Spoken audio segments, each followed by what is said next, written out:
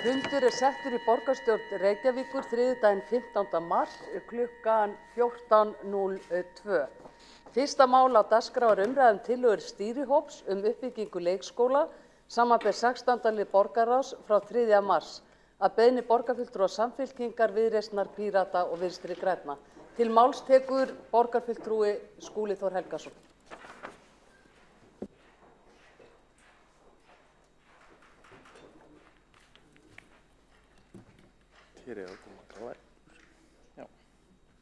Forseti ágæta borgarstjórn.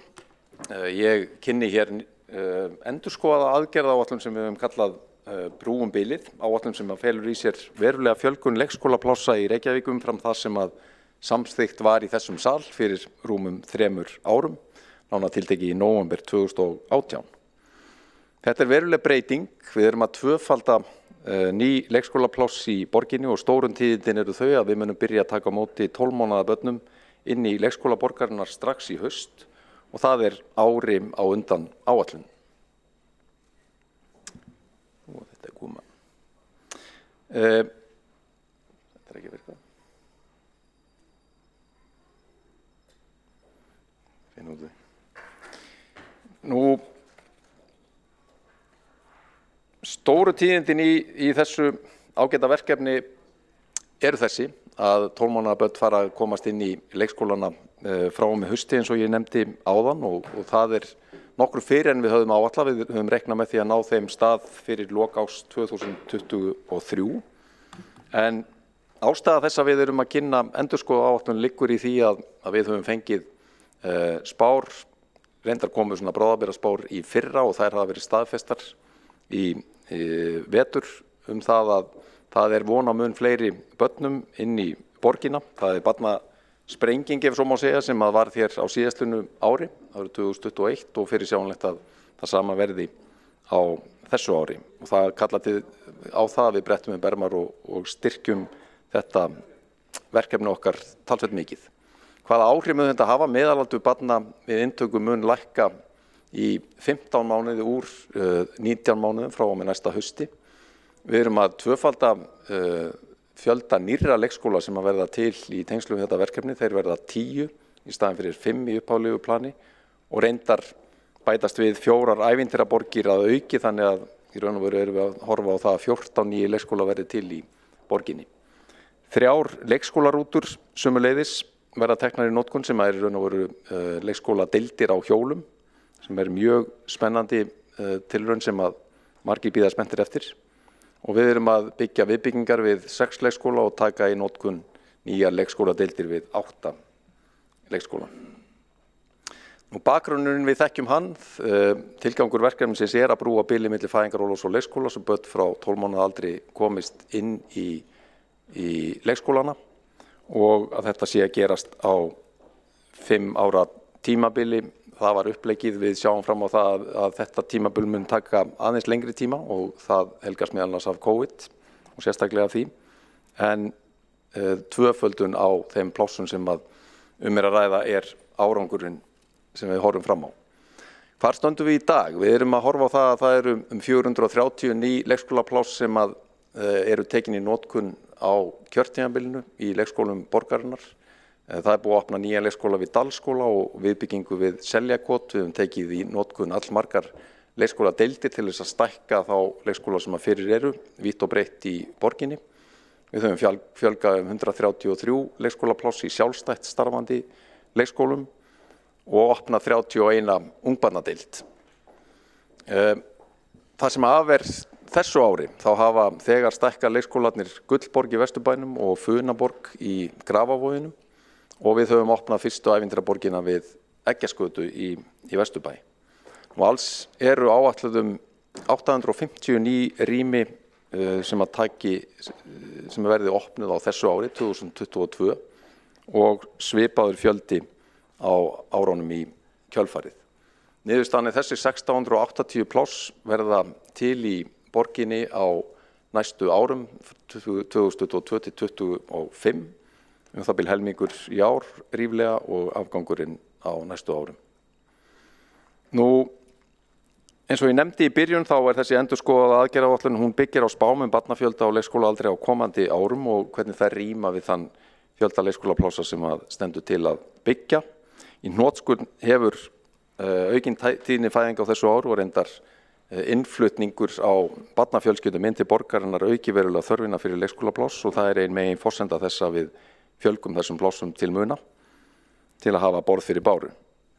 Nýju spárnar byggja annars vegar á áætluðu vægi Reykjavíkur í mannfjöldaspá Hagstofunnar og hins vegar á samsettri spá frá Þjóðskrá sem byggir á upplýsingum þau börn sem fædd eru nú þegar og eru á leikskólaaldri með lögheimili í Reykjavík. Samkvæmt þessum gögnum og miðað við það að tímasetningar og byggingaáformum standist og mannaráðningar sömuleiðis, þá stefnir í að hægt verði að bjóða öllum börnum sem verða 12 mánaða eldri í Reykjavík í haust eða nánar tiltekið 1. september næstkomandi leikskólapláss í haust. Eftir það munu þau börn sem verða 12 mánaða á tímabilinu september fram í nóvember einnig komast inn en frá og með þeim tíma fer að myndast biðlisti aftur.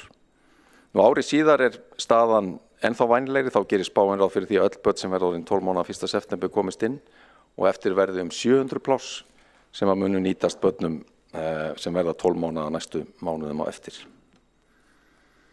Ef við förum yfir hverjir þessir leikskólar eru sem eru að opna, þeir eru 4 að opna á þessu ári. Þar munar mestu nýjan leikskóla við Kleppsveg sem með 120 ný pláss og leikskóla við Safamýri sem opnar undir lok ársins og með 85 pláss. En reyndar eru uppi áformum að stækka þann leikskóla en meira, þannig að hann geti tekið á móti 110 til 120 börnum þegar allt tilbúið. Til viðbótar opnar nýr ungbarnaleikskóli í Bríetatúni í næsta mánuði með 60 plássum og leikskóla af sömu stærð við Ármúla sem rekin verður undir merkjum leikskólans Múlaborgar sem á næstu lóð. Á næsta ári bætast svo við ungbarnaleikskóli við Kirkjusand og nýr glæsilegur leikskóli Miðborga við Njálsgötu sem mun leysa af hólmi 2 eldri leikskólahús sem eru komin á tíma. Ævintýraborgirnar eru 4. Þetta eru leikskóla með 60 til 100 börn hver sem eru í færanlegu húsnæði en uppfylla mjög vel þær kröfur sem við gerum til leikskólahúsnæðis í dag. Eins og ég nefndi þá svo fyrsta þegar tekin til starfa við Eggjaskötuna, svo næsta áætluð í lok maí við Nauthólsveg og síðan opna ævintýraborgir í Vogabyggð og Vörðuskóla síðar á árinu. Viðbyggingarverkefnin eru 7 í áætlunni, 2 þeirra reyndar þegar tilbúin við Seljakot og Funaborg þar sem við tókum í notkun skemmtilegt skógarhús í janúar. Stór viðbygging við Funaborg síðan í undirbúningi til viðbótar á einni glæsilegustu leikskólalóði í borginni og stendur til að opna hana á næsta ári. Á næsta ári klárast líka viðbygging við Laugasól í Laugardal og Kvistaborg og ári síðar við Sæborg og Hof. Nýjar leikskóladeildir opna við 8 leikskóla, þar af hafa 6 nú þegar tekið til starfa en 2 til viðbótar á áætlun í haust, annars vegar við leikskólan Hagaborg í Vesturbæ og hins vegar leikskóla í Breiðholti, þar sem nú verið að meta hvaða staðsetning hentar best. Fjárhagurinn, heildarstofnkostnaður við verkefni frá með þessu ári áætlaður 12,5 milljarður. Það fjármagn að langmestu leyti þegar inn í fjárfestingaáætlunni og rekstrakostnaður við verkefnin mun losa 4,5 milljarð þegar þau eru öll komin til framkvæmda en á þessu ári viðbóta rekstrakostnaðurinn 1,5 milljarður. Hér yfirlit yfir þau verkefni sem klárast á árinu 2022. 3 þeirra þegar komin í notkun, 7 leikskólar eiga eftir að bætast við, þar af 3 ævintýraborgir, auk fjölgunarplássa við að minnsta kosti 4 leikskóla til viðbótar. Og þá standa yfir viðræði við sjálfstætt starfandi leikskóla sem sumir hverjir hafa áformum fjölgun plássa á næstu misserum. Ég vek athygli á því að í minnisblaðinu sem samþykkt var í borgarráði og í fundagögnum þar að geyma áhugaverða spá inntöku 12 mánaða barna eftir hverfum. Hún sýnir að í velflestum hverfum lítur út fyrir að hægt verið að taka á móti öllum börnum sem verða 12 mánaða eldri í 1. september. En í nokkrum hverfum vantar eilítið upp á sem að hægt að brúa með færanlegum stofum eða viðbyggingum á allra næstu misserum. Meðalaldur barna lækkar úr 19 mánuðum í 15 þegar skoðuð stóra innritun á haustin en ef allt skólaárið undir lækkar meðalaldurinn í 13,5 mánuð. ráðningamálin í brennidepli og það sannarlega áskorun að leysa þau eins vel og mögulegt og borgarráð samþykkti í byrjun árs aðgerðir til þess að styðja enn betur við bakið á stjórnendum í því efni. Við þurfum það bil 400 nýja starfsmenn á næstu 4 árum eða svo til að mæta þörfinni. En ég vek athygli á því að það ekki mikil breyting frá því sem verið hefur. Við höfum þegar bætt við 350 starfsmönnum á þessu kjörtímabili sem liði því að bæta vinnuumhverfið. Og það hefur einmitt verið forgangsmál hjá okkur að bæta vinnuumhverfið í leikskólunum fyrir starfsfólk og aðbúnað fyrir börn. Við höfum varið 4 milljörðum króna í það verkefni á undanförnum árum og þar á bilinu 20-30 aðgerðir sem við höfum hrint í framkvæmd. Sömuleiðis ánægjulegt að segja frá því að Reykjavík samkvæmt nýrri hvítbók með lægstu leikskólagjöldin í 15 stærstu sveitarfélögum landsins og 90% barna komast í leikskóla í sínu heimahverfi. Borgarfulltrúi Skúli Þór Helgason hefur lokið máli sínu, næst tekur til máls borgarfulltrúi Kolbrún Baldursdóttir.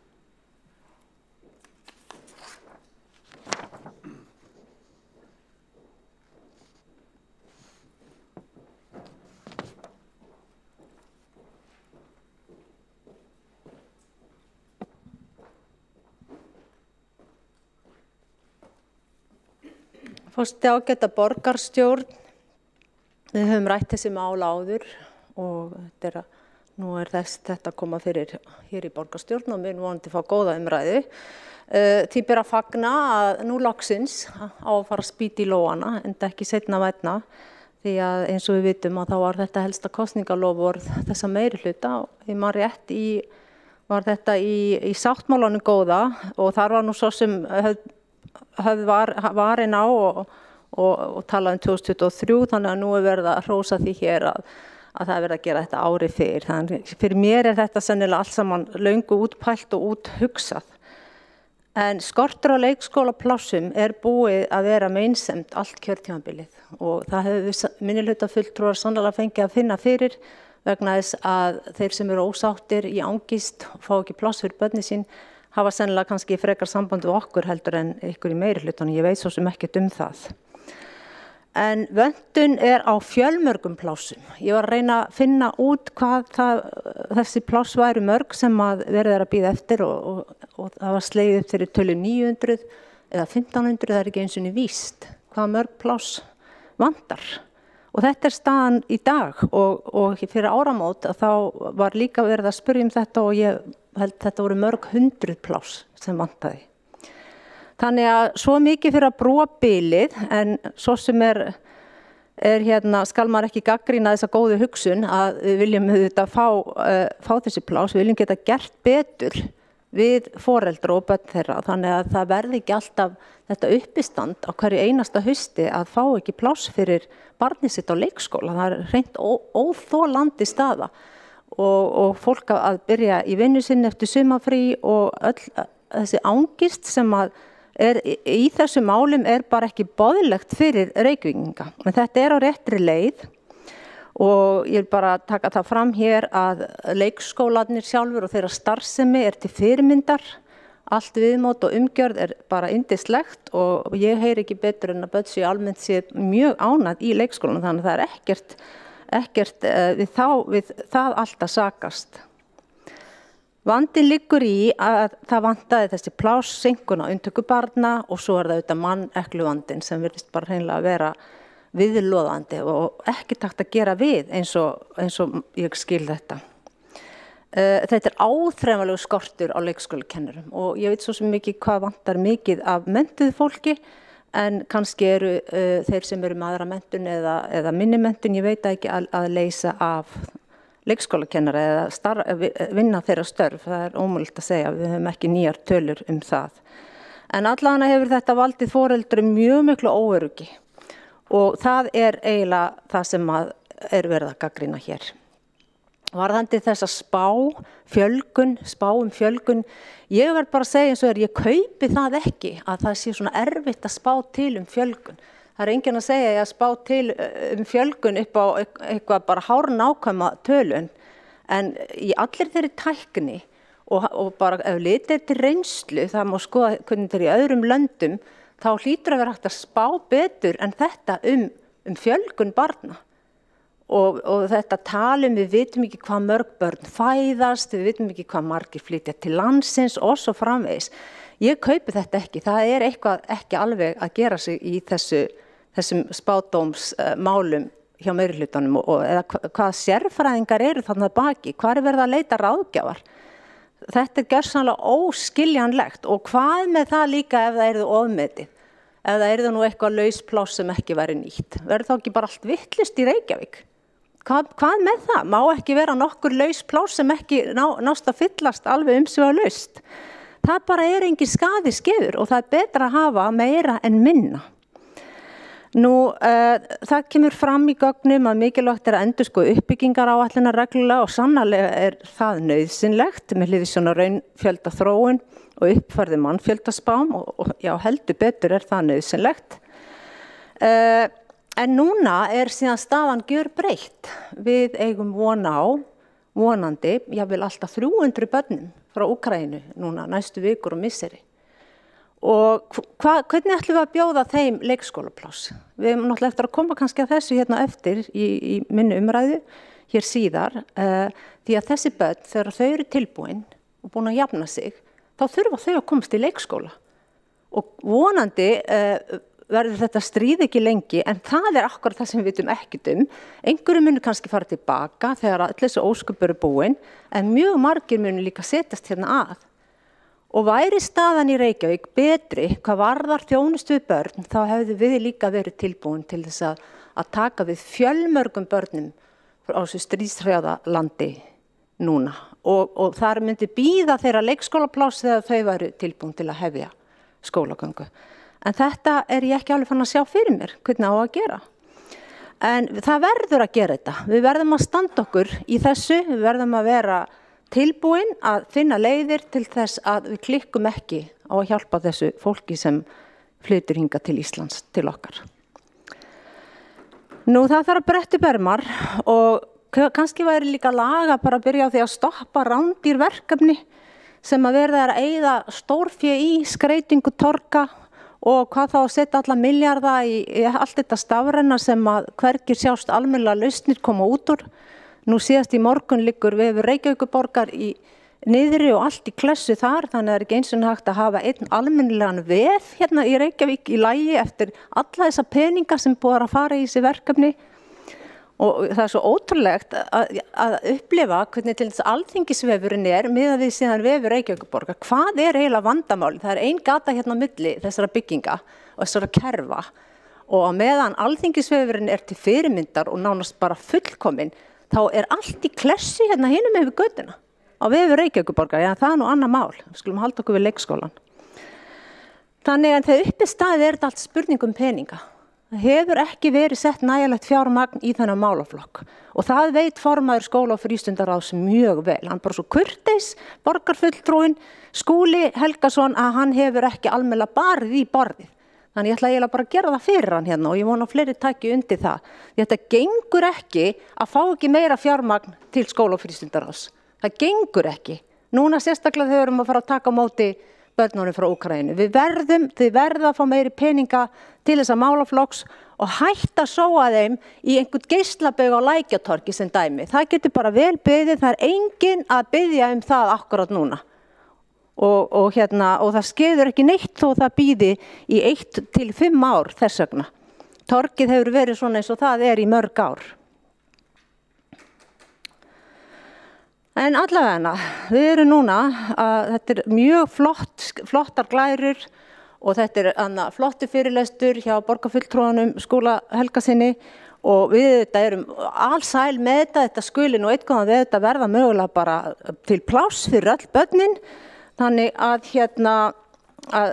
því sannarlega fagnað, en það bara svona nokkurum árum svo sem of seint, allavega hefði þetta átt að gerast kannski bara fyrsta árið hérna á kjörtímabilinu.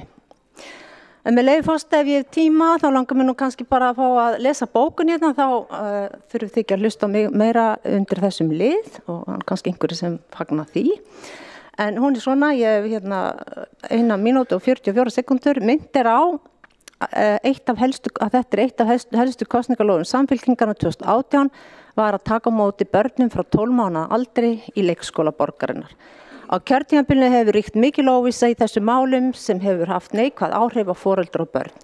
Nú á að spýta í lófana og er því fagnað. Lögð er fram endurskoðuð heildaráætlun um fjölgun leikskólarýma til að brúa bilið milli fæðingarorlofs og leikskóla. Sá vandi sem ríkt hefur í þessum málum sem skortur á leikskólarýmum rakið meðal annars til erfiðleika með að spá fyrir mannfjölda. Það sérkennilegt hvað illa hefur gengið að gera nákvæmari spá, til dæmis áætlun hvað mörg börn muni fæðast. Það hlýtur að vera hægt að gera nákvæmari spá það. Nú bíða mörg 100 börn eftir plássi. Einnig von á 300 börnum frá Úkraínu. Hefði staðan í þessum málum verið betri, það ekki vandkvæðum bundið fyrir úkraínsku börnin að hefja leikskólagöngu leið og þau eru tilbúin. Í endurskoðuð heildaráætlun ekki orð minnst á dagforeldra, hvernig sú stétt kemur inn í þessar tillögur. Fulltrúi Flokks fólksins fagnar vissulega hverju skrefi sem í átt að bættari hag barna.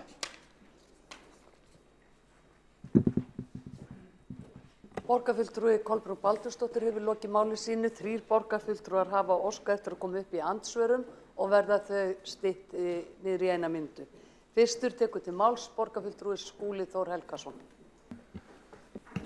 Já, forseti ágæta borgarstjórn, ég vildi kannski sérstaklega leiðrétta ákveðin misskilning sem kom fram í máli borgarfulltrúa Kolbrúnar Baldursdóttur að það væri erfitt að spá framtíðina og raun og veru væri skortur á leikskólaplássum rakinn til þess. Þetta einhver grundvallar misskilningur og alls ekki neitt nálægt því sem ég var að kynna í mínu máli. Það vissulega spá í minnisblaðinu og hún segir okkur að við þurfum að fjölga talsvert leikskólaplássum til þess að mæta þörfinu og við erum að gera það. Við erum að stækka þetta plan helming eða tvöfalda plássin úr 800 tæplega í 1680. Varðandi fjármálin, þá höfum við séð stórkostlegar viðbætur inn í fjárhagsskóla og frístundasviðs á undanförnum árum. Ég vek sérstaka athygli að því við erum að tala um leikskólamálin á því að yfir 4 milljarðar, 4,2 milljarðar hafa farið í að bæta vinnuumhverfi og þetta meira en sérst hefur vilji meina nokkuð tíman áður og miklu meira heldur en bæði ríki og önnur sveitarfélög hafa gert og þetta ástæðan fyrir því að leikskólarnir hafa verið að styrkja sig í borginni, það vita það allir sem að starfa þar. Þetta eru eftirsóknarverðari vinnustæður og verða það sannarlega þegar við erum búin að opna alla þessa nýju leikskóla sem að skapa starfsfólkinu nútímalegar og vandaðar aðstæður og ekki síður börnunum sem eru þetta þau sem við erum fyrst og fremst að þjóna í þessum málaflokki. Borgarfulltrúi Skúli Þór Helgason hefur lokið við að veita andsvar. Það svarar andsvari borgarfulltrúi Kolbrún Baldursdóttir. Forseti ágæta borgarstjórn, reyndar á innleggi eða fyrirlestri starfsmanns í skóla- og frístundaráði daginn að þá var það mjög vel skilgreint að vandinn væri meðal annars vegna þess að ekki hefði tekist að spá almennilega fyrir fjölgun barna og ég mótmæli því að það sé bara alls ekki rétt vegna þess að ég hlustaði á það sjálf ítrekað að var mjög farið nákvæmlega út í þessa spá jöfnu eða hvernig sem það var og okkur þetta hefði ekki gengið betur en þetta væri bara svo erfitt að spá. Varðandi þessa 4 milljarða, ef að það ekki nóg og það ennþá vantar mörg 100 pláss, þá hlýtur að þurfa bara einfaldlega meira. 4 milljarðar, það nýlega búið að setja 10 milljarða í stafrænar lausnir á 3 árum og 4 milljarðar eru miklu peningar en það bara hefur ekki dugað til. Það þarf meira, það vantar leikskólapláss, það vantar leikskólakennara, það vantar fólk til að koma til starfa, það þarf auðvitað að laga laun þessa fólks líka. Þetta þarf að vera í lagi og núna þegar ábyrgðin ennþá meiri og við erum að fá hóp af börnum til að hlúa að, þá hlýtur hver maður að sjá að þessi peningar duga ekki til. Og hvað þarf þá að gera? Það þarf að fá meira fé í málaflokkin. Það enginn að segja að það hefði ekki verið gert neitt. Eins og oft viðbrögð þegar við tölum já að það sé verið að segja að þið hefði ekki gert neitt. Það enginn að segja það. Og það margt gott gert. Og ég var rétt að enda að segja áðan að ég veit til þess að bara allir sem ég þekki allavega, börn og foreldrar ánægð með leikskólann sinn. Börnunum líður vel í leikskólanum, frábært starf unnið þar. Þannig að það enginn að tala neitt það. Það sem ég að tala að það vantar leikskólapláss og það eru margir búin að bíða lengi og það mannekla sem þarf að leysa. Þetta ekki flókið. Borgarfulltrúi Kolbrún Baldursdóttir hefur lokið við að svara andsvari, þá veitir andsvar öðru sinni borgarfulltrúi Skúli Þór Helgason. Forseti ágæta borgarstjórn, rétt að hnykkja á því að það sem ég nefndi 4 milljarðar sérstaklega til þess að bæta vinnuumhverfið. Fjárfestingin í nýjum leikskólum og nýjum leikskólaplássum auðvitað miklu stærra mál og eins og kom fram í glærukynningunni þá fjárfestingin þar, hún að nálgast 15 milljarða þegar allt talið og ef að rekstrakostnaðurinn bætt við þá erum við farin að tala tæpa 20 milljarða í þetta verkefni í brúum bilið, sem sagt 20 milljarða í brúum bilið uppbyggingu í leikskólamálum en ekki 4. En við höfum hins vegar gert hvort tveggja og ég tel að það hefur verið mikilvægt innlegg borgarinnar í einmitt að svona hvetja ungt fólk til þess að leggja kennaranám fyrir sig, sérstaklega í leikskólakennarannámið, að bæta vinnuumhverfi, sýna fram á að þetta séu öflugir vinnustaðir sem að bjóða upp á faglegt og gott starf og það hefur verið ánægilegt að sjá að einmitt í kjölfar þessar aðgerða okkar þá hefur aðsóknin í leikskólakennarannámið aukist verulega og fór upp milli 70 og 80%. Þannig að við teljum að við höfum lagt okkar á mörkum þar en ég sannarlega þeirra skoðunar að ríki, sveitarfélög almennt, þar á meðal við og háskólarnir þurfi að líta á það sem áframhaldandi stórt verkefni að hvetja ungt fólk til þess að fara í kennaranám. Borgarfulltrúi Skúli Þór Helgason hefur lokið við að veita andsvar öðru sinni og þá svarar andsvari borgarfulltrúi Kolbrún Baldursdóttir. Forseti ágæta borgarstjórn, ég bara með eina spurningu til borgarfulltrúans Skúla Helgasonar. Væri honum sem formanni skóla- og frístundaráðs og sviðinu boðið aukið fjárframlag upp á bara, dágóða upphæð til þess að setja inn á málaflokk? Myndi hann þá segja, nei takk, við þurfum þess ekki, þetta allt í glimrandi góði?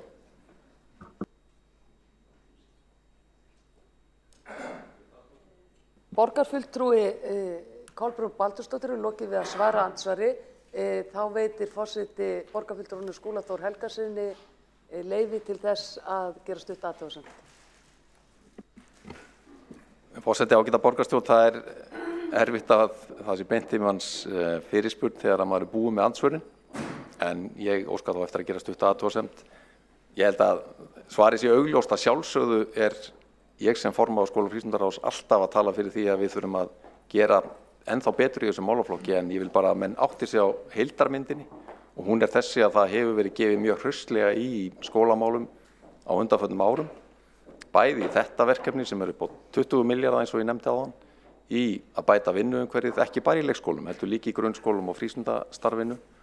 Og svo nýjasta dæmið það að við höfum tekið í notkun nýtt líkan það hvernig við skiptum fjármagn í grunnskólana og við það tækifæri var bætt við 1,5 milljarði króna sem til ráðstöfunar á þessu ári.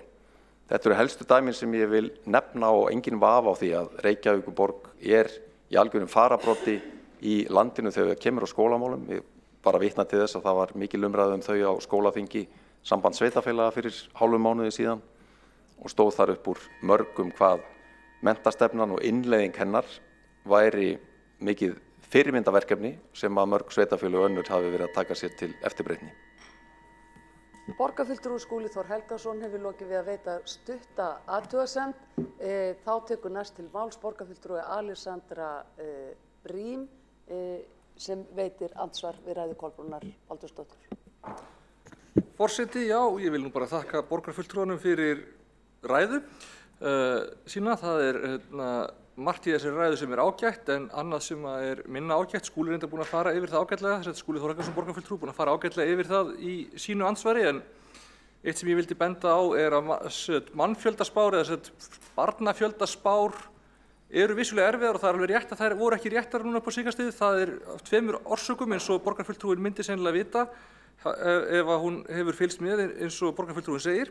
Það annars vegar að það voru einfaldlega fleiri barneignir í COVID heldur en fyrirséð var og það bara staðurinn, það hægt að spyrja hvert sem að því. Hins vegar, og það vandamál sem við þurftum að eiga við fyrir nokkrum árum, ég man ekki í svipinn hvort það kom fram á síðasta fundi, En það gerðist í rauninni í COVID að mjög mikið af íbúðum sem höfðu verið í útleigu á Airbnb eða þannig losnuðu allt í einu og voru ekki ferðamenn, þannig að ungt fólk fór að fara inn í þær þegar þær fóru almennan leigumarkað og eða í almenna sölu. Og þá í rauninni var unga fólki sem var vissulega búið að spá rétt fyrir að yrði til staðar með börnin sem var vissulega búið að spá fyrir að yrði til staðar, komið inn í Vesturbæinn og miðbæinn, kannski Hlíðarnar, en ekki austar í borginni eins og spáð það hefði verið. Þannig að þá voru komið mikla plásseklu í vestur- og miðhluta borgarinnar en kannski auð pláss að sitja ónotuð í austurhlutanum, í Grafarvogi, í Árbænum og víðar. Þannig að þetta eitthvað sem þarf að halda til haga. Það var ekki endilega að fjöldinn fyrir 2020-2021 hafi verið svo kolrangur, heldur var hann á öðrum stað heldur spáð það hefði verið fyrir. Að lokum vildi ég svo benda á það að vefsíður Reykjavíkurborgar, það sem er stjórnvald sem fer með veitingu þjónustu daglega, annars eðlis heldur en vefsíða Alþingis, þar sem haldinn listi yfir gögn og ræður og myndbönd yfir þær og kannski viss svona tilkynningasíða fyrir viðburði og lítið annað. Þetta er ekki líku saman að jafna. Takk. Borgarfulltrúi Alexandra Brím hefur lokið við að veita andsvar. Þá svarar andsvari borgarfulltrúi Kolbrún Baldursdóttir. Forseti, ágæta borgarstjórn, það er kannski þrennt sem að ég vil bregðast við hér. Það er fyrst, ég bara þakka fyrir að það þá viðurkennt kannski að það hefði eitthvað ekki gengið upp í þessum spám öllum, en ég líka svona vil frábiðja mér að vera að tala eitthvað það að ég hefði, borgarfulltrúi Kolbrún Baldursdóttir hefði átt að vita, hefði hún fylgst með mér, þetta svona alveg óþarfa svona tónn í andsvarinu, skulum bara halda okkur hérna við málefnin en ekki hvort að borgarfulltrúin hefði átt að vita betur. Varðandi vefsíðuna þá að sjálfsögðu gæti Reykjavíkurborg verið með álíka metnaðarfulla vefsíðu og Alþingi hefði bara verið haldið betur á spilunum hérna strax í byrjun, ég meina, og tala nú ekki að reka kannski ekki þá 10 sem voru kannski bara að gera ágætistarf og kunnu til verka.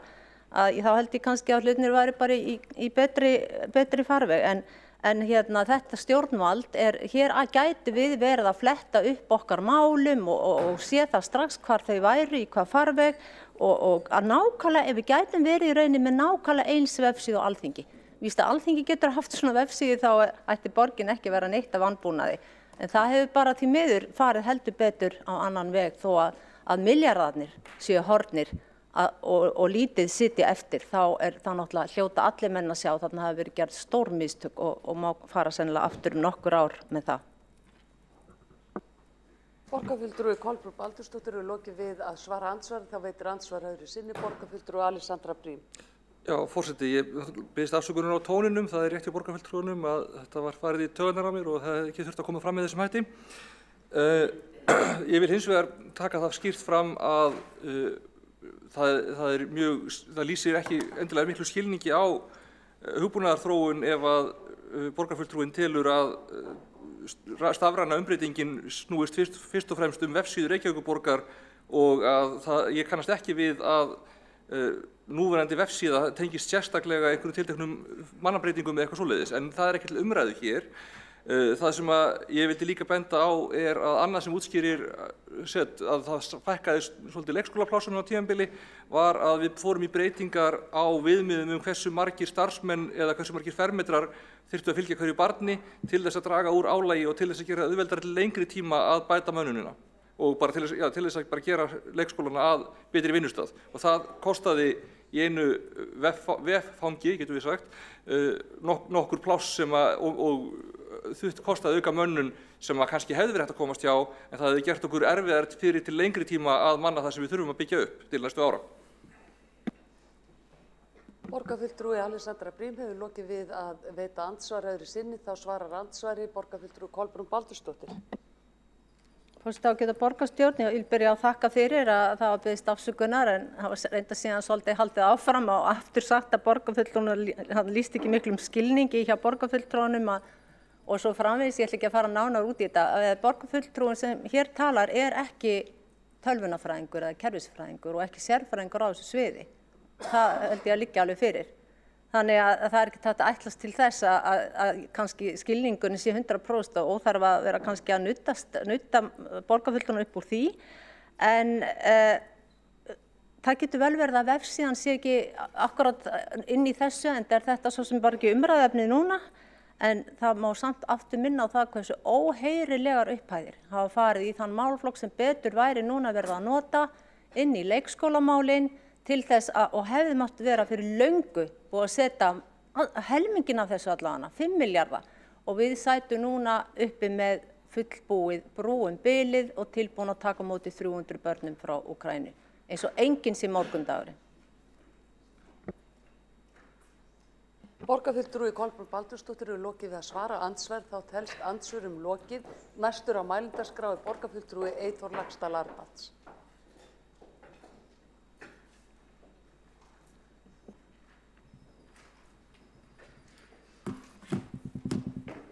Forseti, ágæta borgarstjórn og tilheyrendur.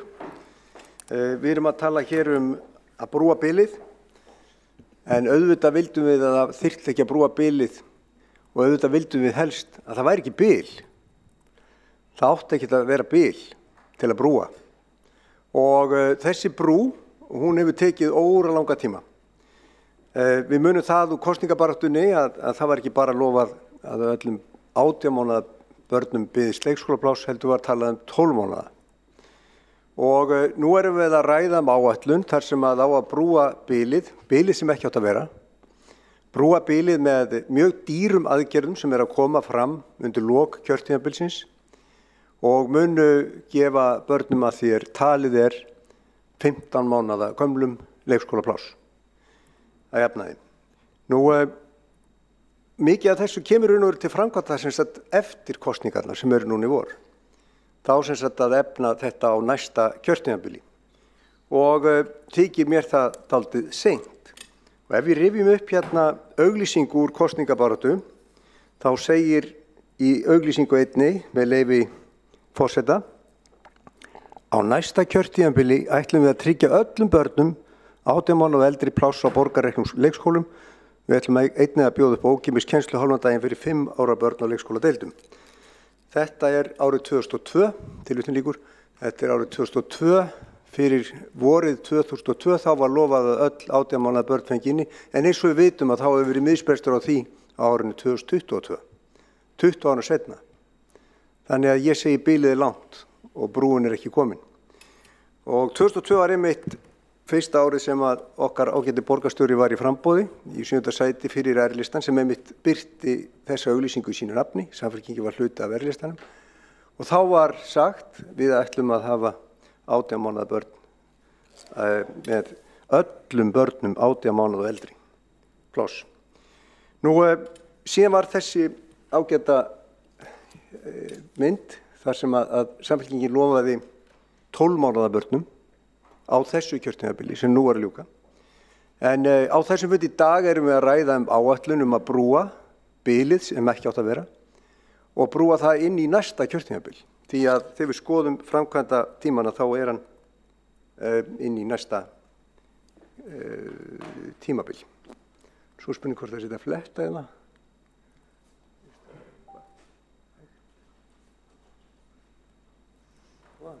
Næsta, eins og maður segir. Já, hérna er frétt frá 28. september 2021. Þá var nú langt liðið á kjörtímabilið. En þá var tilkynnt áætlaðan opnunartíma niðri á Ævintýraborga. Eggertsgata átti að opna í nóvember 2021, í desember 2021 Nauthólssvegur, febrúar 2022 Vörðuskóla og svo Vogabyggð mars 2022 og það væri gott að fara yfir hver staðan er á þessu. En auk þessara Ævintýraborga eða leikskólarýma þá var farið í að kaupa Kleppsveg sem að vonandi kemur inn næstu leið. Ok. Kleppsvegur, það var keypt sem sagt húsnæði, Adam og Eva var þar áður og það var talað að sú starfsemi ætti að hefjast í maí á næsta ári. Og ef við skoðum stöðuna á því þá sjáum við að það eru ennþá framkvæmdir og þetta er kannski á flókellistigi, en hún er mars og það verður gott að vita hvort að þetta standist að það hefur verið tilbúið í maí. Og það segir allavega á skiltinu að áætluð séu verklokin í sumar, en þá er nú maí búinn og kosningarnar búnar og þá eru komin inn á næsta kjörtímabil. Kostnaðurinn átti nú að vera 1200 skall á fermetr með þetta en hérna við höfum eftir að sjá hvernig er endanlegur og það var líka gott að ræða það sérstaklega. En ef við rifjum aðeins upp líka með Vörðuskóla þá átti það húsnæði samkvæmt bréfi frá borgarstjóra í september að vera tekið í notkun á fyrsta ársfjórðungi 2022, með öðrum orðum í mars, það er mars. Og ef við kíkjum á stöðuna á Vörðuskóla þá blasir þetta við, ekki neitt.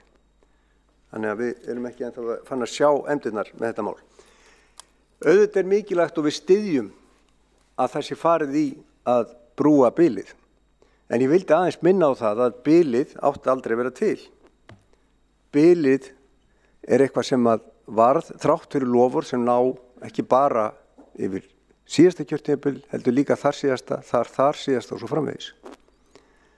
Og ég hefði viljað að við stæðum við þessum við lofum og það er ekki nóg að senda út bréf eins og var gert til foreldra að þau að fengi leikskólapláss og það sagði mér til tilkynningunni síðasta haust að foreldrar gátu sótt þessa leikskóla. Aðamálið er náttúrulega að leikskólarými séu raunveruleg. En þarna vantar eitthvað.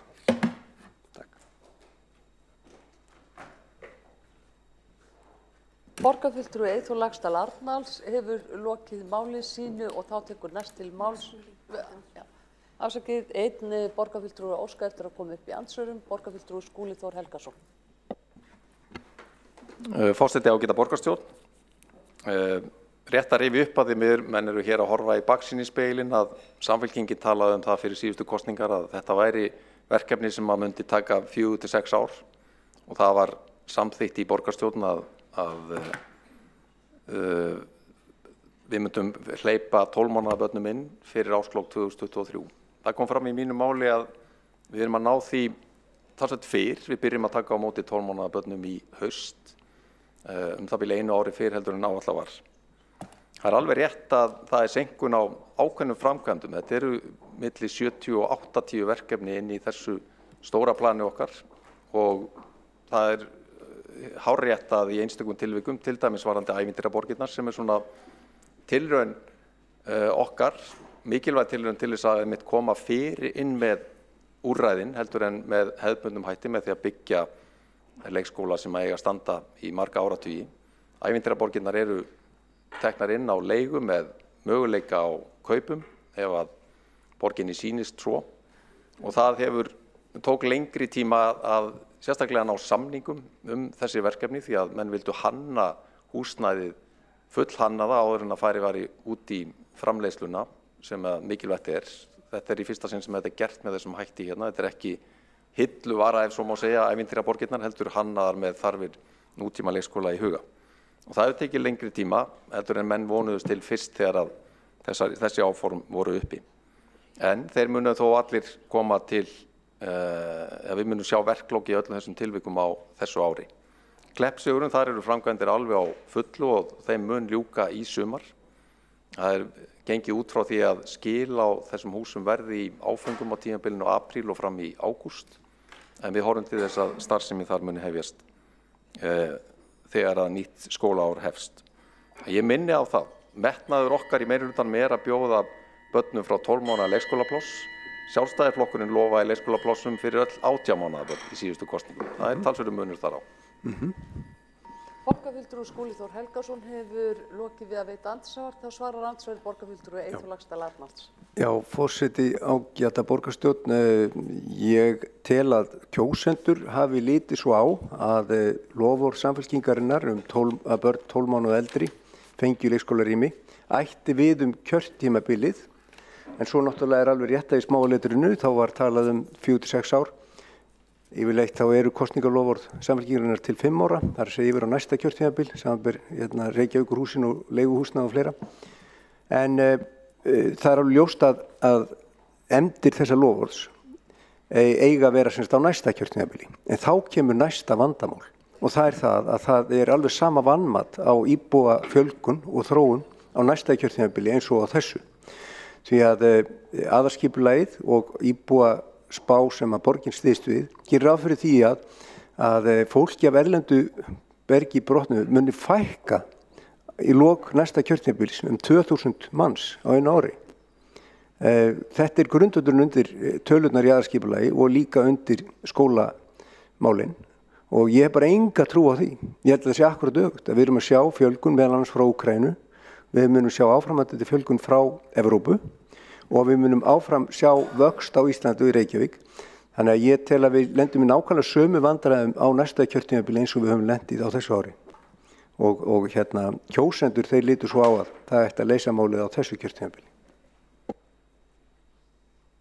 Borgarfulltrúi Eyþór Laxdal Arnalds hefur lokið við að svara andsvari, þá veitir andsvar öðru sinni borgarfulltrúi Skúli Þór Helgason. Forseti ágæta borgarstjórn, ég minni á það að það hafi þegar verið opnuð yfir 400 ný leikskólapláss á þessu kjörtímabili. Við töluðum 700 til 750, það væri það sem við þyrfti til þess að klára dæmið. En það nákvæmlega eins og borgarfulltrúi Eyþór Arnalds bendir á réttilega að það hefur orðið fjölgun í borginni, bæði almenn íbúafjölgun og svo þessi aukna fæðingatíðinni staðarind á síðastliðnu ári sem að þýðir að við erum að horfa á það bil 400 fleiri börn sem að fæðast í fyrra heldur en svona í meðalárinu og svipuð þróun virðist ætla að vera á því næsta. Þannig að við erum sannarlega að bregðast við því með uppréttar ermar að taka á móti fleiri börnum og planið gengur algjörlega út á það. Svo geta menn deilt það hvort að það sé réttar forsendunar að rekna með því að öll þessi börn vilji verið í leikskólum. Við höfum verið með öflugt dagforeldrakerfi og margir hafa valið þann kost þó að vissulega séu mikill meirihluti foreldra sem að velja leikskóla umfram dagforeldra ef að hvort tveggja í boði. Það líka benda á eitt til viðbótar og það það að þó að við séum að fjölga plássum tæplega 1700 í þessu plan okkar, þá erum við ekki að horfa lengra en til 2025. Það eru hins vegar staðfest áform það að byggja fleiri leikskóla í borginni eftir þann tíma, bæði í Vogabyggðinni og í Ártúnsvegunum, svo ég nefni þau svona veigamestu dæmin. Þannig að það engum blöðum það að fletta að leikskóla uppbygging mun halda áfram eftir þetta tímabil og menn þá tilbúnir að mæta því ef að þróunin verður áfram svo að það fjölgar verulega í borginni. Borgarfulltrúi Skúli Þór Helgason hefur lokið við að veita andsvar öðru sinni, þá svarar andsvari borgarfulltrúi Eyþór Laxdal Arnalds. Já, forseti ágæta borgarstjórn, ég þakka borgarfulltrúi Skúla Helgasyni fyrir heiðarleg svör og viðurkenna það að þetta hefur margt hafist og ekki kannski verið eins metnaðfullt og hann hafi viljað. Ég vil kannski bara nota tækifærið og ítreka það að þó við séum núna að horfa fram á það að fjölga þessum plássum með þessari brú, að þá eru allar líkur á því að fjölgunin verði umfram spár. Bara á þessu ári sjáum við að það muni koma mikill fjöldi barna frá Úkraínu til dæmis. Og ef það eru komin 3 milljónir flóttafólks nú þegar á 2 vikum. Ef að það verða 5 milljónir og okkar hlutur sem miðað við fólksfjölda í Evrópu verði þá 1 prómill, 0,1%, þá eru það 5.000 manns og það gæti verið meirinn helmingurinn börn sem kemur þá til Íslands. Þannig að það eitthvað sem að við í borgarstjórn og borgarráði og víðar þurfum að taka á, hvernig við tökum við þessum fjölda sem að bætist ofan á allar áætlanir borgarinnar. Þannig að við lifum í síbreytilegum heimi og ég alveg sannfærður það að sú spá að fólki sem að verðlendu borgi brotni muni fækka á næsta kjörtímabili, að það röng spá. Ég held að við verðum með mun meiri fjölgun og ef við ímyndum okkur að fjölgunum verði 1% umfram spár á ári, þá erum við að tala 6.000 manns á næsta kjörtímabili í viðbót við það sem að borgin hefur spáð. Þetta 1% eru 6.000 manns. Takk. Borgarfulltrúi Eyþór Laxdal Arnalds hefur lokið við að svara andsvari, þá telst andsvörum lokið. Þá tekur næst til máls borgarfulltrúi Diljá Mist Einarsdóttir.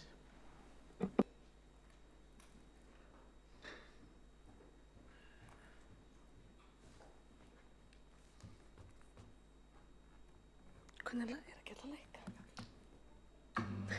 Takk, stopp, fínt. Forseti, ágæta borgarstjórn.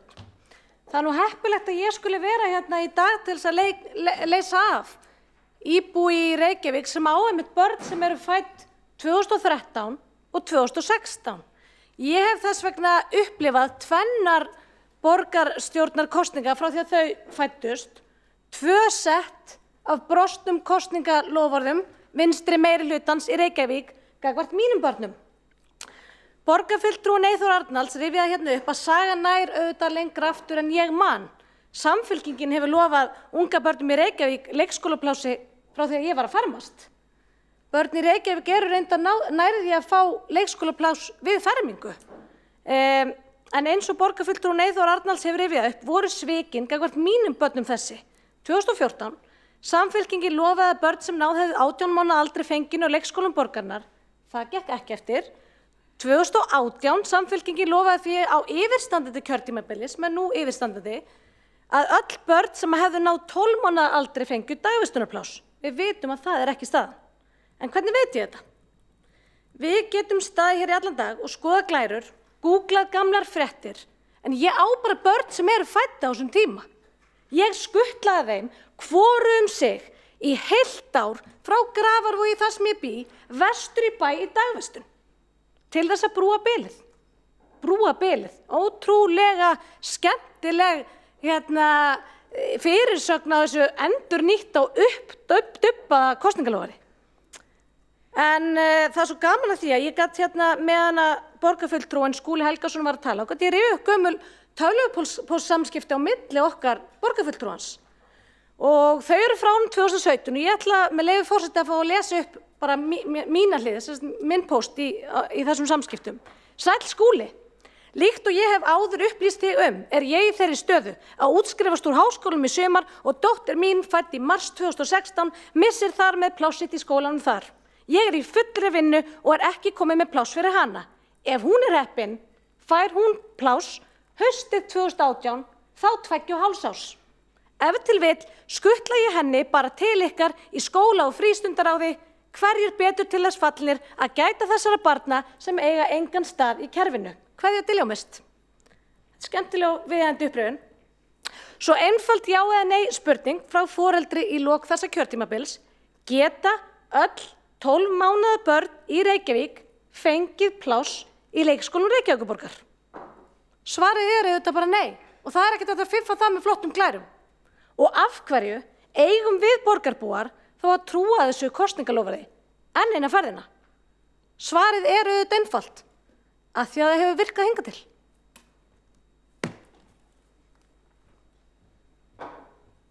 Borgarfulltrúi Diljá-Mist Einarsdóttir hefur lokið máli sínu og þá tekur næst til máls borgarfulltrúi Örn Þórðarson.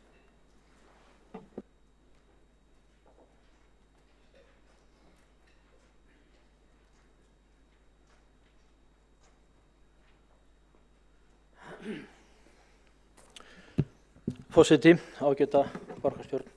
Ég ætla að byrja á að nota tækifærið og hvetja forseta til þess að gefa smá andrými á milli dagskrárliða. Það förum inn í næsta dagskrárlið, þannig að það sé að koma upp undir liðnum fundarstjórn.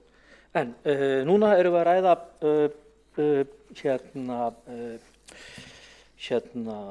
tillögur stýrihóps uppbyggingu leikskóla, brúum bilið og hópurinn og það er best að halda sig við það efni í því sambandi. Kannski rétt að nefna það strax í upphafi að ég hef sett í þessum stýrihópi í 2 kjörtímabil, þannig að mér finnst ég að hluta af hrósinu sem að kemur öðrum megin úr salnum og ekki síður tekið til mín skammirnar sem koma þá frá hinni liðinni.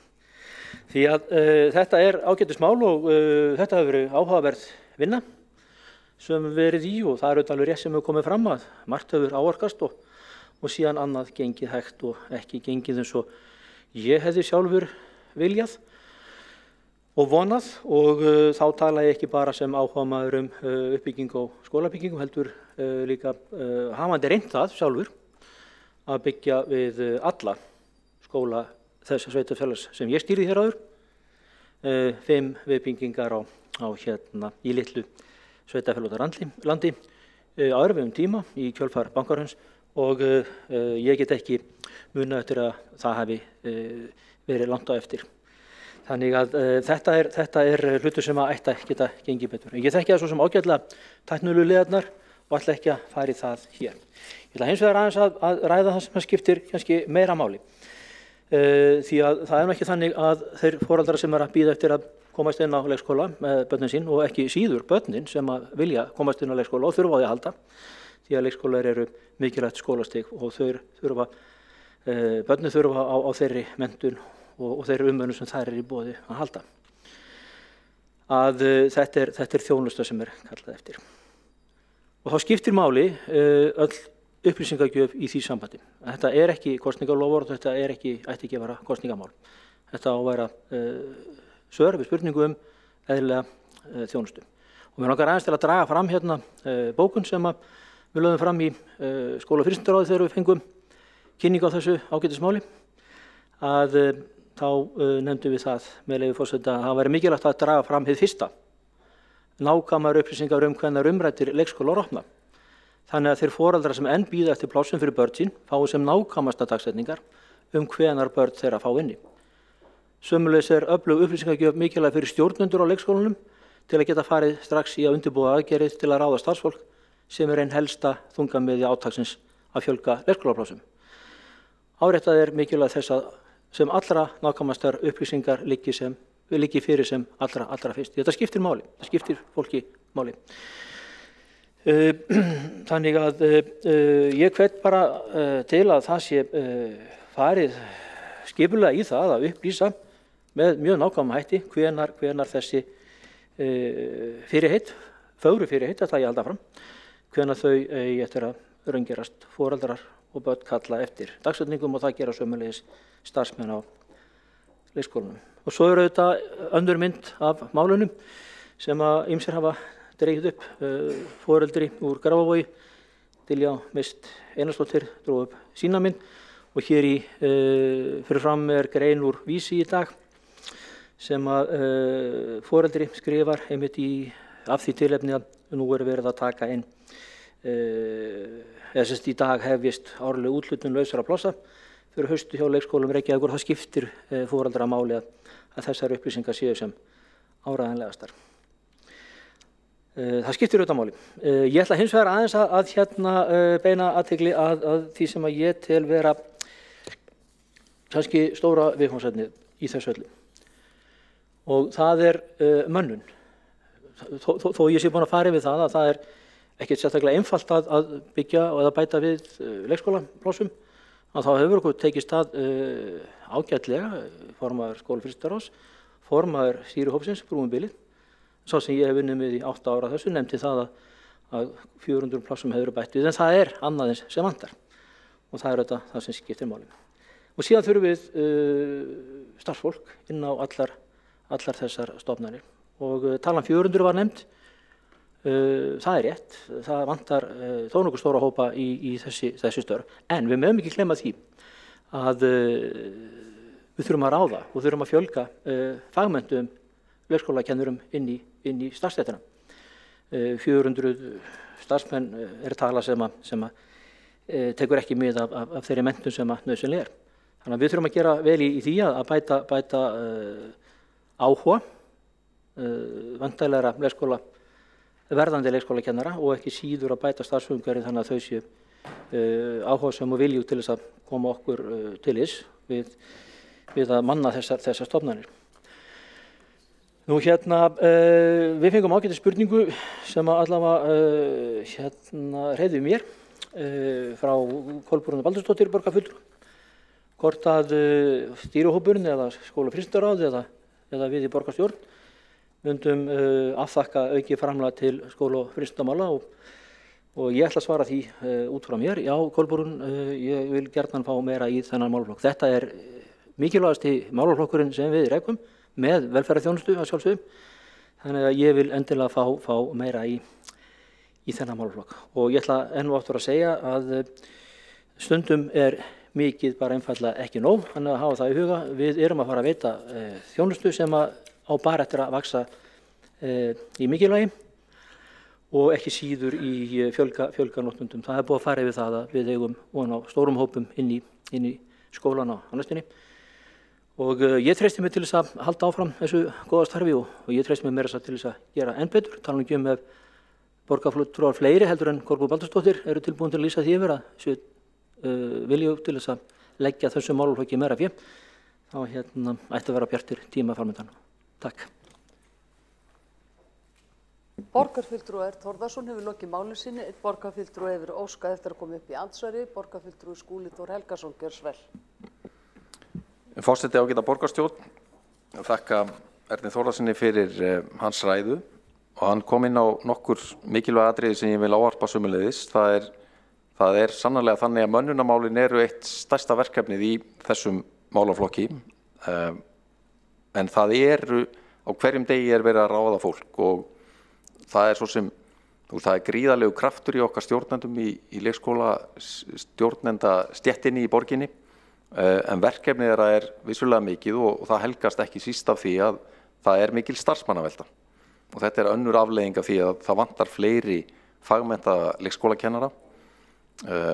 Ísland mun vera eina landi sem gerir kröfu 5 ára leikskólakennaranám og það er ákvörðun sem var tekin í tíð menntamálaráðherra Sjálfstæðisflokksins 2008.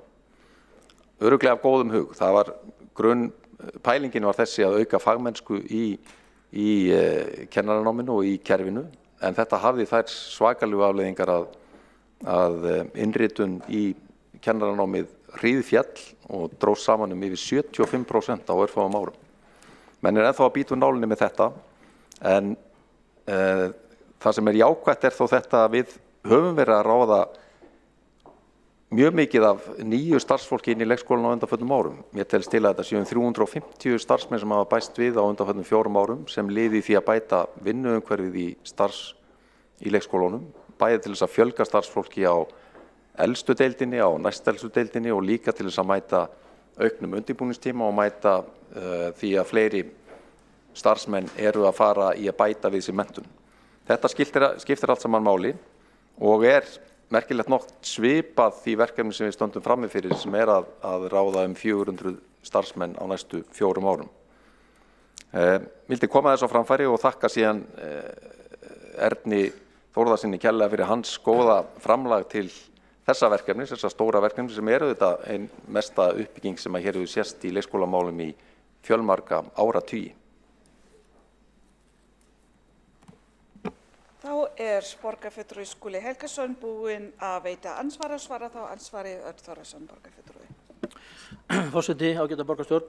Já, ég þakka formanni skólafyrirstaráðs Skúla Helgasyni og formanni stýrihópsins fyrir einmitt að draga fram þetta stóra verkefni sem framundan og ég ætla að halda því bara fram að ég heldur séum öll samstigið því að finna sem heppilegustu leiðirnar. Þetta gríðarlega stórt verkefni og vonandi tekst okkur að gera það ef við förum samhent í þetta og ég vil bara lýsa því yfir og draga það ekki síður fram að þetta stóra verkefnið inn í framtíðina. Það að fjölga í þessari stétt og efla það starf sem þarna unnið og bara þakka aftur og geta umræðum þetta mál. Þá hefur Örn Þórðarson borgarfulltrúi lokið við að svara ansvari. Næst á mælendaskrá þá Sanna Magdalena Mörtudóttir, borgarfulltrúi.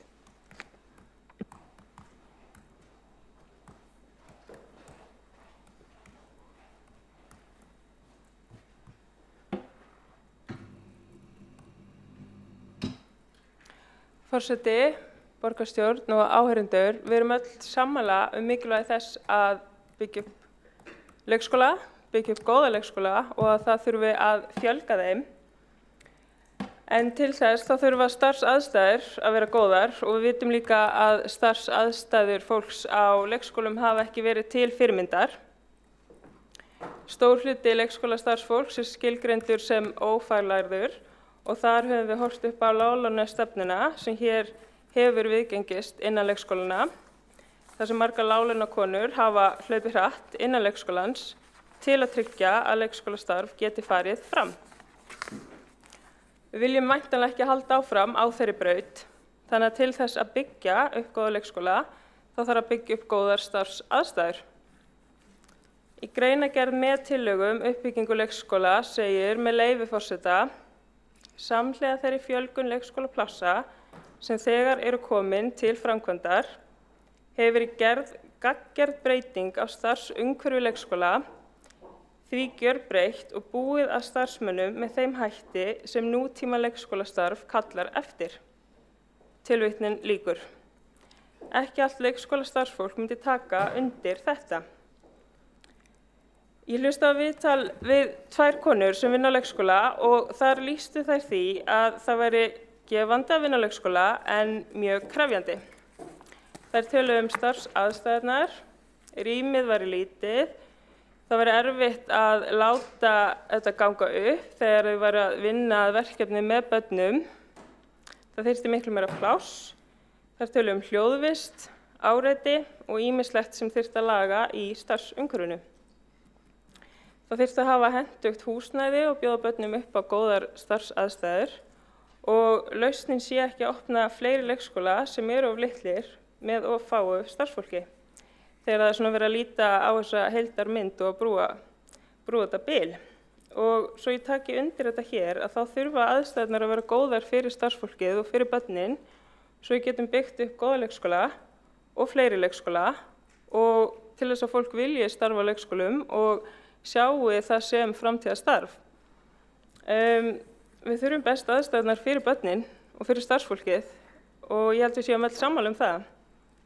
Og það sem var svo átakanlegt að heyra tala í þessu viðtali var þegar þær töluðu að starfsfólk væri að hlaupa á varatanki og það væri ekki kjör aðstæður. Það nefna að maður þurfi að vera ótrúlega bjartsýnn að svona sé leikskólalífið, að maður þurfi einhvern veginn að sætta sig við það og þurfi alltaf að vera á hlaupunum á varatankinum alveg að hníga niður. Og það er alveg ótrúlegt að hlusta á þetta viðtal og ekki fyrsta skipti sem við heyrum raddir lýsa svona stöðu og lýsa því hvað það er verið að ætlast til þess að leikskólastarfsfólk skili miklu við oft erfiðar kringumstæður. Það er hægt að hlusta á viðtali í heild sinni á hlaðvarpi Eflingar og viðtalið heitir Alltaf til staðar, alltaf skilin eftir. En það er talað við Gígju Kjartansdóttur og Perlu Hafþórsdóttur sem báðar vinna á leikskóla þegar viðtalið er tekið og þetta er vinnu og virðingu á tímum COVID og þær veita innsýn í starfið á leikskólanum. Hvet ykkur til þess að hlusta. Nýlega talaði við starfskraft á leikskóla og hún talaði að þau væri ekki með nægar dýnur fyrir börnin, fyrir hvíld. Það væri ekki með nægar dýnur. Í gegnum öll samtölin sem ég átti við leikskólastarfsfólk og það kemur alltaf saman fram að það sé æðislegt að vinna á leikskóla en það sé svo margt sem þurfi að bæta. Ekki bara kjörin, heldur starfsaðstæðurnar, rýmið, að þegar eitthvað er að þá verði að lagað, að það fari ekki neðarlega í einhvern forgangslista og verði kannski lagað, að rýmið fyrir börnin að það sé nægilega stórt, að það henti ólíkum þörfum, að það henti fyrir ólík verkefni, að starfsfólk fái nægan tími í undirbúning, að þegar stytting vinnuvikuna fari fram, að það leiði ekki til þess að starfsfólk þurfi að hlaupa hraðar, að ef veikindi eigi sér stað, að það bitni ekki á starfsfólki. Og þannig að ef við ætlum að byggja upp þessa framtíða leikskóla þá þurfum við væntanlega að byggja það á góðum starfsaðstæðum. Svo í lokin í greinargerðinni með tillögunni þá er verið að fjalla stöðu dagforeldra og með leyfi forseta og stendur samhliða uppbyggingu leikskóla í borginni. Það er jafnframt að hlúa að dagforeldrum sem 400 börn velja hjá í dag þar sem þeir muni áfram gegna mikilvægu hlutverki. Dagforeldrar munu þannig sinna þeim börnum sem ekki koma strax í leikskóla að loknu fæðingarorlofi foreldra. Auk þess sem foreldrar eiga þá val þjónustu leikskóla eða dagforeldra. Tilvitnun lýkur.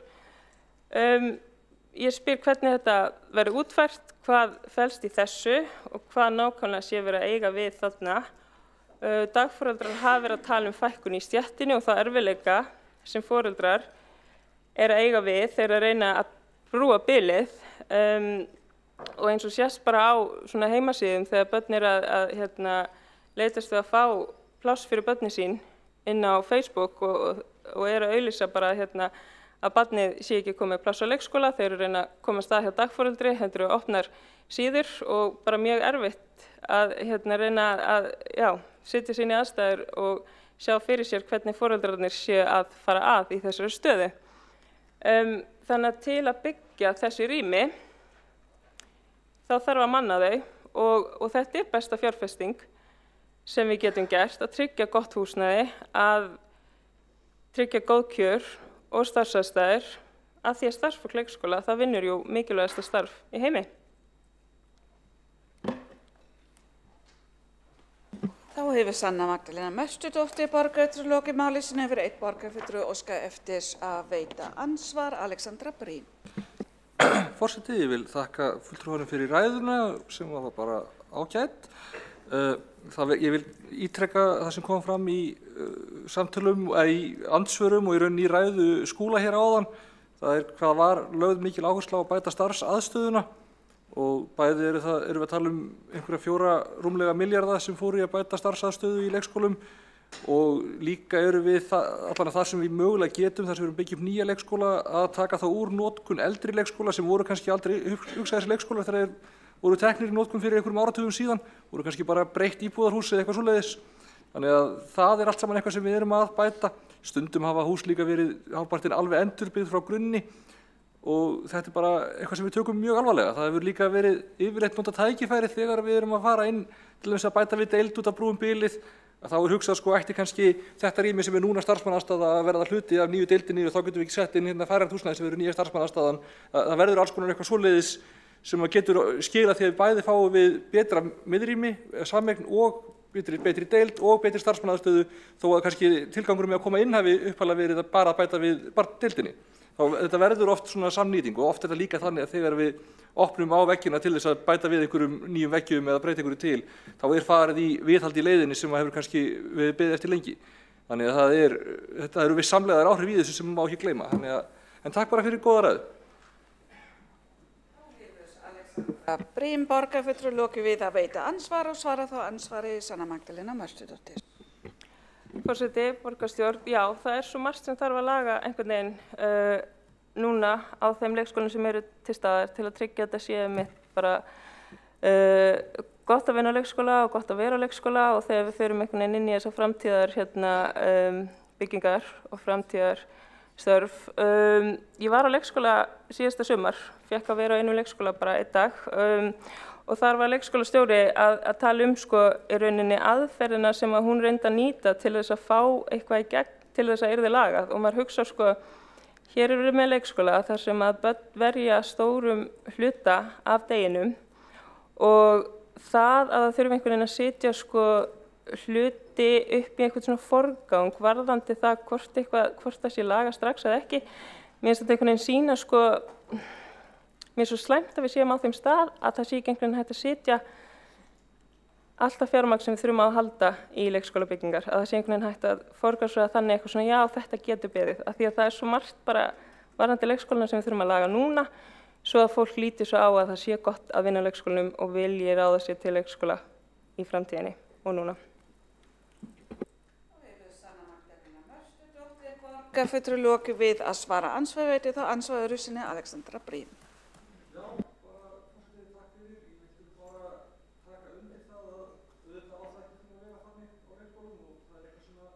Við höfum lagt mikla áherslu á að bæta og erum búin að setja mjög mikið pening í bæði starfsmannastöðuna og viðhald. Það náttúrulega allt annar og stærri pakki. Við höfum sett milljarða aukalega á næstu árum og síðustu árum í aukið viðhald og eftirlit með eins og myglu og öllu svoleiðis. Og þetta eitthvað sem við erum að taka bara mjög föstum tökum. En svo vorum við að fá kynningu á nýrri stefnu húsnæði skóla- og frístundastarfs í skóla- og frístundasvið á skóla- og frístundaráði núna bara á síðasta fundi sem mjög áhugavert og ég mæli með að kíkja á. En það auðvitað þannig að í stóru kerfi þá þarftu alltaf að forgangsraða. Sumir hlutir ef allt mikilvægt þá ekkert mikilvægt. Það verður að vera hægt að segja þetta eitthvað sem verður að gera strax, þetta eitthvað sem getur gerst eftir hálft ára og þetta eitthvað sem við getum geymt til 3 ára. Annars gerist aldrei neitt. Við verðum að geta forgangsraðað. Þó auðvitað sé það rétt að við ættum aldrei að neyðast til þess að ýta niður forgangslistan hlutum sem raunverulega eru mjög brýnir. En já, ég tek punkturinn samt. Takk fyrir. Brím borgarfulltrúi lokið við að veita ansvar öðru sinni og næst á mælendaskrá Þórdís Lóa Þórhallsdóttir borgarfulltrúi.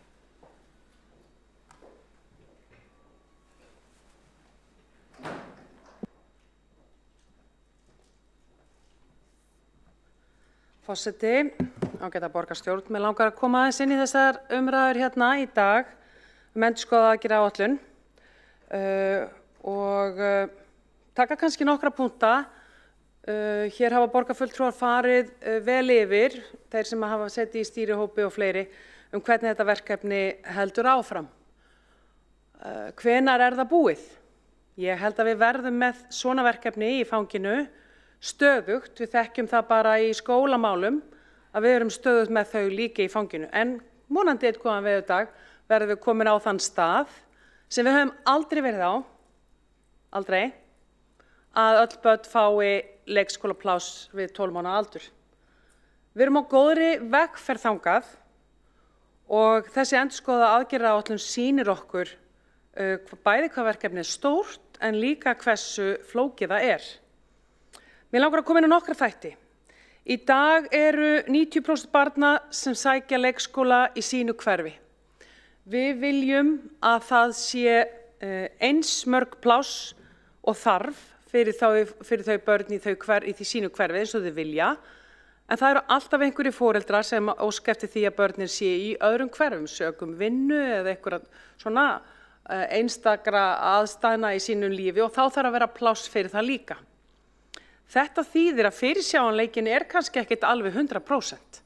Þannig að við þurfum að búa til kerfi og vera með kerfi þar sem að þessi sveigjanleiki er til. Mér finnst nefnilega að við vera á ákveðnum tímabótum núna á þessum misserum. Við erum í dag búin að kynna hér nýja tegund af leikskólabyggingum sem við köllum færanlega stofur eða ævintýraborgirnar. Og þær geta mætt okkur þegar við erum að mæta barnasprengjum í hverfum og við þekkjum það alveg að hverfi geta á mjög skömmum tíma, í rauninni miklu skemmri tíma en við höldum, verið eins og harmonika.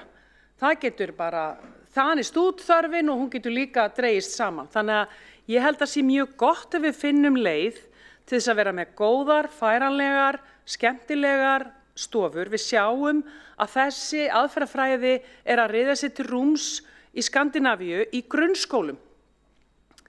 Þar er í grunnskólum í Skandinavíu í mörgum borgum er það þannig komið núna að það eru byggðar svokallaðar móður fasteignir.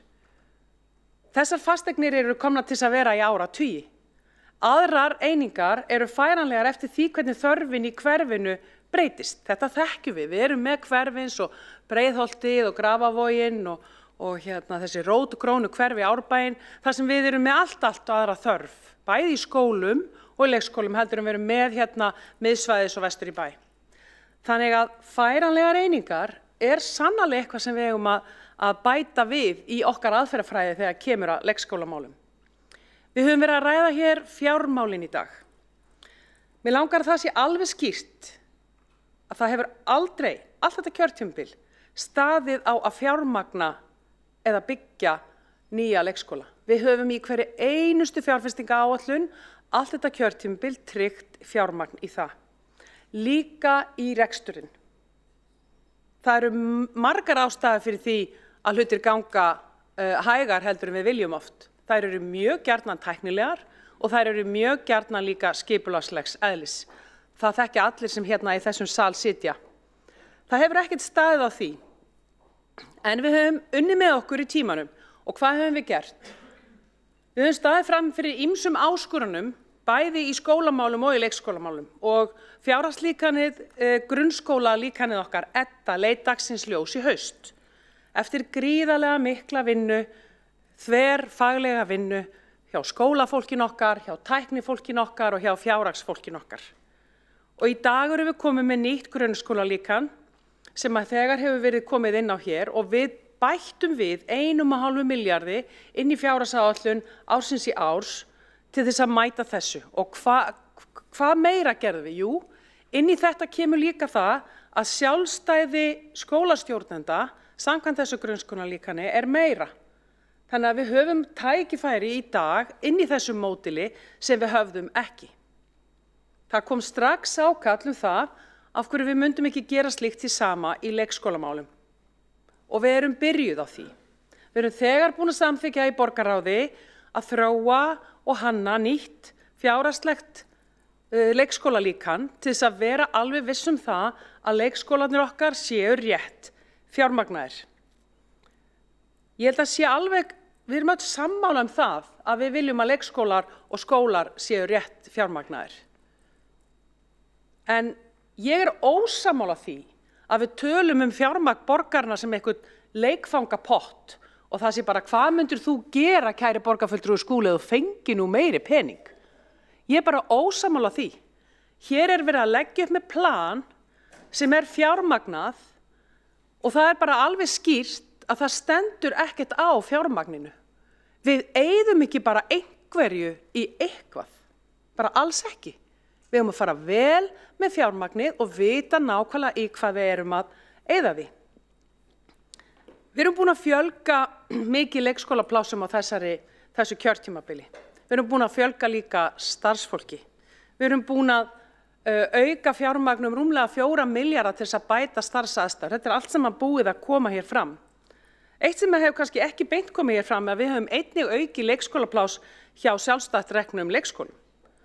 Og það hefur verið mikil ánægja með sjálfstætt rekna leikskóla og það ekstra form og við viljum gjarnan að fjölga plássum þar líka. Og við höfum verið í viðræðum það. Þetta verkefni að bæta starfsaðstæður verkefni sem við erum í, munum vera í og við viljum leysa. En munum við einhvern tímann vera komin á enda stöð í því? Ég held ekki. Ég held að þessar áskorunir séu nákvæmlega eins og heilbrigðiskerfi með í sínum mönnunarmálum.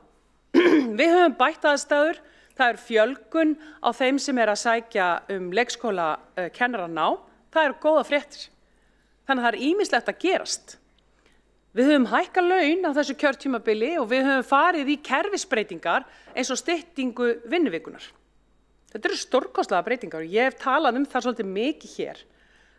Hvað þessa breytingar skipta miklu máli í framtíðina. Stytting vinnuvikunar eitthvað svo stærsta breyting á starfsaðstæðum sem við höfum gert í áratugi. Ég held við ættum að vera ótrúlega stolt af því að við tókum þátt í þessari breytingu. Það eru skruðningar, jú, en þeir munu lagast, við munum finna leiðir til þess að mæta þessu og við munum sjá að stytting vinnuvikunar svo lífskjara breyting sem við vildum án yrði. Mér langar aðeins að lokum að segja, við þurfum að vera tilbúin í fjölbreytta leikskóla. Við höfum byggt stóra og mikla leikskóla sem kosta mikla fjármuni. En við þurfum líka að vera með færanlegar einingar. Við megum líka skoða að vera með leikskóla inn í íbúðar- og atvinnuhúsnæði. Og við erum með eitt slíkt núna á okkar borðum og það nýji leikskólinn sem opnar í Bríetatúni. Þetta gert í borgum allt í kringum okkur. Við erum með stóra uppbyggingareiti upp á Suðurlandsbraut í framtíðinni. Við erum með svokallaðan orkuhúsreit, við erum með Heklureit. Við eigum að nýta þessi tækifæri. Notum þau þarna, þessa aðstöðu sem við erum að segja að vera atvinnuhúsnæði á jarðhæðinni, notum það meðal annars fyrir þessa þjónustu. Þarna eru ótrúlega mörg tækifæri sem við eigum bara inni. Við erum alveg áratug á eftir kollegum okkar í Skandinavíu hvað þetta varðar. Og svo það nýjasta nýtt, skólarútur. Við ákvaðum í borgarráði að þróa það úrræði. Þetta kemur úr fag- og fræðaumhverfinu.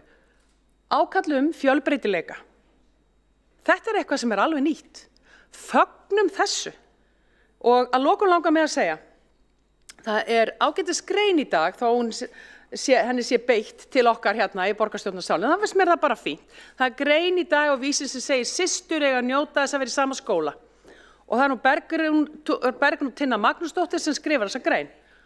Og til forsvarsmanna borgarinnar segir hún, við foreldrar viljum kerfisbreytingu og ég bara algjörlega sammála því.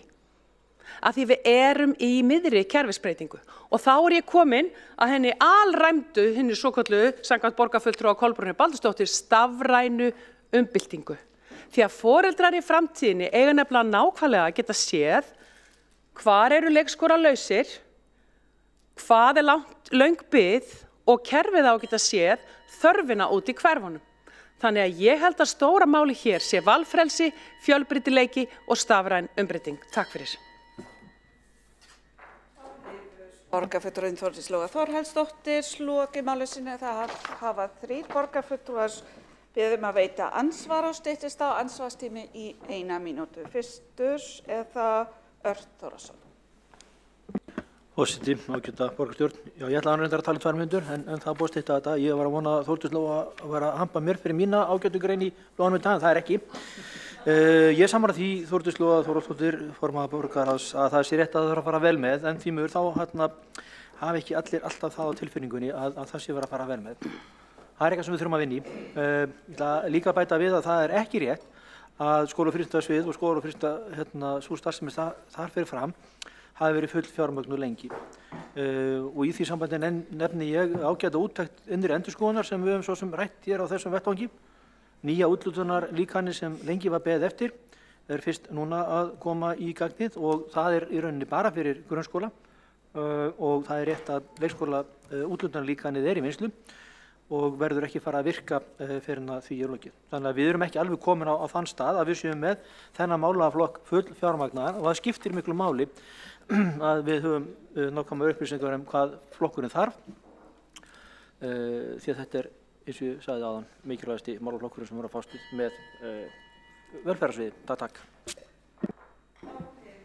Þórðarson borgarfulltrúi lokið við að veita ansvar og svara þá ansvari Þórdís Lóa Þórhallsdóttir. Fyrirgefðu Örn minn að ég skildi ekki minnast á greinina þína. Ég bara hef ekki undan að lesa greinar til sjálfstæðismennina þessa vikuna. Ég í fullu starfi við það. Þannig ég held bara áfram í því. Fyrirgefðu Örn minn. En varðandi fjármagnið, það sem ég var að benda á þetta fjármagn sem að við höfum ávallt tryggt til uppbyggingar. Og þessi úttekt innri endurskoðunar, við tókum hana mjög alvarlega og settum á stað mikið viðhaldsátak. Þannig að það var tekið bara mjög alvarlega strax.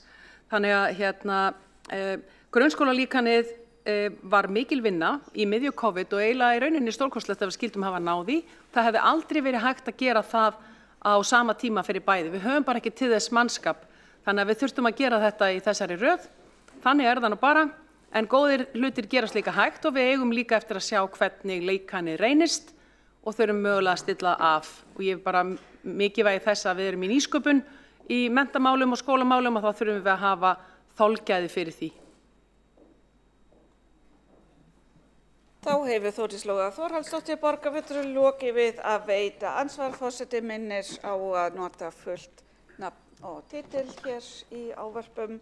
En þá veitir Örn Þórðarson ansvar öðrum sinn. Forseti, ágæta borgarstjórn, þakka svör frá Þórdísi Lóu Þórhallsdóttur. Leiðinlega hefur hún ekki lesið greinina eftir mig en hún fjallaði mikilvægt þess að eiga möguleika til þess að stækka í nákvæmlega þessum málaflokki skóla- og frístundamálum.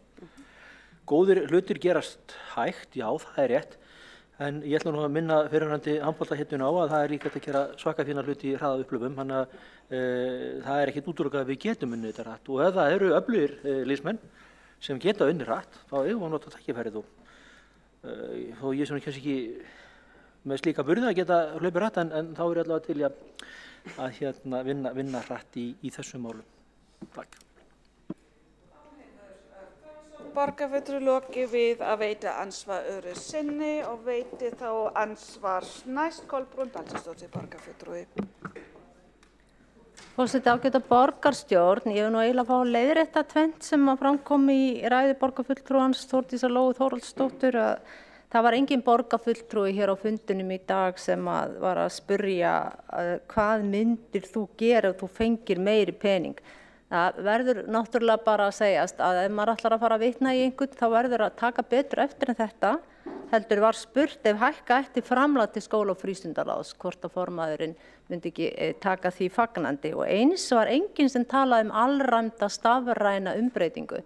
Stafræn umbreyting bara framtíðin og það hefur borgarfulltrúi Flokks fólksins alltaf sagt, en eftir að hafa sett 10 milljarða í stafræna umbreytingu, sérstaklega þegar verið að finna upp hjólið, endalaust einhverja lausnir sem til eru, þá þurfum við að liggja fyrir einhverja afurðir. Maður þarf að sjá einhverja lausnir sem virka og þar hefur verið meinbugur á. Þannig að bara til þess að hafa þetta allt sem rétt og vera ekki að búa bara til eitthvað nýtt, þá vil ég árétta þetta.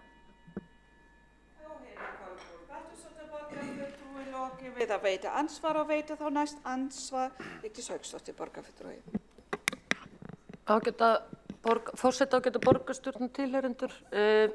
Ég svolítið undrandi hér á þessari ræðu borgarfulltrúans því að hér verið að tala það eins og það sé eitthvað ný uppfundið hér hjá Reykjavíkurborg að hafa hér færanlegan kennslustofur á leikskólastigi.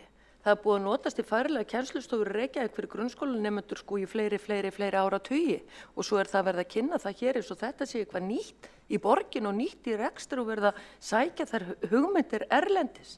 Þetta alveg rosalega skrítið en ég ætla bara að benda á þá stefnubreitingu sem virðist vera hjá meirihlutanum að nú farið að tala það að neðsta hæðin í öllum nýbyggingahverfum skuli fara þá undir grunnþjónustu eins og leikskólaþjónustu og kannski jafnvel í framtíðinni skóla. En það fallið frá atvinnuuppbyggingunni þar, enda eins og ég hef alltaf sagt, þessi skilyrði voru sett inn á uppbyggingarreiti nýja að vinstrimenn hafa aldrei skilið atvinnurekstur.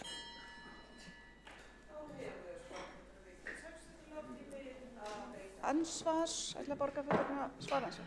Ég bara hægri miðjukona og skil atvinnurekstur rosa vel, þannig að þess vegna finnst mér frábær hugmynd að við séum að líta til að neðstu hæðir séu einnig skoðaðar fyrir almannaþjónustu. Ég gæti haldið áfram, leikskólar, skólar, heilsugæslur, alls kyns þjónusta sem snýr að sjúkraþjálfun og iðjuþjálfun og það gríðarleg tækifæri. Þetta þurfi ekki alltaf að vera búðir eða fleira þó að þær muni verða það líka. En ekkert af þessu nýtt, það alveg rétt hjá Vigdísi Hauksdóttur borgarfulltrúa. Það sem kannski við erum að tala hér varðandi færanlegar ævintýraborgir aðferðafræðin sem lagt með frá upphafi og ég held að það sé það sem mjög áhugavert og ég fagna því. Þórdís Lóa Þórhallsdóttir lokið við að svara ansvari veiti þá ansvar öðrum sinni Vigdís Hauksdóttir. Já, forseti, athyglisvert. Ég tel að sá meiri hluti sem situr nú skilji ekki atvinnurekstur því eins og ég var að fara yfir það í andsvarinu að ég benti á þetta alveg frá upphafi að atvinnurekstur kemur bara ekki inn í húsnæði sem verið að byggja upp eða ekki hvorki eftirspurn né framboð af slíkum atvinnurekstri en það einhver ný stefnubreiting hér og því bara fagna en ég geri það nú tillögu minn úr því ég að hætta hér í borgarstjórn og hvet flokkana að taka það upp hér eftir þennan fund að við skulum frekar stefna á því að breyta þessum fyrstu hæðum og uppbyggingarreitum í íbúðir þar sem mikil skortur á íbúðarhúsnæði borginni og láta bara hitt eiga sig. Ég hvet borgarfulltrúann Þórdísi Lóu Þórhallsdóttur að fara hér upp í hið nýja Valshverfi og skoða hörmungina sem blasir þar við á fyrstu hæðunum í þeim byggingum. Þá hefur Vigdís Hauksdóttir borgarfulltrúi lokið við að veita ansvar öðru sinni og svara þá ansvar öðru sinni Þórdís Lóa Þórhallsdóttir. Takk fyrir það. Ég held að framboð eftirspurnin alltaf skemmtilegt, sérstaklega að ef nú framboð þá verður gaman að sjá eftirspurnina. En ég nefnilega áhugavert að ég fæ hér hvatningu það að fara upp í nýja Hlíðarenda hverfi. Ég geri það nefnilega stundum því að þar á ég góða vini og hjóla þar framhjá líka hér á leiðinni í vinnuna og ég get ekki betur séð en að þeir vinir mínir sem þar búa séu bara afspyrnu ánægðir með sig og þar sé bara þjónustan hægt og rólega að tínast inn og bara ákveðin bjartsýni og gleði sem að myndast þar og sömu hrakfallarspár og eru núna í Hlíðarendahverfinu voru nákvæmlega í Efstaleitis-hverfinu fyrir 2-3 árum síðan og sjáum hvernig það fór. Þannig ég held að við ættum að anda í kviðinn og spyrja leikslokum. Lokið og næst á mælendaskrái Alexandra Brím borgarfulltrúi.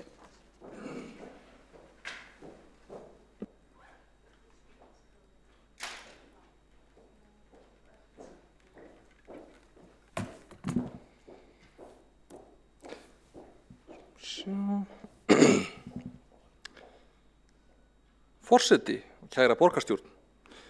Brúum bilið merkilegt og gríðarlega mikilvægt verkefni og ég kannski byrja þessa ræðu á að þakka bæði stýrihópnum, þar að segja þeim Skúla Helgasyni og Erni Þórðarsyni og fyrir bara mjög gott samstarf sem og öllu starfsfólkinu sem við unnið hörðum höndum að því láta þetta ganga upp. Það gerði þetta ekki að sjálfu sér og ég get sagt að við höfum fundað stíft allt kjörtíðanbilið en samstarfið var líka gott og nú það að skila sér. Í grunninn þá snýst þetta að veita börnum sem þurfa leikskólapláss, að veita börnum sem það þurfa leikskólapláss, að mæta þörfum barnafjölskyldna, að veita börnum frábæra menntun strax frá byrjun og frá fyrstu árum, en fyrst og fremst snýr verkefni kannski beinlega að því að útbúa deildir fyrir yngri börn, gera það mögulegt að taka inn leikskólabörn niður í 12 mánaða aldur. En verkefnið hefur í raun orðið töluvert yfirgripsmeira.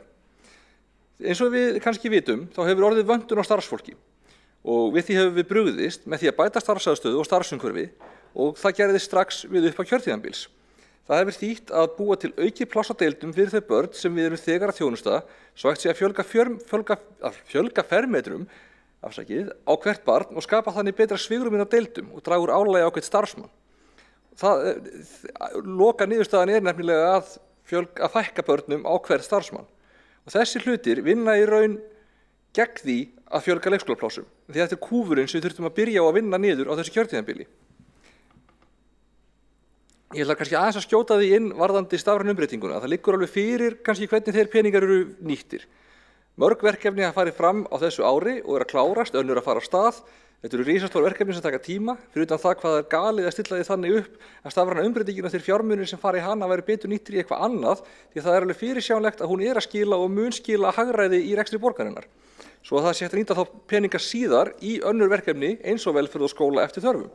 Þessi hlutir ganga alveg í takt, þó svo að fólk eigi kannski misauðvelt með að skilja það. En svo ég fari aftur að málefninu. Til þess að við getum tekið inn fleiri börn eins og við munum þurfa að gera, þurfum við að huga að því að búa til bæði plássin og þá verðum við að fyrsta lagi halda í við þann barnahóp sem við erum þegar að þjónusta, það að segja börn sem eru 18 mánaða og eldri. Og þegar við erum að fara í framkvæmdir út af brúum bilið, þá hefur þetta oft farið vel saman. Það að segja að bæta starfsmannaaðstöðu, halda í við þörfina sem og fara kannski í viðhald samhliða eins og ég fór yfir í andsvari áðan. En það eru líka þættir sem nauðsynlegt til þess að þetta rými sem við erum að nota sé áfram notæft og til þess að fólk vilji vinna í leikskólunum.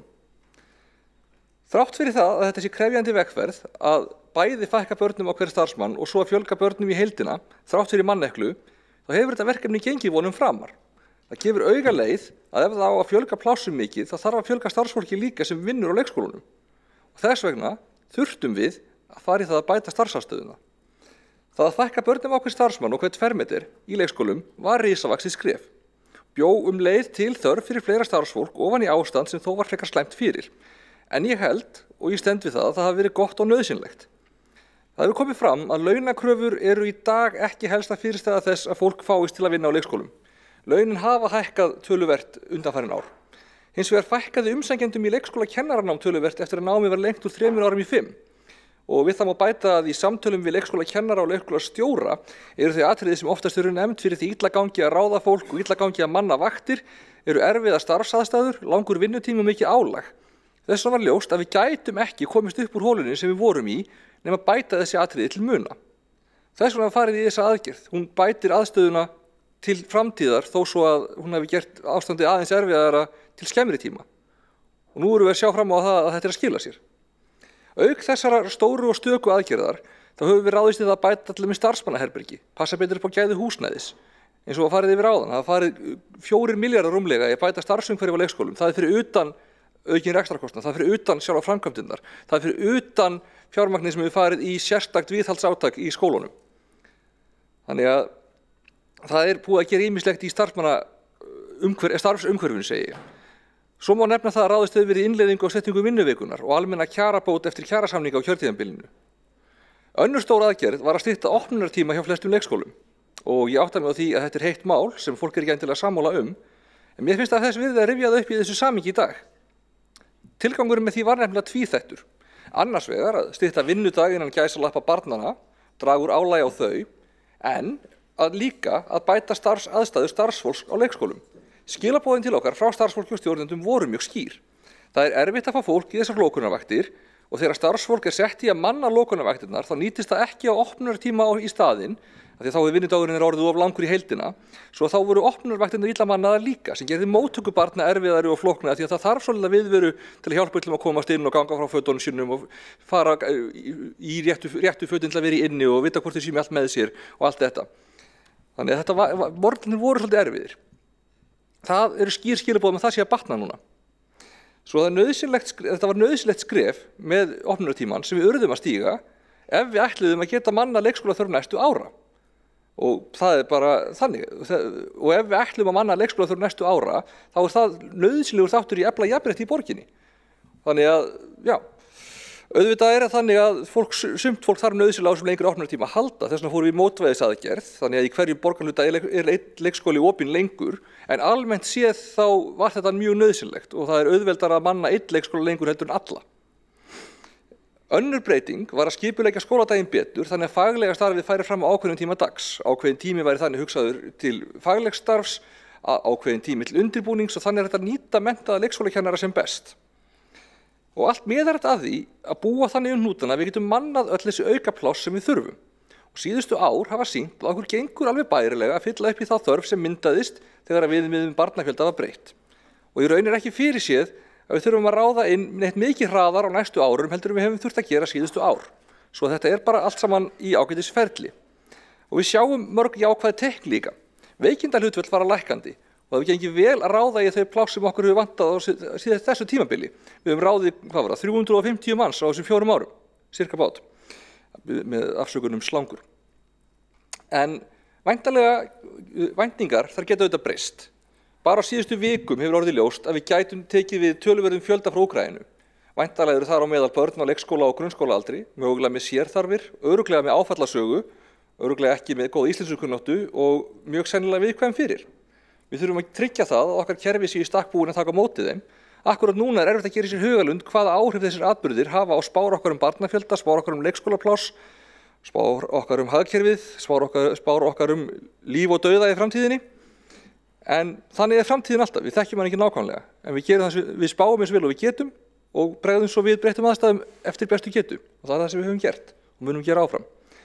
Við gátum ekki séð COVID fyrir, það hefur haft umfangsmikil áhrif á öll verkefni borgarinnar, hægt á stökum verkefnum, það hefur valdið þessari miklu barnasprengingu svona með aukaáhrifum sínum og mér er sérstakt að heyra einstaka borgarfulltrúar að stilla sér upp sem svo miklum spámunum að þessi þróun, þar sem þörfin hefur aukist og færst til milli borgarhluta eins og raun ber vitni, hefði bara átt að vera fyrirséð, svo mér finnst ekki alveg heiðarlegt að gefa það í skinn.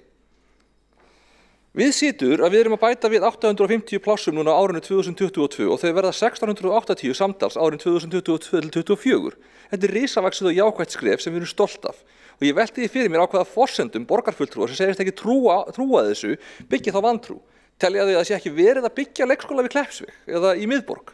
Það er auðvelt að koma í pontu og lýsa almennum efasemdum en þegar þessar framkvæmdir er í gangi, fjármagnaðar, þá er það bara frekar ódýrt þegar það er að rölda upp að þeim og fylgjast með þeim, þá er frekar ódýrt að koma bara upp í pontu og segja ekki trúa því. Eins og þetta sé bara einhver innantóm loforð. Þetta er í byggingu, það er að sjá það, gjörið þið svo vel. Og mér er það bara, ég hægst að máta ómálega þetta að koma upp og tala svona. Ég gef ekki mikið fyrir stjórnmálafólk sem hagar málflutningi sinum þannig. En þetta samt skiptir mestu fyrir börn og barnafjölskyldur í borginni. Á þessu kjörtímabili höfum við haft mjög mikla áherslu á bættar aðstæður barna og barnafjölskyldna. Þetta eru verkefni sem eru okkar hjartans mál. Ég hef stundum sagt að oft er annarkvort í ökla eða eyra. Við erum búin að vera með þessi verkefni í uppbyggingu þegar það var tafist, átt að koma inn fyrr.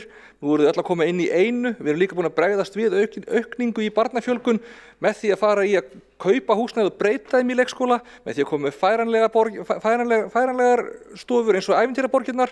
Það er ekki nýtt að vera með færanlegt húsnæði en það er nýtt að beita því með þessum hætti sem við erum að gera. Og það er til að taka við þeim börnum sem geta ekki beðið til framkvæmdir klárist. Við erum að bregðast við þeim skorti og leikskólarýmum sem fólk hefur tekið eftir. Bæði vegna þess að barnafjölgun var meira en á horfðist, en líka vegna þess að í COVID losnuðu Airbnb íbúðir og fóru almennan markað eins og ég fór yfir áðan. Fólk sem við áttum vona á yrði í austurhlutanum var allt í einu komið í vesturbæinn og miðbæinn. Og það er í rauninni bara magnað að sjá þennan ótrúlega árangur, þrátt fyrir COVID, þrátt fyrir samdrátt í tekjum, þrátt fyrir allt. Það sem við stefnum á er að bjóða fólki val. og það verður val að koma börnum inn í leikskóla allt frá 12 mánaða aldri. Það verður líka boðið að vera hjá dagforeldri ef það höfðar frekar til uppeldissjónarmiða foreldrana. En það verður líka möguleiki að vera heima, en mér finnst auðvitað að þetta koma betur til móts við það fólk. En takk fyrir mig.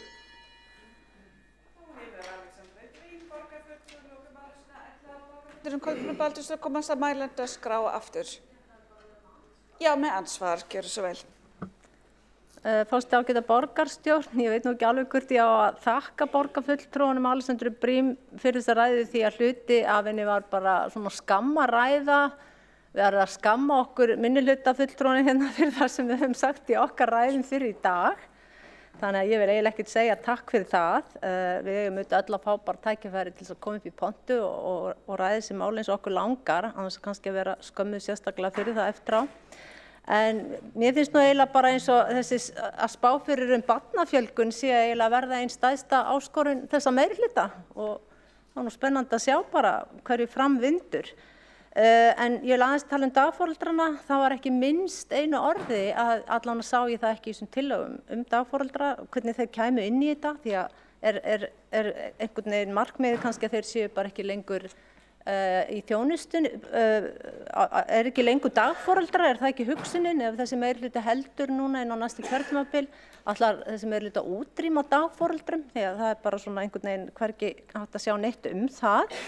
En síðan myndist borgarfulltrúin á það að kannski að fá bara að vera heima með börnin sín og það finnst mér bara alveg brilljant hugmynd og við getum kannski sameinast í því ef við verðum hérna áfram að koma með tillögu það að þeir foreldrar sem vilja vera heima með börn sín, bara einhverja hluta vegna, man getur aldrei vitað hvað er í gangi á fólki og fá greiðslu fyrir það bara sem barni væri á leikskóla. Þá er ég sko til í slíka tillögu að vera með í því. Þannig að það er akkurat þessi hugsun sem Flokkur fólksins hefur haft að það sé þetta val. Og það myndi létta á leikskóla álaginu, það er að segja álag þessi, og já, baráttan þessi pláss sem þó eru til. Ef einhver foreldrar vilja kannski bara fá greiðslu og vera heima með barninu sín þó eitthvað lengur milli ef það hentar þeirra vinnu og öðrum aðstæðum. Þá hefur Kolbrún Baldursdóttir borgarfulltrúi lokið við að veita ansvarsvara það ansvari Alexandra Brím. Já, takk fyrir forseti. Ég vildi nú kannski ekki, hvað segir maður, gefa það til kynna, það er ekki tilgangurinn að útrýma dagforeldrum ég veit ekki alveg hvaðan sú hugmynd kemur frá borgarfulltrúanum. En brúum bilið er uppbyggingaráætlun fyrir leikskóla. Dagforeldrar eru ekki leikskólar, þeir eru ekki leikskólakennarar. Þannig að ég veit ekki af hverju við hefum átt að tala sérstaklega þá í þessari yfirferð. Það er bara eins og að þurfa að tala bíla í hjólreiðastefnu eða þurfa að tala ég ætla ekki að fara út í það, það er bara, þeir eru ekki viðfangsefni þessara stefnu. Auðvitað verður áfram í boði að vera hjá dagforeldrum. Auðvitað verður ennþá samið við þá, bæði fyrir 12 mánaða aldurinn og hjá þeim sem hentar það betur að vera hjá dagforeldrum eftir 12 mánaða aldurinn. Það er ekki allir sem vilja vera börnin sín á leikskóla, en það er jákvætt að það sé í boði. Fólk getur það bara valið. Takk. Borgarfulltrúi lokið við að svara ansvar, veitir þá ansvarinu Kolbrún Baldursdóttir. Forseti ágæta borgarstjórn, þegar verið er að taka ákvarðanir svona stór mál og skipulagning á því að þá þarf við að horfa allar hliðar málsins og horfa málið í heild sinni og ég er alveg viss að þegar verið er að sittast niður og semja stefnu hjólreiðar þá þurfi líka að skoða kannski eitthvað bílamálin. Ég sé það bara sem mjög eðlilegt dæmi en við skulum kannski ekkert vera að einblína á nákvæmlega þetta akkurat núna. Kolbrún Baldursdóttir borgarfulltrúi lokið við að veita ansvar öðru sinni og er þá ansvarum lokið og næst á mælendaskrá er Vigdís Hauksdóttir borgarfulltrúi og ætla forseti á meðan á þessari ræðustendur að loka mælendaskrá. Takk.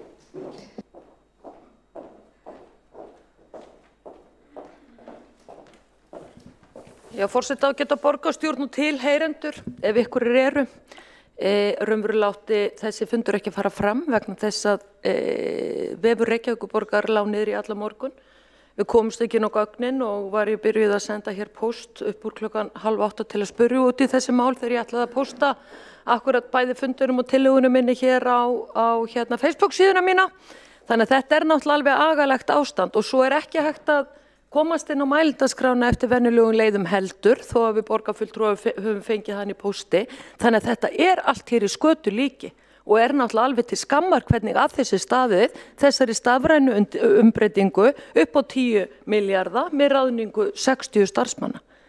Faktist fundurinn innan marka þess að vera löglegur vegna þess að í sveitarstjórnarlögum skýrt kveðið á það að sveitarstjórnarfundir skulu vera opnir öllum.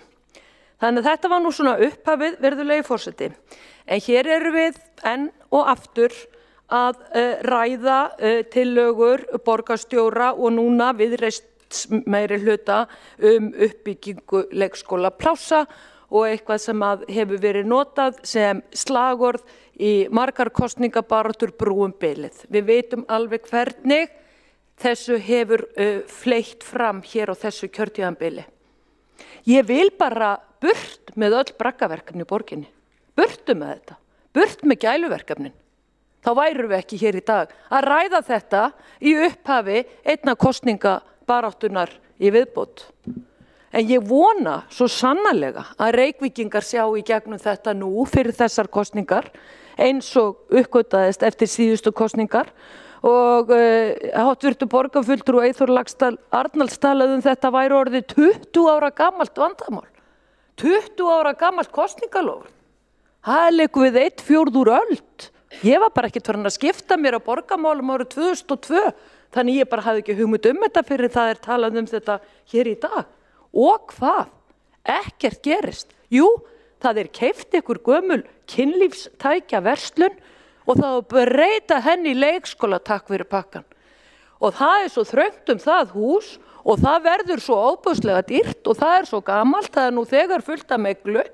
Þannig að það hefði það sjálfsögð átt að rífa það braggaskrípi sem keypt í stað þess að fara þarna inn með ykkur endurbætur og það alveg vita mál að þetta húsnæði verður til vandræða til langra framtíðar, bæði vegna þess hversu viðhald á því hefur verið illa sinnt og jafnframt það hvað kemur til með að fara fram úr kostnaðaráætlunum, því við vitum það alveg hvað ein braggakróna í Reykjavíkurborg Það eru 500 milljónir. En það voru keypt ykkur 2 gömul hús upp á rúman milljarð til þess að fara með börnin okkar inn í þau sem þurfa þá þjónustu að vera á leikskóla. Þetta hreint með ólíkindum. Og svo ætla ég jafnframt að minna það að sá meiri hluti sem borgarstjóri ber ábyrgð á nú sem framkvæmdastjóri sveitarfélagsins og hann hefur setið hér í ráðhúsinu síðan síðustu aldamót, að það hefur ekki verið sinnt viðhaldi. Þegar ríki fór árið 2013 að greiða niður skuldir og hagræði rekstri, þá fór borgin akkurat hina leiðina, safna skuldum og aflagði allt viðhald. Og það það sem vandamálið hér í þessari umræðu líka. Nú hér búið að tala það að þetta mál sem til umræðu snerti bara alls ekki dagforeldra því að þeir eru bara ekkert inn í þessu mengi. Jú, víst. Víst eru dagforeldrar inn í þessu mengi. Það eru raunverulega þeir sem að brúa bilið í rekstri leikskólana í dag. En hvað gerði þá meiri hlutinn á kjörtímabilinu? Jú, lagði allt kapp á það að fækka dagforeldrum eins og frekast var unnt.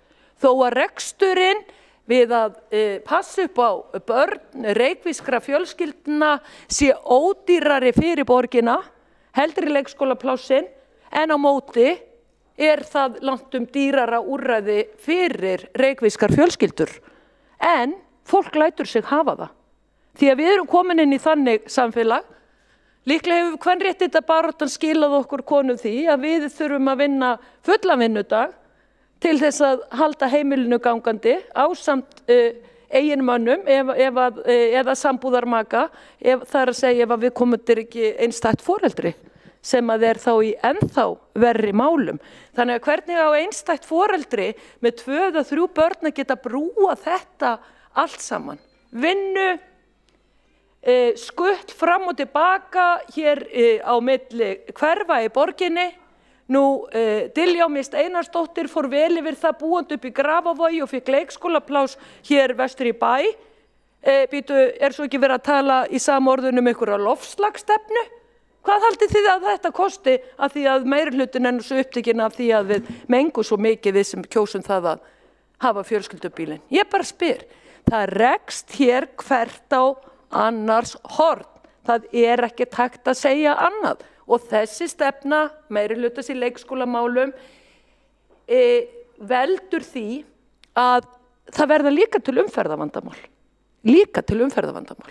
Þegar fólk er keyrandi borgar hlutana á milli fram og tilbaka, kvölds og morgna og þar að auki var farið í styttingu á opnun leikskólana til þess að gera þetta ennþá verra fyrir reykvískar fjölskyldur að sinna sínu lífi, sinna sinni atvinnu og það að tryggja börnunum hér í Reykjavík, tryggja viðveru á leikskólum á daginn.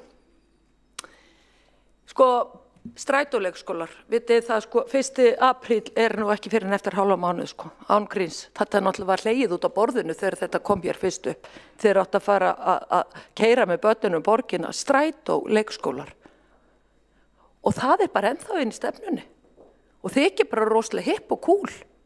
Og svo er verið að tala hér að færalegar kennslustofur á leikskólastígi sé eitthvað alveg splungu nýtt hjá borginni þegar sveitafélag eftir sveitafélag hefur notað þetta úrræði og líka Reykjavík í fleiri áratugi til þess að taka við barnasprengjum í hverfum og svo minnka þar aftur. Þetta er bara alveg rosalega rugluð þessi umræða, en það er verið að veifa gömlu glærusýningunni í enn einni kosningabaráttunni og hér er verið að tala að vandamáli sé jafnframt líka starfsmannavelta.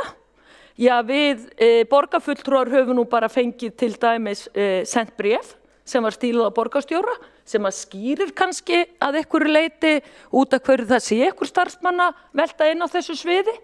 Hér er verið að tala það að Sjálfstæðisflokkurinn hafi gefið kosningalofi fyrir síðustu kosningabaráttunni. Ég er ekki í Sjálfstæðisflokknum en borgarfulltrúi Skúli Helgason. Þið eru við völd, við í minnihlutanum erum verkfæralaus því að þið samþykkið afar fáar tillögur frá okkur. Þannig að það er allt notað, það er allt notað. Hvernig eigum við að geta staðið að því að fara hér á stað með stórkostlegu uppbyggingu leikskóla þegar við fáum ekki að komast að borðinu með ykkur í þessum lögbundnu málum og grunnþjónustu borgarinnar sem á ekki að vera nokkur einasti ágreiningur þegar hér er gefið út stefnuplagg eftir stefnuplagg í málaflokka eftir málaflokki af meirihlutanum og viðurkennt ykkur markmið og málefni þar og það er ekki verið bara að binda núna næsta meirihluta með 92 milljarða lántökuáætlun, heldur þar næsta meirihluta líka því lántökuáætlun nær til ársins langt inn á árið 2026 eftir þar næstu kosningar, heldur jafnframt verið að búa hendi stefnuplagg ofan á stefnuplagg með tilheyrandi kostnaði sem er bara umbúðir og ekkert innihald. Og það er ekki verið að vinna í grunnþjónustunni eða lögbundnu þjónustunni. Það er ekki verið að vinna þar sem neyðin er og þar sem vantar fjármagnið inn. Nei, við skulum endilega byggja fleiri bragga. Þá hefur Vigdís Hauksdóttir borgarfulltrúi lokið máli sínu og næstus að mælendaskrá Dagbjörg Eggertsson borgarstjóri.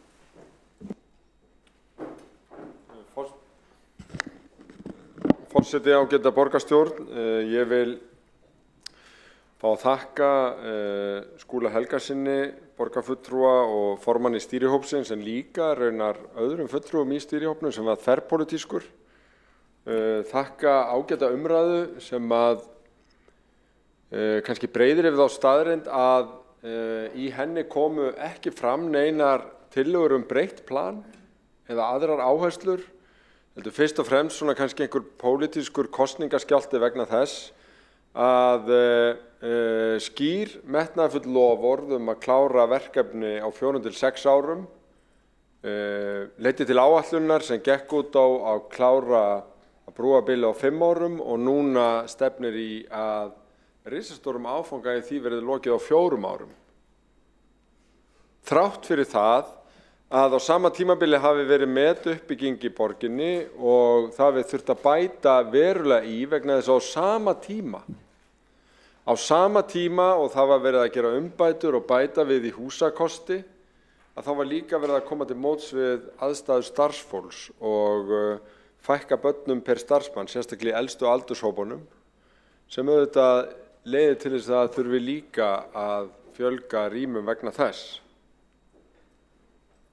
Það verður ekki kannski verið mikið talað nákvæmlega þetta, en ég held að það hafi tvímælalaust verið gæfuspor að huga að hvoru tveggja. Annars vegar faglegu umhverfi í leikskólastarfinu, ekki bara í húsnæðismálum, heldur líka með auknum undirbúningstímum, með kjarabótum og síðan betri starfsmannaaðstöðu og umbótum í tengslu við mjög mörg þessara byggingaverkefna. Það sem að auðvitað kristallast í þessum nýju plönum að við erum að fara að fjölga leikskólarýmum miklu mun meira heldur en gert var ráð fyrir í fyrstu áætlunum haustið 2018. En það að reyna að gera lítið úr því að þetta hafi verið áherslumál í síðustu kosningum og lítið úr því að núna liggi fyrir að markmiðið náist fyrir tímann, að það dálítið furðulegt. Það dálítið furðulegt að því að hér Samfylkingin sérstaklega gagnrýnd að segja Samfylkingin lofaði að gera þetta á 4 til 6 árum og við erum hér að ræða að þetta gerist á 4 og þess vegna þetta kosningaloforð. Þetta þvert á móti til marks það að ekki bara Samfylkingin heldur allur meirihlutinn og fulltrúar minnihlutans í þessum stýrihópi hafa tekið höndum saman að stækka verkefnið og gera þetta vel og koma á sama tíma til móts við mönnunar vanda og viðfangsefni mönnun inni í leikskólanum. Og af þessu getum við alveg þvert á flokka verið gríðarlega stolt. Ég geri alls ekki lítið úr reynslusögum frá fyrri árum af því að hafa átt erfitt með að koma börnum að á leikskóla, að hafa ekki komið börnum að í sínu hverfi. Ingibjörg Sólrún Gísladóttir, fyrrverandi borgarstjóri, kallaði þetta druslubílaralli sem öll pör og hjónafólk stóð í vegna þess að það voru einungis einstæðir foreldrar og námsmenn sem fengu heilan dag á leikskólum þegar Reykjavíkurlistinn tók við. En við erum að tala það með því að greina hvar helst þörf fyrir leikskólarými, setja niður skóla, kaupa húsnæði, breyta því í þessum hverfum, að þá erum við að gera það verkum að þessar reynslusögur sem betur fer munu að ýmsu leyti strax í haust, en sérstaklega árið þar á eftir, heyra sögunni til. Vera hluti af uppbyggingarsögu Reykjavíkurborgar, af sögu af því hvernig málefni barna, hvernig menntun barna, hvernig leikskólamál voru tekin alvarlega og föstum tökum, settir peningar, veitt athygli og þessi mál sett í algjört forgang við stjórn borgarinnar. Og í gegnum svona kosningaskjálftan sem verður vart við í sumum ræðum hér, þá glittir í að fólk eiginlega trúir þessu ekki alveg. Það erfitt að taka það inn að það geti virkilega verið að í september næstkomandi fái 12 mánaða börn inni á leikskólum. Og það verður reynda 260 pláss eftir fyrir næsta mánuð, en áfram mun halda áfram að fjölga plássum í takt við þessa áætlun, þannig að rýmin verða ennþá fleiri og rýmið ennþá meira haustið 2023. Þannig að við erum í sameiningu öll að sigla þessu höfn og ég vil þakka þeim sem að þessu hafa komið, líka á röðum minnihlutans.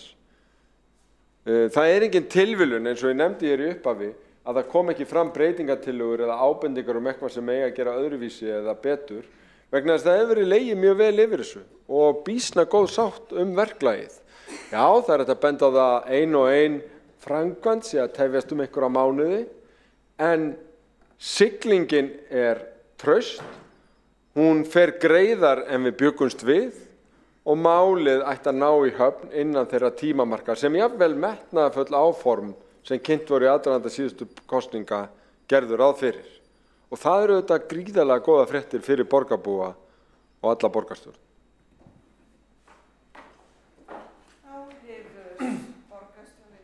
Eggertsson lokið máli sín hafa 2 borgarfulltrúar óska eftir að veita andsvör. Forseti bendir jafnframt á að það þarf að biðja leyfi til myndatöku í borgarstjórnarsalnum.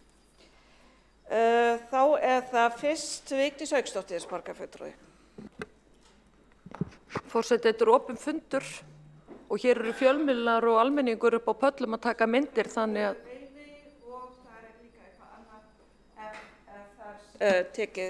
ef það er tekið myndir frá pallinum. Og það var beðið leyfi. Forseti, já, þetta er skrítið allt saman að verða hér á þessum síðustu vikum á þessu kjörtímabili, en ég þakka borgarstjóra fyrir hans ræðu og við bendum á það að sjálfsögðu trúa Reykvíkingar ekki því sem sagt er hér. Miðað við hvernig þetta kjörtímabil fór hér og hvernig áhersluna voru, ég fór yfir það í ræðu minni. Nú er borgarstjóri til dæmis búin að birta mynd á Facebook síðu sinni í dag þar sem að er verið að selja enn frekari og stærri hlut af Gufuneslandinu á gjafvirði, svo það sé sagt. Hér er verið að tala það öðru orðinu, formaður skóla og íþróttaráðs, að það sé ekki hægt að hrinda verkefninu almennilega á stað og þetta er gengið svo illa þessu kjörtímabili því að mönnunarvandi. Mönnunarvandinn er alveg klár og líklega er það stærsta áskorunin, en þrátt fyrir það sé verið að setja hér fram einhverja stefnu að þetta er að ganga hraðar, þá er fólk ekki með þessa reynslu eins og borgarstjóri er að lýsa. En það sýnir bara best að það eru komin of mörg braggaverkefni, of mörg gæluverkefni og borgarstjóri komin bara svo langt frá hlutverki Reykjavíkur í lögbundinni þjónustu og grunnþjónustu að það er eins og hann get ekki stigið niður á gólfið til þeirra sem eru að heyja sína lífsbaráttu í borginni og eru í stórum stíl að hafa samband við okkur í minnihlutanum, allavega mig að minnsta kosti, þannig að það sé sagt. Þannig að ég bara geld varhug við því að Reykvíkingar trúi því eina kosningabaráttunni viðbót að borgarstjóri sé að segja satt og ætla að standa við þessi loforð, en við skulum ekki láta okkur detta annað í huga en það verði einhvers konar viðreistur meiri hluti hér að afloknum kosningum. Vigdís Hauksdóttir, borgarfulltrúi, lokið máli sínu. Forseti bendir á 17. grein í samþykktum stjórnar Reykjavíkurborgar fundarsköp. Það stendur leyfi forseta þarf til myndatöku í fundarsal borgarstjórnar.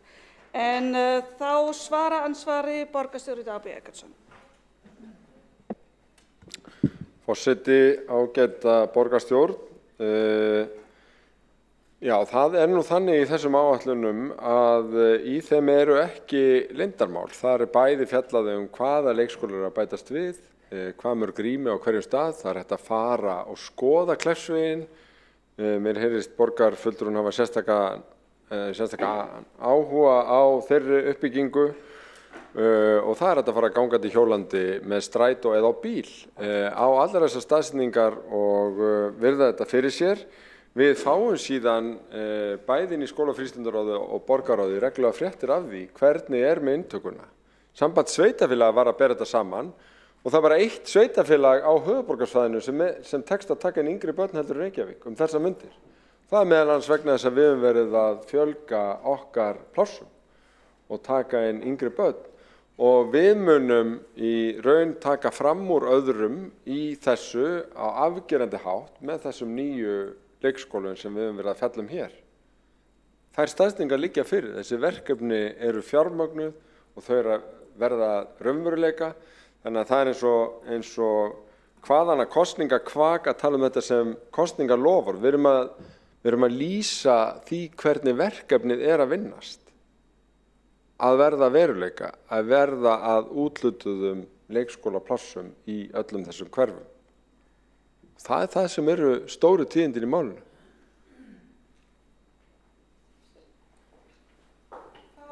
Stara B. Eggertsson, borgarstjóri, lokið við að svara ansvari, veitir það ansvari sinni Vigdís Hauksdóttir, borgarfulltrúi. Já, forseti, finnst það að vera að ræða hér áfram Kleppsvegi, þá það mér mjög ánægjulegt að ræða hann einmitt áfram. Þegar maður verið að kynna það verkefni, þegar var búið að kaupa kynlífstækjabúðuna, þá bentum við á það hvað væri lítið lóðapláss þarna í kring og þá var okkur bara að svara sér svo, já við bara reiknum með því að fólk komi ekki á bíl með börnin í leikskólan vegna þess að það svo þröngt þarna á þessu svæði. Þannig það ekki verið að hugsa umhverfisgæði eða annað stóra lóð eða það að fólki sé gert auðvelt að koma með börnin sín í leikskóla. Við erum búin að kynnast vetri í vetur, það sem að öll vetrarþjónusta fór algjörlega úr böndunum og svo leiti það að sér að ruslaþjónustan fór alveg úr böndunum. Það bara borgin ræður ekki við að sinna grunnþjónustu. Við vitum það. Það fór bara allt í vaskinn núna eftir áramót og veið þeim sem að hefði alltaf að taka borgarlínu hefði hún verið komin hér í þessum snjóþingslum. En sko hér verið að tala að einhverja staðsetningi liggi fyrir. Það bara ekki nóg fyrir mig sko. Það sko eigum að tala að það liggi þá fyrir einhver staðsetningu og uppbyggingu Skerjafirði sem dæmi. Flugvöllurinn þar við hliðina. Það verið að tala hér Keldnalandið. Það verið að tala Kringlusvæðið. Það verið að tala Suðurlandsbrautina. Sko þetta bara allt inn í Glærusjónum. Þetta allt inn í Glærusjónum, virðulegi forseti. Það ekkert sem liggur fyrir. Það málið, þó að borgarstjóri og meirihluti hafi komið hér í gegn nýju aðalskipulagi, þá samkvæmt sveitarstjórnarlögum ber að taka það upp strax að afloknum sveitarstjórnarkosningum.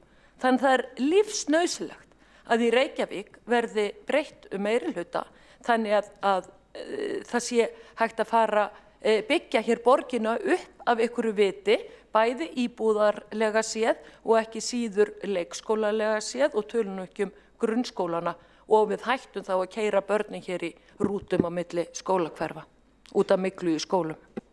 Þá hefur borgarfulltrúi Vigdís Hauksdóttir lokið við að veita ansvari sinni, svara það ansvari sinni borgarstjóri Stara B. Eggertsson. Forseti, ágæta borgarstjórn,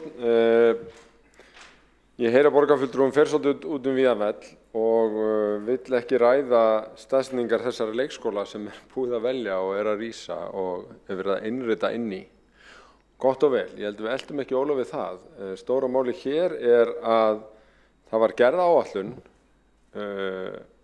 í raun í grunni til haustið 2017 sem síðan var staðfest sem uppbyggingaráætlun þessa meirihluta haustið 2018. Það verið að bæta í hana rosalega meðal annars út af gríðarlegri uppbyggingu í borginni og við erum enga síðar að ná markmiðum okkur og það fyrr og yfir því á einfaldlega að gleðjast. Borgarstjóri Stara B. Eggertsson lokið við að svara ansvari sinni og veitir þá ansvar Diljá Mist Einarsdóttir, borgarfulltrúi. Já, forseti, ágæta borgarstjórn og aðrir.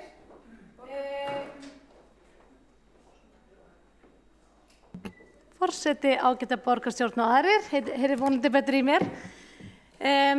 Ég þakka borgarstjóra fyrir yfirferðina og skýringarnar og þykir vænt að hann segi að hann vil ekki gera lítið úr reynslusögum annarra. En ég hjó eftir því sem hann sagði varðandi það að nú sé verið að taka leikskólavandann alvarlega. En þegar þessu var lofað 2002, 2006, 2010, 2014, 2018. Hvað gerðist þá í kjölfarið? Var leikskólavandinn þá bara ekki alvarlegur? Var hann ekki tekinn alvarlega? Þetta sama fólk þú búin að vera einn allan tíman. Og ég velti því bara fyrir mér, hvað fór úrskeiðis? Ef það fór ekki úrskeiðis, þá varð maður kannski bara sem stjórnmálamaður að gangast við því, taka ábyrgð á því. Hvað verður gert öðruvísi núna? Þetta sama fólki við stjórn, sömu loforði. Af hverju verður þetta ekki svikið núna? Ég hjó líka eftir orðinu áhersla í orðfæri borgarstjóra og ég spyr þá bara, þetta áhersla? Er þetta loforð? Munu þessi börn fá leikskólapláss? Núna þegar börnin sem áttu að fá leikskólapláss, ung börn 2002, nú þegar þau eru sjálf orðin foreldrar og eru að baksa við að koma börnunum sínum inn í leikskóla, fá þau leikskólapláss eða ekki, þetta bara einföld spurning já eða nei. Og mér finnst ofboðslega þreytandi að hlusta á þetta rifrildi fram og tilbaka það hver hefur seinkað, þetta gengur illa, mönnunarvandi gengur illa, það einhver húsnæði sem gengur illa við að framkvæma og svo framvegis. Ef að borgarstjórnarmeirihlutinn myndi einbeita sér meira að sínum lögbundnu skyldum og grunnþjónustur í Reykjavíkurborg, eyða meira púðri í hana, myndi þetta þá ekki bara takast hjá okkur eftir allir þessi ár, eftir 20 ár? Hefðu þá ekki börnin mín, þessi 2 börn sem ég hef eignast á 2 kjörtímabilum, hefðu þá ekki komist í leikskóla réttum tíma? Hefði ég þá ekki þurft að keyra þau frá Grafavegi vestur í bæ á leikskóla? Er þetta bara boðlegt? Takk. Dilja Mist Einarsdóttir, borgarfulltrúi, lokið við að veita andsvar á það ansvari borgarstjóri Dagbjörg. Forseti, ágæta borgarstjórn, ég þakka fyrir þessar ágætu spurningar.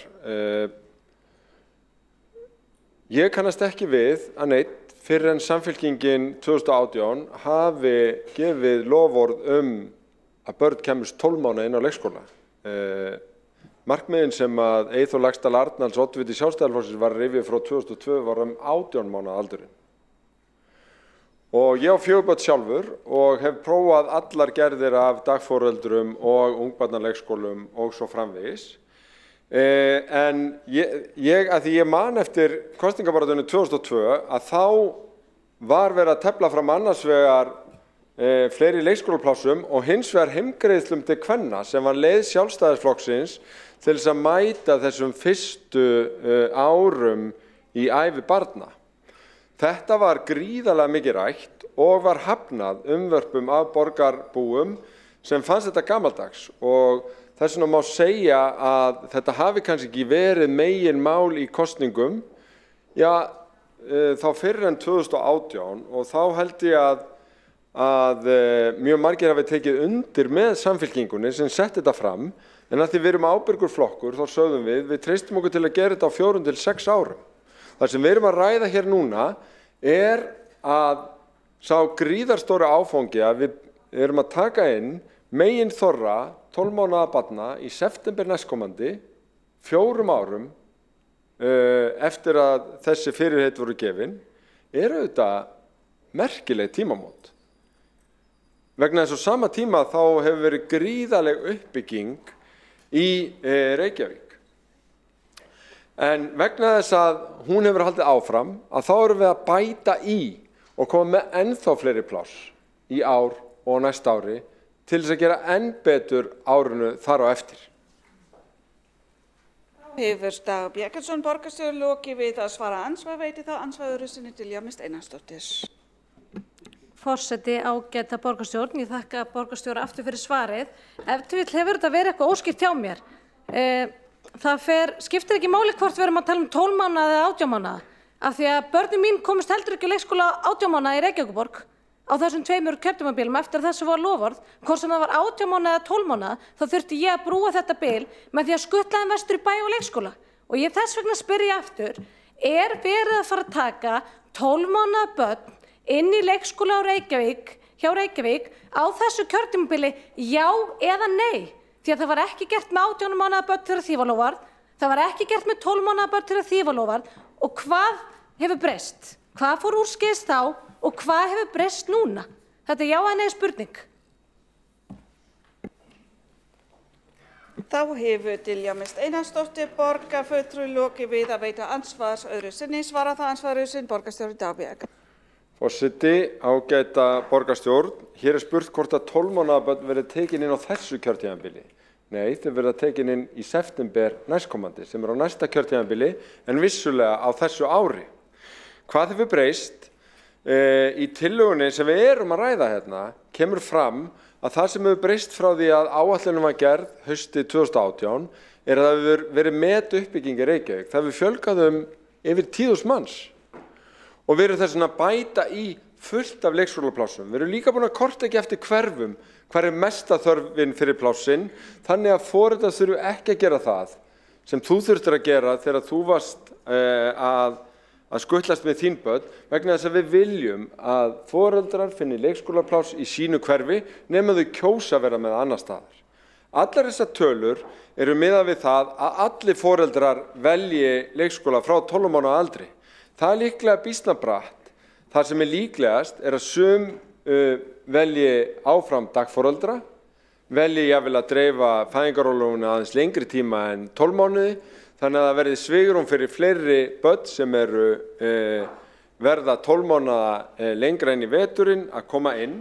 Þannig að já, í september næstkomandi komast inn þau börn sem eru 12 mánaða þá, síðan fyllist í auðurrýmin í næsta mánuði, árið eftir verða komin ennþá fleiri pláss, þannig að þá verða fleiri rými sem að bíða eftir stórum hópi barna sem verða 12 mánaða eftir því sem líður á veturinn.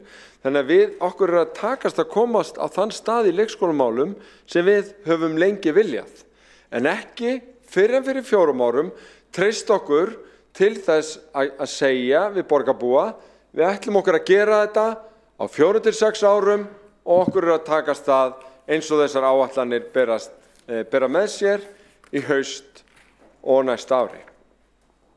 Þá hefur Davíð Eggertsson, borgarstjóri, lokið við að svara andsvari sinni. Forseti minnir á ávarpaða borgarfulltrúa ekki beint.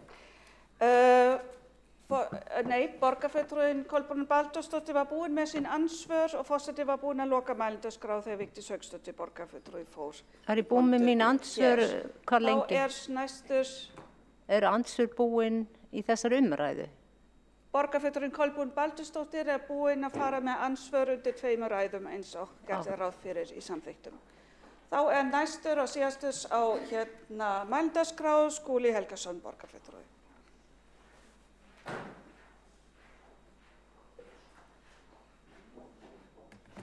Forseti ágæta borgarstjórn, ég vil þakka fyrir þessa umræðu sem hefur verið svona ágætt margt en kannski að sumuleyti fyrirsjáanleg. Hér hefur verið því haldið fram að menn væri að koma hér með gamlar glærusýningar og svona gefið í skinn að það sé ekkert að marka þessa hluti.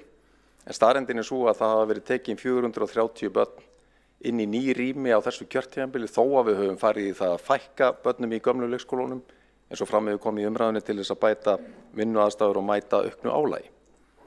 Þetta talsvert verkefni og það mikilvægt að þakka þeim sem hafa komið að því verki, félögum mínum í stýrihópnum, Alexandru Brím og Erni Þórðarsyni, en ekki síður því öfluga starfsfólki sem að vinnur á umhverfis- og skipulagssviði, skóla- og frístundasviði og fjármála- og áhættustýringarsviði sem að hefur unnið með okkur í þessu stóra verkefni. Og það hefur ekki alltaf verið einfalt því að við höfum sannarlega þurft að breyta áherslur, mæta því að það komu seinkanir á ákveðin verkefni til dæmis út af COVID, út af því að það tók lengri tíma en menn áætluðu að fá inn aðföng og innréttingar og glugga og svo framvegis. En menn hafa gert þetta meðal annars með því að taka inn 4 ævintýraborgir til þess að geta komið hraða til móts við foreldra. Hér hafa verið sagðar reynslusögur í umræðun og það alveg rétt að sumir foreldrar hafa þurft að fara með börn sín út úr hverfi, en það samt staðreyndin og mikilvægt að halda til haga að 9 af hverjum 10 börnum í leikskólum borgarinnar sækja leikskóla í sínu eigin hverfi. Það mikilvæg staða sem við ætlum að verja. Við höfum bætt vinnuumhverfið rúma 4 milljarða. Við erum með 70 verkefni í þessari stóru aðgerðaáætlun. Það eru 14 nýjir leikskólar, 6 viðbyggingar, 8 nýjar leikskóladeildir, 31 ungbarnadeild og síðan eru 220 pláss að koma inn í gegnum samninga við sjálfstætt starfandi í leikskóla. Og ég vek athygli á því að við erum eingöngu inni með þau áform þar sem eru staðfest. Við vitum af áhuga fleiri leikskóla á því að bæta við sér plássum en munum ekki setja það inn fyrir en að það liggja fyrir samningar þau. Ég vil líka vekja athygli á einu sem ekki komið fram í umræðunni. Við erum í auknum mæli að bregðast við græna planinu og vinna í anda græna plansins það að við eigum að nýta eins og kostur þá innviðir sem að fyrir eru ekki bara að byggja nýtt og þess vegna höfum við keypt húsnæði við Kleppsveg eins og hér hefur verið í umræðunni, leigjum húsnæði við Bríetatún og Ármúla og erum að breyta okkar eigin húsnæði í Safamýrinni. Þetta eru fjölmörg leikskólapláss þarna sem skipta hundruðum, á 400 þegar allt talið og munu koma mjög til móts við þarfir ungbarnafjölskyldna fyrir leikskólapláss í borginni. Ég vil líka vekja athygli á því að þeir sem hafa verið að hlusta á umræðuna hafa kannski fengið á tilfinninguna að það veru miklar deilur verkefnið. En þessi aðgerðaáætlun sem við lögðum fyrir borgarráð var samþykkt samhljóða í borgarráði núna 3. mars síðastliðinn og ég held að það segi meira en mörg orð það að þrátt fyrir að menn hafi hátt í umræðinni hér, þá eru menn samstiga í því verkefni að byggja upp leikskólapláss í borginni og þetta eru þetta góður dómur þá þverpólitísku vinnu sem að liggur að baki þessu mikilvæga verkefni. Ég ætla í lokin að lesa upp bókun okkar í meirihlutanum. Hún svona: Endurskoðuð aðgerðaáætlun brú bili gerir ráð fyrir tvöfalt meiri fjölgun leikskólaplássa í Reykjavík en ráðgert var og að byrja verði að bjóða 12 mánaða börnum í leikskóla í haust. Það ári á undan áætlun miðað við upphaflega aðgerðaáætlun sem samþykkt var í borgarstjórn í árslok 2018. Reykjavíkurborg vinnur að verulegri fjölgun leikskólarýma á næstu mánuðum og misserum og stefnir að því að taka í notkun 850 ný leikskólarými í ár en alls opna 8 nýjir leikskólar í borginni á þessu ári. Endurskoðuð heildaráætlun gerir ráð fyrir að leikskólarýmum fjölgi allt að 1680 á næstu 3 árum og meir en helmingur þeirra verið tekin í notkun á þessu ári. Þetta mesta uppbygging í leikskólamálum í borginni í marga áratugi. Þá hefur Skúli Helgason lesa bókun. Já, gjörðu svo vel, en Skúli Helgason hefur þá lokið máli sínu. Gjörðu svo vel. Sjálfstæðisflokkurinn. Já, ágæta borgarstjórn og borgarstjóri. Ég les bókun meirihluta borgarstjórnar, Sjálfstæðisflokksins.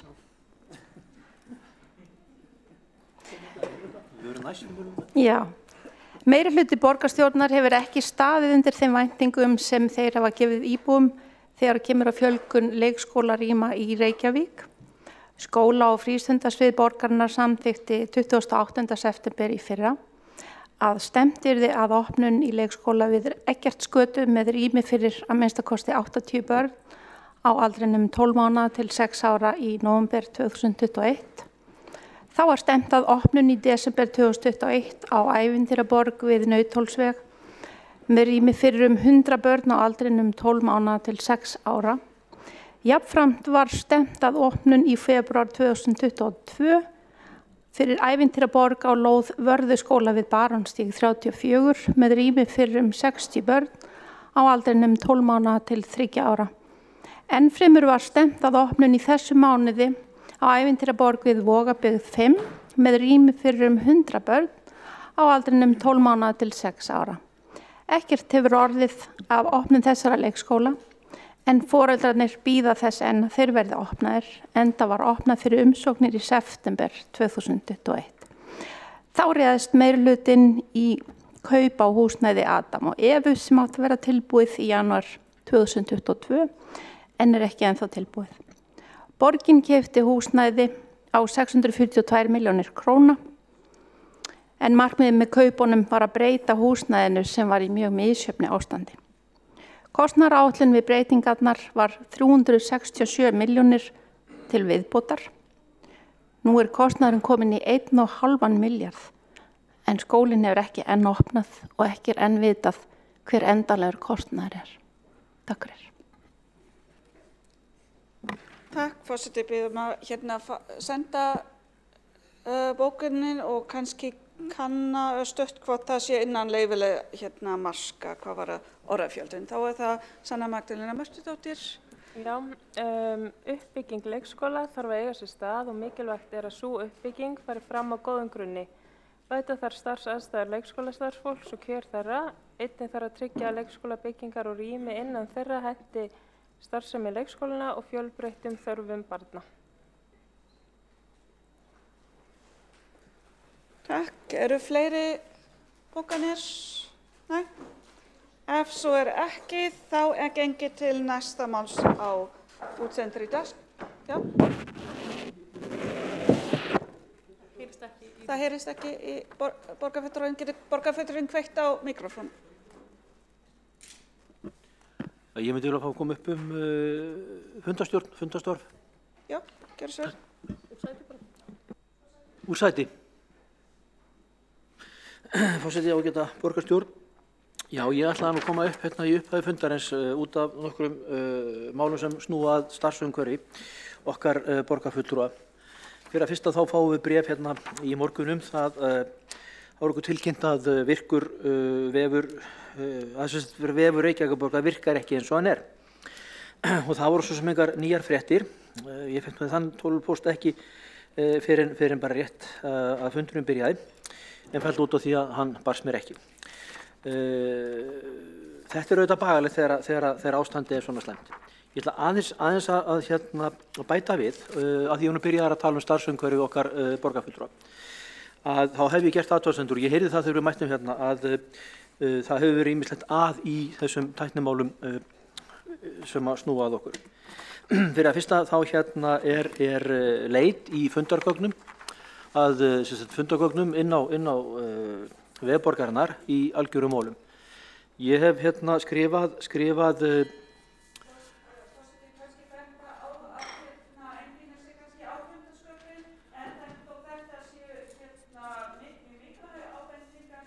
Það er betra að koma til forsætisnefndar en ekki endilega ræða hér á fundum undir fundarskjörsvæð. Forseti, ágæta borgarstjórn, ég á ekki sæti í forsætisnefnd og mér finnst áríðandi að það komi þessi skilaboð frá mér sem að hef og þar sem að ég get lýst þessu starfsumhverfi og þessum hnökrum sem er á því vanköntum, að því að ástæðan fyrir því að nefna þetta hér er svo að ég hef ágjörð að þetta blasi með nákvæmlega sama hætti gagnvart borgarbúum, þeim sem er að leita í gögnum og annað, og það skiptir máli að þetta sé með þeim hætti. Það er það sem ég vildi koma að. Já, aftur þetta eru mikilvægar ábendingar en borgarfulltrúinn er með fulltrúar úr sínum flokki sem eru í forsætisnefnd og honum er velkomin að senda þessa ábendingar beint til forsætisnefndar, forseti myndi mæla með því en þetta tengist ekki beint fundarsköpum þessara borgarstjórnarfundar. Takk. En Sanna Magdalena Mörtudóttir vildi líka tjá sig, Gersvel? Já, forseti, borgarstjórn og áheyrendur. Það var mjög erfitt að reyna að undirbúa sig fyrir fundir í morgun þegar það var ekki hægt að komast inn á, það var hægt að komast á vefsíðuna en það var bara ekki hægt að íta á hlekkina þegar maður er að nálgast tillögurnar, þannig að maður leitast náttúrulega við að fara bara inn á fundagerðir og ná þar í gögnin ef þau hefur verið lögð fram að öðrum fundum. En þetta er bara svona mjög erfitt varðandi allan undirbúning þegar maður hefur skamman tíma og er hlaupandi á milli funda og símtala. En það væri kannski svona meiri skilningur ef þetta væri svona afmarkað atvik af því að þú veist já, það getur ýmislegt gerst í þessu tæknilegu umhverfi en þetta er búið að vera svona lengi svona að heimasíðan er ofta sendur manni skilaboð að eitthvað sem maður er að leita eftir sé ekki til staðar og einmitt þessi skilaboð úps, þetta er vandræðalegt, birtist oft þannig að maður er svona að flakka á milli, bara mjög erfitt.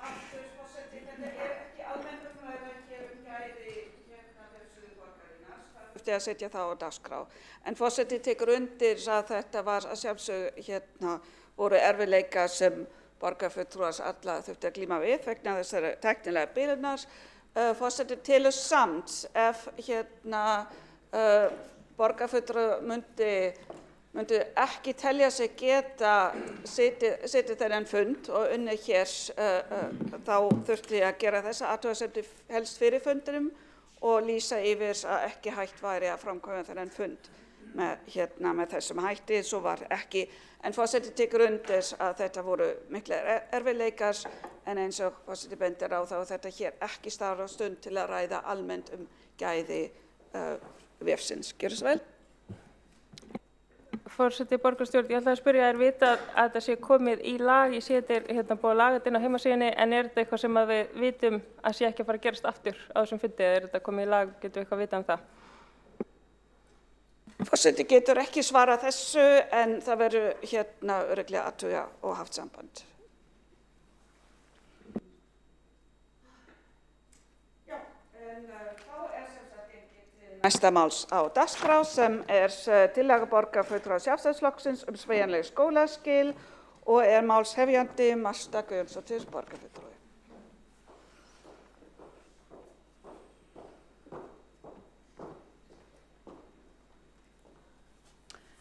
Forseti, ágætu borgarfulltrúar og aðrir tilheyrendur. Hér mæli ég fyrir tillögu okkar sjálfstæðismanna þess efnis að stuðla ber að auknum sveigjanleika milli skólastiga við upphaf og lok grunnskólans, sem að felur í sér að nemendur hafi þá val að hefja grunnskólan fyrr og eða ljúka því fyrr ef svo ber undir. Yrði að ræða tilraunaverkefni til 2 ára þar sem einn skóli í hverjum borgarhluta byði upp á þennan valmöguleika. Verkefni yrði þá metið að þeim tíma liðnum af kennslufræðingum og skólasamfélaginu. Með sveigjanlegum skilum milli skólastiga verið að leggja mun meiri áherslu á einstaklingsmiðað nám. Markmið þess að hver og einn nemandi fái sem best notið þeirra þjónustu sem að skólarnir hafa upp á að bjóða. Jafnframt leitast við að auka samfellu námsferilsins. Þannig fjölgum við valmöguleikum nemenda, aukum samskipti og samstarf forráðamanna á skóla og stuðlum að fjölbreytni í námi á báðum skólastigum. Með breytingum af þessum toga mun skólakerfi skapa skólunum aukin tækifæri til sjálfstæðis, sérstöðu, sveigjanleika í skipulagi skólastarfsins, þannig að námsumhverfi mæti betur þörfum nemenda. Að öllu jöfnu bendir ekkert til þess að tiltekinn aldur sé heppilegri en einhver annar til að hefja grunnskólanám. Auk þess hlýtur það vissulega vera einstaklingsbundið hvenær nákvæmlega hverjum og einu nemanda henti best að hefja grunnskólanám og ljúka því. Ýmislegt bendir til að fjöldi 5 ára barna geti með góðu móti hafið nám í 1. bekk grunnskóla. Þá benda nýlega rannsóknir til þess að námsefni skarist umtalsvert milli leikskóla og grunnskóla og milli grunnskóla og framhaldsskóla. Þetta kemur fram í rannsókn Gerðar G. Óskarsdóttur sem fyrrum fræðslustjóra sem rannsakaði þessi skólaskil og vildi meina það að það væri verið að kenna það sama í efstu deildum leikskólans og 1. bekkjum grunnskólans og sömuleiðis í lok grunnskólans og 1. bekkjum framhaldsskólans. Það afar mikilvægt að grunnskólarnir búi nemendur sína sem best undir framtíðina, hvort sem það til frekara náms eða starfa.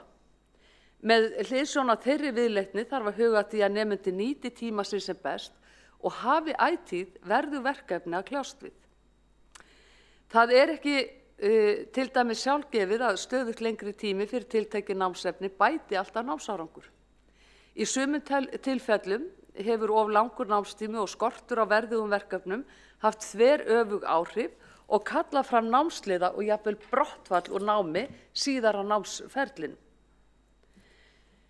Þær breytingar sem hér verið að leggja til í fullu samræmi við þá þróun samfélagsins að auka sveigjanleika á sem flestum sviðum, svo sem sveigjanlegri vinnutíma og starfslok, sveigjanlegra starfsumhverfi eða vinnutíma, án tiltekinnar staðsetningar og sveigjanlegri þjónustu til dæmis með aukinni snjalltækni.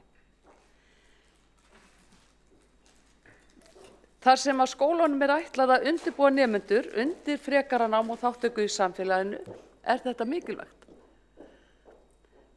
Og eðlilegt að skólarnir sjálfir taki þátt í þessari þróun samfélagsins að uppfylla einstaklingsmiðaðar þarfir með sveigjanleika og valfrelsi að leiðarljósi. Forseti, tillagan hljóðar svo.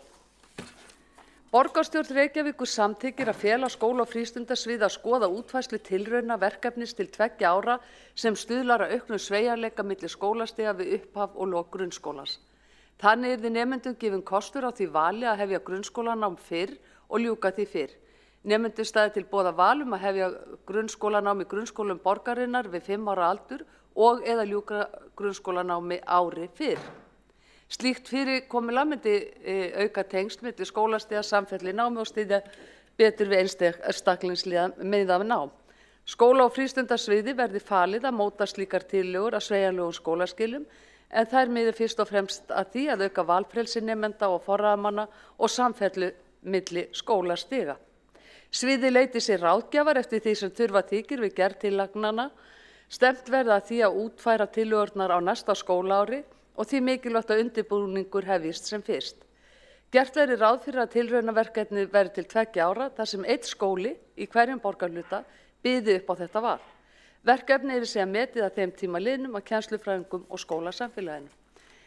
Forseti, ég vona að meirihlutinn taki vel í þessa tillögu vegna þess að það rauði þráðurinn í aðalnámskrá grunnskóla og að það sé miðað að því að vera með einstaklingsmiðað nám og þetta stór liður í því að mæta þeim kröfum að bjóða nemendum upp á einstaklingsmiðaðra nám. Það hefur ekki alveg tekist hingað til og eins og ég nefndi áðan, þá gæti þetta orðið mikilvægur liður í því að bæta úr því. Borgarfulltrúi loki máli sínu og næst á mælendaskrá Kolbrún Baldursdóttir, borgarfulltrúi.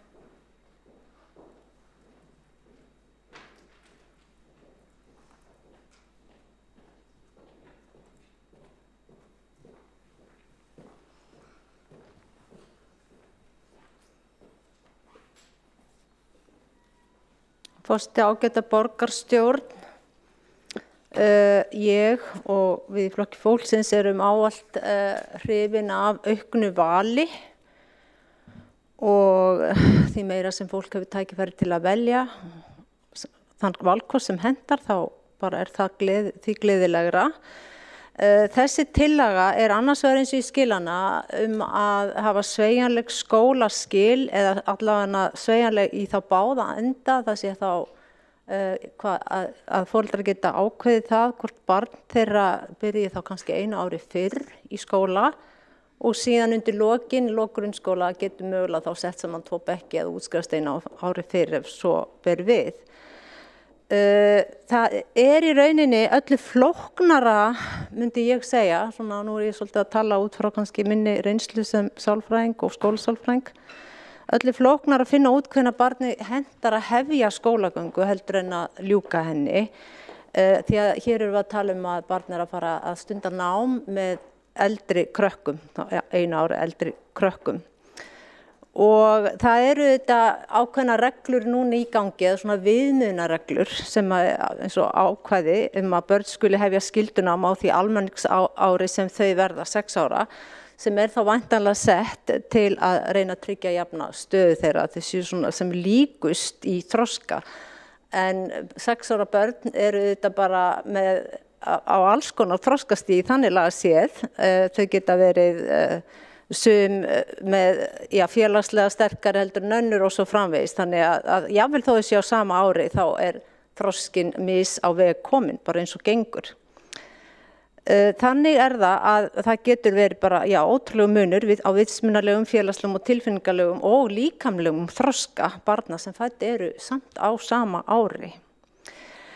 Þannig hefur það verið að þegar hefur átt að flýta barni eða hafa komið óskum að flýta barni, ef við bara tökum sérstaklega þann hluta í þessum tillögu sem veldur mér nokkurum áhyggjum, þar þegar barnar byrja fyrr í skóla, að þá hefur verið svona ákveðin vinnulag og vinnureglur hvernig skuli skoða hvort barn sé tilbúið, hvort að það sé hagur barnsins að fara einu ári fyrr í skóla. Og þetta hefur alveg verið við lýði, svona flýtingar upp að einhverju marki og jafnvel eru þá auðvitað nokkrar útfæslur, en algengasta úrræðið er að flýta barni 1 ára, það byrji fyrr og þá er kallað eftir að það sé gert ákveðið mat og ég sé það ekki í þessari tillögu að það sé neitt minnst á slíkt mat.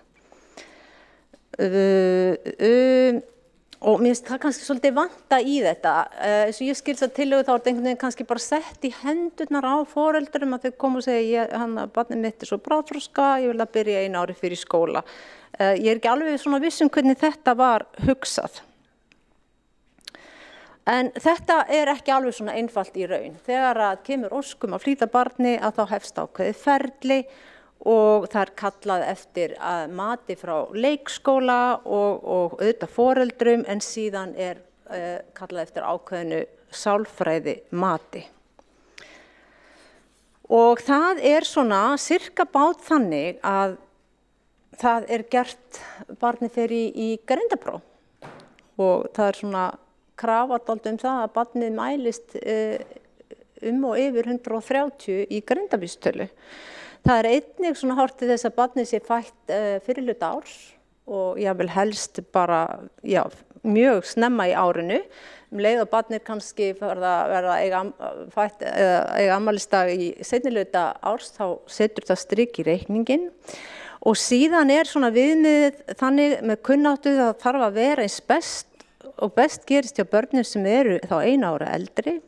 Og hvað var það félagsþroska, barnið þarf að eiga auðvelt með aðlagast öðrum börnum og vera fært að standa á rétti sínum gagnvart eldri börnum og tilfinningaleg staða, barnið þarf að vera í góðu tilfinningalegu jafnvægi og njóta stuðnings heima frá og líkamleg heilsu og þroski, æskilt að barnið skeri sig úr hópnum hvað varðar líkamsþroska og þroska og heilsufar þarf að vera gott. Þetta eru svona þessi tékklisti sálfræðinga sem starfa við þetta að meta barn hvort það sé tilbúið til að fara 1 ára undan í skóla.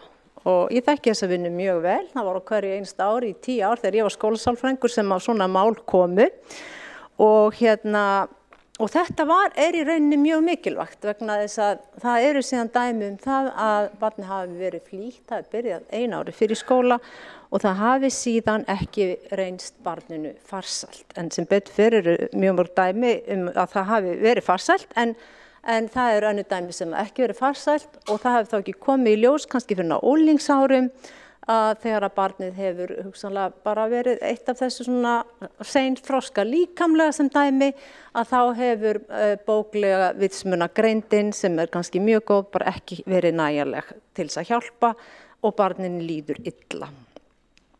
Þannig að flýta barn í námi og gefa kost á því að byrja 1 ári fyrr bara ákvörðun sem þarf að vanda mjög vel til og ég veit ekki alveg hvernig það myndi virka að hleypa því bara alveg laus og það sé bara kannski ákvörðun foreldra og engar annara hvort að barnið skuli byrja 1 ári fyrr í skóla.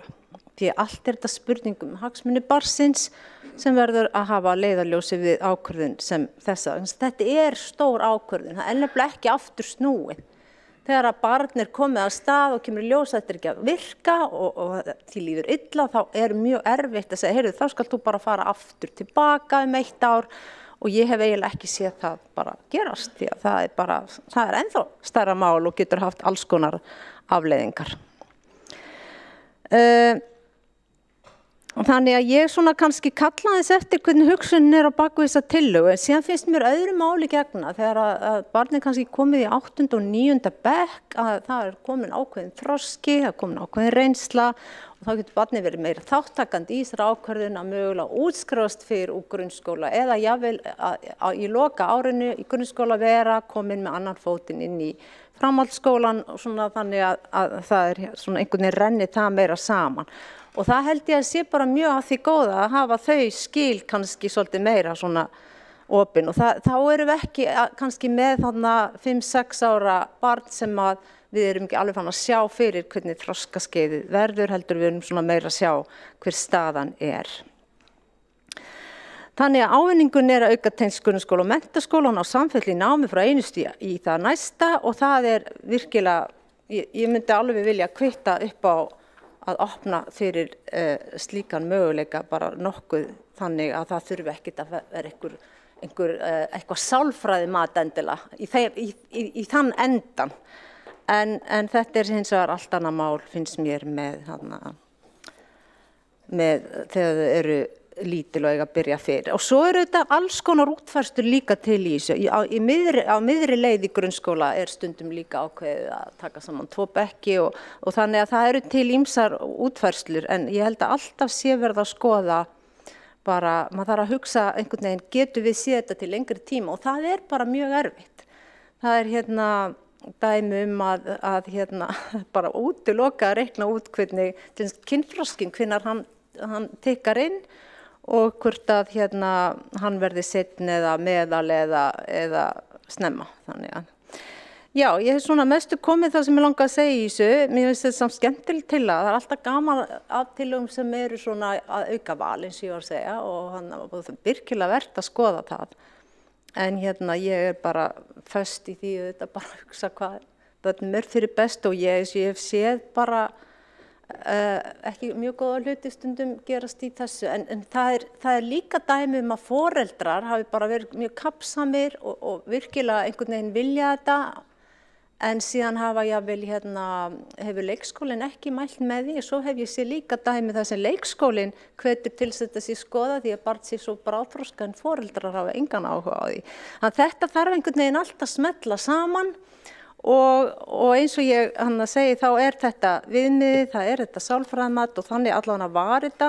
Það getur vel verið að sé eitthvað búin að lækka standardinn en þetta var býsna þessar kröfur sem gerðar voru að barn var bara nokkuð stífar og miklar. Svona gert ráð fyrir þá að barni væri umfram það sem að svona almennt á þessu ári sem það var fætt, tekið að miða öðrum börnum. Já, takk. Borgarfulltrúi lokar máli sínu og hefur einn borgarfulltrúi óskað eftir að veita andsvar. Það Marta Guðjónsdóttir, borgarfulltrúi. Forseti, góðu borgarfulltrúar, borgarfulltrúin Kolbrún Baldursdóttir óskað eftir því að fá nánar útskýringar út á hvað tillagan gengur. Tillagan gengur fyrst og síðast út af það að losa skólakerfi út úr þessum föstu viðjum sem það í, að öll börn að byrja á sama tíma í skóla og öll börn að ljúka grunnskóla á sama aldursári. Við erum sem sagt að opna skólakerfi meira, við erum að þróa skólakerfi meira í átt við þær samfélagsbreytingar sem eru sveigjanleika á öllum sviðum. Við sjáum að fólk farið að vinna meira heima og það verið að búa til störf án staðsetningar. Og grunnskólinn eitt aðalhlutverk grunnskólans að undirbúa nemendur fyrir lífið, bæði í námi og starfi og þetta hluti af því. Það hentar ekkert öllum börnum að byrja á sama aldursári í skóla, við vitum það. Sumum börnum hentar að byrja fyrr og öðrum seinna og við þurfum að finna einhverja leiðir til þess og þessi tillaga liður í því.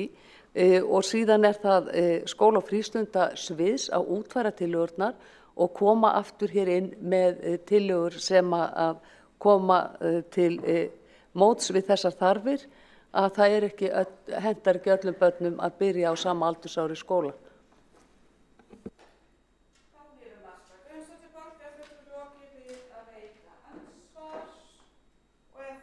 Næst á mælendaskrá Alexandra Brím.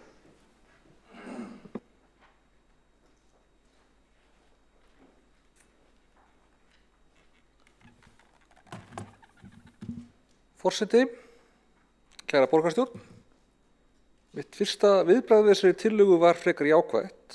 Það stefnan að nám sé meira einstaklingsmiðað og henti hverjum einum nemanda.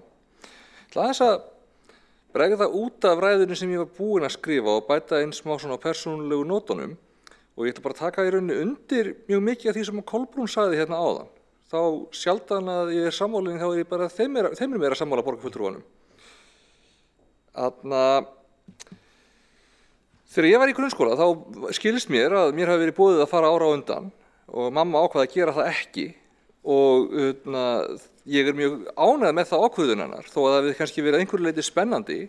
Ég var alveg svona hvað sem við bráðgeri nemandi en ég var ekki, og ég veit að hljómar mjög skringilega að segja það hér í dag, en ég var aðeins og eftir jafnendur mínu með sumt í félagslegum þroska.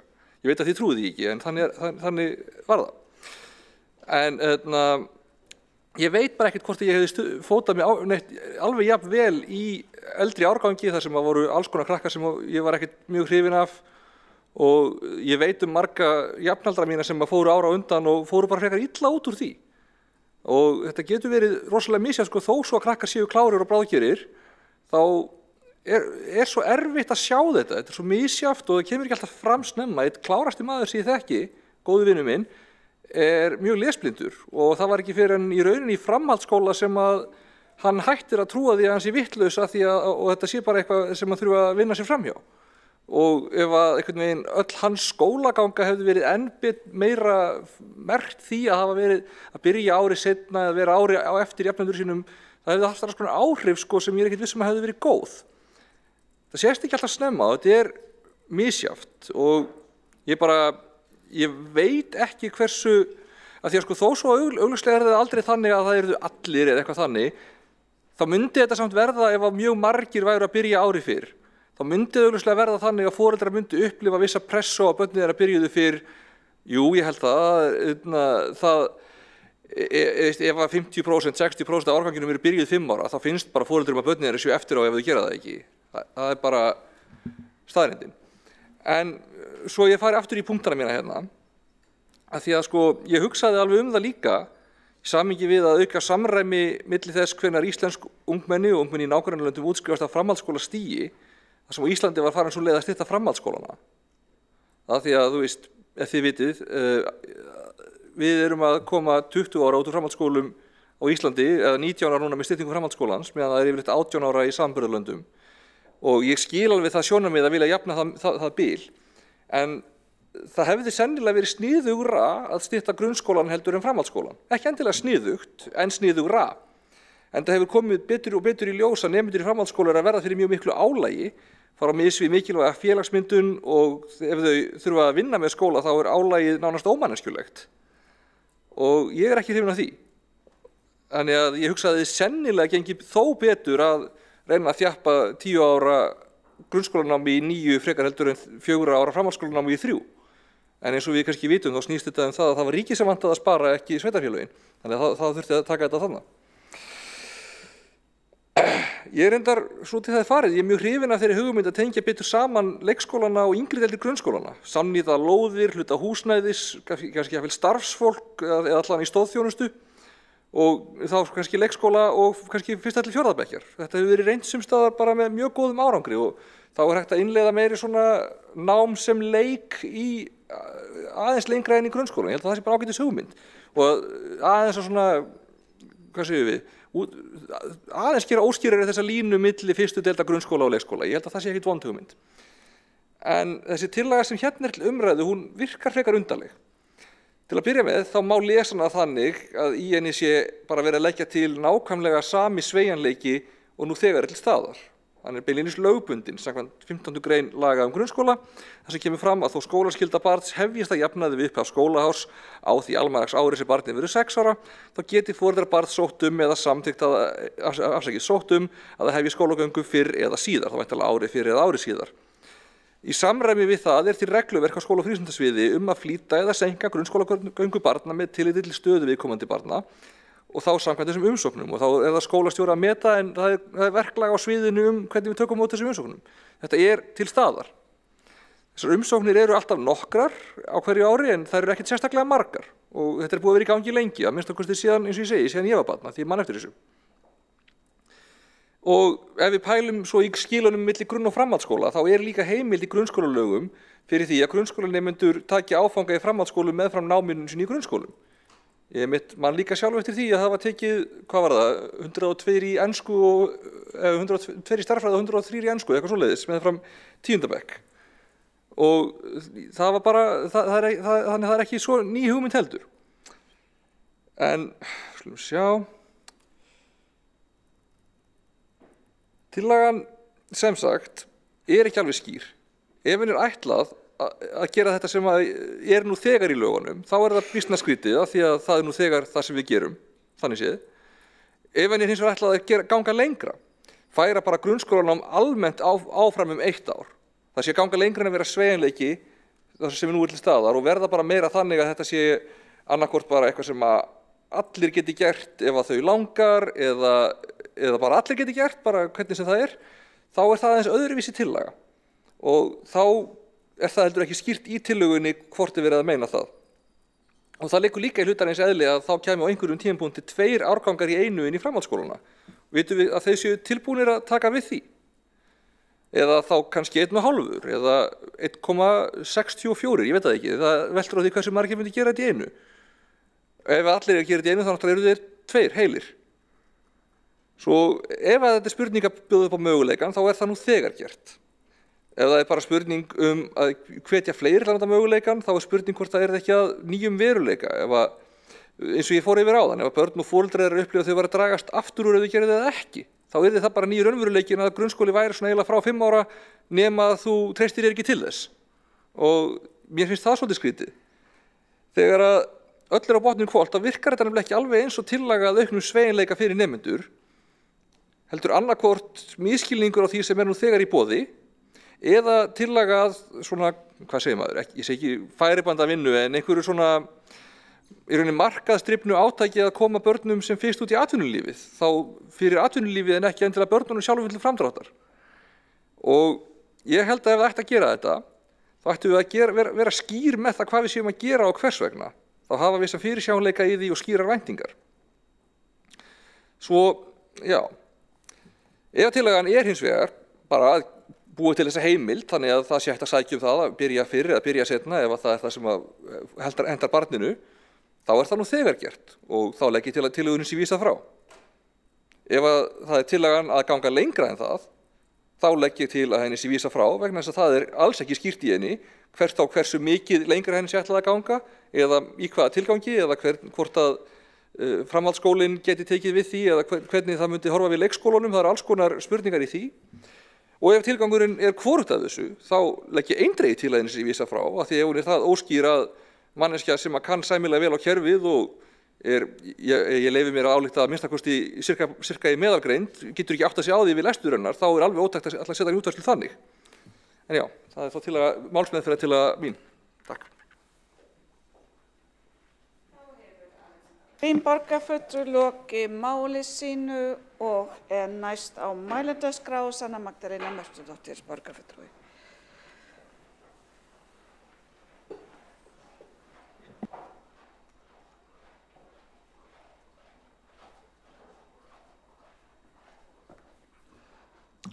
Forseti og borgarstjórn og áheyrendur. Tillagan talar að nemendum yrði gefinn kostur á því vali að hefja grunnskólanám fyrr og ljúka því fyrr og að nemendum standi til boða val að hefja grunnskólanám í grunnskólum borgarinnar þá við 5 ára aldur og að ljúka grunnskólanámi ári fyrr. Ég held að sé mikilvægt að ef það á að kynna breytingar í skólasamfélaginu og fyrir börn og ungmenni að þá eigi það eiga sér stað í skólasamfélaginu öllu en ekki á nokkrum stöðum og auðvitað eru þarfir barna misjafnar og það þarf að taka mið af þeim í skólasamfélaginu en ég tel að það sé betra með stuðningi þá til skólana þannig að skólarnir geti mætt ólíkum þörfum og því hvar börnin eru stödd hverju sinni og með því að kynna valmöguleikann að byrja fyrr þá spyr ég, eru þá búin til sér bekkur eða myndu yngri börnin þá fara í yngsta grunnskólabekkin. Ég er ekki alveg að átta mig svona á því hvernig þetta yrði útfært.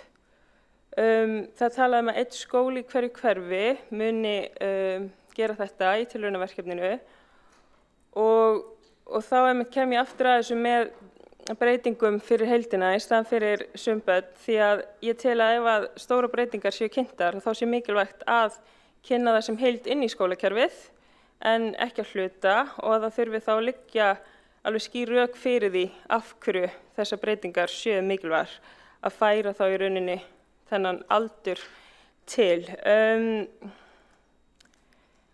Þetta eigi sér þá stað bara í að þetta sé þá breyting sem yrði þá bara tekin í skólasamfélaginu og sé þá alveg skýrt af hverju sú breyting sé tekin.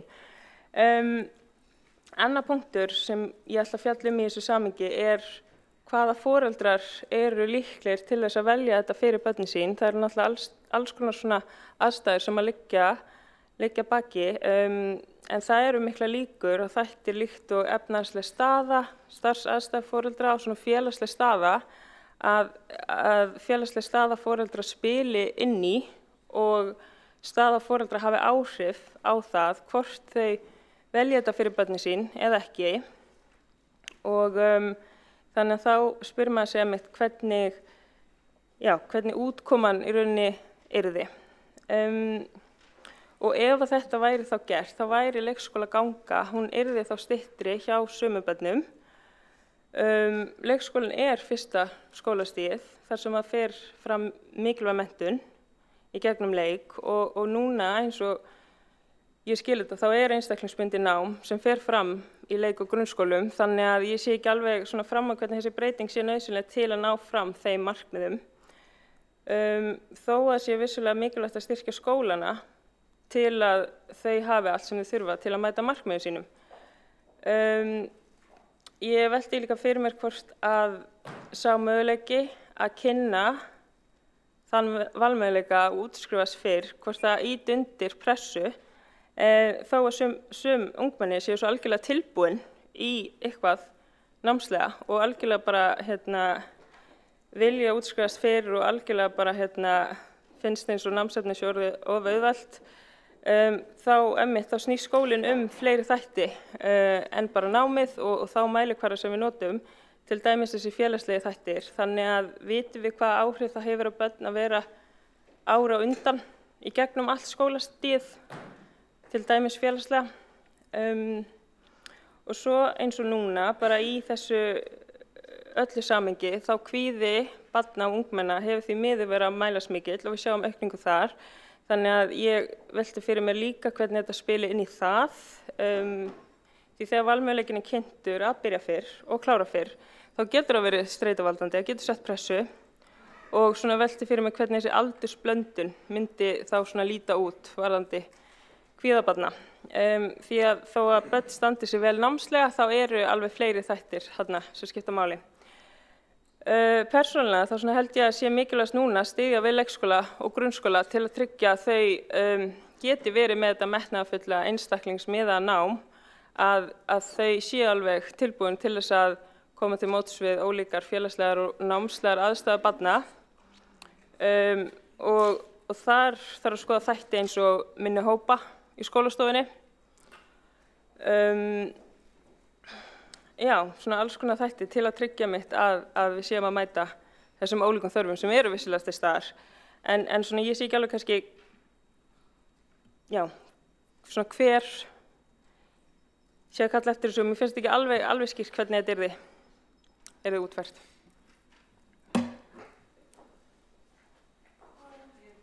Magdalena Mörtudóttir, borgarfulltrúi lokið máli sínu. Forseti vill benda borgarfulltrúinn á að í ræðum sínum þá beinir borgarfulltrúinn máli sínu til forsetans og það voru einlega aðalega spurningar í þessari ræðu sem forseti getur ekki svarað. Þá það næst á mælendaskrá Vigdís Hauksdóttir, borgarfulltrúi.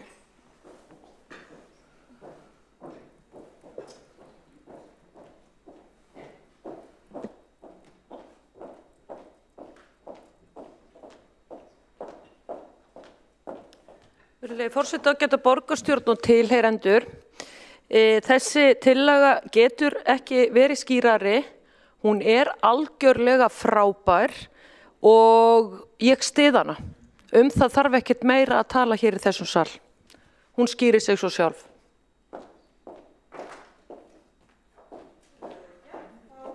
Vigdís Hauksdóttir, borgarfulltrúi lokið máli sínu og þá síðust á mælendaskrá undir þessum dagskrárlið Marta Guðjónsdóttir, borgarfulltrúi.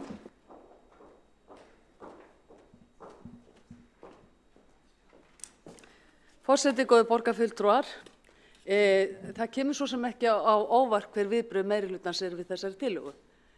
Viðbrögðin eru náttúrulega þau að þau eru hrædd við frelsi, þau eru hrædd við sveigjanleika og þau eru hrædd við val. Þau vilja miðstýra skólakerfinu. Þau treysta ekki sérfræðingum og kennurum innan skólana og skólastjórnendum og skólasamfélaginu til þess að móta skólastarfið og þróa skólastarfið til betri vegar. Það ljóst. Vegna þess að þessi tillaga, hún alveg skýr. Hér var reynt að snúa út úr henni og borgarfulltrúin Alexandra Briem þóttist ekki hafa skilið hana og fór að tala það að það væri vont fyrir börn að vera ára á undan og svo framvegis. Tillagan kveður á það að það verið komið upp einu bekk fyrir nemendur sem að kjósa að fara ári fyrr í grunnskóla og þá þau öll á sama aldursári. Það ekkert flókið. Það mjög sérkennilegt að misskilja tillöguna með þessum hætti sem gert og þau myndu þá vera saman út allan grunnskólan. Auk þess kveður tillagan á það að skóla- og frístundasvið útfæri tillögurnar. Hvort að þessi bekkur væri hafður innan veggja leikskólans eða innan veggja grunnskólans í sjálfu sér aukaatriði. Það verið að tala námsval.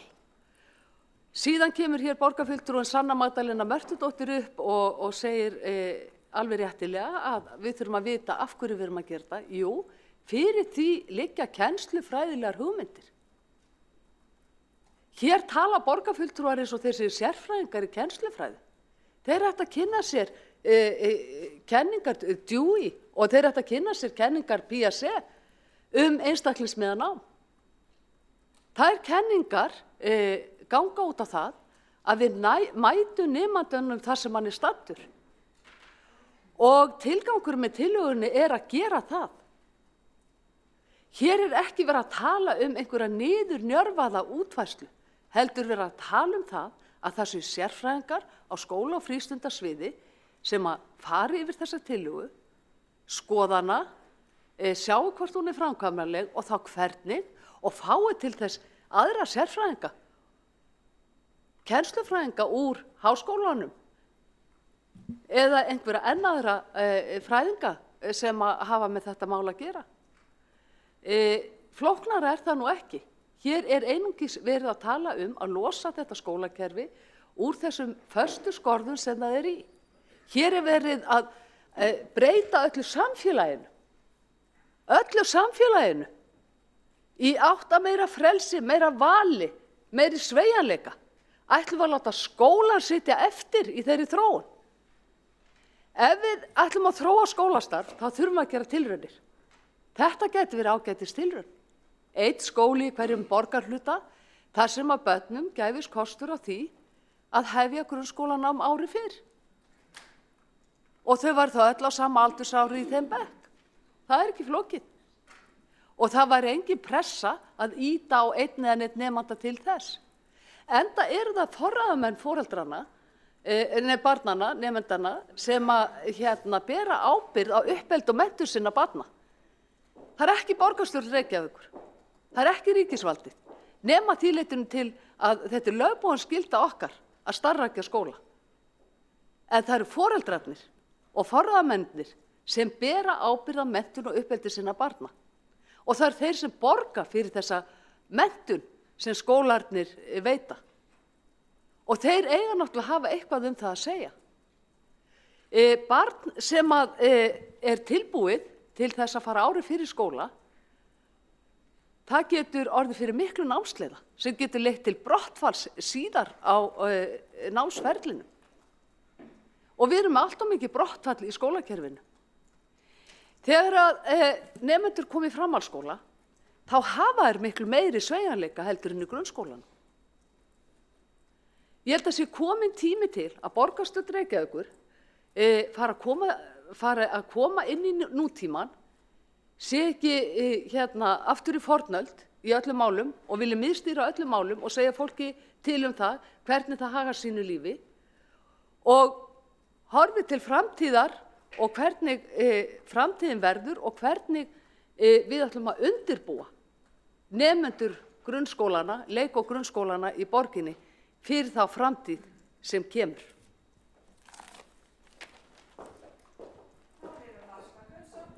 Borgarfulltrúi lokið máli sínu hafa tveir borgarfulltrúar óskað eftir að veita andsvar, Alexandra Brím og Líf Magnúsdóttir. Það fyrst Alexandra Brím.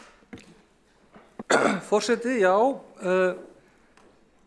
eins og ég kannski fór yfir áðan, ég las alveg tillöguna og ég skildi alveg hvað þau eiga við með einum bekk, en hvað ef að það eru fleiri foreldrar sem vilja hafa börnin sín ári á undan heldur en komast fyrir í einum bekk? Ég gaf mér að það myndi sennilega gerast. Hvað ef að það eru miklu fleiri? Hvað ef að foreldrar, eins og ég segi, upplifa að börnin þeirra séu að dragast aftur úr jafnöldrum sínum ef að þau byrja ekki ári á undan? Og hver það sem að segja að það sé endilega gott að vera í sama bekk allar grunnskólagönguna? Það alls ekkert örugt. Og hvað ef að barnið byrjar í einum bekk sem að ári á undan í einu hverfi og svo flytja foreldrarnir og þurfa að fara í annan skóla, þá í hvaða bekk á það barnið að fara í nýja skólanum? Það alls konar svona hlutir. Það sem ég óttast í þessu að þetta verði svona viss elitismi. Að það verði kláru börnin eða börnin sem eiga freku foreldrana eða foreldrana sem eru svo vissir að börnin þeirra verði að vera þarna til þess að vera með sem komist að og það verði samkeppni það verði þannig að foreldrar reyni að velja börnin sín inn í þetta ef þau geta og það verði í rauninni ekkert voðalega tengt við raunverulega getu barnanna. Það verði börn sem að vita ekki af þessu eða sem eiga foreldrar sem fylgjast ekkert voðalega vel með sem ættu að vera þarna en komast ekki að því að það var ekkert verið að pæla í því. Mér finnst þetta ekki góð hugmynd og ég held að hún leiði til alls konar vandræða, ekki síst þessara sem ég fór yfir áður, en hún er alveg örugglega ekki skýr og ég vil, já, það svo sem mér að meinalausu að fella hana, en ég held að það falli betur af því hvernig við störfum, að þegar að tillaga ekki skýr og í rauninni að biðja það sem nú þegar í boði, það nú þegar í boði að byrja fyrr eða byrja seinna ef það viðeigandi, þá ætti að vísa frá, en já, þetta ekki góð tillaga. Alexandra Brím, borgarfulltrúi, lokið við að veita ansvar, svara þá ansvari Marta Guðjónsdóttir. Forseti, góðir borgarfulltrúar, það er rétt, það er í boði að börn byrji fyrir skóla og hætti fyrir grunnskóla. En það sem ég er að tala um hér og með þessari tillögu, og það er tilgangurinn með tillögunni, það er að formgera þetta. Vegna þess að þarna yrði raunverulegt val að ræða. Hitt eru undantekningar. Ég hef ekki áhyggjur af svona útfærsluatriðum eins og borgarfulltrúinn Alexandra Brím kemur inn á hvað barn færist á milli hverfa og flytur. Við erum að tala um svona val og svona úrræði í hverjum borgarhluta og þetta er tilraunaverkefni sem við erum að tala um og ég treysti, ég endurtek það, skóla- og frístundasviði til þess að útfæra þessa tillögu. Það snýst málið og það snýst tillagan. Ég ætla ekki að koma nánari útfærslur á þessu aðrar en kennslufræðilegar sem að ég byggi á kennslufræðilegum kenningum Dewey og Piaget.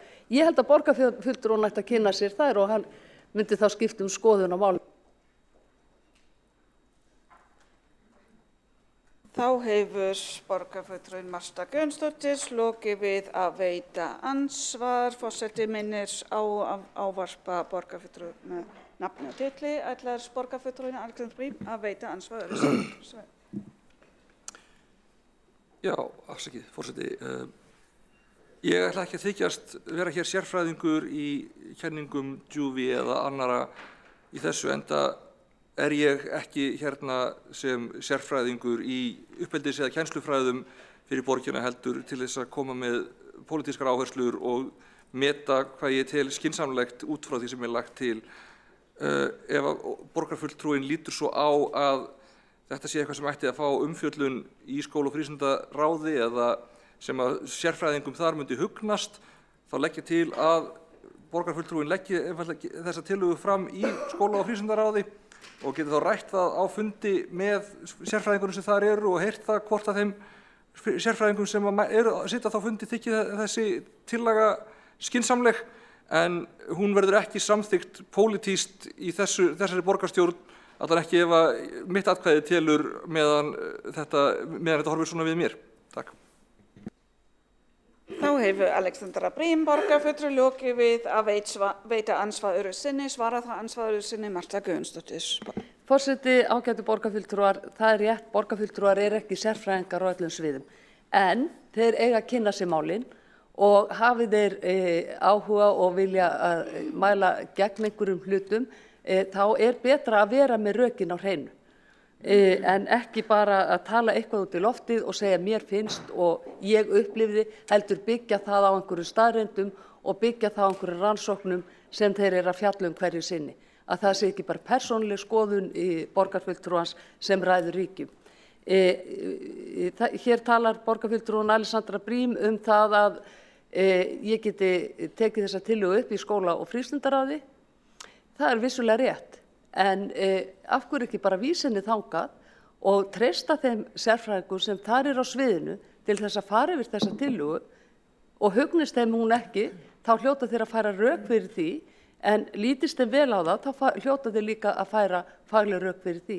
Eigum við ekki bara að setja þetta í þeirra dóm og leyfa þeim að koma með annarkvort útfærslur að því sem ég legg til hér eða þá að hafna því. Og þá færi þeir rök fyrir því á hvað forsendum þeir gera það.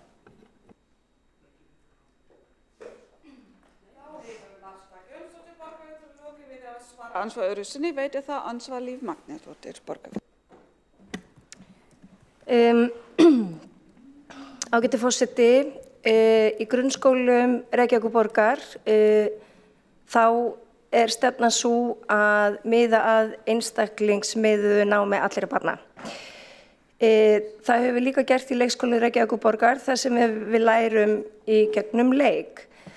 Og kenninga DUIS ganga einmitt út á þetta og það þá umhverfi barnsins sem við þurfum að skapa og móta og styðja kennarar til þess að innleiða að styðja þá í því að framfylgja þessum kenningum varðandi einstaklingsmiðað nám.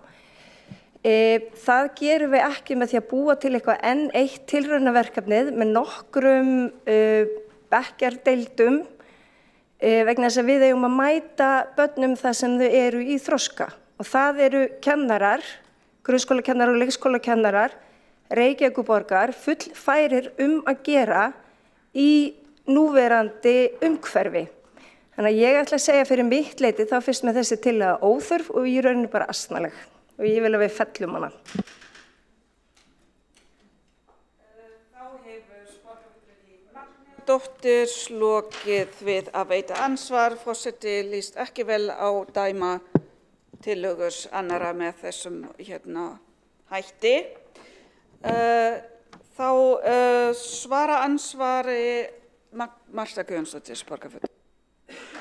Forseti, ágætu borgarfulltrúar, já, ég tek undir orð forseta að það lágmarks kurteisi að þetta var allavega ekki mjög háttvíst að borgarfulltrúinu Líf Magnúsdóttur að tala að tillagan væri asnaleg. Hún hefði getað sagt að nota einhver önnur orði við það, sína skoðun á þessari tillögu og byggt það á kannski einhverjum faglegum staðreyndum eins og hún reyndi að byrja með en endaði svo afar illa með því að kalla tillöguna asnalega. En ég ætla ekki eða þessum tíma í að þrefa það. Það segir meir hann en mig, hvernig hún orðar sína hluti. En hitt hana mál að þessi tillaga, talandi einstaklingsmiðað nám, við erum að tala að mæta betur einstaklingsmiðuðu námi. Það hefur reynt að gera það í skólanum en það hefur ekki tekist til þessa og það veit borgarfulltrúin. Og tilraunaverkefni, þau eru einmitt til þess að við getum þróa skólastarf. Þau eru liður í þróun skólastarfs. Ef við gerum ekki tilraunir, þá verður engin þróun og þá á engin þróun sér stað. Marta Guðjónsdóttir, borgarfulltrúi, lokið við að svara ansvari og þá ansvarum lokið og já, gjörðu svo vel, borgarfulltrúi Líf Magnúsdóttir fundarskap. Ágæti forseti, ég sagði að mér þætti þessi tillaga asnaleg og þetta bara gott og gilt íslenskt orð og það varðar ekkert einhverja háttvísi. Og ef við getum ekki sagt í þessum sal á íslensku, að því að nú hafa forseta líka ávítt borgarfulltrúa fyrir að sletta á ensku, ef við megum ekki nota íslensku orð til að lýsa því sem okkur sannarlega finnst, þá illa komið fyrir okkur.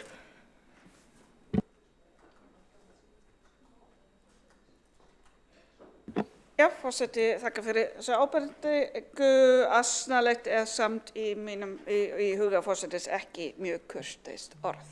Og svo eru asnar líka frekar greindir dýr, þannig að kannski óþarfi að draga þau hér inni í þessa umræðu. Og í svona samhengi, þá mælendaskrá tæmd og fyrir liggur málsmeðferðartillögu að vísa málinu frá. Þeir sem samþykkja frávísunartillöguna gefa merki. Já, það eru, forseti biðst afsökunar, það virðist ekki, já það er spurning.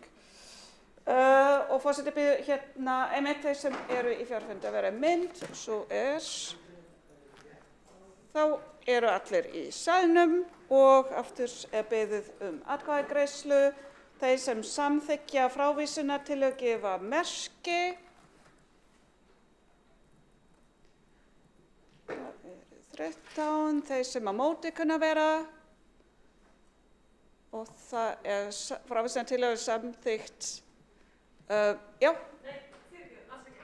á móti, já, þá frávísunartillögu samþykkt með 13 atkvæðum og 9 eru á móti, og 1 sitji hjá. Nei, 2 sitja hjá, já, 8 á móti. Já. Bókunin tilbúin? Já, gjöru svo vel. Já. Fyrst, Sjálfstæðisflokkurinn, já. Þetta forseti ágætu borgarfulltrúar, bókun Sjálfstæðisflokksins við lið 2. Sjálfstæðisflokkurinn leggur hér til tilraunaverkefni til 2 ára sem stuðlar að auknum sveigjanleika milli skólastiga við upphaf og lok grunnskólans. Þannig yrði nemendum gefinn kostur á því vali að hefja grunnskólanám fyrr og ljúka því fyrr. Nemendum stæði til boða val að hefja grunnskólanám í grunnskólum borgarinnar við 5 ára aldur og eða ljúka grunnskólanámi ári fyrr. Slíkt fyrirkomulag myndi auka tengsl milli skólastiga, samfellu í námi og styðja betur við einstaklingsmiðað nám. Þær breytingar sem hér verið að leggja til eru í fullu samræmi við þá þróun samfélagsins að auka sveigjanleika á sem flestum sviðum, svo sem sveigjanlegri vinnutíma og starfslok, sveigjanlegra starfsumhverfi eða vinnutíma án tiltekinnar staðsetningar og sveigjanlegri þjónustu með aukinni snjalltækni. Megin tilgangur þessara breytinga felst í því markmiði að hver og einn nemandi fái sem best notið þeirrar þjónustu sem skólarnir hafa upp á að bjóða. Með breytingum af þessum toga mun skólakerfið skapa skólanum aukin tækifæri til sjálfstæðis, sérstöðu og sveigjanleika í skipulagi skólastarfsins. Þannig að námsumhverfið mæti betur þörfum nemenda. Þá munu sveigjanleg skólaskil rýmka til á leikskólum borgarinnar sem þá hafa í för með sér styttri biðlista. Borgarfulltrúi búin að lesa bókun, næst það Kolbrún Baldursdóttir borgarfulltrúi. Já, forseti ágæta borgarstjórn tillaga Sjálfstæðisflokksins kveður á að auka sveigjanleika milli skólastiga við upphaf og lok grunnskólans. Tillagan tekur ekki á hvort eða hvernig meta eigi hvort barn sé tilbúið að hefja skólanám ári fyrr. Það öllu flóknar að finna út hvenær barni hentar að hefja skólagöngu heldur en að ljúka henni þegar barn ástundar nám með eldri krökkum. Mikill munur getur verið á vitsmunalegum, félagslegum og tilfinningarlegum sem og líkamlegum þroska barna sem fæddir á sama ári. Ákvæði laga að börn skuli hefja skyldunám á því almanaksári sem þau verða 6 ári sett til að reyna að tryggja jafna stöðu þeirra. Eigi barn að byrja ári fyrr í skóla ávallt gert mat á þroskastöðu þess samkvæmt ákveðnum viðmiðunarreglum til að kanna hvort það komi til með að standa undir þeim fjölmörgu kröfum stundi það nám með eldri börnum en það sjálft. Fulltrúi Flokks fólksins telur að í tillöguna vanti hver hefur loka orð hvort barn tilbúið að stunda nám með eldri krökkum. Flýtingar í námi hafa alltaf verið og eru við lýði en þó aðeins að undangengnu mati sálfræðings og umsögnum þeirra sem þekkja vel til barnsins svo sem leikskólakennara og hjúkrunarfræðinga. Hagsmuni barns eiga að stýra för í þessu sem öðru.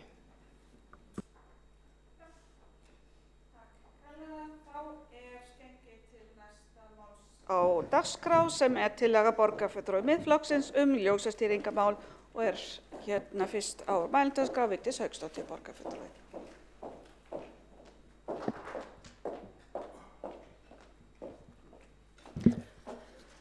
Virðulegi forseti, ágæta borgarstjórn og tilheyrendur. Hér ég að fara að flytja löngu tímabæra tillögu. Það má öllu vera ljóst sem fylgjast með umferðarmálum í Reykjavík og ljósastýringamálum að Reykjavíkurborg á engan hátt hæf til þess að hafa þann málaflokk undir sínum væng. Útboð á eftir útboð sem hefur verið dæmt ólöglegt. Útboðin eru svo sérhæf að það ekki hægt að taka þátt í þeim þó að það hafi verið breyting á nú hinn síðustu misseri. En það verður rætt hér í þessari umræðu hér á eftir. Tillaga mín svo með leyfi forseta. Borgarstjórn samþykkir að á grunni samgöngusáttmálans fari öll ljósastýringamál á höfuðborgarsvæðinu til vegagerðarinnar og eða betri samgangna OHF ásamt innkaupum á búnaði, viðhaldi og öðru sem undir ljósastýringar falla. Tilvitnun lýkur. Hér erum við ekki bara að tala stjórnunina á ljósastýringamálunum, heldur erum við að tala það að taka allan pakkan og færa hann úr höndum Reykjavíkurborgar yfir til betri samgangna og vegagerðarinnar. Enda var það ljóst þegar samgöngusáttmálinn var undirritaður að þá var þetta eitt af þeim forgangsmálum sem þyrfti að komast í lag strax. Ekki eftir 3 ár, ekki eftir 5 ár, ekki eftir 10 ár. Og hvað sjáum við? Hvað sjáum við hafa gerst síðan samgöngusáttmálinn var undirritaður? Umferðin þyngist og þyngist og þyngist.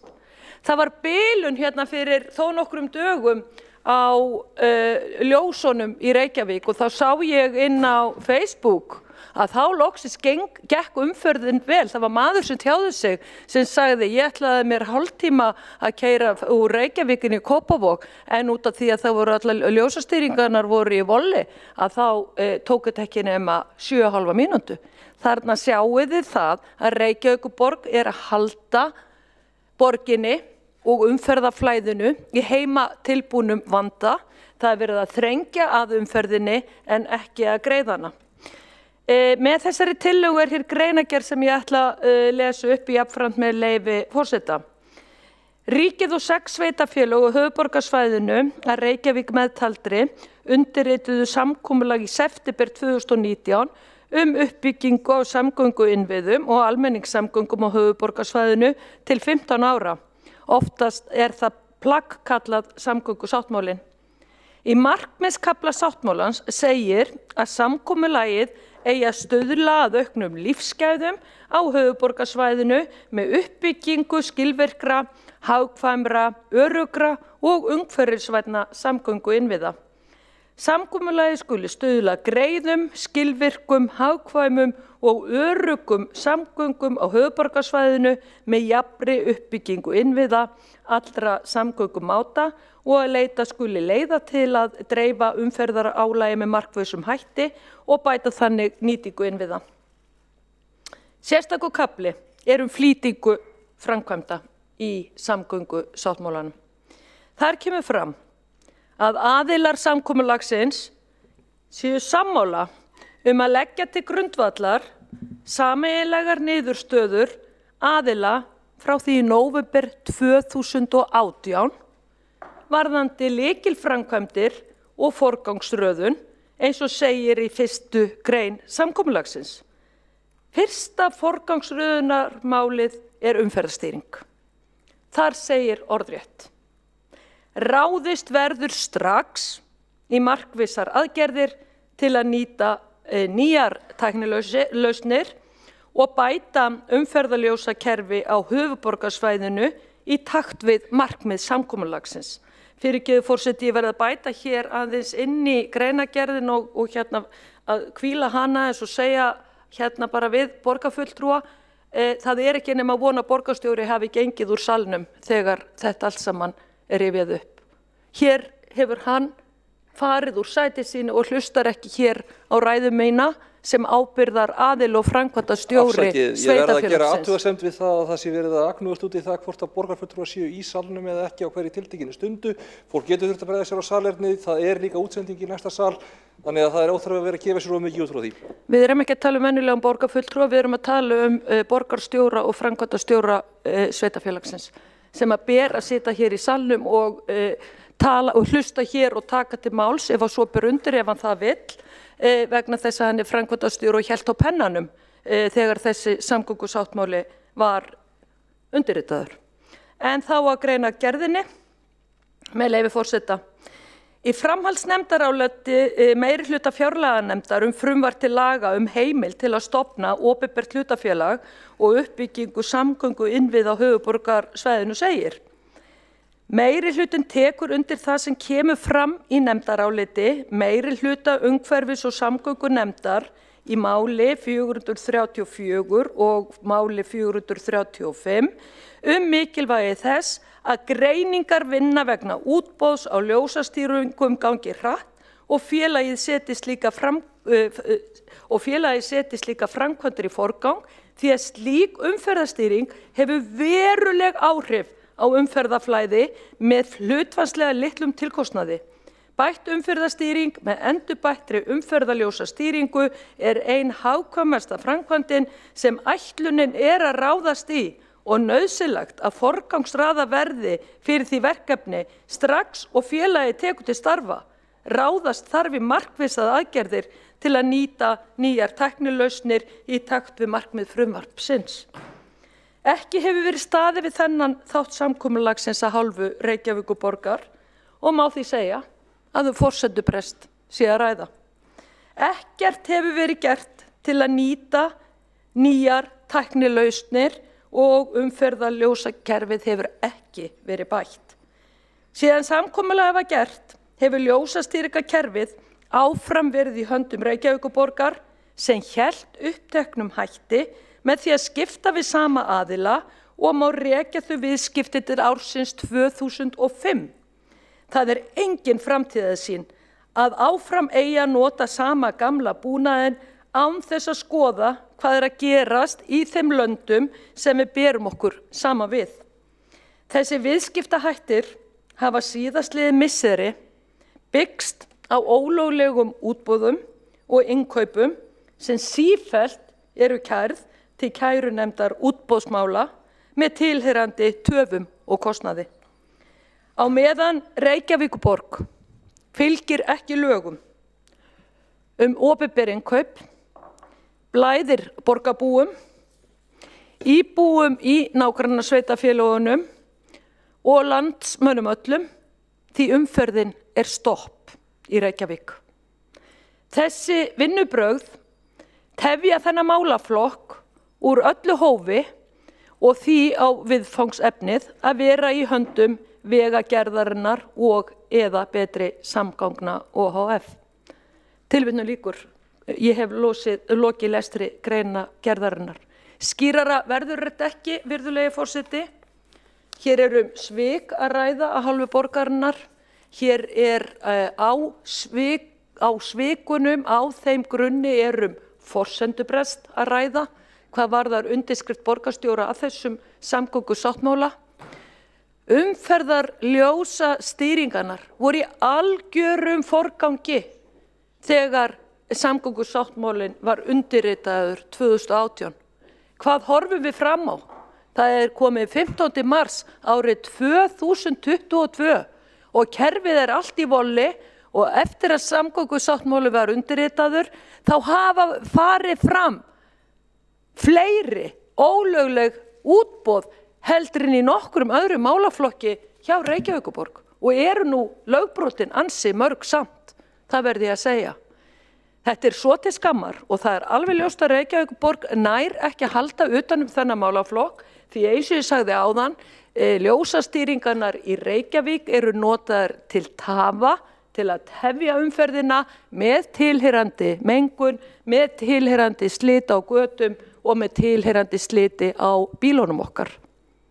Þessa tillögu verður að samþykkja hér þannig við getum forða borgarstjóra og meiri hlutanum undan forsenduprestinum sem yfirvofandi og auðvitað eiga öll samgöngumál á höfuðborgarsvæðinu sem þarna í þessum sáttmála að vera vistuð í sömu stofnuninni. Það þýðir ekki að taka konfektmólana út. Þá hefur borgarfulltrúinn lokið máli sínu. Næst hefur til máls borgarfulltrúinn Hjálmar Sveinsson.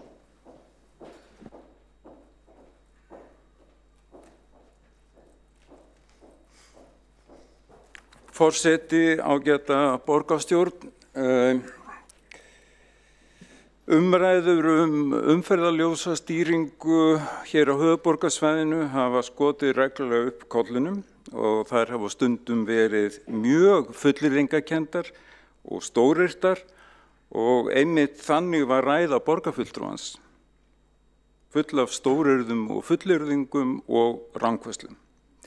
Og þannig líka því miður greinagerðin sem fylgir þessari furðulegu tillögu og með leyfi forseta á grunni samgöngusáttmálans fari öll ljósastýring á höfuðborgarsvæðinu til Vegagerðarinnar og eða Betri samgangna OHF ásamt innkaupum og búnaði, viðhaldi og öðru sem undir ljósastýringar falla. Ég ætla að fara nokkrum orðum tillöguna og greinagerðina og sýna fram á að þar stendur ekki steinn við steini.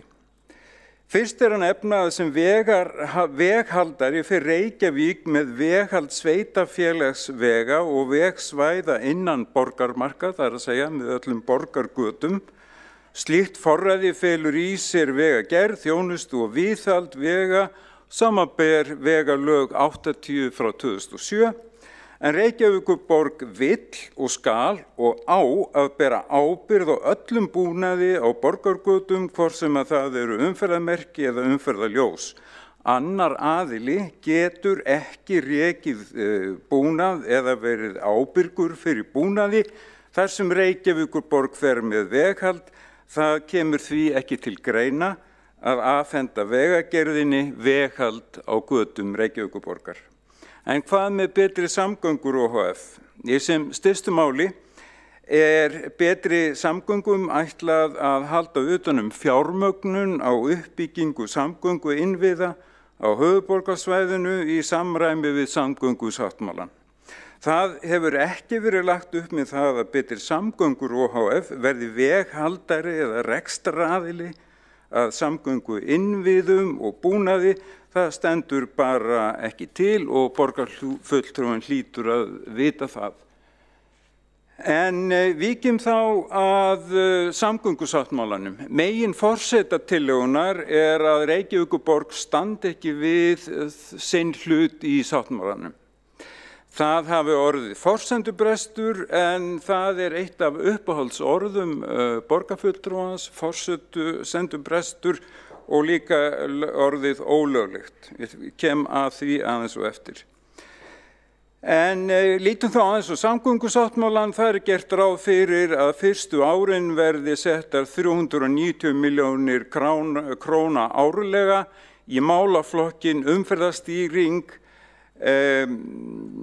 aukið umferðarflæði og öryggisaðgerðir. Ef að rýnt í aðgerðaráætlun í samgöngum 2019 til 2023 þá má sjá sambærilega málaflokka og árlega upphæð og ég ætla aðeins að renna yfir það og það fyrsta lagi undirbúningur verka utan áætlunar, það eru 50 milljónir króna árlega, bætt umferðarflæði, almenningssamgöngur 200 milljónir króna, umferðarstýring á höfuðborgarsvæðinu 40 milljónir króna og öryggisaðgerðir 100 milljónir króna, samanlagt 390 milljónir króna. Og jú, þið heyrðuð það rétt, aðeins 40 milljónir króna árlega af 390 áætlaðar til umferðarstýringar á höfuðborgarsvæðinu 2019 til 2023. Sem sagt, aðeins litlum hluta upphæðarinnar í samgöngusáttmálanum varið í umferðarljósastýringu. Allt tal forsendubrest og brot á samgöngusáttmálanum því, já, hvað maður að segja, bull kannski. Þess má geta að gróflega áætla kostar nýrbúnaður og uppsetning 20 milljónir króna per gatnamót án rekstrakostnaðar. En upphæðin í samgöngusáttmálanum sem sagt 40 milljónir króna árlega og dugar því bara til að setja upp búnað á 2 gatnamótum á ári en 150 ljósastýr gatnamót á höfuðborgarsvæðinu auk 50 gönguljósa. En hvað hefur Reykjavíkurborg gert? Jú, borgin hefur sett 100 milljónir króna árlega í umferðarljósastýringar. Eitt af því sem hefur einkennt þessa einkennilega umræðu ljósastýringar að lítið gert úr þeirri miklu sérþekkingu á umferðarljósastýri kerfum hjá verkfræðingum borgarinnar. Þessi tillaga ljósasta dæmið það. Í dag eru 7 ljósastýr gatnamót á höfuðborgarsvæðinu í eigu vegagerðarinnar en 94 gatnamót í eigu Reykjavíkur. Mikil sérþekking hefur byggst upp hjá Reykjavíkurborg og leita aðrir veghaldarar til borgarinnar flest það sem varðar umferðarljósastýringar og meira segja vegagerðin. Já, vegagerðin leitar til borgarinnar umferðarljósastýringar og það segir sig kannski sjálft að því að vegagerðin sér aðalega vegi út á landi þar sem eru fá umferðarljós. Umferðin í borginni talsvert önnur. En það góð samvinna á milli sveitarfélaga og höfuðborgarsvæðinu og vegagerðarinnar varðandi umferðarljósastýringar meðal annars í starfshópi umferðarljósastýringar. Frá ágúst 2020 hefur Reykjavíkurborg boðið út innkaup á nýjum umferðarljósabúnaði á 20 stöðum sem að nýjustu gerð. Það liður í eðlilegu viðhald og endurnýjun en sumarið 2020 gerði alþjóðlega ráðgjafastofan Sweco óháða úttekt á umferðarljósakerfi höfuðborgarsvæðisins fyrir vegagerðin og sveitarfélögin á höfuðborgarsvæðinu. Í úttektinni felst greining á núverandi umferðarljósakerfi og rekstri þess og þar eru einnig sett fram tillögur hvernig þróa ætti umferðarljósastýringar á höfuðborgarsvæðinu í framhaldinu. En í matinu meðal annars horft til 4 samanburðarborga sem eru Gautaborg í Svíþjóð, Almelo í Hollandi, Edinborg í Skotlandi og Gent í Belgíu. Það þau út í hött sem kemur fram í greinargerðinni að það vanti samanburð við önnur lönd. Niðurstöður Sweco voru kynntar á fundi skipulags- og samgönguráðs 2. desember og það skemmst frá því að segja að útkoman nokkuð góð. Það helst að samstarfið hagsmunaaðila og í rannsóknar- og þróunarverkefnum þurfa að bæta og einnig sá þáttur sem að snýra reglubundnum mælingum, mælikvörðum og geðukverfum. Og það kemur hérna fram sem að ætti nú að koma óvart miðað við málflutningin að Reykjavíkurborg fær hæsta einkunn af þessum 5 borgum í tæknahlutunum og það segir meðal annars með leyfi forseta We see no reason at this stage not to proceed with the chosen technical development path. Sem sagt, engin ástæða til að breyta kúrs á þeirri tæknilegu leið sem að farin Í skýrslu Sweco niðurstöðurnar eru settar fram tillögur að úrbótum og þeim forgangsraðað en starfshópur vegagerðarinnar og sveitarfélaganna á höfuðborgarsvæðinu vinnur nú að því að bregðast við ábendingum úttektarinnar. Að lokum það fullyrt í greinargerðinni að mörg útboð hafi verið ólögleg. Það reyndar eins og við gátum áðan eitt af uppáhaldsorðum borgarfulltrúans að þetta eða hitt sé ólöglegt, svo sem innviðagjöldin sem byggja á einkaréttarsamningum við stóra lóðarhafa. Bæði héraðsdómur og landsréttur hafa reyndar dæmt þessa samninga löglega. En í greinargerðinni sem sem sagt talað ólögleg útboð og innkaup í sambandi við ljósastýringakerfi eitthvað til í því? Nei, svo ekki, aðeins í einu tilfelli hefur verið úrskurðað stjórnvaldssekt á Reykjavíkurborg í tengslum við kaup á uppfærslu fyrir rauntímastýringu en borgin hefur kært þann úrskurð en niðurstaða í því máli ekki enn komin. Í öðrum tilvikum, og ég verð að leggja áherslu þetta, í öðrum tilvikum hefur ekki verið fallist á að Reykjavíkurborg hafi ekki farið að útboðsreglum, þannig að ef ekki segja þessu svolitlar ígjur að allt þetta sé ólöglegt. Og því miður verð ég að segja það, að því að mér finnst ekki gaman að segja það, sko, en mér finnst ekki heil brú í þessari tillögu og ekki heil brú í greinargerðinni og þess vegna tel ég að við eigum alls ekki að samþykkja þetta. Þá hefur borgarfulltrúinn lokið máli sínu og hafa 2 borgarfulltrúar óskað eftir að veita andsvör. Nema ég hafi verið að misskilja Kolbrún Baldursdóttir, þú varst að biðja að veita andsvar. Já. Þá veitir andsvar borgarfulltrúinn Vigdís Hauksdóttir. Býtu, 2 eða 3 að biðja andsvar? 2. Það eru 2 mínútur. Já. Virðulegi forseti og kæru borgarfulltrúar, já, þetta var nú ansi hreint merkileg ræða. Það var ágætt að borgarfulltrúinn Hjálmar Sveinsson minntist einmitt á það að Reykjavíkurborg myndi spandera á hverju ári 100 milljónir hér í ljósastýringamál á höfuðborgarsvæðinu. Það beinlínis verið að rétta sama aðila hér mikla peninga í áskrift og hálfgerðri sjálftöku. Það var ágætt að hann sagði það en ekki ég. En sko það líka þetta alveg undarlega fullyrðing hjá borgarfulltrúunum að fullyrða það að vegagerðin leiti til borgarinnar vegna ljósastýringa. Vegagerðin leikur líkið í þessum samskiptum og grípur aldrei til varna í kærumálum að því að það náttúrulega bara þannig að borgin bara búin að taka sér þetta vald að fara með málaflokkin og það veit borgarfulltrúi mæta vel.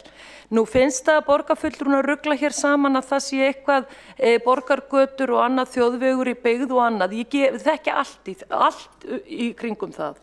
En þá það líka svolítið merkilegt á þessum grunni að yfir Reykjavíkurborg ætlar ekki að láta þetta af hendi vegna þess að Vegagerðin á hér einhverja götur inn á borgarmarkana. Akkur þá Reykjavíkurborg að skipta sér af Sundabraut á sömu forsendum. Þetta bara stendur ekki steinn yfir steini í þessari ræðu hjá borgarfulltrúanum og það var náttúrulega alveg hreint með ólíkindum og algjörlega fordæmalaust og hefur aldrei komið upp áður í íslenskri stjórnsýslu eða kærumálum fyrir úrskurðarnefndum að Reykjavíkurborg sem sveitafélag og Vegagerðin sem ríkisstofnun hafi verið dæmdar til að greiða stjórnvaldssektir. Svo bara látið þess og það sé bara eitthvað hér og ná brauð og bara skipta ekki nokkru máli. Og víst eru útboðsmálin í ljósastýringamálum búin að vera hér ólögleg og ógild og kærur fram og tilbaki í þeim þannig að þetta eru ósannindi sem að borgarfulltrúin fór með. Borgarfulltrúin hefur veitt ansvar, svarar ansvari borgarfulltrúin Hjálmar Sveinsson. Já, þessi lestur náttúrulega með svo miklum ólíkindum að manni verður orða vant eiginlega. Ég notaði aldrei orðið sjálftöku en það gjörsamlega fáránlegt og þú veist, það einfaldlega þannig að Reykjavíkurborg og sveitarfélögum ber að vera veghaldarar á sínum sveitarfélagsvegum. Þannig að það þarf þó að breyta lögum ef á að fara að afhenda Vegagerðinni sem væri fáránlegt vegna þess að langmesta sérþekking á umferðarljósastýringum auðvitað Reykjavíkurborg. Þannig það. Borgarfulltrúin hefur lokið við að svara ansvari, veitir ansvar öðru sinni, borgarfulltrúin Vigdís Hauksdóttir. Forseti ágæta borgarstjórn, það nú ekki mikill vandi að vera bestur í því þegar maður einn á svæðinu. Þá maður nú bara hreinlega bestur í öllu. Og það náttúrulega bara Reykjavíkurborg. Reykjavíkurborg heldur þessu í heljar greipum og það allt annað mál að vera veghaldari. Við skulum þá bara ræða það. Ég held að borgarfulltrúi Hjálmar Sveinsson og þessi meirihluti ættu nú bara að taka sér för Reykjavík og sjá ástand gatnanna. Ég skora á ykkur að fara að fylla upp í hólunar áður ég fer að setja niður kartöflur þar. Ég segi nú bara ekki annað. En þegar hér verið að fullyrða að það sé verið að notast við bestu tæknina, ég hafna því. Allar þær borgir sem við berum okkur saman við eru löngu búin að tæknivæða sín ljósastýringamál með þeim hætti að þau eru komin upp í skýið. Reykjavíkurborg að eldast við og nota eldgamlan, úreltan, eitthvað þýskan búnað sem hægt að varla hægt að kauporði lengur varahluti, svo elliær sá búnaður. Það verið að tala hér stafræna Reykjavík. Akkur ekki hægt að þróa ljósastýringamálin í Reykjavík eins og verið að gera í öðrum borgum? Ég bara spyr. En út af því að borgarfulltrúin Hjálmar Sveinsson var að halda því fram að hér ætti sér stað svona ákveðin sjálftaka að þegar ég flétti upp ákveðinu fyrirtæki árið 2020 að þá var nú bara hreinlega búið að rétta því fyrirtæki, þessu sama fyrirtæki og vinnur hér öll útboðsmál. Fyrirgefiði, ég verð að trufla þig borgarfulltrúi, það ekki sæmilegt að leggja öðrum borgarfulltrúa þau orð í munn að hann hafi verið að tala sjálftöku. Það liggur skýrt fyrir að borgarfulltrúi Hjálmar Sveinsson tala aldrei samtöku í þessu samhengi. Veitu hvað rugl nú í gangi hér í þessari fundastjórn? Nei, það kemur ekki óvart. En það rétt að áður forseti truflaði mig, þá var það nú bara það að árið 2020 þá var hér ákveðið fyrirtæki hér í þessum bæ sem að fær alltaf öll útboðin út af einhverjum sérstökum, ótrúlegum, óskiljanlegum stöðlum sem eru settir upp 130 milljónir. Bara svona, jú, það voru ljósaperur, það voru einhverjir hausar, ljósahausar, það var vinna og eitthvað svona slíkt sem að enginn nokkurn tímann sér. Og það til viðbótar. Borgarfulltrúin lokið við að veita ansvar öðru sinni, svarar ansvar öðru sinni borgarfulltrúin Hjálmar Sveinsson. Ég svara því með þeim orðum að ekkert af því sem að borgarfulltrúinn sagði svara vert. Næst hefur óskað eftir að veita andsvar borgarfulltrúinn Kolbrún Baldursdóttir. Forseti ágæta borgarstjórn, ég ætla nú ekki að segja annað en það að mér finnst kannski borgarfulltrúinn Hjálmar Sveinsson taka aðeins og sterkt til orða í hans ræðu, að ekki sé heil brú í greinagerðinni og svona, það farið aðeins offari í hneykslun og úrtölum. Ég sé fyrir mér og hef sendt inn stuttabókun á þá leið að þetta í rauninni ekkert órökrétt gefið að önnur sveitarfélög myndi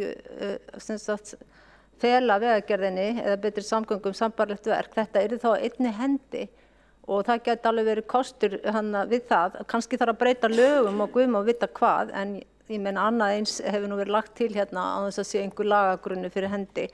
En þetta svona viðbrögð borgarfulltrúans Hjálmar Sveinsson voru bara eins og ég veit ekki hvað það hefur verið að lesa fyrir hann hérna. Það var þvílík hneykslun og aðeins gengi á langt í viðbrögðum finnst mér við svona tillögu.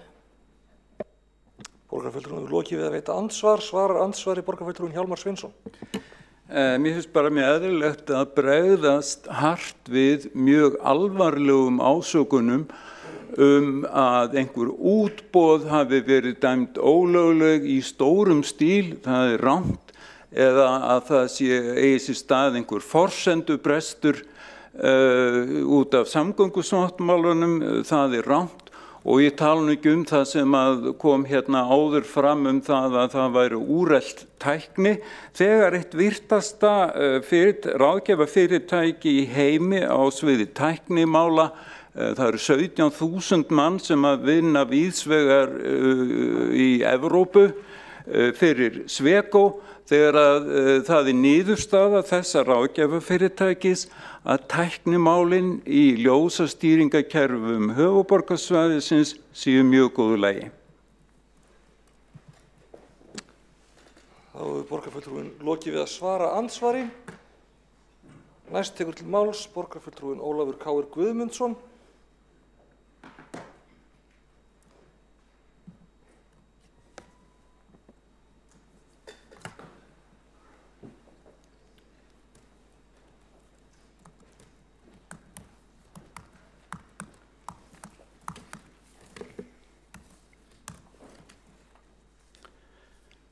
Já, forseti ágæta borgarstjórn. Þetta mjög þarft mál og þörf tillaga og löngu komin tíma að það við endurskoðum þessi ljósamál hérna. Aðrar borgir bjóða út ljósastýringamálin hjá sér á 4 ára fresti og það eru bara útboðslög. En Reykjavíkurborg bauð þetta mál síðast út 2005. Og síðan þá búið að eyða, eins og ég hef nefnt hérna áður, næstu í milljarði í að halda við gömlu úreltu klukkukerfi sem engin önnur borg notar. Og tæknin sem notuð, að hún ger ekkert annað en það að skipta klukkuprógram eftir því sem hversu margir bílar keyra framhjá og við höfum rætt það hér áður. Og af hverju Reykjavíkurborg að skipta sér af ljósastýringunum? Af hverju ekki Vegagerðin bara með þetta? Það vegna þess að þetta ekki boðið út. Reykjavíkurborg hefur haldið þessu í heljargreipum alveg frá því umferðarljós komu hér fyrst. Af hverju Kópavogur að leyfa Reykjavíkurborg að sjá umferðarljósin hjá sér? Af hverju Hafnarfjörður að því? Af hverju Vegagerðin að því? Af hverju þetta ekki bara boðið út eins og aðrar borgir gera? Og það ekki sveitarfélög sem eiga að reika ljósin og skipta perurnar í þeim. Þetta boðið út, það tæknifyrirtæki sem gera þetta. Það vísa hér svolítið í úttektina sem var gerð hjá Sweco. Sem sænsk verkfræðistofa, eina þeir virtustu heimi, vissulega. Ég vann með þeim, var þjálfaður hjá þeim í sambandi við Europe-verkefni að taka út vegi. Þannig að ég þekki töluvert til Sweco. Og ég hafði mikla trú á því þegar þeir voru beðnir að koma hér. En þeir komu aldrei. Og þeir töluðu ekki við neitt nema starfsmenn Reykjavíkurborgar. Þeir töluðu ekki við mig, þeir töluðu ekki við neitt hjá Vegagerðinni og ég með lista yfir nöfnin sem þeir töluðu við. Það sömu mennirnir og reka gamla klukkukerfið og þeir sögðu bara allt verið himnalagi en að því COVID var hér, þá komu þessi menn aldrei. Þeir bara hlustuðu á þetta í síma að þetta væri allt saman í fínu lagi. Og þetta stendur í skýrslunni hjá þeim. Og af hverju báru þið saman þessar borgir? Það var bara því þeim var sagt að gera þetta, hentaði bara ágætlega. Þetta einhver vestunarskýrsla sem ég lengi séð og hef nú séð margt. Af hverju getum við ekki bara boðið þetta út og haft þetta eins og hjá öðrum þjóðum?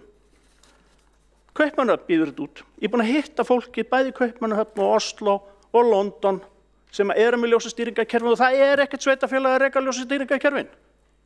Það eru tæknifyrirtæki á hverjum stað sem látin gera það, alveg eins og við gerum með fullt af öðrum hlutum. Eins og snjómokstur og sorpbyrðu og ég veit ekki hvað við bjóðum út hluti. Það ekki Reykjavíkurborg sem málar þennan sal, við bjóðum hann út þegar það þarf að mála. Og núna komið samgöngusáttmáli þar sem áttu einmitt að fara að koma þessu í þennan farveg sem aðra þjóðir nota. Og Reykjavíkurborg gerir allt sem hún getur til að koma í veg fyrir það. Fer út í hvert útboð og fætur öðru og það búið að tala hér eitt útboði sem að borgin og Vegagerðin voru dæmd fyrir og þá Reykjavíkurborg til og kærði þá sem að höfðu kært og vilja þeir borga sektina sína og það ennþá í umfjöllun. En það ekki nóg, ég held að sé komin að 2 kærur viðbót, svo síðast hvað, 3-4 vikna gömul, út af enn einu útboðinu sem ekki stenst nokkra skoðun, þar sem eru settar kröfur sem að henta bara einum aðila. Og það full ástæða til þess að taka þetta til endurskoðunar, þetta kostar gífurlega peninga og eins og við vitum með engum árangri.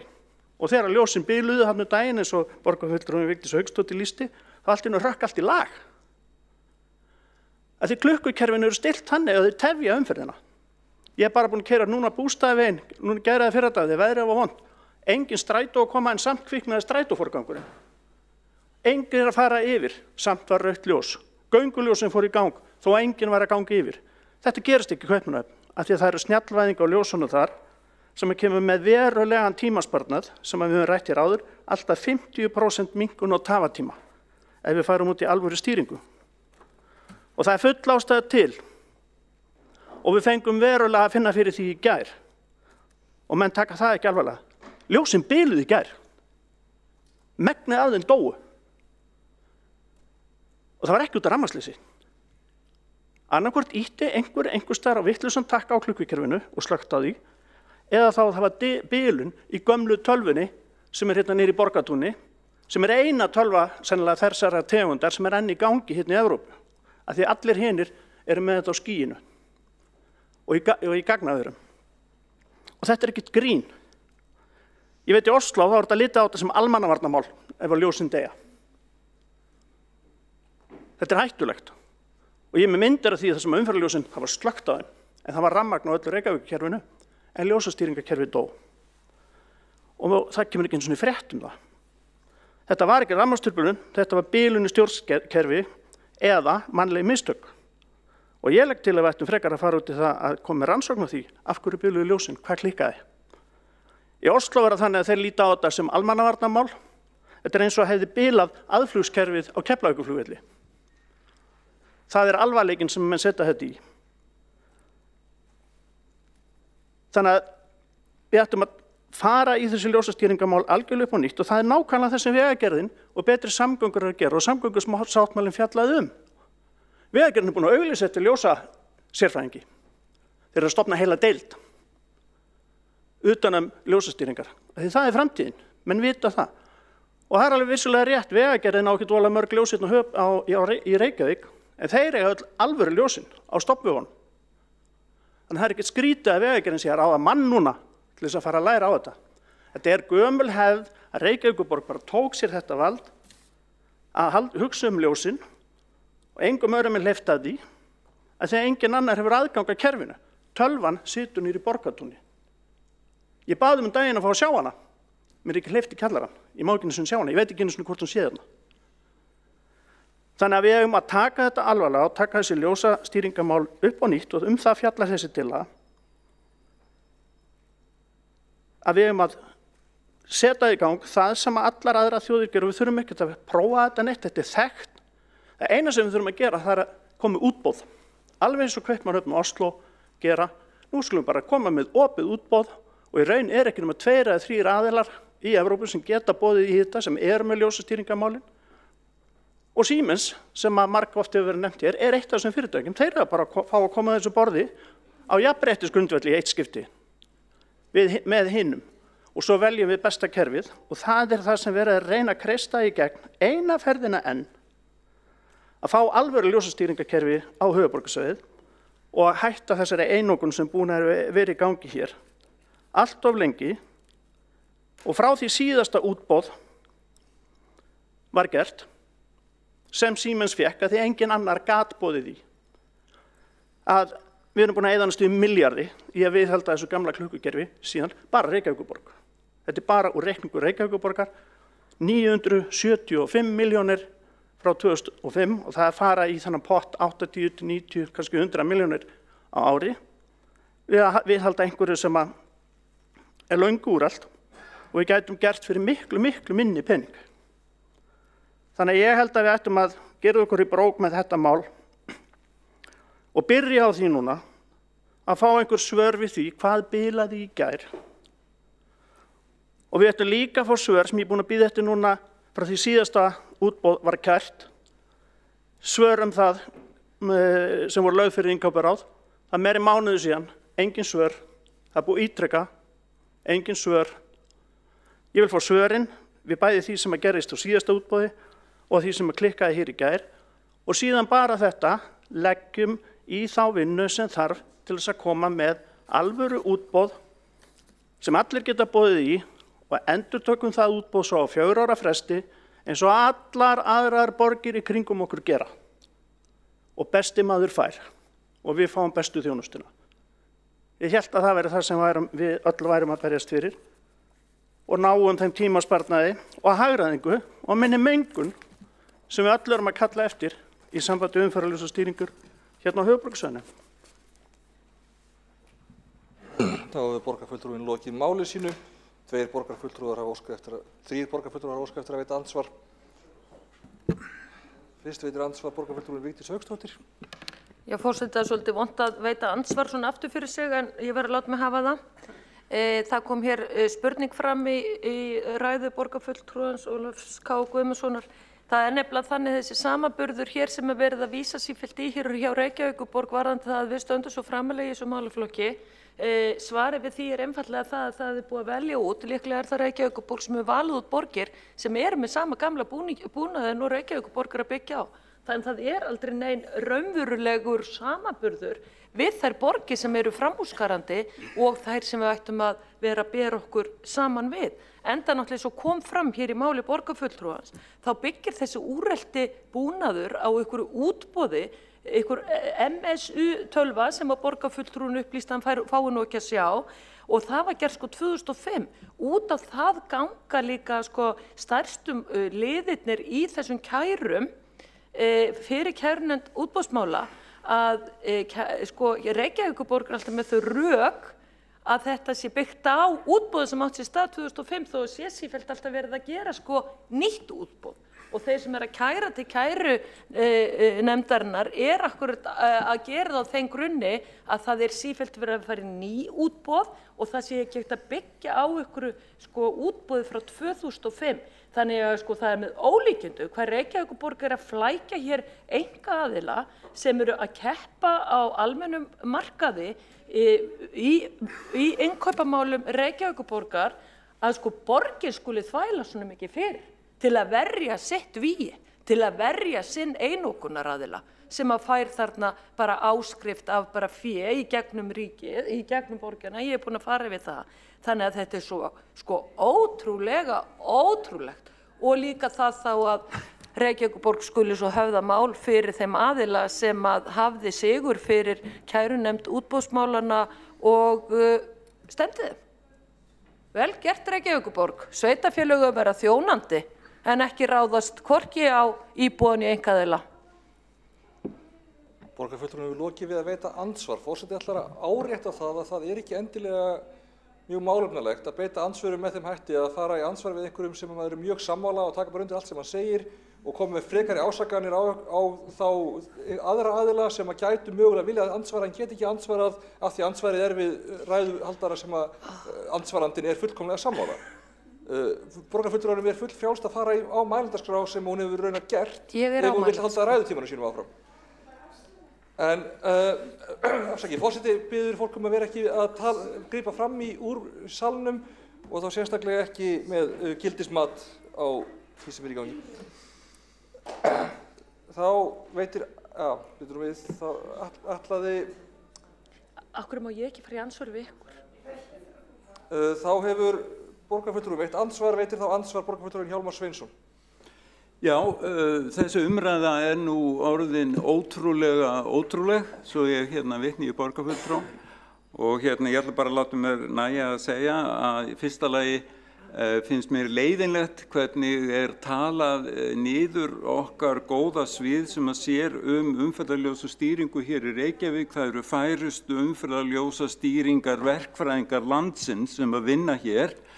Og þar að auki hefum við álit frá einu virtasta ráðgjafafyrirtæki heims á sínu tæknisviði, Sweco, að þessi ljósastýringamál séu í alveg ágætu lagi þó að eitt og annað þurfi að bæta.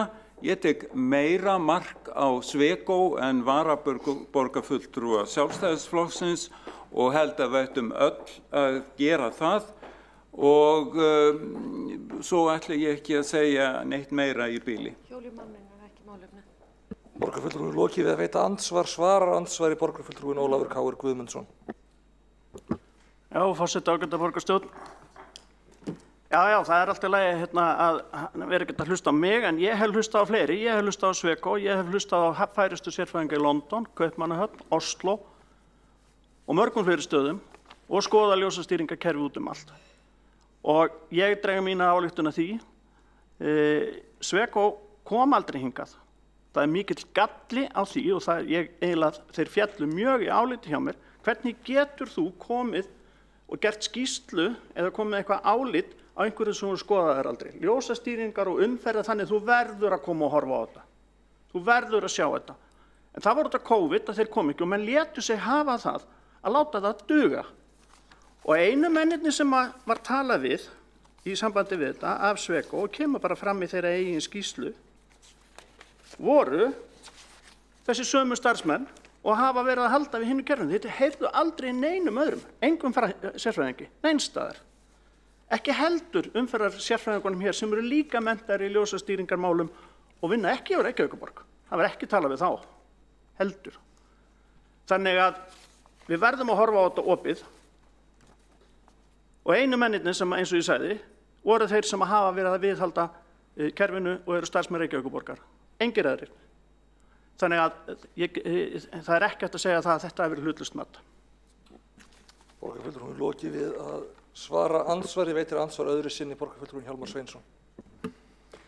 Auðvitað var þetta hlutlaust mat og vísindalegt mat eins og þessi ráðgjafastofa vinnur öll sín mál og mér finnst fráleitt að vera að bera brigður á þá aðferðafræði sem að þetta virta ráðgjafafyrirtæki notar og svo verði líka að koma því að mér finnst mjög ósæmilegt að halda því fram að það hafi verið handpikkaðir einhverja borgir að því það kæmi svo vel út fyrir Reykjavík.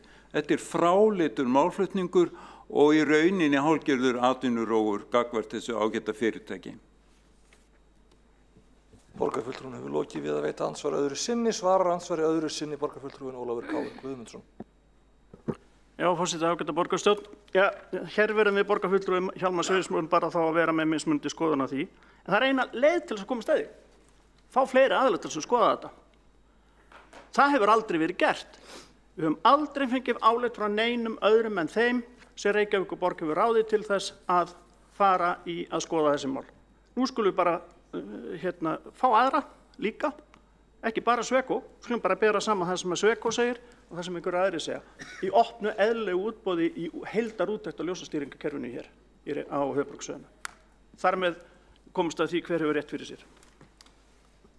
Borgarfulltrúin hefur lokið við að svara andsvari öðru sinni, veitir þá andsvar borgarfulltrúin Sabína Leskop.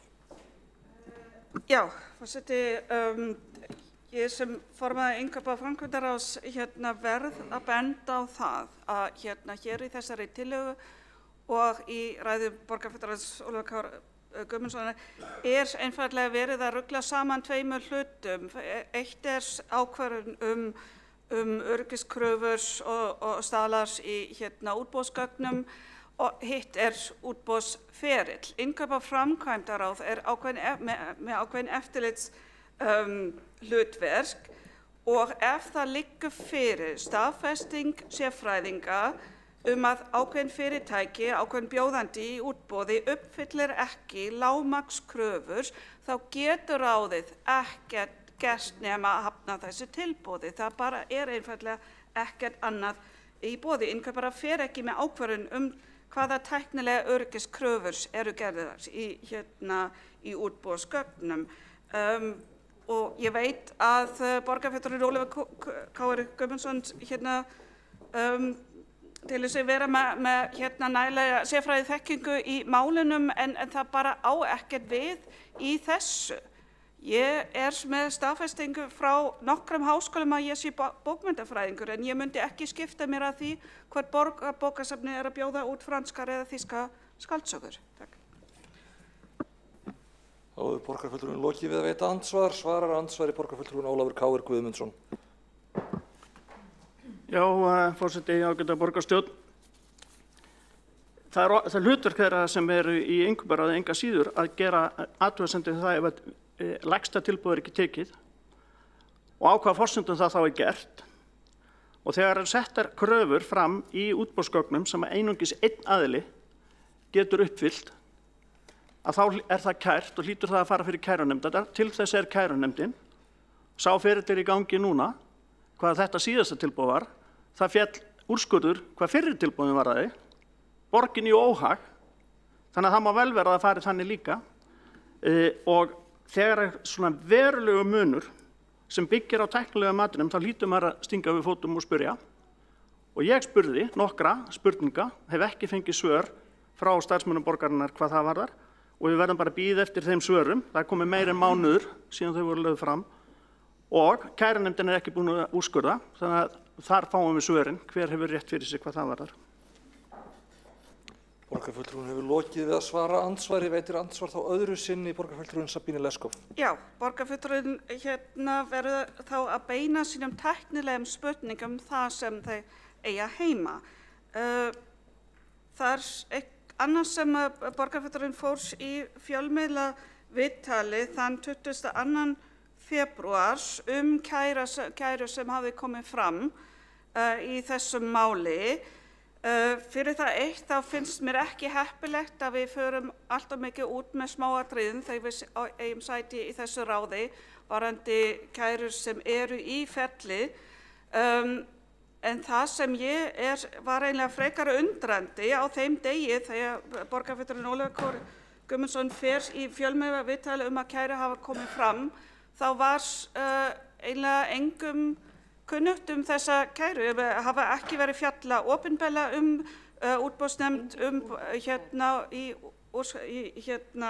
úrskurðarnefnd í útboðsmálum ekki að birta þessa kærur opinberlega, þannig að ég væri mjög til að vita hvernig borgarfulltrúinn Ólafur Kári Guðmundsson vissi af þessari kæru. Takk.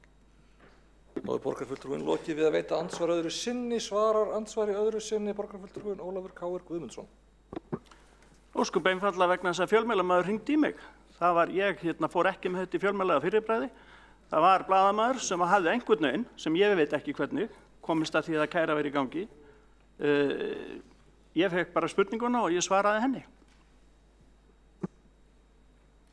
Þá borgarfulltrúinn lokið við að svara andsvari öðru sinni. Næst á mælendaskrá borgarfulltrúinn Vigdís Hauksdóttir. Hún síðust á mælendaskrá og ég loka mælendaskrá með.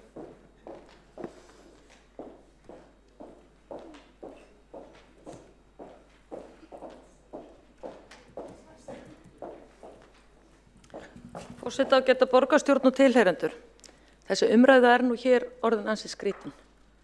Það nú kannski ekki marga aðila ræða þegar það eru einungis 2 aðilar sem taka þátt í útboði hjá Reykjavíkurborg og vera að saka hér borgarfulltrúa Sjálfstæðisflokksins það að hann hafi lekið ykkur mál til fjölmiðla sérlega ósvífið, ætla ég að segja.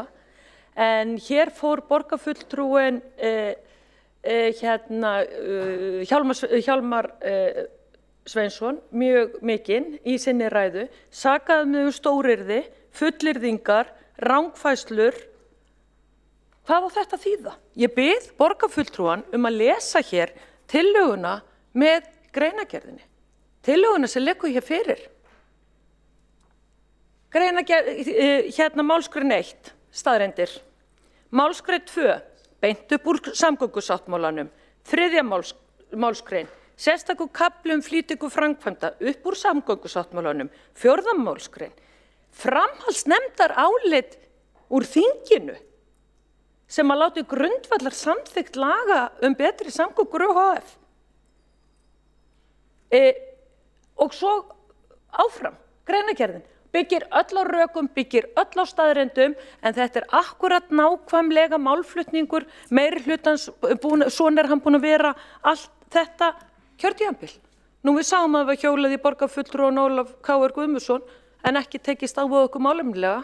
Hér var flissað út í sal en ekki sýnt kurteisi ræðumönnum. Nú má ég ekki sem oddviti eins flokk af 8 í borgarstjórn ekki fara í ansvör við mína pólitísku andstæðinga í Sjálfstæðisflokknum. Býtu, hér tillaga á dagskrá sem snýr að því að ljósastýringamálum verði komið úr höndum Reykjavíkurborgar. Og þá fer umræðan út í þetta. Líklega of málefnileg tillaga fyrir borgarstjóra og meiri hlutan að þá eru þessi brellibrögð notuð í umræðunni. Þetta óásættanlegt. En forseti situr hér og lætur þetta viðgangast í allri þessari umræðu, kunnulegt skref.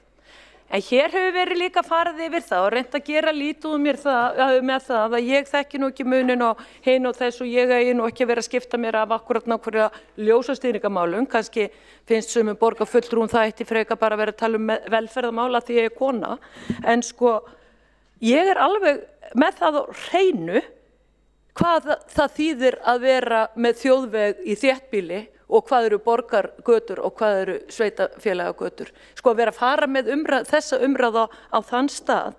En ég var hissa á því þegar var verið að undirrita samgöngusáttmálann og það var verið að stofna betri samgöngur ÖHF því þær átt að redda öllu hér í þessu umferðarhnút sem hér í Reykjavík, að þá var bara allt í einu áður að maður vissi og það var bara tilkynnt að þá var betri samgöngur ÖHF, allt í einu orðið eitthvað bara fjármálaráð en allar framkvæmdir átt að vera hjá Vegagerðinni. Mér fannst þetta alltaf rosalega skrítið því að mér finnst Vegagerðin ekki hafa staðið sig vel sem framkvæmda aðili hjá ríkinu. Það verður bara að segjast alveg eins og er. Og ég skil til dæmis ekki hvernig það fór í gegnum betri samgöngur að kílómetrinn hinni svokölluðu borgarlínu í fyrsta áfanga á að vera 4,5 milljarður á meðan Vegagerðin tókst og framkvæmda aðilum fyrir norðan með Vaðlaheiðargöng að koma Vaðlaheiðargöngum á kílómetr upp í 2,5 milljarð og þóttu nú öllu nógu Nei, það 4,5 milljarður í henni svokölluðu borgarlínu. Þetta allt svo undarlegt en þetta greinilega þessar tillögur hér, tillaga mín, hittir viðkvæma streiki. Það algjörlega nauðsynlegt að koma þessum ljósastýringamálum úr höndum Reykjavíkurborgar og setja þetta inn í ríkisfyrirtækin svo að sé hægt að standa hér við samgöngusáttmálann sem var undirritaður 2018.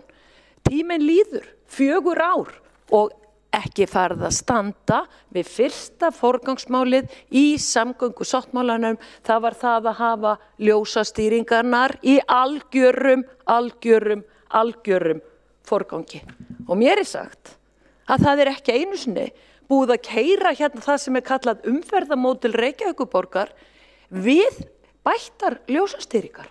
Og hvað það í þessar umræðu?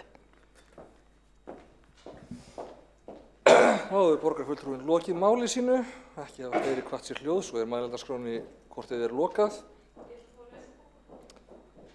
Bókun verður lesin í lok fundar.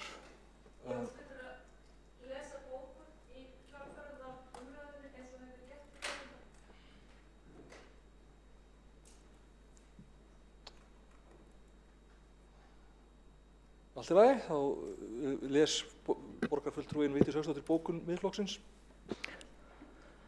Forseti ágæta borgarstjórn, síðan samgöngusáttmálaðan var undirritaður hélt ljósastýringakerfið áfram í höndum Reykjavíkurborg sem hélt upptökunum hætti með því að skipta við sama aðila og má rekja þau viðskipt til ársins 2005. Það er engin framtíðarsýn að áfram með að nota sama gamla búnaðinn án þess að skoða hvað er að gerast í þau löndu sem við berum okkur saman við. Ljósastýringabúnaður er í öðru löndu komin í skýjalausnir en hér á landi er málaflokkurinn keyrður á eldgömlum þýskum úreltum búnaði. Þessi viðskiptahættir hafa síðastliðið misseri byggst á ólöglegum útboðum og innkaupum sem sífellt eru kærð til kærunefndar útboðsmála með tilheyrandi töfum og kostnaði. Á meðan Reykjavíkurborg fylgir ekki lögum opinber innkaup blæðir borgarbúum, íbúum í nágrannasveitarfélögum og landsmönnum öllum því umferðin er stopp í Reykjavík. Þessi vinnubrögð tefja þennan málaflokkur öllu hófi og því á viðfangsefnið að vera í höndu Vegagerðarinnar og eða betri samgangna á OHF. Það er forkastanlegt að Reykjavíkurborg sem stjórnvald fari á stað með málsókn vegna ólöglegra útboða borgarinnar sjálfrar.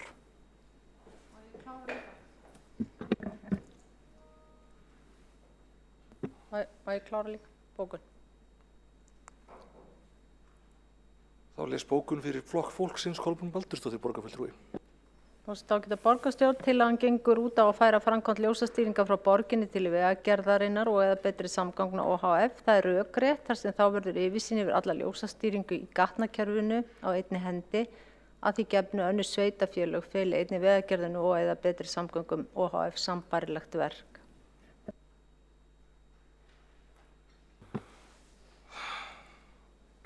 Þá er lestri bókana lokið að svo stöddu. Aðrir geta lesið bókanir í lok fundar. Akkúrat. Þá er tillagan borin upp til atkvæðagreiðslu. Þá ætla ég að biðja alla borgarfulltrúa að kveikja á myndavél og vera í sal.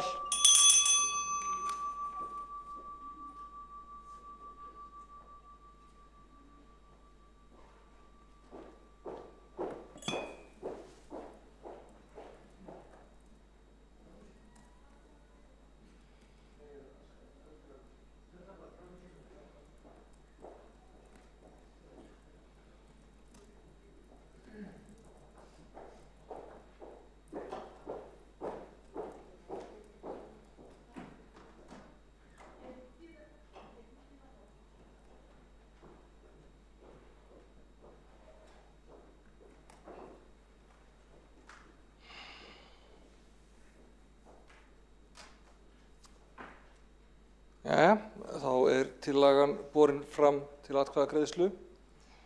Þau ykkar sem eru henni samþykk gefið þess merki. Þau sem á móti kunna vera. Tillagan er felld.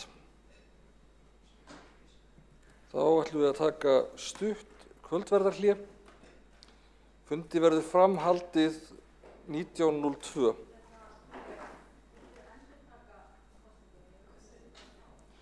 Afsakið, óskaði verið við eftir að atkvæðagreiðslan sé endurtekin. Lóa.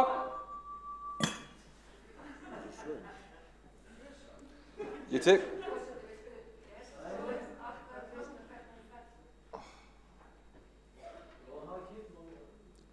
Pavel, afsakið. Já.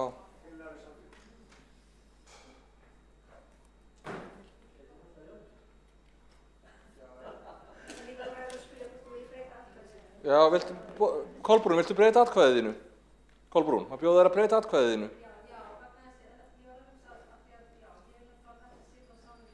Ég þarf ekki útskýringu, viltu... Ok, þannig að Kolbrún Baldursdóttir Flokk fólksins situr hjá. Að öðru leyti fer kosningin eins og áðan. Tillagan er felld. Höldum fundi áfram 19:02.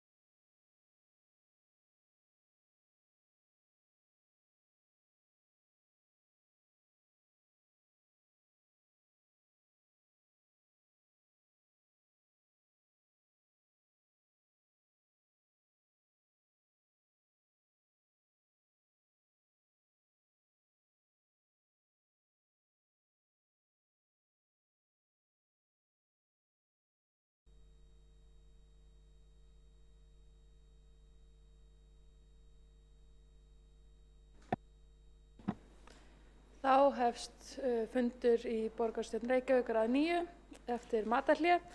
Tekið fyrir 5. lið á dagskrá umræðu aðkomu, fjórði lið á dagskrá til að borgarfulltrúa Sósíalistaflokks Íslands að Reykjavíkurborg beiti sér gegn spilakössum. Málshefjandi borgarfulltrúin Sanna Magdalena Mörtudóttir.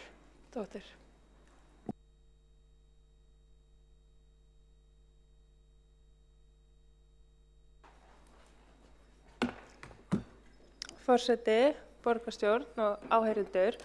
Þessi tillaga, hún snýst að Reykjavíkurborg geri allt sem í hennar valdi stendur til að tryggja að engir spilakassar verði reknir í borgarlandinu vegna skaðseminar sem hlýst af þeim.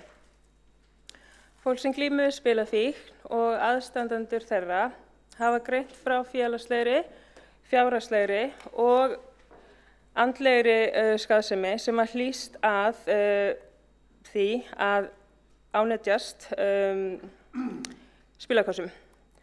Og þessi tillaga, hún snýst það að Reykjavíkurborg geri allt sem í hennar valdi stendur til þess að tryggja það að hér séu ekki reknir spilakassar. Að hún geri allt sem hún getur til að banna spilakassa.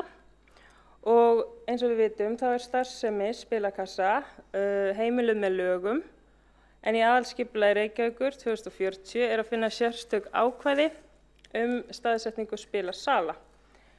Það lagt til að Reykjavíkurborg nýti allar þær aðferðir sem hægt að nýta með það markmiði að koma spilakössum úr borgarrýminu. Reykjavíkurborg þrýsti á ríkið til að koma nauðsynlegum breytingum á, geri sjálf þær breytingar sem hægt til að koma í veg fyrir rekstur spilakassa og hvetji þannig önnur sveitarfélög og opinbera aðila til að koma í veg fyrir rekstur spilakassa.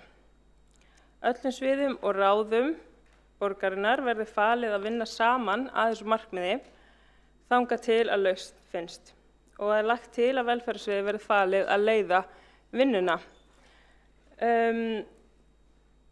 86% landsmanna vilja að spilakössum verði lokað til framtíðar og þetta kom fram í viðhorfskönnun Gallup sem var framkvæmd árið 2020 fyrir samtök áhugafólks spilafíkn eða SÁS og í könnuninni þá kemur einnig fram að mjög lítill hópur landsmanna spili í spilakössum að staðaldri. Skaðsemi spilakassa hefur komið fram í reynslusögum þeirra sem eru með spilafíkn og þær reynslusögur má finna inni á heimasíðunni lokum.is en Lokum árvirkni herferð sem hefur það markmið að leiða íslensku þjóðina í allan sannleikann hver skaðleg fíkn í spilakassa sem má þrýsta á stjórnvöld að loka spilakössum á Íslandi til frambúðar. Herferðin á vegum SÁS, samtaka áhugafólks spilafíkn og það má finna mikinn fróðleik inni á heimasíðunni lokum.is en í grein Ölmu Hafsteinsdóttur sem heitir spilakassi í þínu hverfi frá því febrúar 2021 þá kemur fram að 872 spilakassar séu á Íslandi og þar af 411 í Reykjavík þegar þetta skoðað nánar.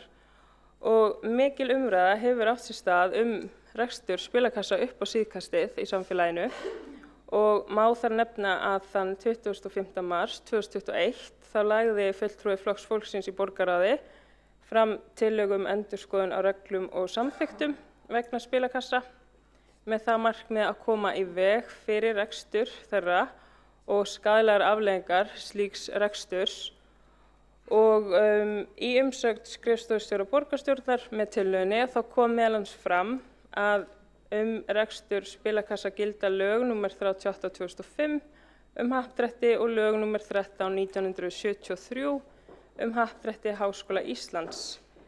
Í umsögninni kom einnig fram að Reykjavíkurborg hafi ekki sett sér reglur né samþykktir rekstur spilakassa sem unnt væri að endurskoða með þeim markmiðum sem fram kom í tillögunni enda væri að ræða starfsemi sem heimiluð með lögum. Í umsögninni var bent á að í aðalskipulagi Reykjavíkur að þá væri að finna sérstök ákvæði staðsetningu spilasala og að það væri einungis heimilt að reka slíka starfsemi á miðsvæðum og athafnasvæðum í Reykjavík og tillögunni var vísað frá. Og hér skal tekið fram að spilasalur merkir rými þar sem reknir eru fleiri en 4 spilakassar og rekstur spilakassa aðal starfsemin sem þar fer fram og það hægt að finna umsögnina í heild með greinargerðinni, með tillögunni. Og í ljósi þess hver skaðleg áhrif spilakassar hafa að þá hér lagt til að Reykjavíkurborg beiti sér fyrir því að starfsemi þeirra verði hætt. Og það hægt að gera það með ýmsum leiðum.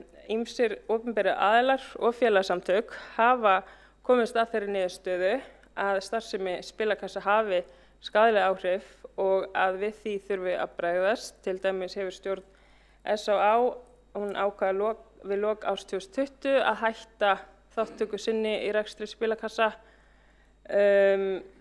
Landlæknisembættið styður að bann verði lagt við rekstri spilakassa á Íslandi og slíkt kom fram í umsögn embættisins frumvarp 2 þingmanna þar sem gert ráð fyrir slíku banni.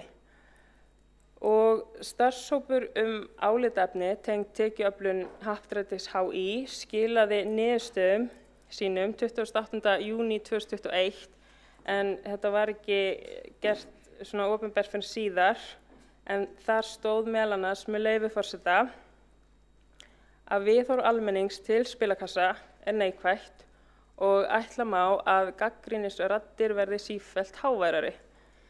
Niðurstöður innlendra og erlendra rannsókna sýna einnig fram á skýr tengsl milli spilavanda og notkunar spilakassa. Háskóli Íslands ber því að leggja áherslu á skaðaminnkandi aðgerðir í tengslum við rekstur spilakassa með því að hvetja HHÍ til að taka sem fyrst nauðsynleg skref til innleiðingar spilakorta og tilvitnun lýkur.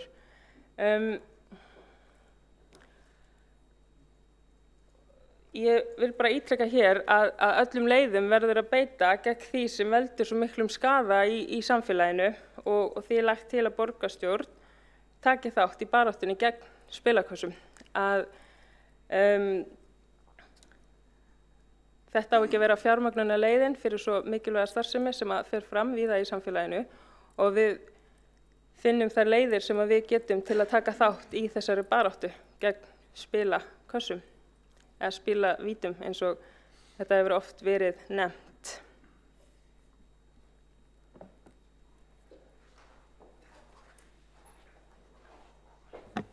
Þá hefur borgarfulltrúinn Sanna Magdalena Mörtudóttir lokið máli sínu.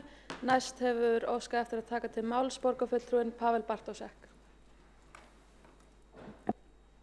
Virðulegur forseti, ég þakka fyrir þessa umræðu.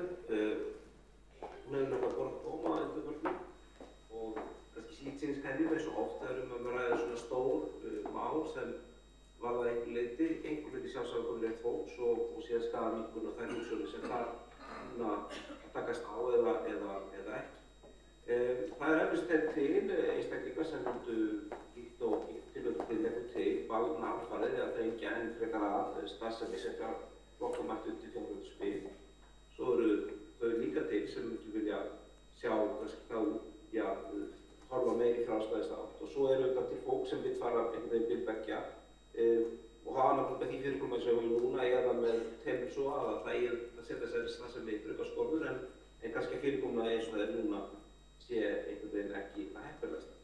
Ég tel hins vegar að þessa umræða ætti auðvitað heima fyrst og fremst á vettvangi löggjafarvaldsins sem hefur yfirumsjón það með hvaða hætti rauninni mörk valdbundins opinbera og réttindi einstaklinga eru mótuð. Og það má þetta líka hafa þá skoðun að með hliðsjón af skaðaminnkun þá sé stundum fortakslaust bann ekki endilega réttasta leiðin en ég ber virðingu fyrir því að fólk kunni hafa á þessu ólíkar skoðanir. Nú líkt og tilhöflítið nefndi þá eru settar þó nokkrar skorður starfsemi spilasala í aðalskipulagi í dag. Það er þannig að spilasalir mega vera staðsettar á athafnasvæðum og á völdum miðsvæðum samkvæmt aðalskipulagi, alls ekki öllum heldur á völdum svæðum og síðan eru svona sólarlags ákvæði varðandi þá spilasali sem reknir eru í dag.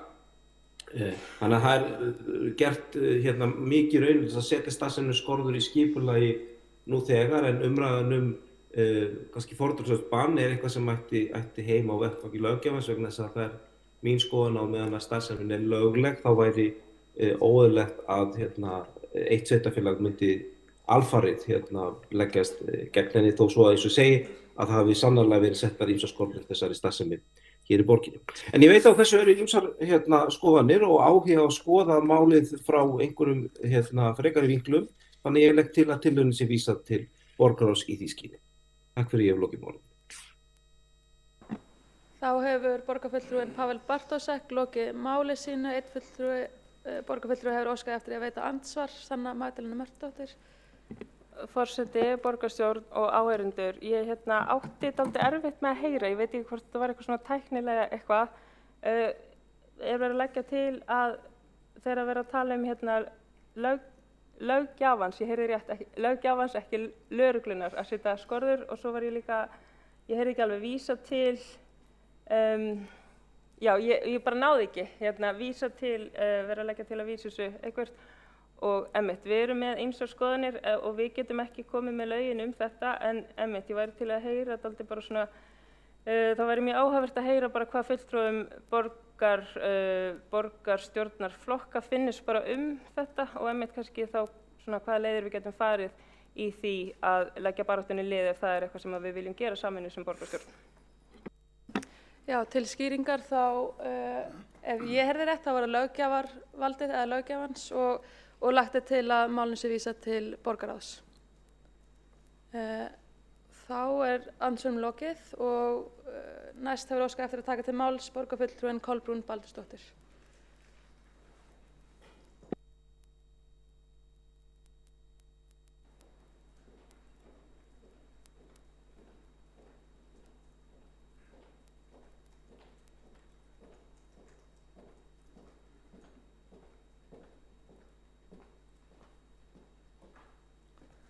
Forseti, ágæta borgarstjórn, vísa á tillögunni til borgarráðs, það hefur nú ekki reynst farsælt oft á tíðum, þar hafa þeir einhvern veginn enda kannski bara á sama veg og oftast hér, þannig að mér líst ekki nógu vel á það.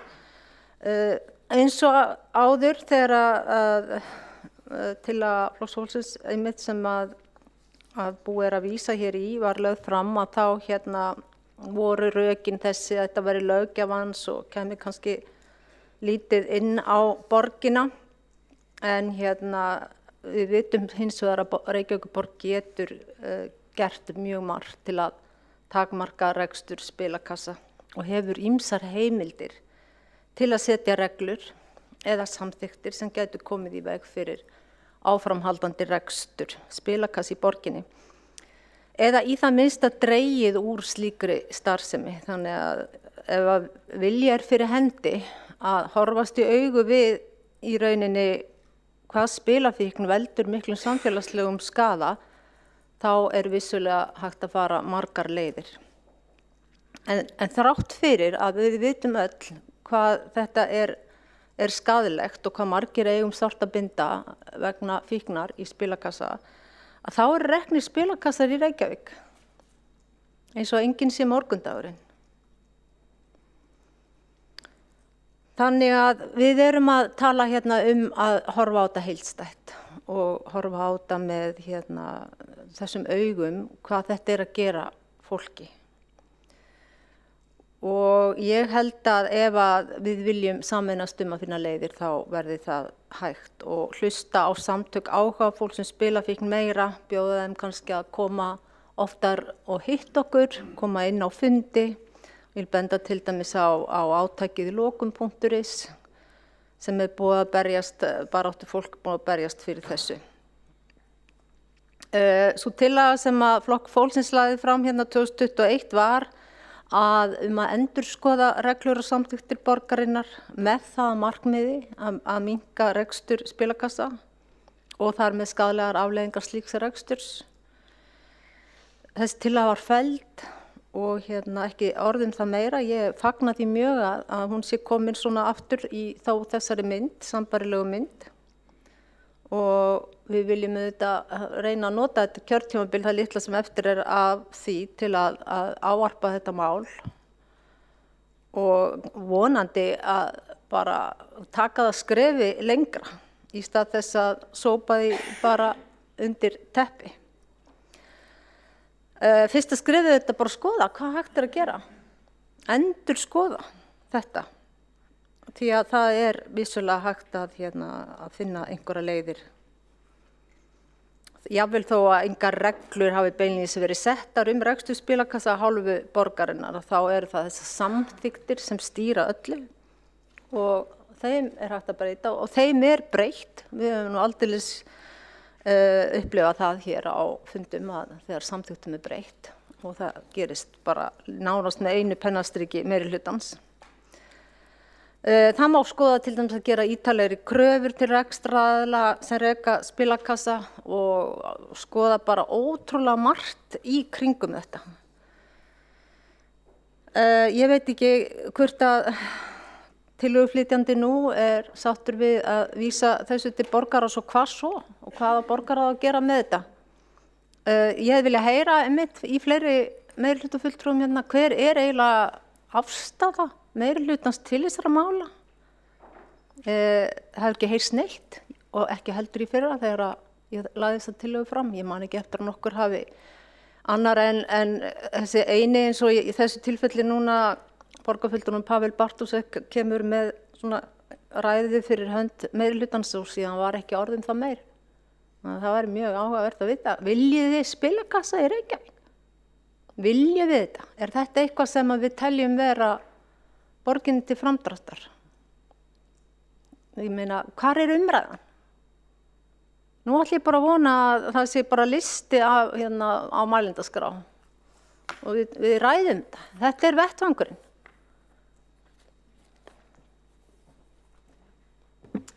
Þá hefur borgarfulltrúinn Kolbrún Baldursdóttir lokið máli sínu. Næstur á mælendaskrá borgarfulltrúinn Eyþór Laxdal Arnalds.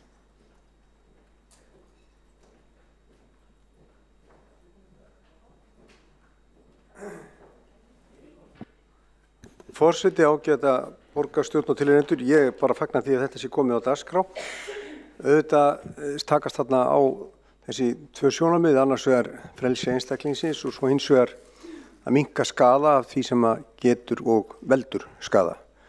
Ég þekki ýmis dæmi spilafík sem að hefur orðið alvarleg hjá fólki á ýmsum aldri. Þannig að þetta fík sem getur valdið skaða hjá fólki sem að kannski fólk utanfrá veit ekki og svo framvegis. Síðan það þannig að við erum að ræða fíkniefni, áfengi, sígarettur og fleira. En var þetta spilafík þá hefur hún pínlítið verið í skugganum. En við viljum leyfa fólki að spila en við þurfum líka að reyna að stemma stigu við stöðum sem að stuðla að fíkn. Það nú kannski það sem við erum að horfa á. Þannig að ég held að það sé gott að þetta komið á dagskrá. Borgin á að láta sig þetta máli skipta þó svo að löggjafinn hafi ákveðin ramma spilamál og það einmitt ein spurningin hvort að opinberir aðilar eigi að hafa tekjur af spilasölum eða fjárhættuspilum. Man finnst líka sérstakt þegar að ríkið með hag af því að selja áfengi og tóbak til dæmis. En það staðan og ef að það samstaða meðal tillöguflytjanda og meirihlutans að fara með þetta í borgarráð til þess að skoða þetta betur, þá held ég þessi jákvætt.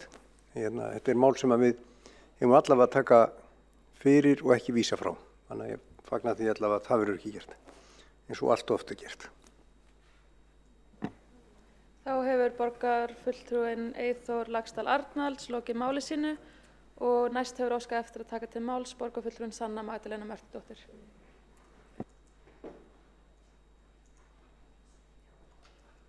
Og forseti lokar mælendaskrá á meðan á ræðinu stendur.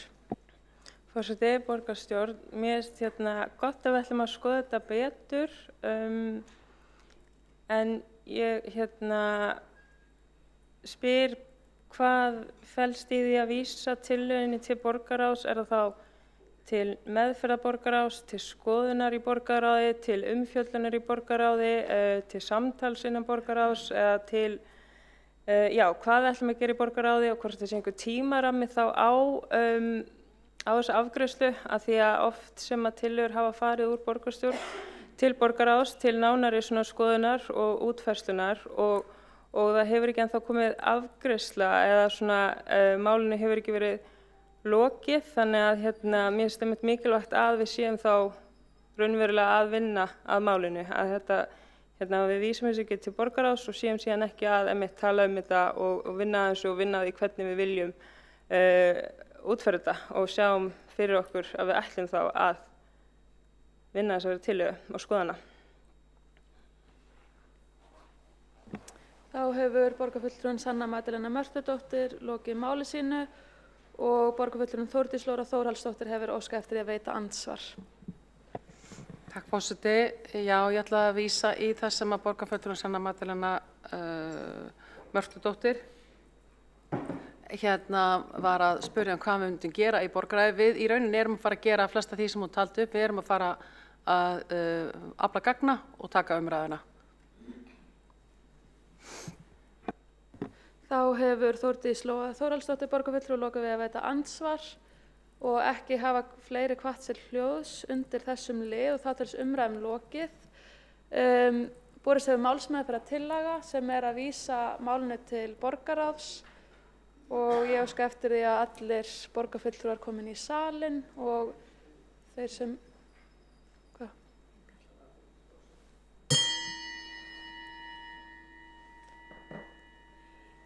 sem heima setja kveikja á myndavélum.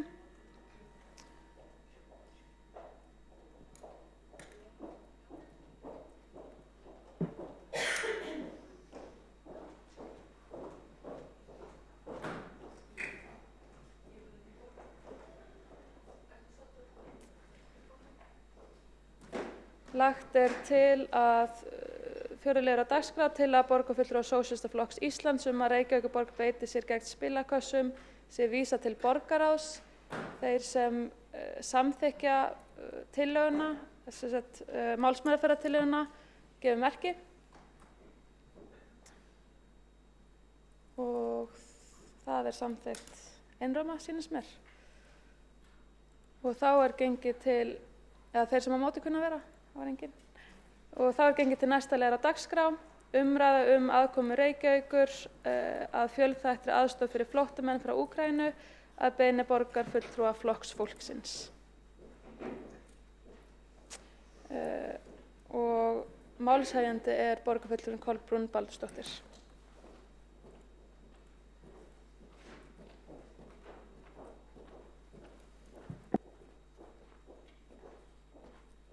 Forseti, ágæta borgarstjórn.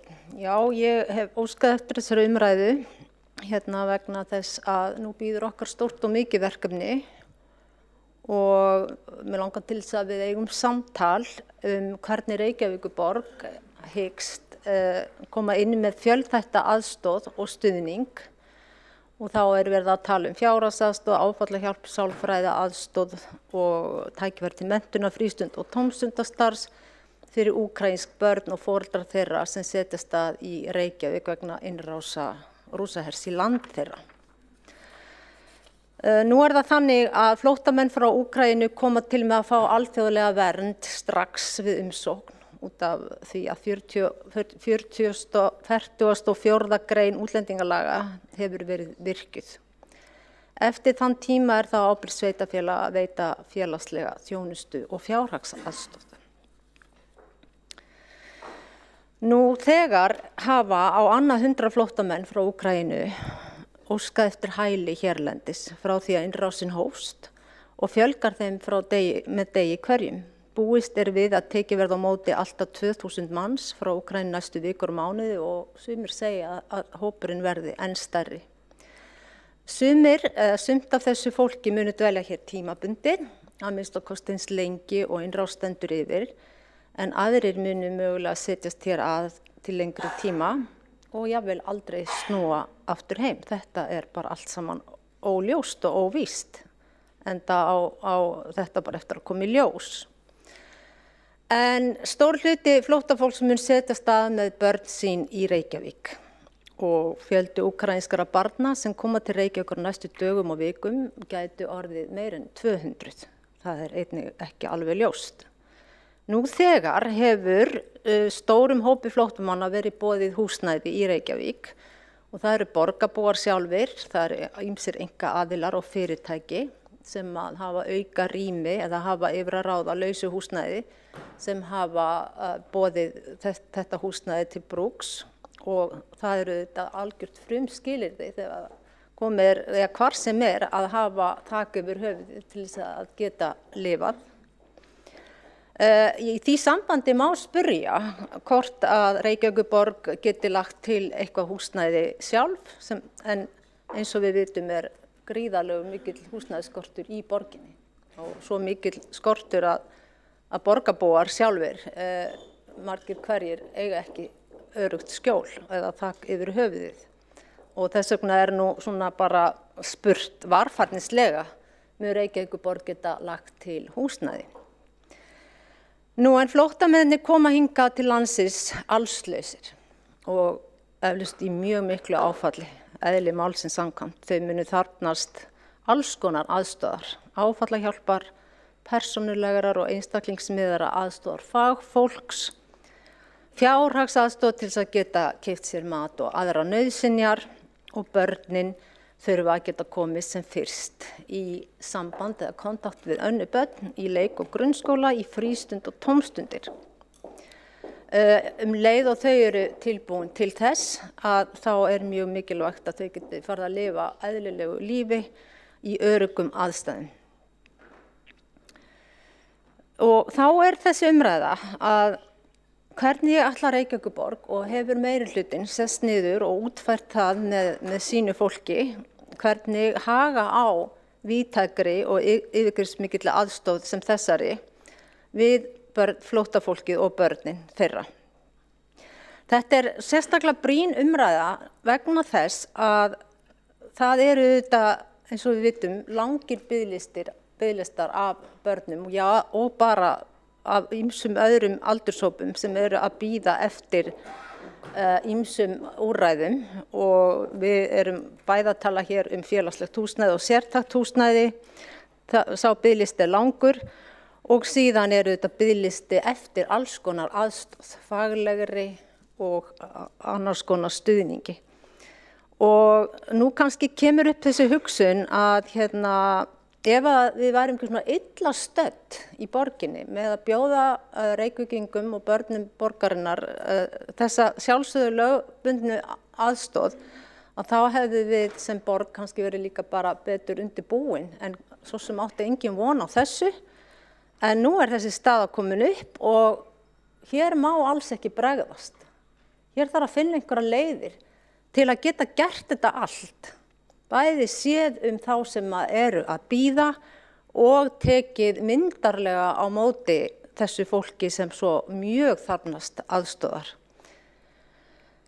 Þannig að kannski ekki seinna vegna að reyna að setja sig í stellingar og ég hef viljað sjá núna Reykjavíkurborg bara skoða svolítið málið upp á nýtt og endurskoða allt saman.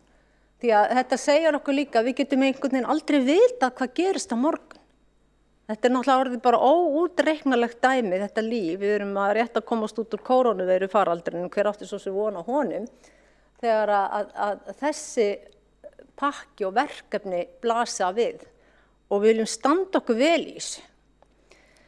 Þannig að aftur kem ég að þessu með útdeilingu fjármagns. Nú vil ég að við bara virkilega setjum á ís allar framkvæmdir sem ekki eru bráðnauðsynlegar, sem ekki bara beðið eftir og eða verið að biðja ítrekað sem mikilvægt að það verið sett á bið og fjármagni sett í fólkið. Sett til þess að taka myndarlega á móti eins mörgum og mögulegt frá Úkraínu og endurskoða líka stöðu mála hér í Reykjavík, þess að endalausu biðlista. Ég farin að kalla borgina núna biðlista borgin Reykjavík. Ég get ekki hugsað mér að úkraínsku börnin eigi síðan bara eftir að bætast við á biðlistana. Og þá bara stækkar ennþá þessi langi listi barna, íslenskara og úkraínskara, sem bíða og bíða og bíða eftir aðstoð. Er það sem við ætlum að bjóða upp á? Og síðan það náttúrulega margt annað.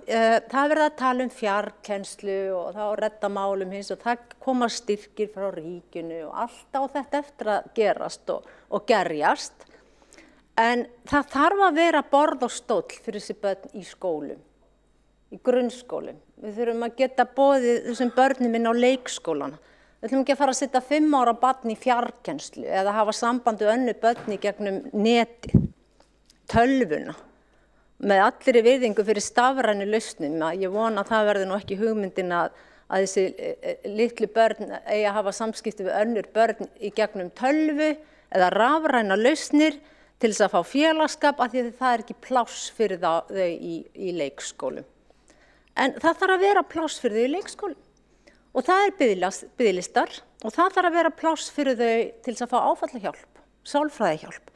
Rauði krossinn mun sennilega standa sína vakt sem aldrei fer, ég efast ekki það, en ekkert af þessu, ríkið, Rauði krossinn og öll hjálparsamtök sem hægt að finna, fríar Reykjavíkurborg frá sinni ábyrgð í þessu máli og að gera þetta vel, ekkert hálfkák.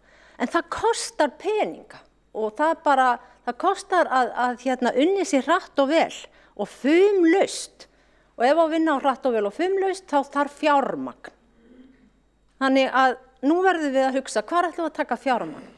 Og vonandi munum við líka bara hugsa börnin sem hafa beðið hér. 1804 börn á biðlista Reykjavíkur eftir fagþjónustu, talmeinafræðingi, sálfræðingi og öðrum fræðingum.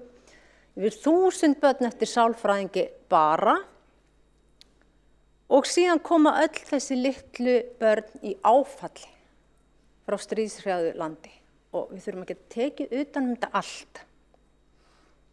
Þannig að ég skora núna á þennan meirihluta borgarstjóra á þessu lokametrum þessa kjörtímabils, vera komandi með þetta stóra mikilvæga verkefni í fangið, að taka sig saman í andlitinu og hugsa hvar tökum við fjármagnið, hvað má bíða. Og það ekki fólki sem má bíða. Það komið nóg að því að fólk látið bíða hér í Reykjavík eftir öllum með leyfi forseta andskotanum. Fæ ég ekki skammir? Já, ég var bara að sjá hvort að forsetin var ekki vel vakandi. En ég þakka fyrir góða áheyrn og vænti þess að við gefum okkur tíma til umræðu klukkan 7:30 og við erum ekki orðin svo þreytt. Þetta líka mikilvægt, en þetta eru öll mál mikilvæg á sinn hátt.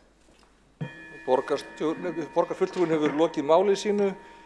Forseti þarf ekki að láta tjekka á hvort að hún sé vakandi eður ei, en það að mínu mati í lagi að segja að bíða eftir öllum andskotanum. Það ekki það sama og að kalla eitthvað andskotan eða eitthvað svoleiðis. Þurfum ekki að fara nánar út í það. Næst hefur óskað eftir að taka til máls borgarfulltrúinn Heiða Björg Hilmisdóttir. Og forseti verður að ítreka það að fólk verður að hafa snjalltæki hljóðlaus.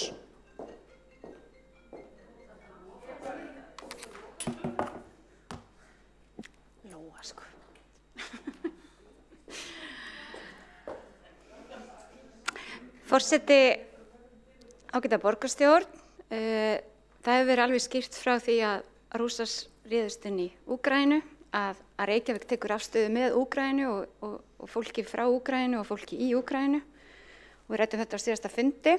Við fordæmum innrás Rússa í Úkraínu og upplifum það sjálfsögðu sem okkar skyldu að taka á móti fólki og standa með þeim hætti sem við getum.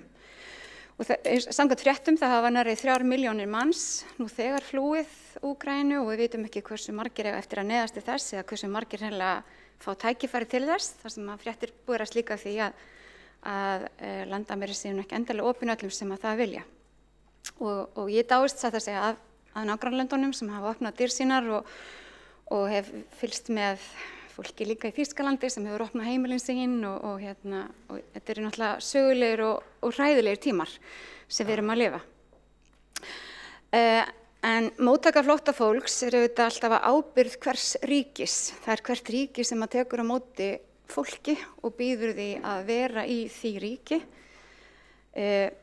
Íslenska ríkið hefur gert það hér, kannski ekki jafn hratt og við mörg vildum sjá, en þetta eru auðvitað stórt og mikið verkefni og ég sá áðan að forsætisráðherra var á hinum ýmsu fundum akkurat í dag að ræða akkurat þessi mál og ég veit að ráðherrar bæði dómsmála, félagsmála og barnamála hafa verið með fundi með sambandi íslenskra sveitarfélaga og fleiri aðilum að reyna að samhæfa allar aðgerðir.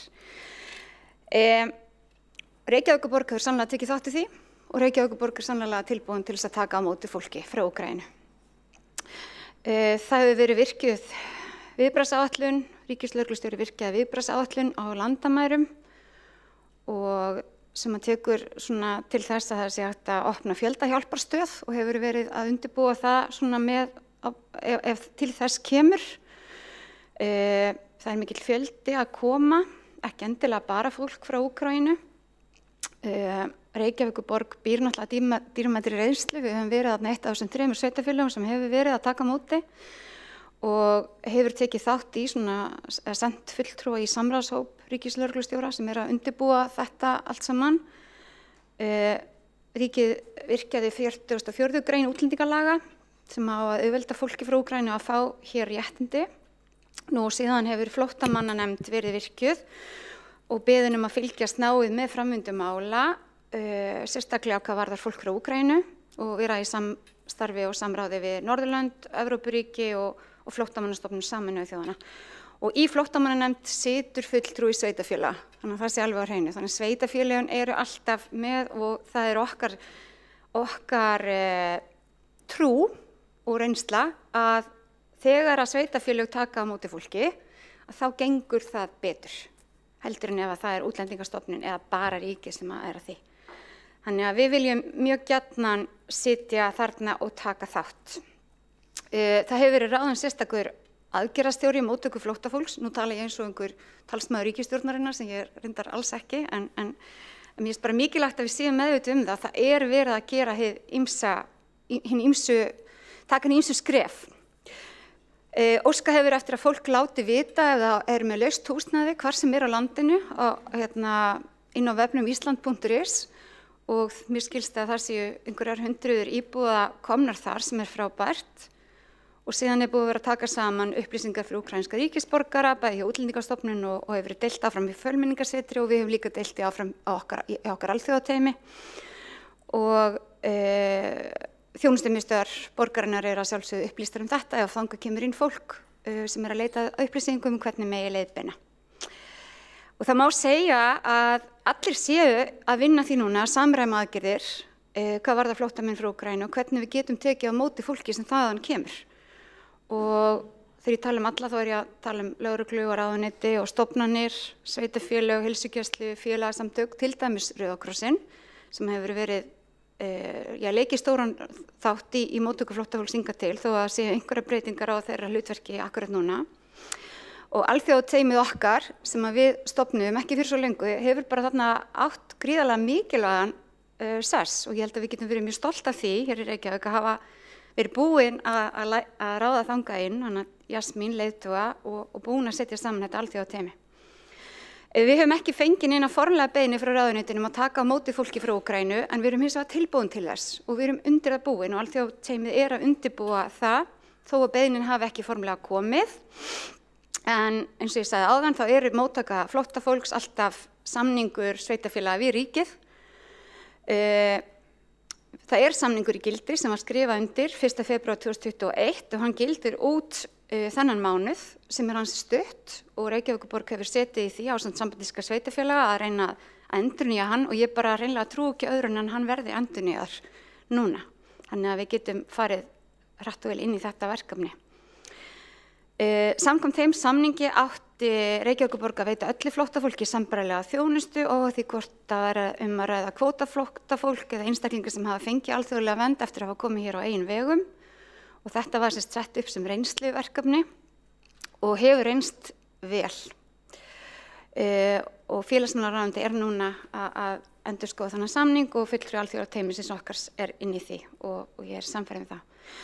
Nú við höfum verið eitt af þessum 3 sveitarfélögum sem hafa verið þarna að taka á móti fólki og eru nú þegar með fyrir gott utanumhald, svo ég segi nú bara sjálf frá.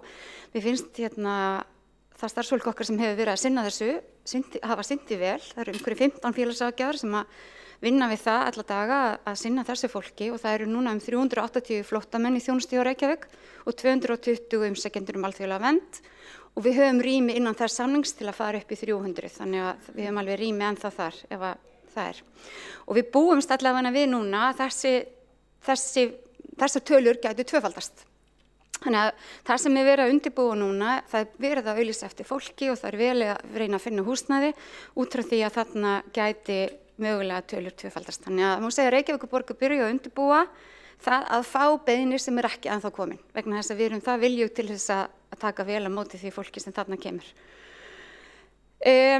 Það vilja margir koma til Reykjavíkur, það er frábært, við höfum fundið fyrir því, alþjóðateymir segir mér að þau hafi séð að það er kannski ekki síður yngra fólki sem vil gjarnan fá að vera í Reykjavík, en það eru margir aðrir sem vilja líka fara til annarra staða innan landsins og það eru margir sem vilja auðvitað fara til á þá staði kannski sem þeir eru mögulega að þekkja fólk eðlilega. Þannig ég vona innilega sem flest sveitarfélög komi með okkur í þetta verkefni núna því það var alls ekki gott að við værum bara 3 sveitarfélög sem værum að taka á móti fólki og ég held að það sé mjög mikilvægt að við komum helst öll saman í þetta mikilvæga verkefni. Það liggur núna fyrir fundi borgarráðs á 5. daginn að skipa sérstakan aðgerðahóp vegna móttöku flóttafólks frá Úkraínu, að í rauninni taka mið að þessum leiðbeiningum og móttökuaðstoð og í rauninni fara yfir allt þetta þannig að við séum þá að taka á þessu sem heild Reykjavíkurborg, við séum undirbúa skólana og söfnin og félagsstarfið og hvað það er sem við þurfum. Það er mjög mikilvægt að virkja alla nærþjónustu í borgarhlutunum og þar geta þjónustumiðstöðvarnar verið öflugar inni og skóla og þá er gott að við erum með betri borg fyrir börn sem að getur sannarlega orðið þarna að leiði inn í hverfunum líka. Nú félagsmálanefnd sambandsins bókaði í síðustu viku áskoruna ríkið að flýta gerð samningana við sveitarfélögin og skoraði leið á öll sveitarfélög að koma með í þetta verkefni. Stjórn sambandsins hefur líka gert það og mun gera líklega aftur á næsta fundi. Það er gríðarlega mikilvægt að taka vel á móti öllu flóttafólki og ég held að það sé mjög mikilvægt fyrir okkur líka sem erum að þjónusta þarna rúmlega tæplega 600 manns nú þegar að passa í öllu okkar tali að við gerum auðvitað ekki greinarmun á því hvaðan fólk kemur þar að kemur frá stríðshrjáðu landi. Hér er fullt af fólki frá Venezuela og Afganistan og svo framvegis og fólk kemur hingað almennt í neyð en við viljum auðvitað taka virkilega vel að móti fólki sem kemur á erfiðum aðstæðum og ekki síst þeim sem að núna koma frá Úkraínu. Það eru ýmsir hlutir sem að mætti nefna sem þyrfti að skoða frekar í þessum samningi. Það er margt sem að má gera. Við höfum kallað eftir því til dæmis að heilbrigðisþjónustan sé tilbúin til að taka á móti fólki, að Landspítalinn viti af því að þarna gæti verið fólk sem sé með alvarlega áfallastreitu og þurfa að leggjast inn á geðdeildir, að við þurfum, held ég bara öll sem allar stofnanir samfélagsins að vera tilbúin í þetta mikla verkefni og við þurfum líka bara að finna út úr því hvað getum við boðið mörgum að koma hingað. Borgarfulltrúin hefur lokið máli sínu. Einn borgarfulltrúi óskar eftir að veita andsvar, Kolbrún Baldursdóttir. Forseti ágæta borgarstjórn, ég vil byrja að þakka borgarfulltrúnum Heiðbjörg Hilmisdóttur fyrir hennar yfirlit sem er gott og gott að heyra að það er náttúrulega allt í gangi og þannig á það líka að vera. Mér langar aðeins að koma að tvennu, kannski að sjálfsögðu sama hvaðan fólk kemur og allt það, en hér bara mjög stóran hóp á einu bretti að ræða sem að gera þetta óvenjulegt og þess vegna þarf það ákveðna nálgun þegar að vera að taka á móti svo mörgum í einu. En síðan finnst mér ég ekki hafa fengið kannski nægar svona upplýsingar um þessu langt meirihlutinn komin í umræðinu svona þetta físíska, það er að segja að hafa pláss fyrir eins og barn í leikskóla, barn í skóla, það svolítið eftir af skólavetrinum og það bara að geta gengi í skóla þýðir að það þarf að vera rými, það þarf að vera snægi, það þarf að vera mannskapur, það er mögulega að bætast í 10 börn á einn leikskóla. Þá segir það sig sjálft, það kallar á fjölgun á ýmsu og það kallar á bara þetta rými að það sé borð og stóll og diskur og glas og allt þetta. Þetta bara, þessir kannski hlutir sem að við okkur finnst svo eitthvað bara sjálfsagt að séu til staðar en eru það ekki kannski þegar það kemur allt í einu slík viðbót og þarna má alls ekki bregðast, þarna þarf einhvern veginn að þetta þarf að vera hægt og síðan í ljósi þess að það biðlisti og sumir kannski ekki segja inn í leikskólanu sé svo langur biðlisti en ekki það í grunnskólanum sem betur fyrir nú ekki biðlisti í grunnskóla allavega ekki ennþá. En hvað varðar alls konar aðstoð sem að það eru líka reykvísk börn sem eru mjög mikil í kreppu sem hafa beðið lengi og hvernig ætlum við einhvern veginn að sameina þetta? Borgarfulltrúinn loki við að veita ansvar, vill borgarfulltrúinn svara ansvari? Svarar ansvari borgarfulltrúinn Heiða Björg Hilmisdóttir.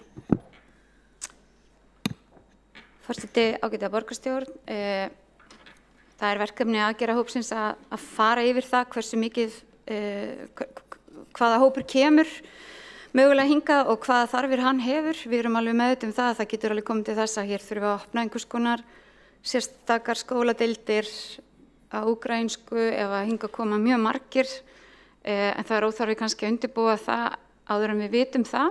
Það eru komnir 200 eða rétt undir 200 manneskjur frá Úkraínu nú þegar til Íslands og hafa dreifst þó nokkuð. En verði niðurstaðan að hingað komi mjög margir þá munum við bara fara í það verkefni að finna út úr því. En eins og ég segi, við erum nú þegar að undirbúa tvöföldun á okkar samningum, auglýsa eftir fólki til þess að styðja við það fólk, auglýsa eftir húsnæði eða reyna að finna húsnæði. Þetta er eitthvað sem við kannski teljum að við getum alveg gert en komi hingað mjög stórir hópar þá þurfum við mögulega að gera það sérstakann samning með einhverjum öðrum kröfum, með einhverjum öðrum formerkjum. Ég held að sé bara ekki tímabært akkurat að ræða það. Við munum gera þetta vel og við erum tilbúin og Reykjavíkurborg inn í öllum þessum hópum og hefur lýst sig meira reiðubúna til þess að koma með og deila af sinni sérþekkingu í þessum málaflokki sem satt að segja algjörlega frábær. Þá er borgarfulltrúinn lokið við að svara ansvari, veitir þá ansvar öðru sinni borgarfulltrúinn Kolbrún Baldursdóttir. Viljan og ég hef aldrei efast það heldur hjá engu okkar hér og bara ég held að öll þjóðin sé sem betur fer mjög samstillt í að vilja gera allt sem í okkar valdi stendur en ég er svona aðeins að velta fyrir mig hversu vel meirihlutin eða borgarfulltrúinn Heiða Björg Hilmisdóttir inn í því að fylgjast með hvað þessi aðgerðarhópur að gera, er daglegt samband, er meirihlutin að því að fjármagnið þarf að koma frá þeim sem valdið hafa og þá spyr ég hvað að taka fjármagnið? Er búið að ákveða það og sjá hvar hægt að taka þetta fjármagn því að það þarf að gera mögulega bara mjög hratt og vel eins og fram með komið þá vitum við ekki alveg nákvæmlega hvernig þetta þróast en það þýðir ekkert að segja já við sjáum til hvernig okkur tekst að fjármagna hlutina því að það verður náttúrulega ekki boðlegt. Þá er borgarfulltrúinn lokið við að veita ansvar öðru sinni, svarar ansvari öðru sinni borgarfulltrúinn Heiða Björg Hilmisdóttir. Já, forseti ágæta borgarstjórn, fjármagn kemur að mestu leyti frá ríkinu sem tekur á móti fólki frá Úkraínu og gerir þá samninga við sveitarfélög það. þetta hafa verið gerðir samningar hingað til og í umræðunni að gera slíka samningar líka þennan hóp. Aðgerðahópurinn verður skipaður í borgarráði á 5. og allt sem hann gerir mun koma fyrir borgarráð, þannig að borgarfulltrúanum mun gefast gott tækifæri til þess að fylgjast með því áfram. Þá hefur borgarfulltrúin lokið við að svara andsvari öðru sinni. Næst hefur óskað eftir að taka til máls borgarfulltrúin Örn Þórðarson.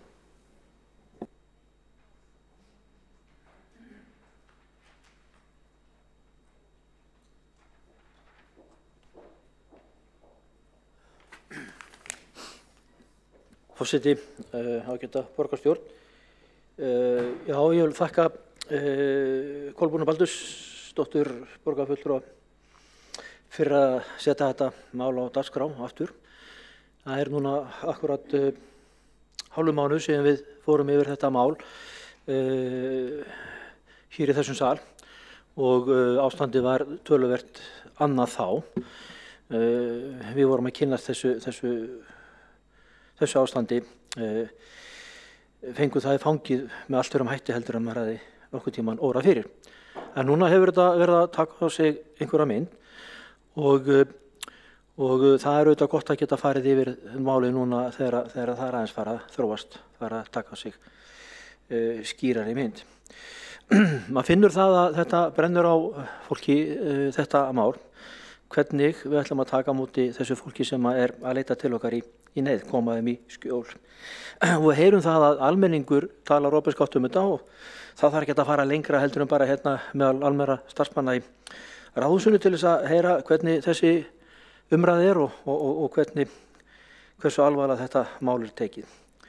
Almenningur víða að svara þessu kalli með að bjóða fram aðstöðu í búðir eða herbyggi til þess að gista í og það auðvitað frábært að þannig auðvitað samkenndin sýnilegur þegar fólk til í að taka svona stór skref persónulega sem einstaklingar til þess að reyna að leysa þetta mál. Því bör auðvitað að fagna. En hitt annað að ég held að máli sé í rauninni miklu víðtækara og yfirgrips meira eins og nákvæmlega kemur fram í greinargerð frá borgarfulltrúa Flokksfólksins þetta mál. Að þessi aðstoð sem þetta fólk þarf á að halda miklu flóknara. Og þá skiptir auðvitað máli eins og ég held að ég hafi nefnt fyrir hálfum mánuði síðan að það þurfa allir að leggjast á árarnar. Fyrst og fremst ríki og síðan sveitarfélögin og síðan hjálparstofnanir. Og það þarf að vera ákveðin verkaskipting á milli þessara aðila. Það hefur komið fram að ríkið kannski sá aðili sem að helst kemur til með að setja fjármagn í þetta verkefni og þeir hafa hugsanlega aðganga því að flytja þetta fólk sem að þarf á skjóla að halda hingað og þeir ríkið ræður yfir heilbrigðisþjónustunni.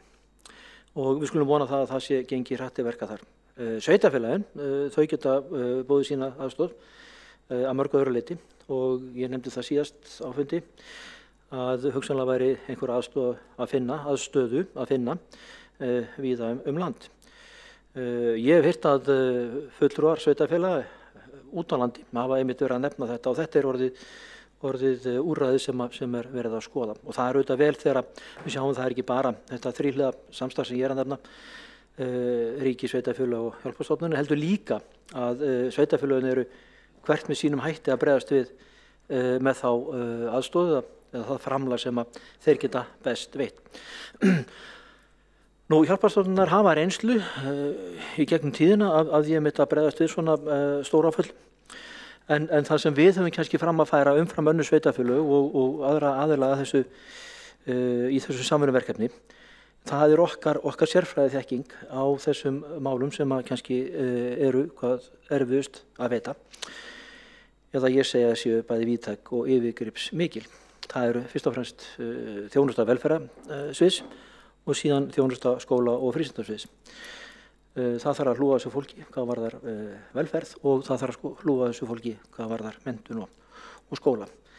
Það ágætt að formaður velferðarráðs fór yfir það og útskýri það að það komin í gang samráðshópur sem að sérfræðingar velferðarsviðs eiga sæti í og ég kallaði sérstaklega eftir svörum úr skólafrístundasviði og sömulegis úr velferðarsviði þá fekk ég þær upplýsingar að þessi vinna væri hafin og þó að hér vanti Skúli Helgason formann skólafrístundaráðs þá get ég allavega fullyrt það að fulltrúar frá því sviði séu komnir inn í þetta mál og farnir að hafa með það að gera.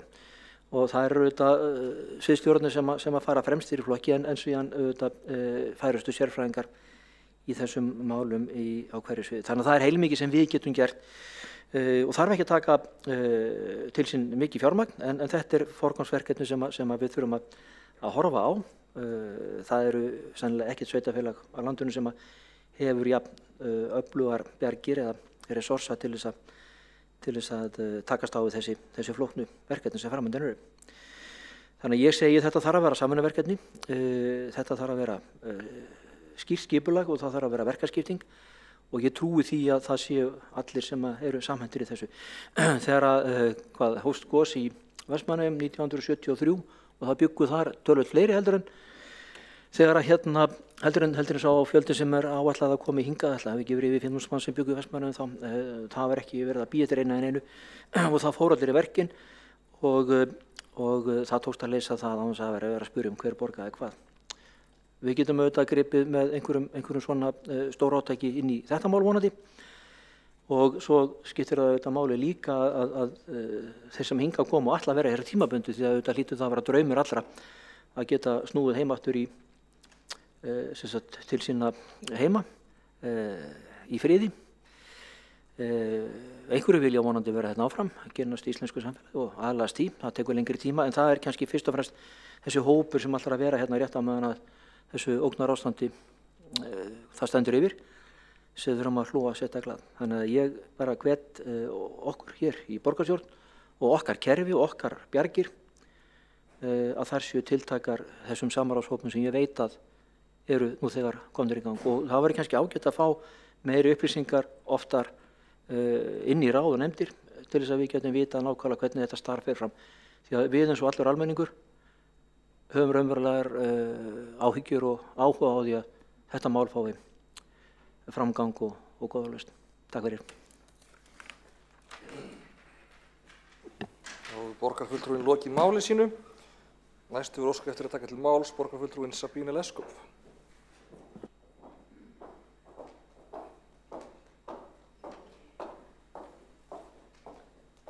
Já, forseti og borgarstjórn. Fyrir 2 vikum síðan þá stóðum við hér og ræddum málefni Úkraínu og ræddum það hver viðbrögðin Reykjavíkurborgar sem sveitarfélagið gætu verið eða væru þá. Ég nefndi þá að hér búa 104 Reykvíkingur sem með úkraínsk ríkisborg og svo einhver fjöldi sem kannski komin með íslensk ríkisfanganir af úkraínskum uppruna. Í gær tók ég sem formaður fjölmenningarráðs á móti fulltrúa úr þessum hópi og mig langar hér með hans leyfi að koma þeim upplýsingum sem ég fengið úr þessum hópi á framfæri. Fyrir helgina voru 147 flóttamenn frá Úkraínu komin, af þeim voru 38 börn. Þannig ef við erum að rekna með 1500, jafnvel 2000 flóttamönnum hér, þá getum við kannski gerst okkur grein fyrir hversu stór barnahópurinn geta verið. Þessi hópur Reykvíkinga af úkraínskum uppruna hefur borið hita og þunga af þessum málaflokki á síðustu vikum. Langstærsti hluti flóttamanna að koma hingað í gegnum fjölskyldutengsl, sem sagt fólk sem að koma núna eða komin og býr einfaldlega inni hjá þessum fólki en hefur ekki fengið mikla aðstoð utanfrá annað en það. Þessi hópur Reykvíkinga af úkraínskum uppruna virkilega tilbúin að gera hvað sem til að aðstoða en þurfa okkar stuðning til þess. Og og það var ég beðin að koma áfram hér. Þessi hópur vill fá stuðning frá okkur til að geta unnið í þágu þeirra landsmanna. Borgarfulltrúinn Heiða Björk Hilmisdóttir búin að benda á hvernig Reykjavíkurborg hefur hingað til tekin ábyrgð á þessu málaflokki, hefur verið einn af 3 sveitarfélögum sem hefur tekið á móti flóttafólki í gegnum samræmda móttöku. En þessi staða núna, þessar aðstæður eru öðruvísi. Ég myndi eiginlega freka bera það saman við Vestmannaeyjagósið og horfa til almannavarna. Það eru fjöldi af mismunandi sviðsmyndum sem við þurfum að gera, taka með í reikningu. Það fer eftir hversu lengi þetta stríð varar, hvernig ástandi í Úkraínu verður eftir því, hversu langvarandi þetta verður. En eins og ég segi, þetta ástandi núna sem við horfum fram á almannavarnamál, held ég. Þannig við þurfum að bregðast við með þeim hætti. Það sem var rætt í gær á okkar fundi og ég hef fengið leyfi og hef verið beðin að koma hingað á framfæri að fólk sem kemur frá Úkraínu með mjög hátt menntunarstig. Við getum gert ráð fyrir að margar af þessum konum sem eru í meirihluta flóttamanna séu með mjög góða sterka menntun. Ekki ólíklegt að töluvert stór hópur jafnvel með kennaramenntun, leikskólakennaramenntun eða annað sambærilegt. Þannig að ég vona að þær stofnanir sem bera ábyrgð af því muna taka skjótt á viðurkenningu þessara menntunar og við þurfum að taka okkur eða móta okkur stefnu hvernig við viljum nýta hugsanlega starfskrafta þeirra í þessari vinnu.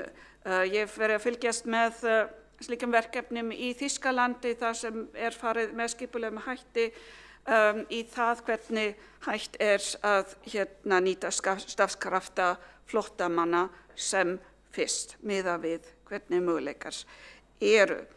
Hér hefur verið rætt að ákvörðun að taka á móti flóttafólki alltaf ríkisins og þetta þurfum við að sjálfsögðu þannig að það þýðir að fjármagnið þarf að fylgja og við viljum ekki horfa aftur upp á einhverju tilfærslu eða færslu til sveitarfélaginu sem vanfjármagn. Ekki viljum við aftur 8 milljarða vanfjármagn eins og við höfum séð í öðrum málaflokkum. Ég ætla að nefna eitt til viðbótar sem getur skipt máli fyrir okkur hér.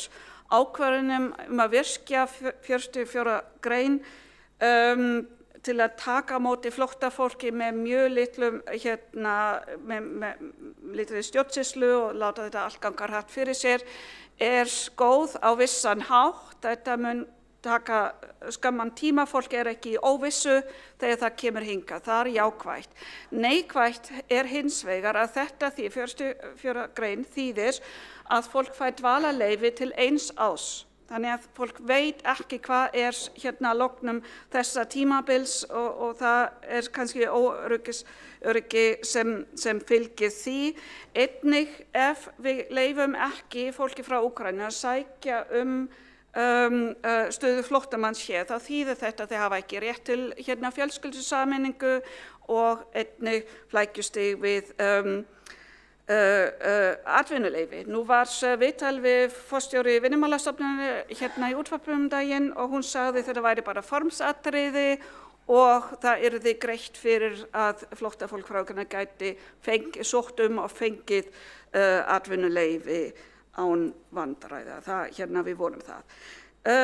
Við skrifað undir, við byrjað að undirbúa þetta og mér líst rosalega vel á þessa tillögu sem mun fara fyrir borgarráði að stofna þetta teymi, að hafa velferðarsvið, að hafa skólafrístundarsvið þarna inn að því að þetta mun mest af öllu snúast þessi börn og hvaða leið við förum þar. Það þarf líka að skoða mismunandi sviðsmyndir. Við höfum rosalega góða reynslu af þessu móttöku, bekk eða móttöku eining sem tekur á móti flóttabörnum, börnum á flóttu þar sem þau eru stödd hverju sinni.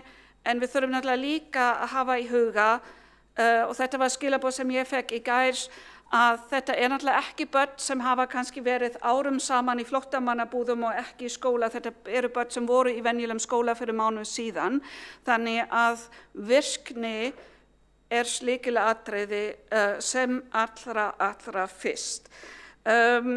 Ég heyrst í Þýskalandi að það hafa verið kröfur jafnvel frá úkraínskum menntastofnunum að veita þessum börnum nám samkvæmt námskrá í Úkraínu, þannig að þau geta farið heim eins fljótt og hægt en þetta líka eitthvað sem við þurfum að skoða en hérna erfitt að taka ákvörðun þarna. Það fyrir fram þurfum við einfaldlega að skoða þessi mismunandi sviðsmyndir. Þannig að beiðni stuðning frá þessum hópi samfélagsfræðsla, það eru dagforeldra, íslenskukennsla, atvinnu með stuðning. Þetta var nefnt og húsnæði fyrir fólk að fá að skipuleggja aðstoð sem þau vilja svo sannarlega veita og ég held við myndum virkilega græða á því að nýta okkur þennan bara eldmóð að gera það, að stofna frekara félag í kringum verkefni, söfnun og allt þetta. Þannig að ég held það væri rosalega gott ef við getum gert það og ég veit að Mannréttindaskrifstofa nú þegar komin inn að veita þeim aðstoð með alls konar formlegum hlutum sem þau þurfa að kunna. Í lokin vil ég vitna í þær upplýsingar sem ég fekk í gær og lesa upp það sem viðkomandi sagði við okkar með hans leyfi og með leyfi forseta. Í dag var þetta sem sagt tilvitnun í fulltrúa úkraínska samfélagsins hér í Reykjavík sem sagði: Í dag var ég boðin hingað til að svara spurningum varðandi aðstæður í Úkraínu. Flestir spyrja mig hvort fjölskyldan og ættingjar í Úkraínu séu á öruggum stað. Ég svara þeim með því að segja að fjölskyldan mín eru 45 milljónir manns í Úkraínu og nei, þau eru ekki á öruggum stað. Við sem búum hér í Reykjavík og á Íslandi erum á öruggum stað. Hver einasta kona sem kemur hingað frá hræðilega stríði fjölskyldan mín. Hver einasta barni sem kemur hingað frá Úkraínu í dag barni mitt sem þarf aðstoð og við erum til staðar. Takk. Borgarfulltrúinn hefur lokið máli sínu.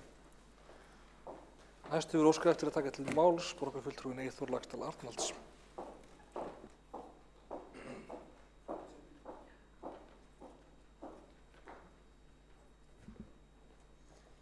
Forseti, ágæta borgarstjórn og tilheyrendur. Flóttamenn frá Úkraínu, þeir þurfa aðstoð, þeir þurfa mikla aðstoð og þeir þurfa aðstoð strax. Þeir þurfa að við tökum á móti þeim án tafar. Við sjáum hvað Pólverjar opnuðu faðminn vel. Maður hefur fylgst með hvernig Pólverjar hafa til dæmis skilið eftir barnavagna, mat og fleira við lestarvagnana. Þannig að þeir sem koma án þess að hafa barnavagn en eru með barn í fanginu geta fengið barnavagn og komist á næsta stað. Pólland að taka við meiri hlutan af þeim 3 milljónum sem nú þegar hafa flúið frá síðasta borgarstjórnarfundi. Við vorum að ræða mögulega 1 til 2 milljónir, vorum margir að nefna, en það var 3 milljónir flúið frá því við vorum hérna fyrir 2 vikum. Það getur verið að þessi tala verði komin upp í 5 milljónir. Það gríðarlega há tala, hún önnur stærðargráð en við höfum séð áður. Og fólkið ekki að fara á milli flóttamannabúða, það að fara beint af því sem heimilið þeirra, sem brennandi og til nágrannaríkjanna og síðan áfram. Það gríðarlega mikið álag á Póllandi sem hefur staðið sig alveg stórkostlega. Það hefur ekki verið skriffinsku fyrir að fara, það hefur bara verið hjartahlýja og tekið á móti fólkinu. Nú vill þannig til að við erum með mjög öfluga loftbrú milli Íslands, Reykjavíkur og Póllands. Flugfargjald á milli Póllands og Íslands er 10.000 krónur sem er svona eins og bara lestarfargjald innan lands í Evrópu. Þannig að við erum með mjög sterka tengingu á milli Póllands og Íslands, líka til annarra landa, líka til Ungverjalands og fleiri en Póllands sérstaklega. Og nú komið okkur, það eru nú þegar komnir flóttamenn hingað, en við skulum ímyndum okkur að við þurfum að taka við talsverðum fjölda, okkur undir það. Kannski til skamstíma og kannski til langstíma, við þurfum að undirbúa okkur undir hvoru tveggja. Auðvitað vona flestir að þeir geti snúið tilbaka, en það er ekki víst að það verði þannig. Og sumi vilja kannski verið hérna áfram, þannig að við höfum líka að búa okkur undir það. Við höfum ekki að hugsa um þá sem er að flýja núna til Íslands að þeir séu bara komnir hérna í nokkra daga. Við þurfum líka að vera tilbúin til þess ef að þeir þurfa eða ef að þeir vilja að taka mótið þeim hér inn í samfélagið og taka vel á mótið þeim alla leið. Og það kallar líka á mikla vinnu, en við eigum alveg að geta gert það. Þetta eru hamfarir fyrir fólkið eins og eldgos, nema þetta er að manna völdum því miður. Og þegar við horfum á hvaða stærð við getum verið að horfa á, og þá erum við að horfa kannski á núna 3 milljónir, gæti orðið 5 milljónir, og ef við horfum á hvernig Ísland er í samanburði við Evrópu, þá erum við 1 prómill eða 0,1% af Evrópu, cirka bát. Þannig að við getum ímyndað okkur að við tökum við 1 af hverjum 1000. Ef að það er okkar hlutur, þá geta þetta verið 3.000 eða það eru 3 milljónir, eða 5.000 eða það eru 5 milljónir. Þannig að sviðsmyndin sem hefur verið rædd í fjölmiðlum er bilinu 1000 til 2000, en hún gæti verið stærri. Og þá kallar þetta á margt. Þetta kallar á húsnæði. Við höfum nú rætt housing first hérna oft í þessum sal. Þetta kallar á náttúrulega fæði, klæði og allt það. Þetta kallar á skóla og félagslega stuðning og svo framvegis. Og þetta kallar á virkni. Og ég er ánægður með að ríkið sé að létta á kerfinu, opna það betur, gagnvart flóttafólkinu. En við erum samt eftirbátar Pólverja og annarra. Þeir eru miklu fljótari. En við þurfum að hafa möguleika fyrir að fólki sem kemur hingað fá að vinna ef að það vill og getur. Og það er mjög mikilvægt að það sé virkni.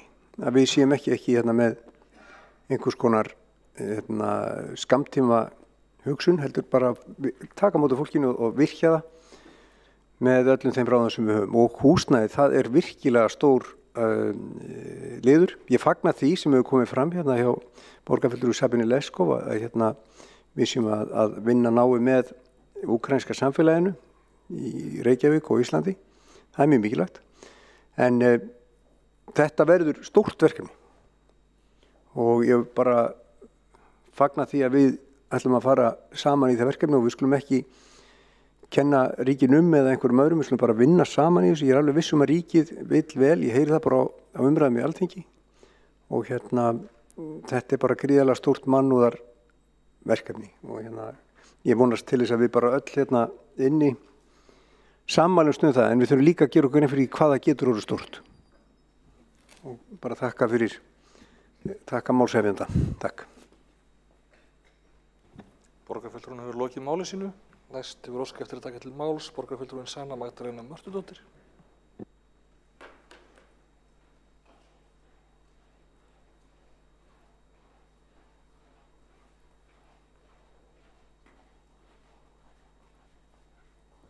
Forseti og borgarstjórn og borgarbúar. Það er svo gott að heyra velviljan sem er til staðar varðandi móttöku fólks á flótta og velvildin. Hún er vissulega til staðar en þegar maður hugsar einmitt stöðuna þá fyrir að hugsa stuðningsúrræðinu og þau þurfa að vera pottið til staðar hjá okkur og að við þurfum að geta tryggt það og það er svona spurningin sem ég hef inn í þessa umræðu að stuðningurinn að hann sé pottið til staðar varðandi húsnæði að nægt húsnæði sé til staðar og í skólakerfinu að starfsfólk skóla sé með það sem þarf til að taka á móti börnum sem að koma úr hræðilegum skóla eða við séum þá með þetta aðgerðaplan eða þessa aðgerðaáætlun varðandi bara hvernig verði staðið að móttöku. Varðandi einmitt svona áfalla miðaða nálgun í skóla- og frístundastarfi sem að tekur líka mið af fjölbreyttum uppruna og börn sem að koma á mismunandi aldri og þannig að svona einmitt hver staðan varðandi móttökuáætlun á öllum skólastigum í skóla- og frístundakerfi að við séum bara tilbúin með í rauninni þessar áætlanir sem að sé hægt að líta til. Og að einmitt starfsfólk að fá allan þann stuðning sem þarf til varðandi þá móttöku sem við sjáum fram á og ég vil vera viss að borgin sé pottþétt tilbúin að því að þegar við skoðum stöðuna núna þá vitum við að það þörf á að efla þau úrræði sem eru til staðar svo að þau standi fólki pottþétt til boða. Eins og varðandi húsnæðisstöðu núna þá ekki eins og sé eitthvað offramboð að ræða og þó að fólk sé vissulega bjóða fram húsnæði sitt meðal annars sem það dvelur sjálft í þá svona einmitt hvernig tryggjum við að við séum alla innviði tilbúna. Að því ég ekki alveg að sjá það og það einmitt svo mikilvægt að þetta sé allt tilbúið fyrir fólk sem þarf á því að halda.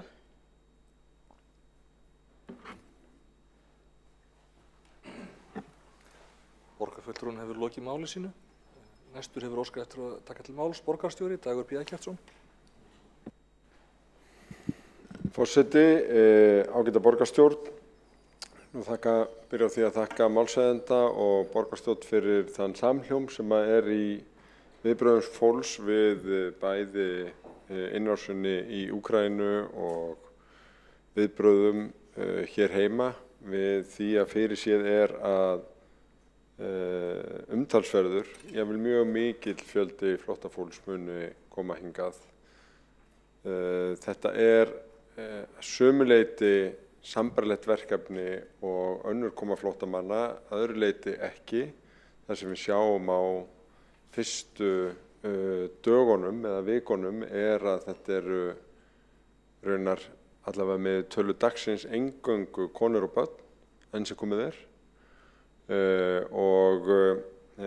leið þá finnum við víða samfélagið mikinn vilja til þess að koma inn í þetta og taka þátt allavega núna í fyrstu og ég held að það skiptir mjög miklu máli.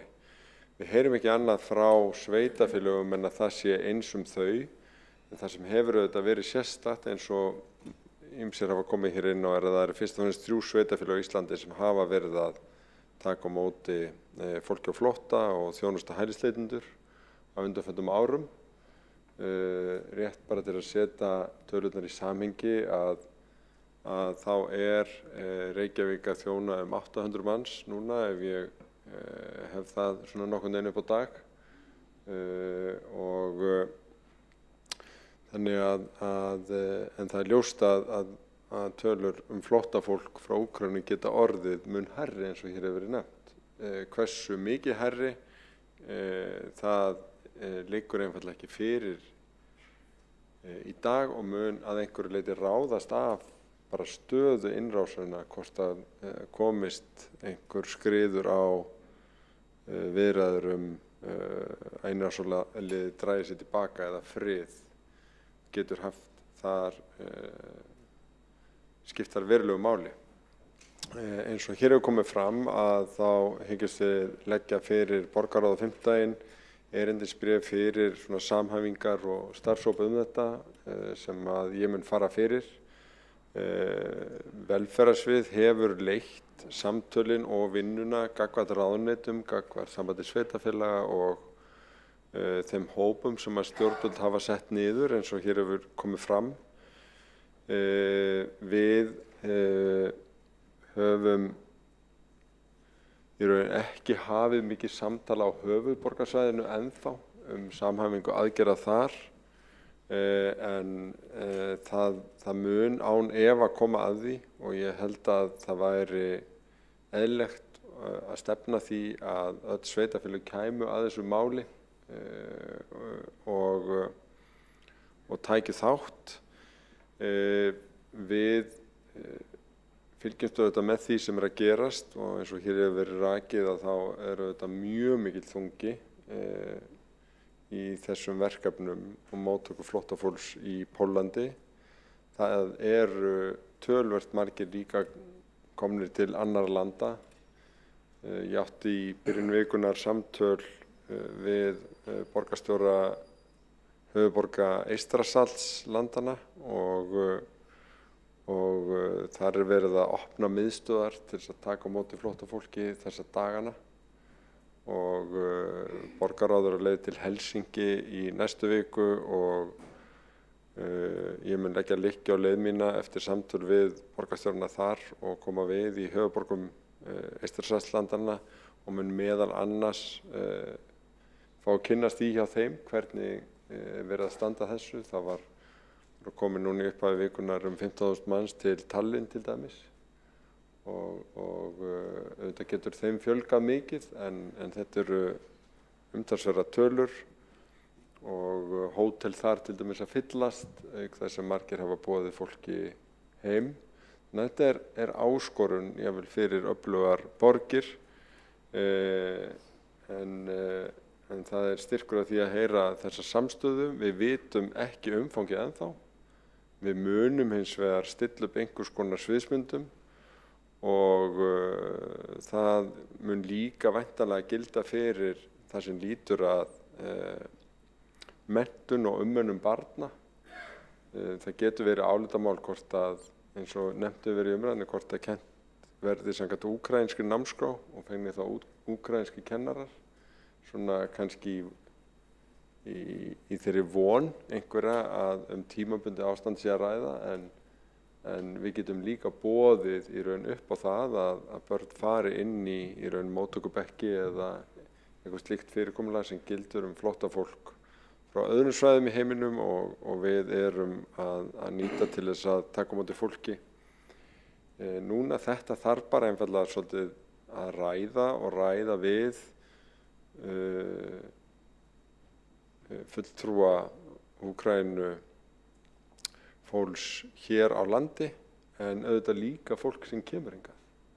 Ég held að það sé bara algjört lykilatriði þannig að okkur býður stórt og umfangsmikið verkefni. Ég eins og vegar algjörlega sannfærður að með samtakamætti og útsjónarsemi og metnaði og alúð þá mun okkur takast að leysa það og leysa farsalegur hendi. Við vitum alls ekki hversu stórt það verður en ég held að við höfum að ganga út frá því að það verði umfangsmikið og undirbúa okkur eftir föngum í samræmi við það en líkt og í stöðu eða viðfangsefni sem breytanlegt og þróast þá getum við þurft bara að ræða málin og skipta á skoðunum og finna bestu leiðir og þess vegna gerum við ráð fyrir því allar megin ákvarðanir sem og þessar stóru línur sem verða lagðar í þessu að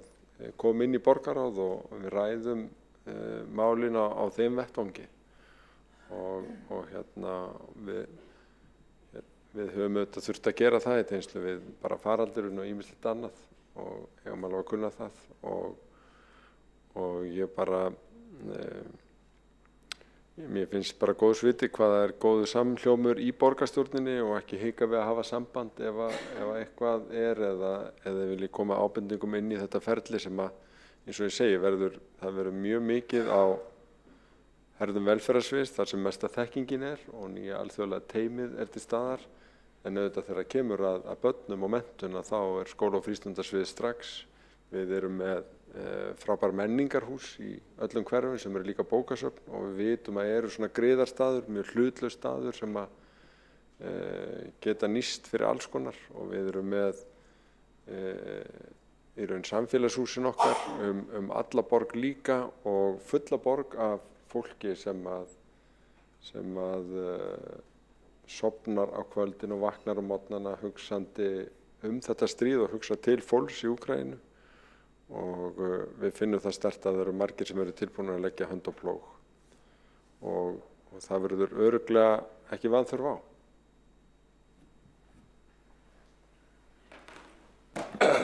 Borgarstjóri lokið máli sínum. Næst tekur til máls umræðu hefjandi Kolbrún Baldursdóttir og er það síðasta ræðan undir þessum lið.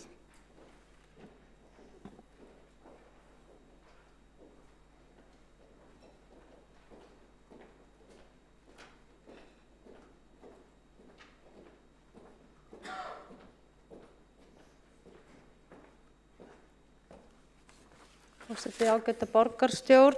Já, ég vil byrja á að þakka þessa umræðu og verð nú bara að segja að maður fyllist bara yl og hlýju að heyra hvað allir tala fallega þessi mál og eru samstíga og ég held að það sé alveg sannarlega þannig í hjörtum allra sem hér eru.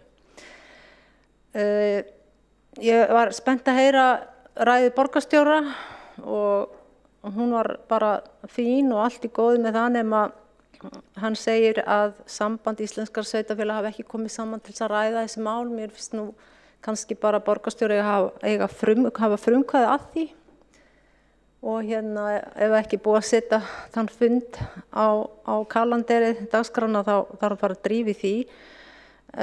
Samband íslenskar sveitarfélaga hefur örugglega drifið sig saman oft fyrir minna en þetta, þannig að hér einmitt skiptir máli að vinna með nágrannasveitarfélögunum. Í guðanna bænum ekki búið til eitt BS fyrirtæki samt út frá þessu. Það er alveg nóg komið að slíku.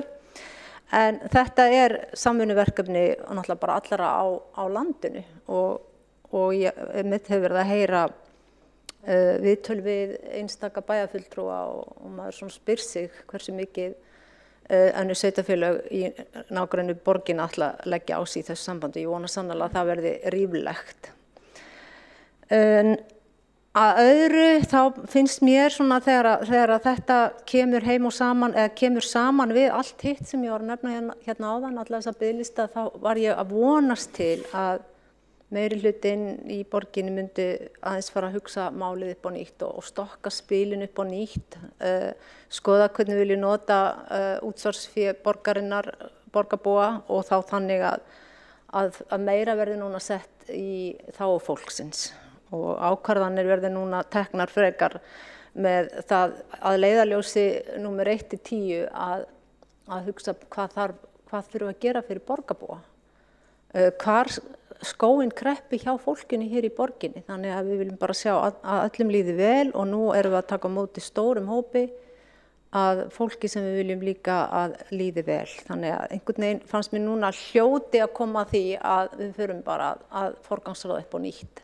Eins og ég er búin að tala hér í 4 ár að geyma verkefni sem ekki er brýn þörf á og skraut og annað slíkt sem við höfum oft talað sem hefur stundum verið nefnt sem gæluverkefni sem ég vil ekki eins og vera að biðja að þetta þarf ekki fjármagn núna. Þannig að nú getum við kannski bara farið að taka á þessum biðlistum og sértækum húsnæðisskorti, koma þeim 500 sem eftir að fá hjá félagslega húsnæðiskerfinu íbúð og þannig að það verði bara engin að kvarta yfir neinu, það hafi bara allir nóg og sem á að vera þannig að því að við höfum sannarlega möguleika á því.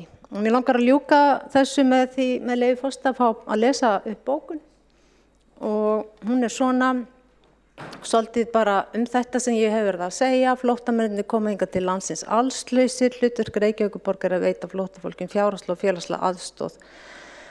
Börnunum er nauðsyn að koma sem fyrst í leik og grunnskóla og frístund. Nú þegar fjöldi stríðshrjáðs fólks streymir til landsins hlýtur borgarmeirihlutann að verða að endurskoða útdeilingu fjármagns úr borgarsjóði. Fresta eftir fjárfrekum framkvæmdum sem geta beðið betri tíma. Gíslabaugurinn sem fyrirhugaður er rís á Lækjartorgi verður að fara á ís. Sama gildir mörg sambærileg verkefni sem ekki eru nauðsynleg og jafnvel enginn er að biðja Flokkur fólks hefur talað ítrekkum að breyta þurfi forgangsröðun þegar fjármagn er útdeilt. Með komu úkraínsku barnanna bætist í hóp barna sem þarfnast aðstoðar ýmsu tagi. Þótt fjármagn komi frá ríkinu í einstök verkefni ber sveitarfélagið sína fjárhagslegu og siðferðislegu ábyrgð. Kallaðar eftir nýri hugsun, nýri nálgun í borgarstjórn en ekki vanþörf á langi biðlistar eftir aðstoð öllu tagi í Reykjavík. Biðlistaborgin í Reykjavík bíða nú 1804 börn eftir fagþjónustu skóla. Ef spilin verði ekki endurskoðuð með þarfir fólksins í forgangi hætta á Reykjavíkurborg axli hvorki ábyrgð sína að veita lögbundna þjónustu né megni að sinna stríðshrjáðum fjölskyldum frá Úkraínu. Og ég líka minna á að þið viti það alveg sem hafi verið hérna lengur en ég nokkuð tíman að það sem ríkið segist alltaf fjármagna ekkert alltaf eins og bara heilagur sannleikur. Það heldur betur verið að bíða eftir milljörðum í verkefni sem var komið yfir á sveitarfélögin. Þannig að ég nú ekki alveg svona fulltraus í garð ríkisvaldsins og þeirra sem þar stjórna. Borgarfulltrúinn lokið máli sínu. Einn borgarstjóri hefur óskað eftir að veita andsvar, það Dagur B. Eggertsson. Forseti ágæta borgarstjórn, ég vildi bara árétta því ég heyrði að orð mín hefðu misskilist. Sambandi hefur sannarlega komið saman og velferðarnefnd sambandsins og verið í samskiptum við ráðuneytin. Það sem ég var að nefna var að sveitarfélögin á höfuðborgarsvæðinu væru ekki búin að funda þetta sérstaklega til að samhafa aðgerðir hér á þessu svæði. En það mætti eins og að búast við því að þess myndi gerast þörf þegar umfangið og verkefnin liggur skýrar fyrir. Þannig að það var nú fyrst og fremst þetta sem að ég vildi árétta að sambandið hefur sannarlega komið saman og það mætti ekki skilja orð mín þannig að þar væri einhver sofandaháttur. Þvert á móti þá ræddum við hér á þessum vettvangi að það færi áskorun frá sambandinu til allra sveitarfélögum að taka þátt og ég veit ekki betur en að hún sé farin út til allra sveitarfélaga en það var þetta samþættingar hlutverk sem kannski fellur að svona almannavarnaskipulaginu sem hefur ekki ennþá verið virkjað eða gripið til. En ég væri raun bara að orða það að ef að umfangið verður mjög mikið þá getur komið til þess að við veljum að samhæfa aðgerðir á höfuðborgarsvæðinu á þeim vettvangi. Borgarstjóri hefur lokið við að veita andsvar, svarar andsvari borgarfulltrúinn Kolbrún Baldursdóttir. Já, forseti ágæta borgarstjórn, já, kannski misskildi ég eitthvað í sem ég heyrist og samt þegar að segja það sama og eins og ég skildi það, en til dæmis bara það búið að ræða það hjá samband sveitafélaga hvað önnur sveitafélög eins og Garðabæjar og Seltjarnarnes ætlar að mögulega að leggja fram að húsnæði. Eru þið búin að einhvern veginn að eftir hverju verið að bíða og þarf að bíða til að sjá umfangið? Við vitum að umfangið gríðarlegt, þannig að það væri gaman bara að sjá og heyra hvað önnur sveitafélög hérna ætla að leggja til og ég veit ekki alveg þetta að bíða svona eitthvað sem mér finnst óþægilegt að heyra. Borgarfulltrúinn hefur lokið að svara andsvari, veitir andsvar öðru sinni borgarstjóri Dagur B. Eggertsson. Forseti ágæta borgarstjórn, ég á von á því að ráðuneytin og þau sem fara fyrir móttöku flóttafólks af hálfu ríkisins leiti til meira eða minna allara sveitarfélaga og ekki síður Garðabæjar en Seltjarnarnes heldur en annara í því skyni að koma að þessu verkefni. Þær upplýsingar eftir því hverju verður leitað eða í hversu miklu mæli liggur ekki fyrir en eins og ég sagði í ræðu minni að þá mun ég gæta þess að upplýsa borgarráð og koma með þær upplýsingar inn á borð borgarráðs leið að berast og eftir því sem að það þróast og verða til og þannig að allir kjörnir fulltrúar og fulltrúar allra flokka svona öðlist yfirsýn og geti lagt gott til málana í þeirri vinnu sem framundan er. Ég held að það muni bara styðja við okkur í þeim verkefnum sem eru framundan í þessu. Borgarstjóri lokið við að veita andsvar öðru sinni. Það var ekki fleiri óska eftir að taka til máls undir þessum lið og telst umræðu lokið. Þá, forseti kannski bara þakkar fyrir góða umræðu. Þá göngum við til 7. liður á dagskrá. Það kosning varamanns í forsætisnefnd. Afsakið. Já, vil ég lesa hana núna? Nei, já, bókarnir verða bara lesnar í lok fundar. Næsta mál á dagskrá liður 6, það kosning varamanns í forsætisnefnd. Lagt fá alla í salinn og kveikja á skjánum og allt þetta. njótum þessar hljómfögru bjöllu.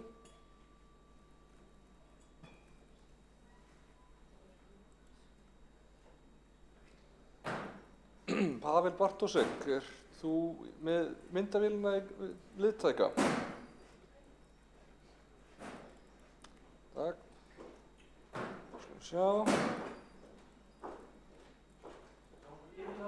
Já, veitum við, vantar til, já. Hún er komin í þinghús og þarf að hlaupa hingað núna.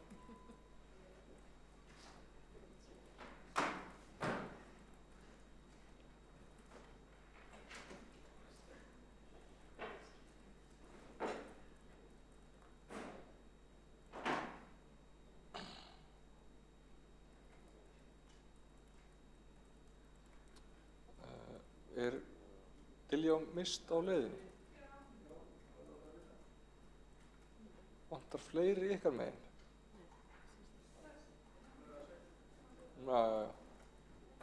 Sæl.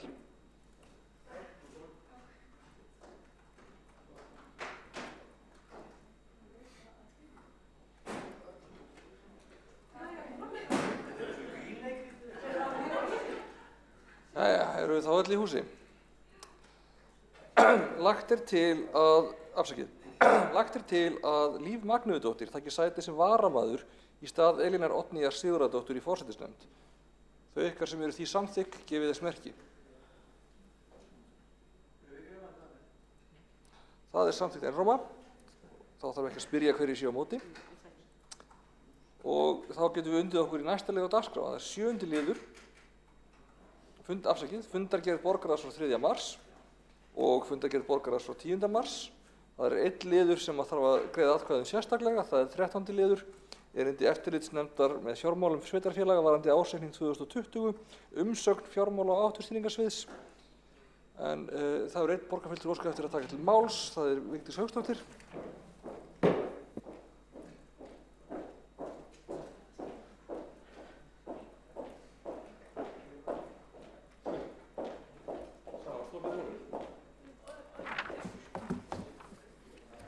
Forseti ágæta borgarstjórn og tilheyrendur. Já, hér er verið að greiða atkvæðum svolítið sérkennilegt mál.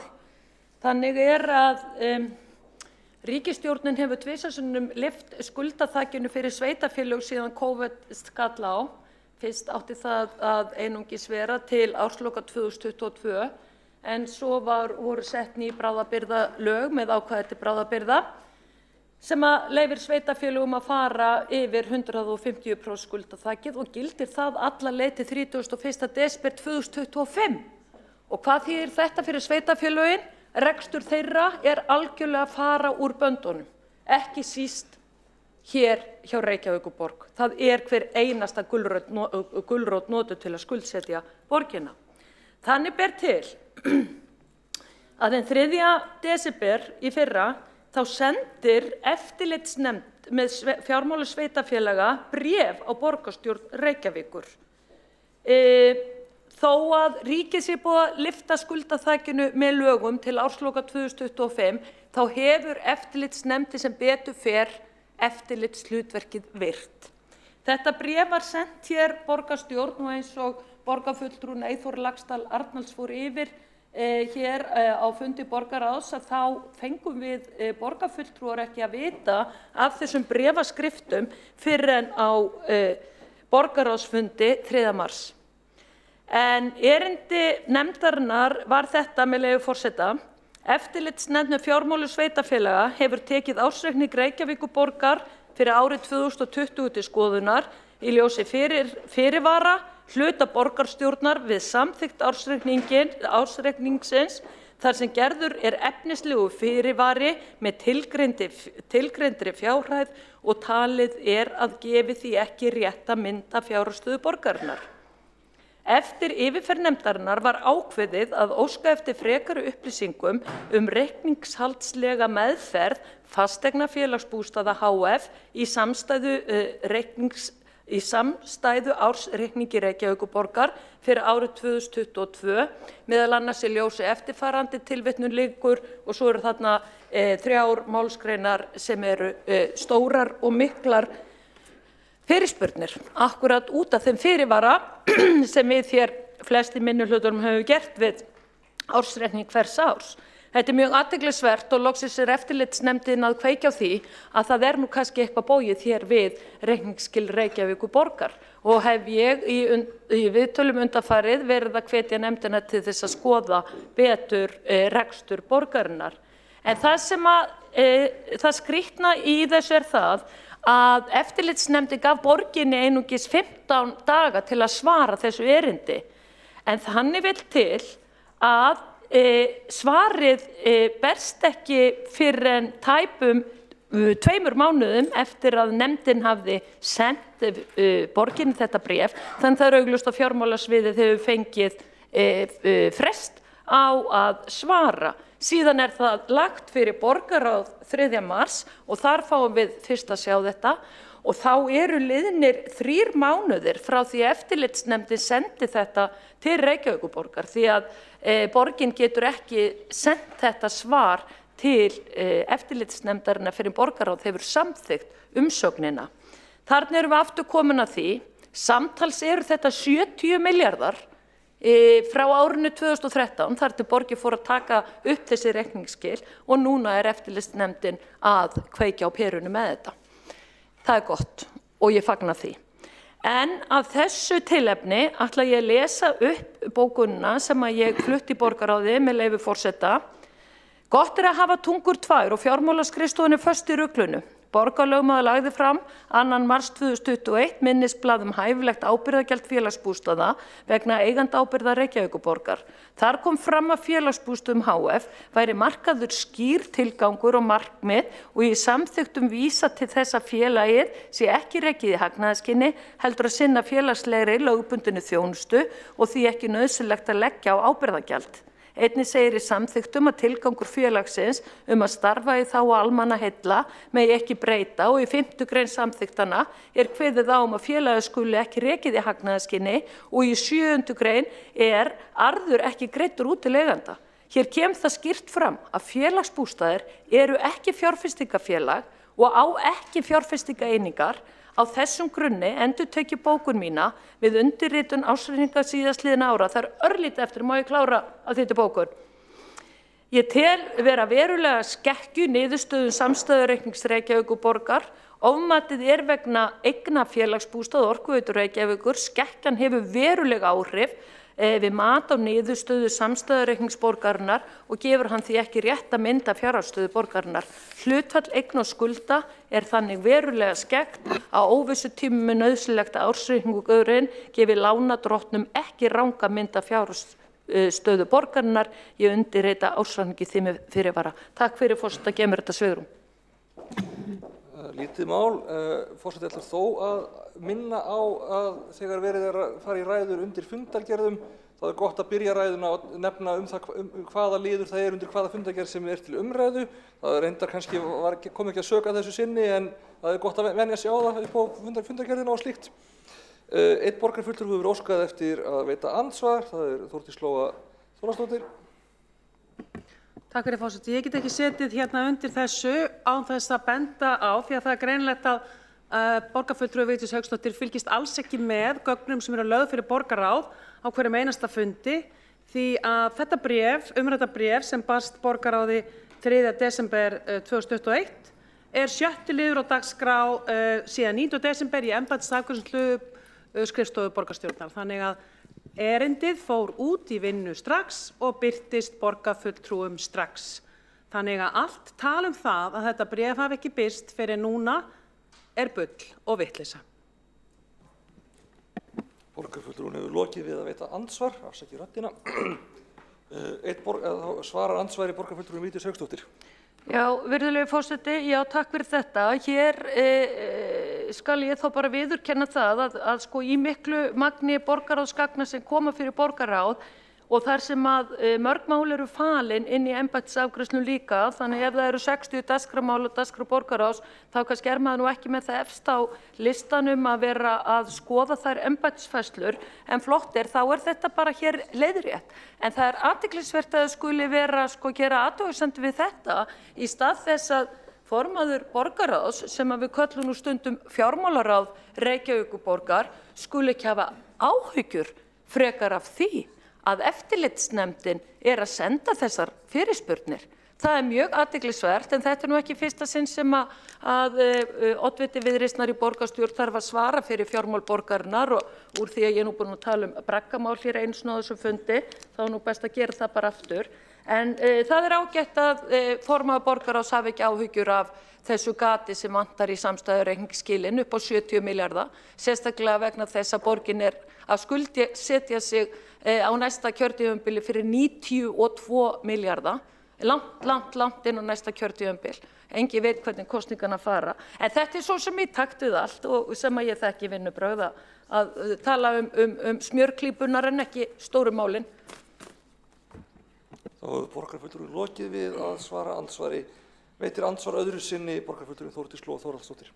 Takk fyrir það, forseti. Nei, ég hef ekki ágjör af því að ég veit að hvert markaðsvirði félagsbústaða og hver veit nema það verður kannski bara á dagskrá næsta kjörtímabili að þar næsta að sameina eitthvert félag fyrir félagslegt húsnæði á höfuðborgarsvæðinu og selja bara félagsbústaði inn í það og þá aldrei gott að hlutinni séu á markaðsvirði.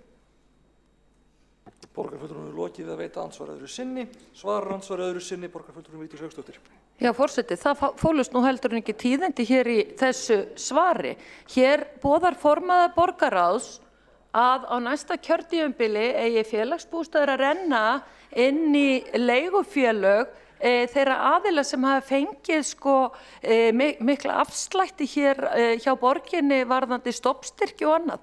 Það skyldi nú ekki vera næsta kjörtímabil skuli nú vera ennþá meira partí og ennþá meiri vinavæðing. Þetta var athyglisvert að þessu ekki hægt að hlæja hér í þessum borgarstjórnarsal en auðvitað hlýtur eitthvað að hanga á spýtunni því svo sannarlega eru félagsbústaðir ekki markaðsvara eins og ég fór hér yfir en þetta eru tíðindi að mínu mati. Þannig að stóra málið samt það að eftirlitsnefnd með fjármálu sveitarfélagana búin að hefja nú þegar athugasemdir við Reykjavíkurborg og ekki bara eftirlitsnefndin íslenska heldur ESA jafnframt farin að krefja sveitarstjórnarráðuneytið heitir í dag innviðaráðuneytið svör sama efni og sama mál. Þannig að ég myndi nú ekki vera með stórkallalegar yfirlýsingar hér í þessum sal, sérstaklega ekki ef ég væri formaður borgarráðs sem að virðist ekki hafa skilning á þeim vanda, rekstrarvanda og skuldavanda sem borgin stendur í. En þetta athyglisvert, við eigum eftir að sjá hvað verður Malbikunarstöðina Höfða þegar Reykvíkingar eru búin að byggja hann upp fyrir sínar útsvarsgreiðslur upp á 5 milljarða og við skulum þá sjá hvað verður eignasafn félagsbústaða sem upp á rúmlega 3000 íbúðir. Það skyldi nú ekki vera einhver fjársterkur vinur myndi nú bara ryðjast inn í félagsbústað og kaupa þá með húð og hári. Sjáum til. Þá hefur borgarfulltrúi lokið að svara andsvari öðru sinni. Næst hefur óskað eftir að taka til máls borgarfulltrúin Sanna Magdalena Mörtudóttir.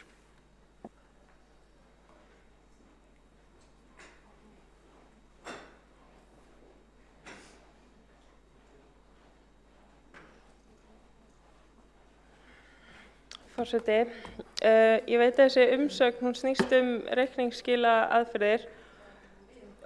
Ég var búin að hugsa, forseti, ég að tala undir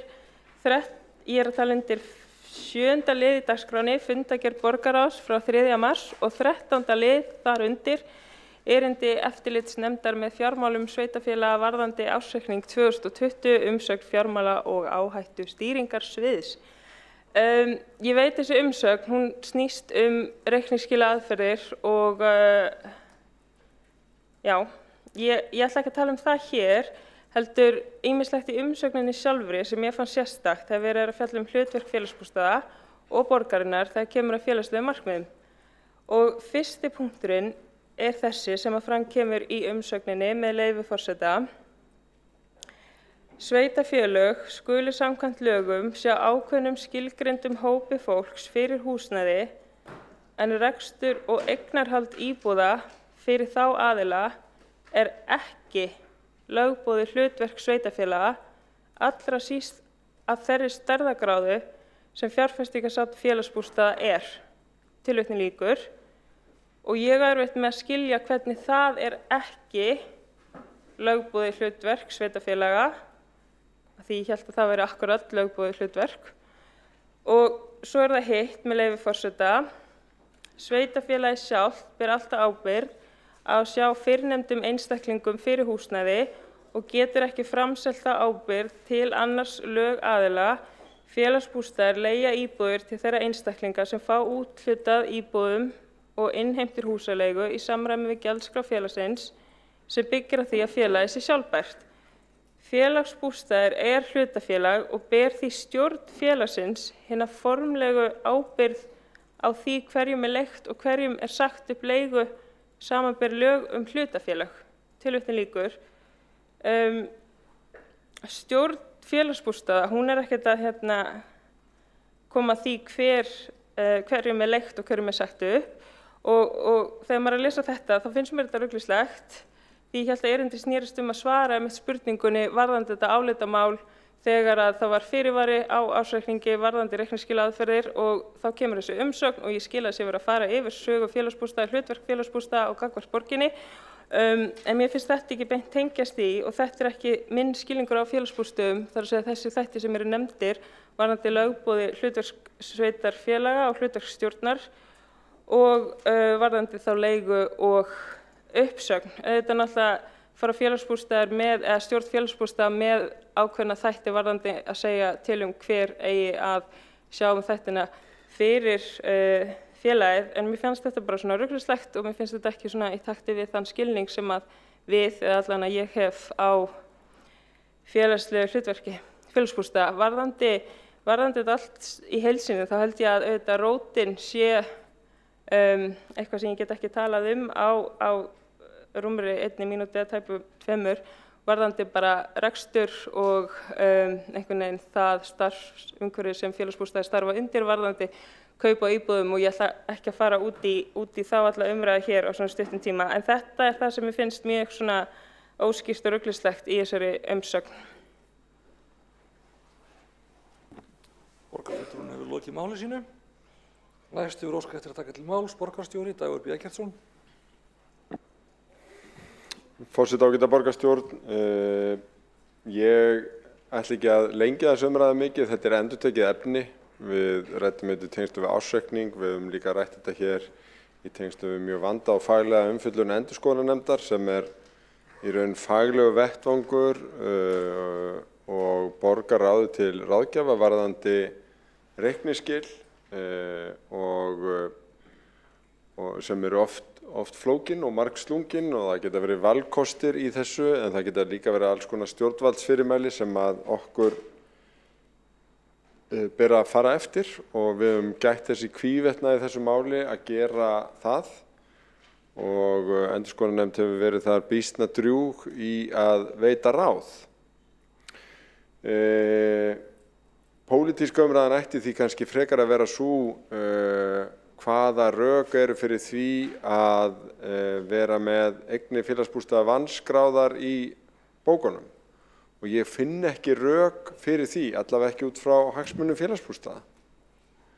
Ég skil ekki af hverju við ættum að haga bókhaldi félagsbústaða þannig að eignirnar virtust verð minni og þar með eigið fé minna, lánshæfi verra og þar fram undir götunum. Þannig að ég hef aldrei alveg botnað í þessum áhuga á því að færa niður eignir félagsbústaða frá því sem einhvers konar eðlilegt gangverð á þeim fasteignum sem þar eru. Og það endur svolítið sömu raddir sem tala fyrir því og tala fyrir því að selja út íbúðir úr eignasafninu eins og var beinlínis lagt til hér við síðustu fjárhagsár. Og það ekki tillögur sem ég mun styðja, ég held þvert á móti að það þurfi að halda áfram að fjölga félagslegum íbúðum í eignasafni félagsbústaða í Reykjavík á næstum árum. Myndi sannarlega fagna því ef önnur sveitarfélög á höfuðborgarsvæðinu myndi gera það af sama myndarbrag og metnaði í húsnæðismálum eins og við höfum gert. Það felst engin skoðun eftirlitsnefndar fjármáls sveitarfélaga í því að kalla eftir gögnum þetta mál, heldur gerir ráð fyrir að nefndin hafi klórað sér í höfðinu yfir þeim í raun fáheyrða viðburði að sveitarstjórnarfólk bóki sérstaklega ársreikninginn og beri brigður á reikningsskil, og ég veist að nefndinni hafi bara fundist ábyrgt að fara yfir það, og þá gerir hún það bara eins og endurskoðunarnefnd hefur gert fyrir okkur. Og það alveg vanalegt að eftirlitsnefnd kalla eftir gögnum. Ég held að ég geti að leggja meiri merkingu í það en svo að eftirlitsnefnd sé að kalla eftir gögnum. Svo tek ég bara undir það sem formaður borgarráðs fór hér yfir, að bréfið var sannarlega lagt fram á embættisafgreiðslulista og aðgengilegt öllum borgarráðsfulltrúum í aðdraganda viðkomandi borgarráðsfundar í desember og aðgengilegur öllum sem að lesa vilja fundagerðir borgarráðs, sem ég mæli ekki sérstaklega með, ekki kannski allt, en þeir sem áhuga hafa gátu lesið bréf eftirlitsnefndar í gögnum frá fundunum sem við minnir að hafa verið 9. desember og geta enn. Borgarstjóri lokið máli sínu og Ég var með ansvar. Ég var með ansvar líka. Borgarfulltrúar óska eftir að veita ansvar. Fyrst veitir ansvar borgarfulltrúum Vigdís Hauksdóttir. Já, forseti, þetta nú alveg dæmalaust að borgarstjóri skuli ekki hlusta á nokkra einustu eftirlitsstofnun, ekki einusinni eftirlitsnefndum fjármála sveitarfélaga. Og það þessi fyrirvari okkar hérna nokkri minnihlutanum sem náttúrulega verður til þess að eftirlitsnefndi fyrir að skoða þessi mál. Borgarstjóri skilur ekkert í því hvernig þetta raunverulega hérna í borginni og út af hverju það eigi að færa þetta með þeim hætti sem hann gerir sem framkvæmdastjóri sveitarfélagsins. Finnst ekki borgarstjóri eðlilegt að þetta væri með öðrum hætti þannig að þetta taki ekki matsbreytingum eftir fasteignaverðshækkunum þó væri ekki annað en að hlífa þeim sem þurfa að leigja íbúðir af félagsbústöðum. Því eftir hverri hækkunum fætur annarri hjá þjóðskrá varðandi fasteignamat þá hækka fasteignanar og þar með hækkar leigan. Þó væri ekki bara annað en það. Þetta jú félagslegt húsnæði. Þetta ekki fjárfestingaeignir því að það stendur ekki til að selja þær. Þá borgarfulltrúin lokið að veita ansvar. Svarar ansvari borgarstjóri Dagur B. Eggertsson. Forseti ágæta borgarstjórn, ef þetta áhyggjur borgarfulltrúans þá get ég róað hann á stundinni því að það ekkert samhengi milli þess hvernig bókhaldið fært og hvernig leiguverð breytist. Það fer eftir vísitölu vissulega en ekki matsverði eigna félagsbústaða. Leigan á félagsbústöðum hefur ekki hækkað 16% á síðasta ári. Nei.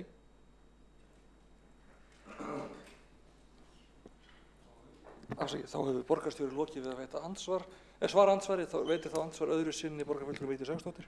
Þá rétt að borgarstjóri upplýsi það hér á opnum fundi hvað leigan hjá félagsbústöðum hefur hækkað á síðastliðnu ári. Því að fasteignaverðshækkunin hér á höfuðborgarsvæðinu gríðarleg og hún tók hér í upphafi kjörtímabilsins allavega mið af þeirri hækkun að einhverju leyti. Hér situr borgarfulltrúi sósíalista hjá mér og við höfum margoft rætt það.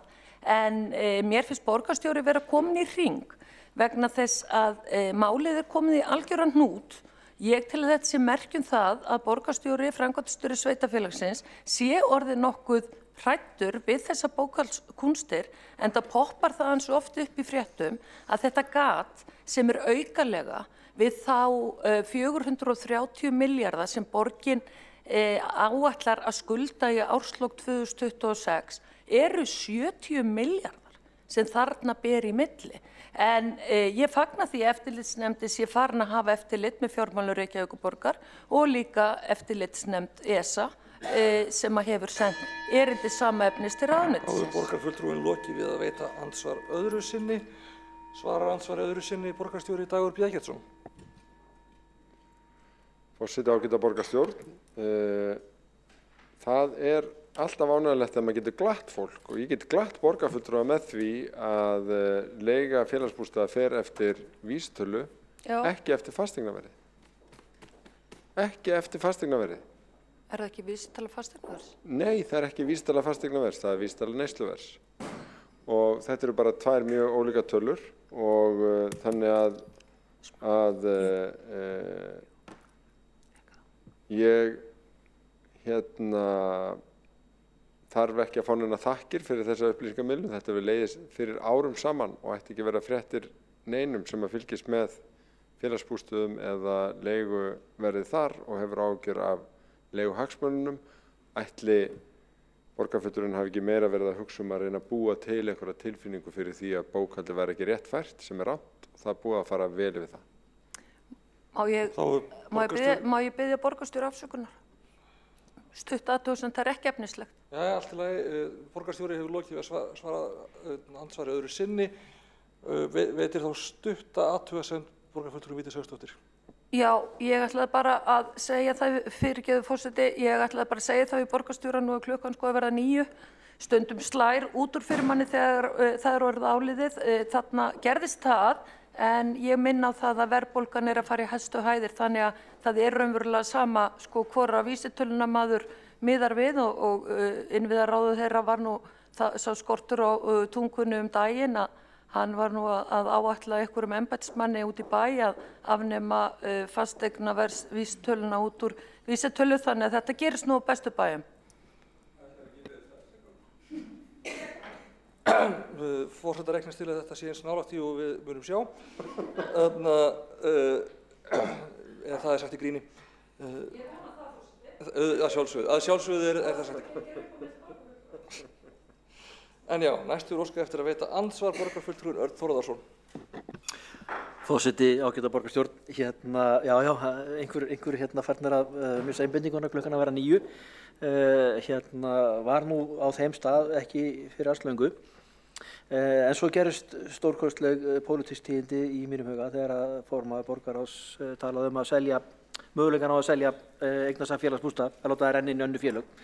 En síðan kemur borgarstjóri upp og ég er akkurat í andsvari við hann og lýsir því yfir, oddviti Samfylkingarinnar, að það muni hann ekki styðja og þá fór hún allavega hressilega að vakna og hugsa hvað hérna er eiginlega að gerast. Það voru mörg stórkostleg pólitísk tíðindi og ég velti fyrir mér ætlið ekki að halda út þetta kjörtímabil eða er verið að undirbúa eitthvað annað í framhaldinu. Takk. Þá hefur borgarfulltrúinn lokið við að veita andsvar, svarar andsvari borgarstjóri Dagur B. Eggertsson. Það er vona stórsi spurt. Ég skal alveg viðurkenna það að einhver ömurlegasta og versta og vanhugsaðasta tillaga sem að flutt hefur verið í borgarstjórn á öllu kjörtímabilinu kom frá Sjálfstæðisflokknum við síðustu fjárhagsáætlun. Að fara að selja íbúðir félagsbústaða. Það er vissulega þannig að biðlistinn hefur minnkað helming, en mér finnst þetta bara svo mikið ábyrgðarleysi. Sjálfstæðisflokkurinn á vissanátt var þarna að lýsa yfir gríðarlegu trausti og nánast aðdáun að þeim árangri sem náðst hefur í húsnæðismálum þeirra tekjulægstu í borginni á þessu kjörtímabili, en ég held að sé enga síður ótímabært og bara vitlaust að fara að selja íbúðir félagsbústað. Þvert á móti, eins og ég sagði áðan, þá þarf að fjölga þeim áfram. Borgarstjóri hefur lokið við að svara andsvari, veitir andsvar öðru sinni borgarfulltrúi Örn Þórðarson.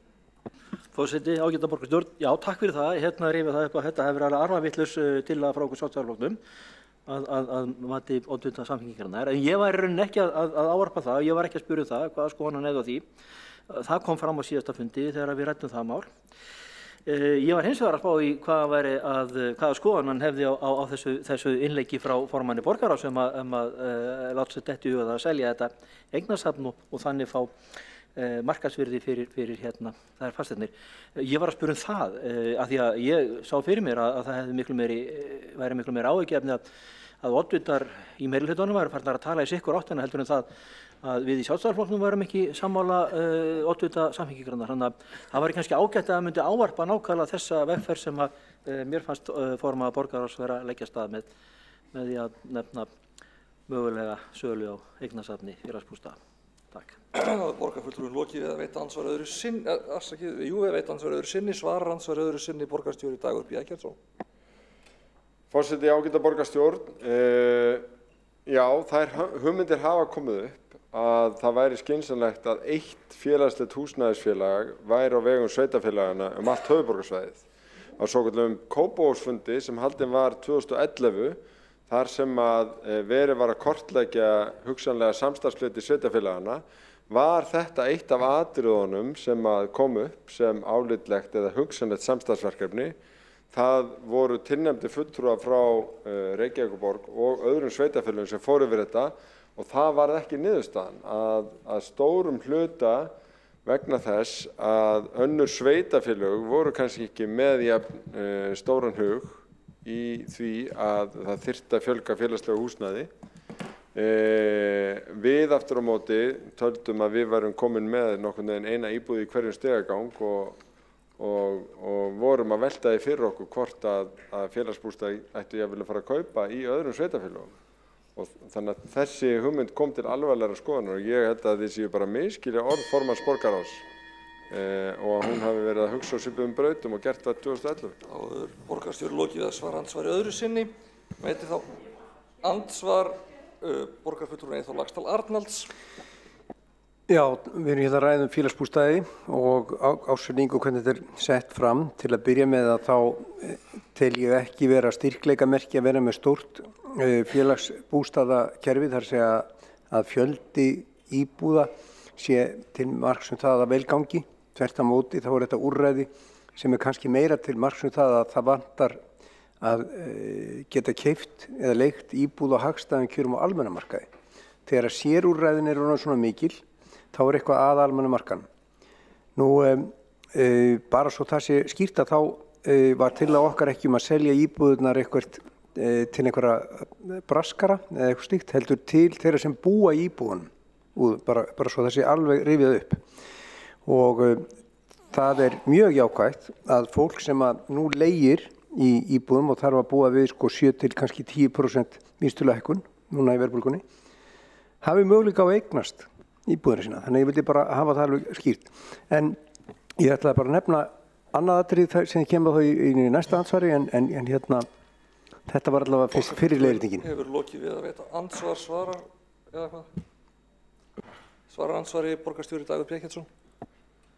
Forseti, ágæta borgarstjórn, ég skal svara þessu andsvari af tillitssemi við spyrjandann, þannig að oddviti Sjálfstæðisflokksins geti botnað spurningum sína. Ég áttum alveg á því að þetta var kynnt í þeim búningi að selja þeim sem að búa í íbúðunum. Ég þekki engin dæmi þess að slík leið hafi verið farin nema þá sem upphafið af því að viðkomandi kerfi býði þess illa bætur. Dæmi hér frá Íslandi er verkamannabústaðakerfið. Úr félagslega kerfinu eru mjög skýr dæmi þetta frá Bretlandi. Þetta reyndist ekki góð leið og einn fögru fyrirheitum nýjar íbúðir í staðinn rættust ekki. Eftir sat með sárt ennið tekjulítið fólk sem átti ekki örugt þak yfir höfuðið og það er ekki staða sem við viljum sjá. Áður borgarstjóri lokið við að svara andsvari, veitir þá andsvar öðru sinni, borgarfulltrúinn Eyþór Laxdal Arnalds og fer þá kannski að klára. Já, það er nú þannig að tvöfalt fleiri, það er 90% af þeim sem leigja í dag sem vilja eignast íbúð og áherslan hefur öll verið á leigjenda úrræði hér hjá þessum meirihluta á þessu kjörtímabili.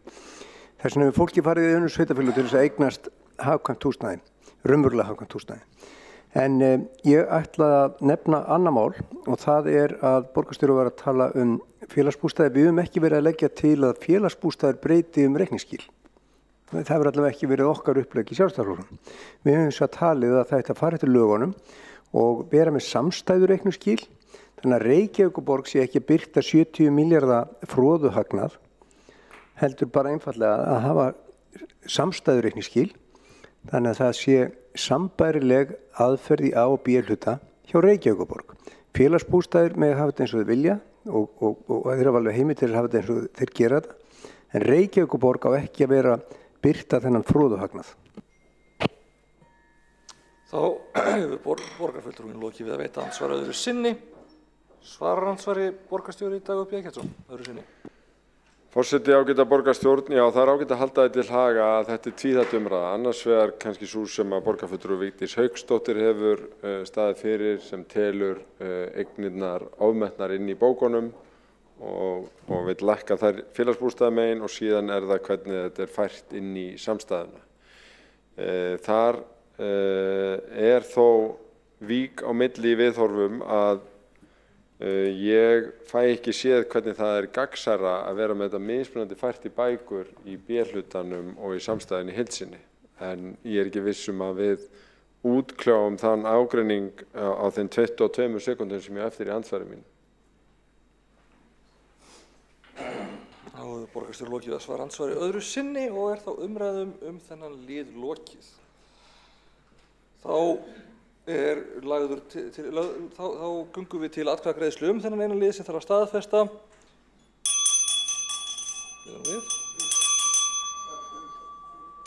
Já, það umsögn sem þarf að staðfesta.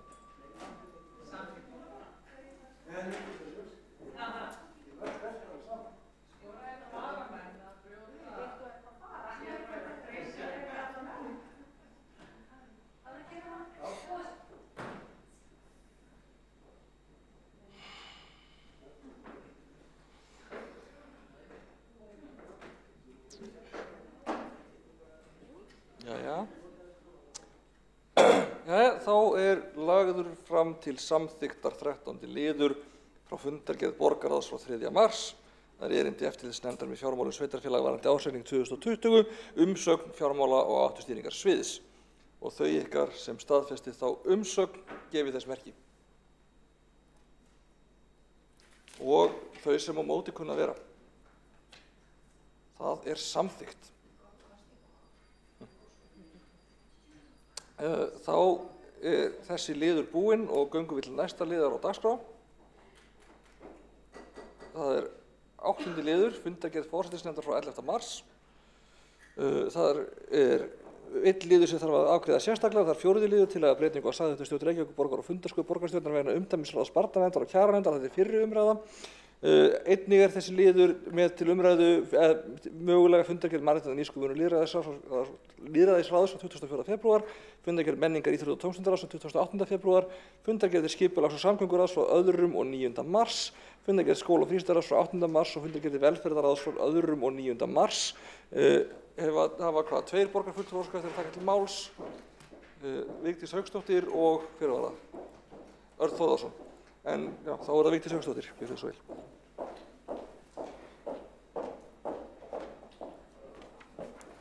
Virðulegi forseti, það gott að lítið eftir af fundunum því að mér heyrist forseti vera það bil að missa röddina.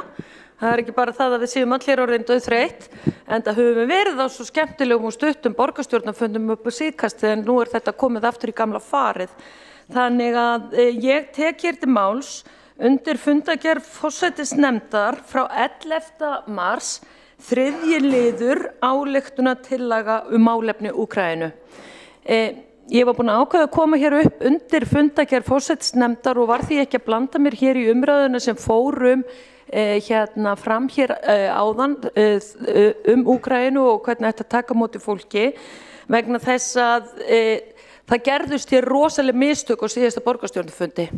Þar ræddum við tillögu eða vorum við með umræðu málefni Úkraínu og þeirra stöðu sem komin upp í heiminum og las ég hér upp bókun í máli mínu og hélt ég hér ræðu og fór yfir mína sýn á þessi mál en nú náttúrulega komnir 14 dagar síðan en það sem að ég áttaði mig ekki á að því að eðlilega vefur Reykjavíkurborgar í algjörri klessu eftir að hafa farið að fikta í honum af þessum vegna þessa verkefnis upp á 10 milljarða. Þannig að ég var aldrei búin að fara inn á fundargerð síðasta borgarstjórnarfundar. Það sem gerist þegar ég kem inn á fund forsætisnefndar síðasta föstudag og við erum að undirbúa hér þennan fund, þá sé ég það að bókun sem ég lagði fram hafði ekki skilað sér inn í fundargerðina. Það hefði kannski verið allt í lagi per se, út af því að þegar ég hefði komist í fundargerð borgarstjórnar þá hefði ég getað séð það. Það sem var svo alvarlegt, þegar ég mæti til forsætisnefndarfundar, þá sé ég það að það er búið að taka ályktunartillöguna sem var samþykkt hér á síðasta borgarstjórnarfundi, sem að ég var með og var með sérbókun, og senda sem erindi til stjórnarráðsins, þar sem bókunin mín var ekki með. Var ekki með á því ályktunarskjali. Og þetta eru alveg svakaleg mistök. Þarna strax á forsætisnefndarfundinum var það upplýst að þetta hefði verið einhverjar efasemdir hér í lok síðasta borgarstjórnarfundar, hvort ég hefði lesið bókunum upp eða ekki. Þannig að sko eins og við vitum öll þá eru til símar þegar fundir slitið hér og það er farið að lesa yfir fundagerðina, þá er alltaf hægt að ná í okkur borgarfulltrúaðurinn gengið frá fundagerðinni vegna þess að mér var sagt að það komið upp eitthvað álítamál hér í lok fundar. Hefði ekki verið rétt að hringja í mig og spurja mig út í þetta? Ég ætla ekki að segja það hér að þetta hefur verið gert að ráðnum hug að bókunum mín, einna flokka, hafi ekki ratað inn í þetta sem fór til stjórnarráðsins og ekki bara það. Heldur, fékk ekki betur séð í fjölmiðlum núna einhvern tímann fyrir skömmu, ég var að reyna að googla þetta og fann ekki, að þetta hefði verið líka sent erlendis til einhverja aðila og samstarfsaðila Reykjavíkurborgar, þar sem ekki minnst að það að Miðflokkurinn hafi verið með sérstak bókun í þessu máli. En bókunni hljóðar svo, og óska ég eftir hún farið þá núna inn í fundagerð þessa borgarstjórnarfundar, þá með afgerandi hætti. Með leyfi forseta, engum hefði órað fyrir því að stríð myndi brjótast út í vestrænum heim árið 2022, lýstar yfir miklum áhyggjum á ástandinu í Úkraínu, skoraður á ríkisstjórn Íslands að koma því áleiðis við alþjóðasamfélagið að leiða fram vopnahlé þegar í stað og sem í framhaldinu friða átakasvæðinu. Tilvitnun lýkur, þetta er mjög afgerandi, þetta er friðarumleitana bókun og þess vegna var svo mikilvægt að hún væri með í þessu skjali. En til að ljúka þessu, þá fór ég fram að það á forsætisnefndarfundinum að þetta skjal yrði uppfært og sendi stjórnarráðinu á nýjan leik, en skaðinn er skeður fyrir mig sem oddvita Miðflokksins. Skaðinn er skeður þrátt fyrir það að ritari borgarstjórnar hefur fullmissa mig það að þetta farið í bréfpósti til ráðuneytisins strax á föstudaginn.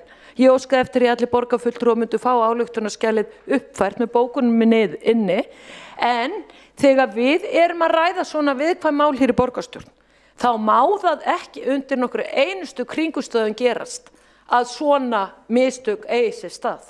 Aldrei. Borgarfulltrúinn lokið máli sínu.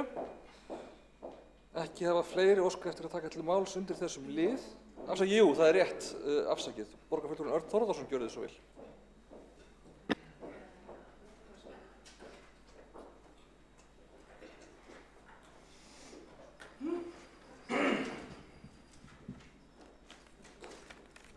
Forseti, ágæta borgarstjórn.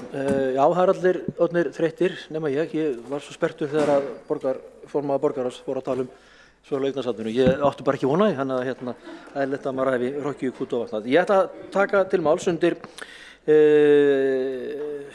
8. lið á dagskrá, borgarstjórnarfundar í dag. Fundagerð forsætisnefndar frá 11. mars og ég ætla að ræða undir lið 1 dagskrárfundarins í dag. Ég ætla að nota tækifærið, af því að mér hefur ekki gefist nægilega mörg tækifæri til þess að fara aðeins yfir mál sem mér er nokkuð hugleikið. Það segir auðvitað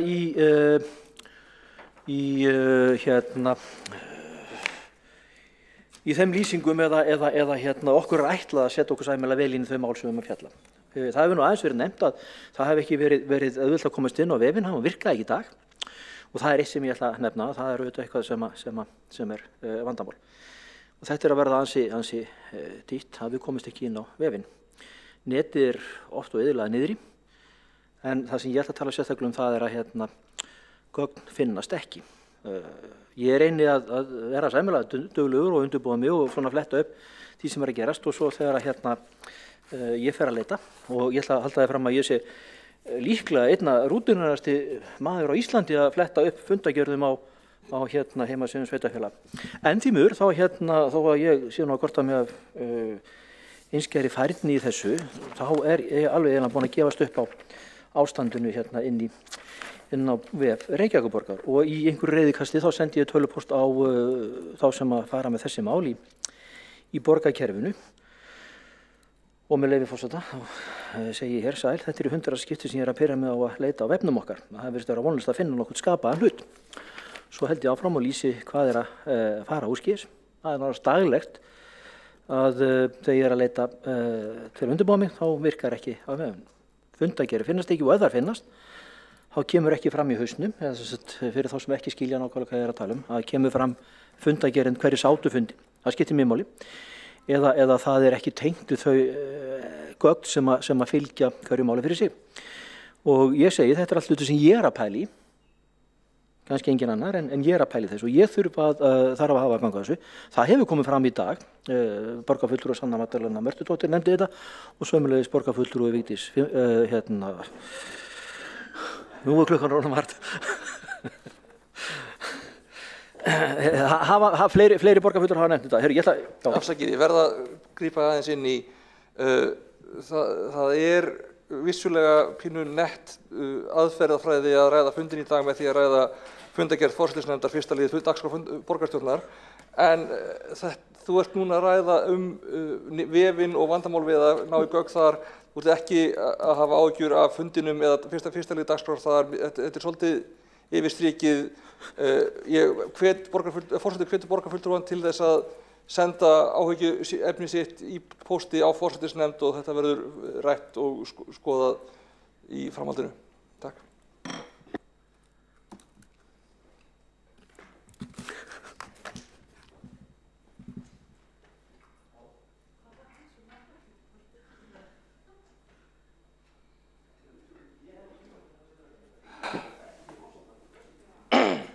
En já, það hafa ekki fleiri óskað eftir að taka til máls undir þessum dagskrárlið og göngum við því til kosningar þann lið sem þarf að staðfesta sérstaklega, eða það þarf að staðfesta að vísa til annarrar umræðu.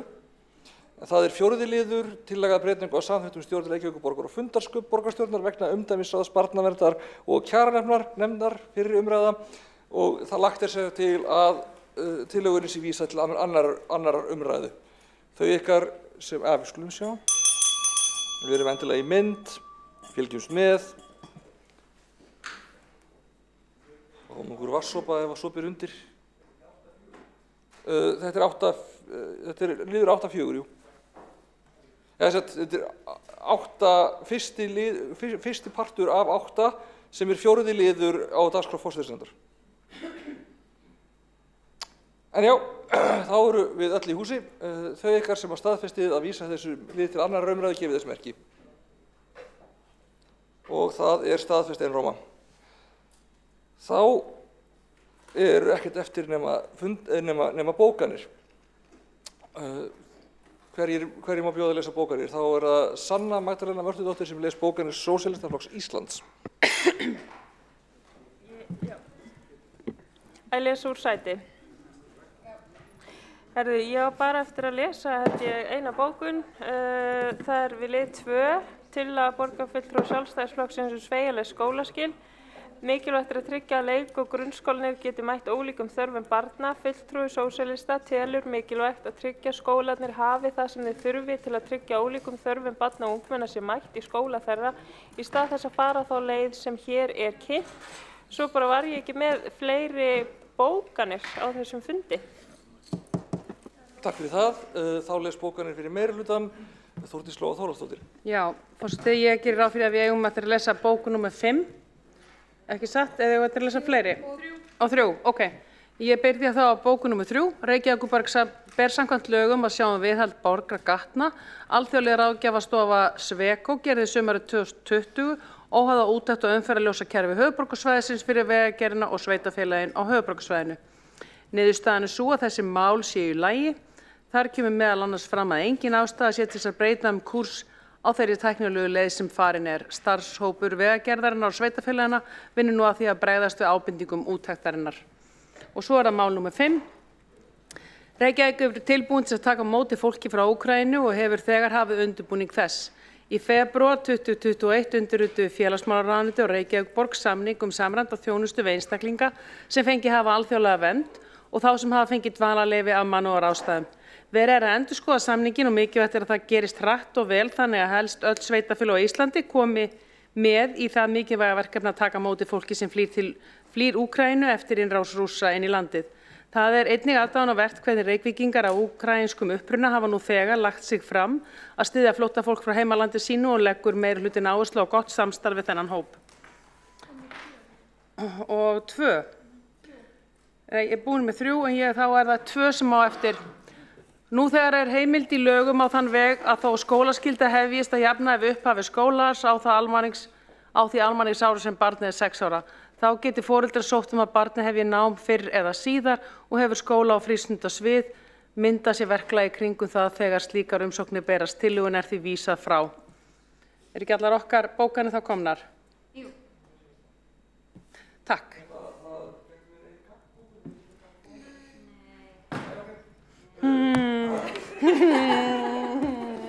Þá hefur óskað eftir að klára að lesa bókanir fyrir Sósíalistaflokks Íslands, Sanna Magdalena Mörðudóttir. Ég held ég man ekki hvort ég var búin að lesa 1, ég skal bara lesa hana snöggvast. Við lið 1, umræðum tillögu stýrihóps uppbyggingu leikskóla. Uppbygging leikskóla þarf að eiga sér stað og mikilvægt að sú uppbygging fari fram á góðum grunni, bæta þarf starfsaðstæður leikskóla starfsfólks og kjör þeirra. Einnig þarf að tryggja að leikskólabyggingar og rými innan þeirra henti starfsemi leikskólana og fjölbreyttum þörfum barna. Takk fyrir það. Hverjir eiga eftir að lesa bókanir þá? 2 frá Sjálfstæðisflokknum. Þá les bókanir Sjálfstæðisflokksins borgarfulltrúi Örn Þórðarson. Nei, ég ætla að byrja á Óla. Þá les bókun fyrir Sjálfstæðisflokkin Ólafur K.R. Guðmundsson. Ok, þetta við númer 3. Fulltrúar Sjálfstæðisflokksins í borgarstjórn Reykjavíkur fagna framkominni tillögu borgarfulltrúa Miðflokksins ljósastýringamál og þykir miður og hún hafi ekki fengið stuðnings meirihlutans. Löngu tímabært að endurskoða fyrirkomulag og umsjón á ljósastýringu höfuðborgarsvæðisins í heild, eins og samþykkt var með undirritun samgöngusáttmála höfuðborgarsvæðisins og ríkisins í september 2019 þar sem þessi málaflokkur var settur í forgang. Fyrirtæki Betri samgöngur OHF var stofnað til að hafa yfirumsjón með framkvæmd samgönguframkvæmda á höfuðborgarsvæðinu næstu árin. Snjallvæðing umferðarljósa átti að framkvæma strax en því miður hefur ekkert áunnist í þeim efnum. Mikilvægt að taka upp sömu vinnubrögð í þessu efni og viðhöfðaðir eru í löndunum í kringum okkur þar sem ljósastýringar eru boðnar út á 4–5 ára fresti í opnum útboðum. Þannig fást bestu lausnirnar og með mestu ávinningi á sem hagkvæmastan hátt. Síðasta útboð af þessu tagi var 2005 þannig að núverandi kerfi löngu úrelt og dýrt í rekstri. Með nýjum aðferðum, með besta fáanlega búnaði og tækni má ná fram minnkun á töfum í umferðinni, minni mengun, meira umferðaröryggi og verulegum efnahagslegum ávinningi fyrir alla samgöngumáta. Þannig snjallvæðum við umferðina og komum þessu málaflokki á sama stað og í löndunum í kringum okkur. Þá les bókanir Sjálfstæðisflokksins borgarfulltrúinn Örn Þórðarson. Það liður númer 5. Borgarfulltrúar Sjálfstæðisflokksins hafa fordæmt innrás Rússlands í Úkraínu enda hún á engan hátt réttlætanleg. Sjálfstæðisflokkurinn telur að Reykjavíkurborg þurfa að gera sitt til að taka á móti fólki á flótta frá Úkraínu en Sameinuðu þjóðirnar telja nú séu yfir 2,5 milljón Úkraínumanna á flótta undan stríðsátökunum í landinu. Þá leggja borgarfulltrúar Sjálfstæðisflokks áherslu á að fólki á flótta frá Úkraínu verði veitt atvinnuleyfi á sama tíma og þeim veitt dvalarleyfi hérlendis. Og síðan við lið númer 7. Fundargerð borgarráðs frá 3. mars, 13. liður og bókunin, það fundargerð borgarráðs frá 10. mars. Og það svohljóðandi bókun. Það forkastanlegt að borgarfulltrúar fái ekki bréf frá eftirlitsnefnd með fjármálum sveitarfélaga fyrir en 3 mánuðum eftir að það sent. Býtu.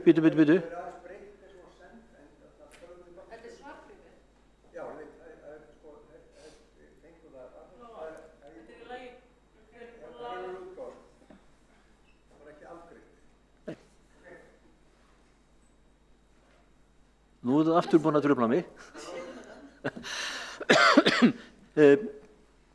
Áfram, í millitíðinni hefur málið borið á góma í borgarstjórn og fjárhagsáætlun verið afgreidd án þess að borgarfulltrúar verður upplýstur bréfið. Borgarráðsfulltrúar Sjálfstæðisflokks gera alvarlegar athugasemdir við þetta verklag. Þá vekur athygli að eigna- og framkvæmdasvið óskaði eftir svari eftirlitsnefnd með fjármál og sveitarfélag. Óskaði eftir svari innan 15 daga.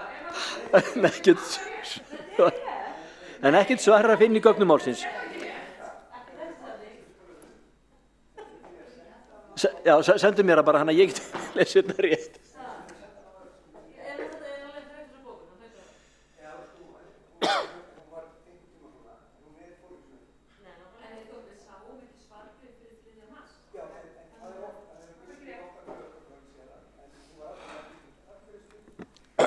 Reynum endilega að hafa bókanir réttar, en...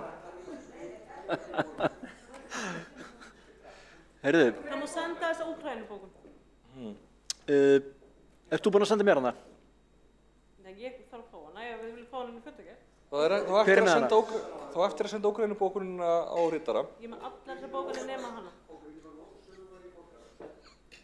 Úkraínu? Já. Við erum með hina. Nei, þetta er hin bókunin. Þetta er bókunin eftirlitsnefnd með fjármál og sveitarfélag. Já. Ég er búin að senda honum hana, en mig vantar bókunum sem hann las á undan þessari. Ok, þá skil ég. Það var Úkraínubókunin á eftir að... Það var það Úkraínubókunin. Og hún var að koma. Já, og hún er svohljóðandi, með Guðsblessun. Það er óboðlegt að bréf frá eftirlitsnefnd með fjármál og sveitarfélag sé ekki tekið til afgreiðslu fyrr en 3 mánuðum eftir það er sent.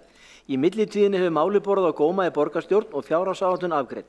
Borgarfulltrúar Sjálfstæðisflokks gera alvarlegar athugasemdir við þetta verklag, enda er bréfið stílað á borgarstjórn.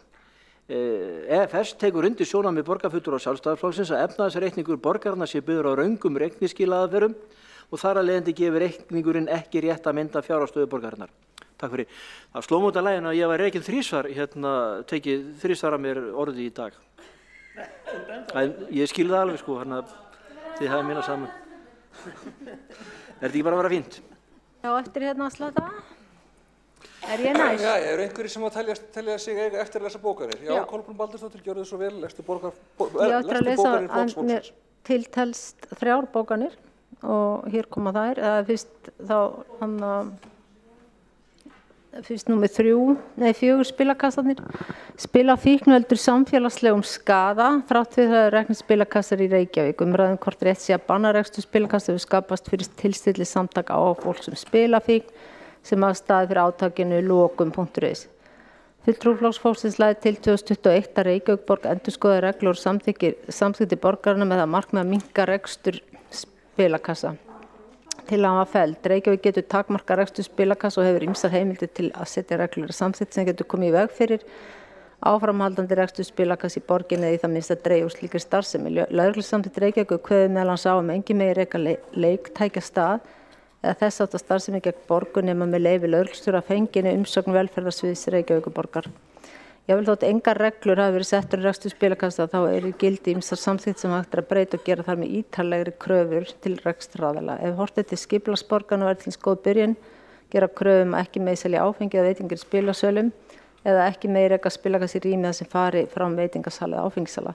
Það má að minnsta kosti hefja skoðun á því hvort slík reglusetning myndi rúmast innan heimilda borgarinnar. Svo er það 7, það er liður 13, þessi frægi. Flokkur fólksins lýsir sérstökum áhyggjum yfir því að eftirlitsnefnd með fjármálum sveitarfélög telji ástæðu til þess að óska sérstaklega eftir upplýsingum reikningsskilaðferð á fasteignum Félagsbústað HF í samstæðureikningi Reykjavíkurborgar. Hlutverk nefndarinnar er að fylgjast með reikningsskilum og fjárhagsáætlun sveitarfélaga og hafa eftirlit með því að fjármálastjórn sveitarfélags í samræmi við ákvæði sveitarstjórnarlaga. Leiði athugun nefndarinn ljósa ákvæði sveitarfélags sé ekki í samræmi við ákvæði laganna eða fjármál sveitarfélagsstefnu að öðru leyti í óefni skal nefndin aðvara viðkomandi sveitarstjórn kalla eftir skýringum. Það er ábending sem kom fram í bréfi nefndarinnar til Reykjavíkurborgar dags 3. desember 2021 eru þess eðlis að óhjákvæmilegt er að fá skorið úr öllum álitamálum í þessu efni. Jafnframt skal bent sérstaklega á að í bréfi nefndarinn kemur skýrt fram hve mikilvægt eftirlitshlutverk kjörinna fulltrúa er með fjármálum borgarinnar. Hve þýðingarmikið það er að því sé komið á framfæri í sambandi við undirritun ársreikning ef vafi leikur á einstök atriði við uppstillingu eða útfærslu ársreiknings. Það hvetur fulltrúa minnihlutans til dáða við að vera óhrædda við að gera það sem fært til að fá skorið úr álitamálum varðar reikningsskil Reykjavíkurborg og frágang ársreiknings hennar. Og þá það síðasta í númer 8 og það hérna liður 9 við fundargerð velferðarráðs 2. mars. Fulltrúi Flokks fólksins harmar viðbrögð og afgreiðslu meirihluta velferðarráðs við tillögu ungmennaráðs Árbæjar og Holta á fundi velferðarráðs 2. mars síðastliðinn. Tillaga ungmennaráðsins var að aðgengi unglinga sálfræðiþjónustu í öllum grunnskólum yrði gert betra. Á nokkur samráðs við fulltrúa í minnihluta velferðarráðs var lögð fram breytingatillaga sem með öllu óraunhæf og til þess fallin að slá ryki í augu tillöguflytjanda.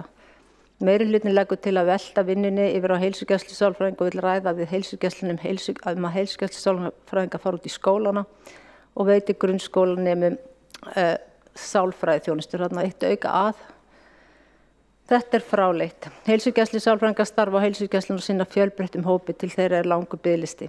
Í breytingatillögu meirihlutin sem gengur svo langt að segja, tilvitnun, að skoða hvort og hvernig sálfræðingar heilsugæslunum fá afnóta skólahúsnæði til að geta veitt nemendum meðferð, líkt og skólahjúkrunarfræðingar hafa haft langa hríð, tilvitnun lýkur. En það eru sálfræðingar skólaþjónustu sem eiga að sinna þessum hópi samkvæmt lögum þegar aðsetur hins vegar á þjónustumiðstöðum en ekki út í skólum. Fulltrúi Flokks fólksins hefur ítrekað lagt til að færa aðsetur skólafræðinga út í skólana en án árangurs. Hins vegar hikar velferðarráð ekki við að leggja það til að finna stað fyrir heilsugæslusálfræðinga í skólum borgarinnar til að sinna vinnu skólasálfræðingana. Og þá var ég búin að lesa allt annað. Já, við erum með eina gaggbókun, það Heiða Björg Hilmisdóttir sem ætlar að lesa gaggbókun meirihlutans. Við hvaða bókun það, segirðu? Við þessari bókun sem var verið að lesa, sem bara svo við höfum henni.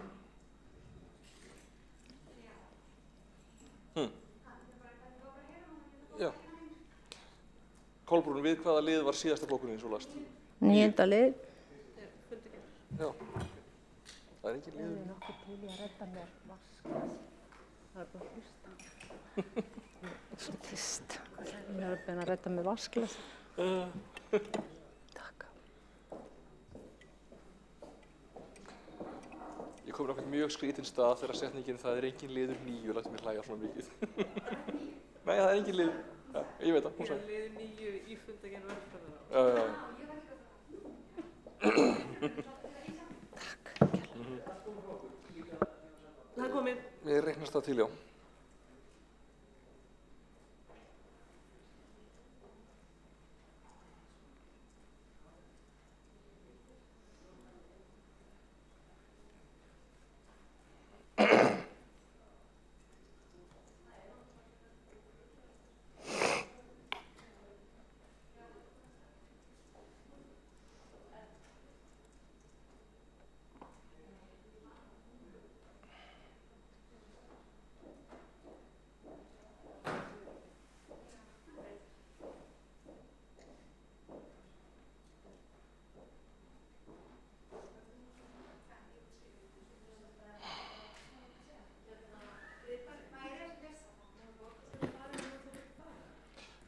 Það má fara en við erum bara klár að lesa bókanir, það í sjálfu sér ekkert sem þarf að samþykkja að gera. Þá les gaggbókun fyrir meirihlutann undir 8. lið fundargerð velferðarráðs frá 2. og 9. mars. Heiða Björg Hilmisdóttir. Þakka þér fyrir, kæri forseti. Hljóðar svo, í samræði við ungmennaráðs fulltrúa var lögð fram breytingatillaga sem var samþykkt af öllum fulltrúum í velferðarráði nema fulltrúa Flokks fólksins. Ég með gaggbókun hérna. Þá les gagnbókun borgarfulltrúi Flokks fólksins, Baldursdóttir. Náði ég því rétt að allir fengu þetta sent nema ég? Það bókunin þín? Nei, mér heyrist hún segja að allir fengu tillögun að senda nema fulltrúi Flokks fólksins, sem náttúrulega bara... Bókunin fallar ekki neina sendingar. Nei, hún sagði það, hún sagði að allir hafi samþykkt. Já, ég myndist að segja sent, en hérna kemur gaggbókun. Að því ég hef svo mikið þetta að segja. Fyrsta klúðrið í þessu máli að formaður velferðarráðs á ekkert samstarf við fulltrúa minnihlutans í ráðinu hvernig ráðið vilji mögulega afgreiða tillögu ungmennaráðsins. Formaðurinn ákveður einhliða breytingatillögu sem á sér enga stoð í veruleikanum og skellir henni fram væntanlega í þeirri von að tillöguflytjandinn trúi að hér sé komin lausn. Ekki hægt að ætlast til að ungmenni átti sig á mismunandi hlutverkum og stöðu skólasálfræðinga og heilsugæslusálfræðinga. Hér áttu auðvitað að finna útdýra leið til að losna þessa óþægilegu tillögu bætt aðgengi að sálfræðiþjónustu grunnskóla. Yfir 800 börn eru á biðlista eftir fagþjónustu skólana. Þar af yfir 1000 börn eftir sálfræðingi. Reykjavíkurborg hefur brugðist þessum börnum. Steininn tekur síðan úr þegar velferðarmeirihluti bókar að hér sé praktíska útfærsla ræða á tillögu ungmennaráðsins. Það praktísk útfærsla ætlar að ráðskast með starfshlutverk og svið heilsugæslu sálfræðinga sem allir eru áhlaðir störfum, enda sinna þeir öllum börnum og flestir þeirra einnig fullorðnum. Fulltrúi Flokks fólksins hefur áralanga reynslu af því að vera skólasálfræðingur og einnig heilsugæslu sálfræðingur og veit því hvernig landið liggur í þessum málum. Formaður ráðsins hefði átt að ráðfæra sig með þessari breytingatillögu við fulltrúa Flokks fólksins. Ég óska eftir að fá þessa bókun senda og líta á hana sem lið í einelti sem beinist gegn mér af hendi þessa borgarstjórnar fulltrúa og væri til að vísunum bara til forsætisnefndar. Já, forseti biður þá borgarfulltrúanum að koma gagn bókuninni sinni til skila annars vegar til forseta og riddara og við munum þá koma henni áfram. Og forsætisnefnd mun þá taka það mál til skoðunar. Eru fleiri gagnbókanir? Sko, forseti verður svolítið kannski að árétta það að það virkar eins og viss ofbeldishegðun frá mínum bæjardyrum séð ef að allar bókanir kalla á gagnbókun og allar gagnbókanir kalla á gagnbókanir og þær eru allar mjög langar og ítarlegar. Þannig að í rauninni sé bara eins og verið sér að kenna borgarfulltrúum þá leksíu að vera ekki að gagnbóka við því sem maður segir. Af því þá bara haldið það áfram endalaust. Ég er bara svo misboðið í þessu máli og þetta er eina leiðin sem ég hef til að tjá mig. Þetta virkar eins og ofbeldishegðun. Hættu nú þessu bulli. Ef ég má tjá mig þá er þetta gott dæmi ofbeldishegðun sem við höfum orðið vör við að hendi þessa borgarstjórnarfulltrúa hér og er ekki borgarstjórn til sóma og mér finnst auðvitað miður ef að fólk getur bókað í borgarstjórnum það að þið líki ekki vel við einn og einn borgarfulltrúa. En ef að fólk kann við það, þá finnst mér það rétt að það sé rætt í forsætisnefnd og óska eftir að það sé bókað frá mér þá. Að ég óski eftir því að þessi bókun sem fjallar einn borgarfulltrúa sé rætt í forsætisnefnd. Ég tel ekki að maður eigi að svara henni í opinberum fundargerðum borgarstjórnar. Já, hvernig getum við ekki fært allir bókar? Getum við ekki fært allir bókar? Þetta verði sendt til forsætisnefndar. Forsætisnefndar? Já, er það ekki eini vettvangurinn sem getur rætt það?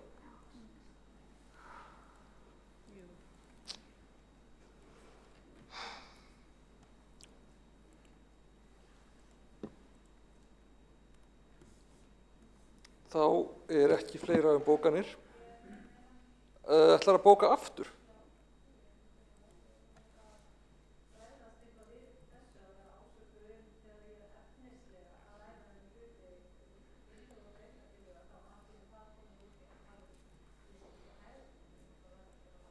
Er mér stætt að neita að taka það til greina?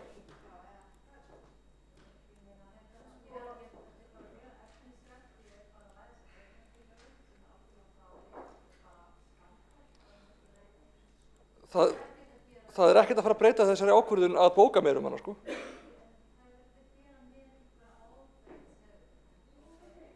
Ég hef ennþá ekki fengið þessi bókun. Værirðu til í að senda bók? Já, ég ætla bara að bregðast við því að fara með fyrir forsætisnefnd og gera úr þessu eitthvað svona mál sem er engan veginn eitt slíkt, þá náttúrulega verði ég að fá að bregðast við því.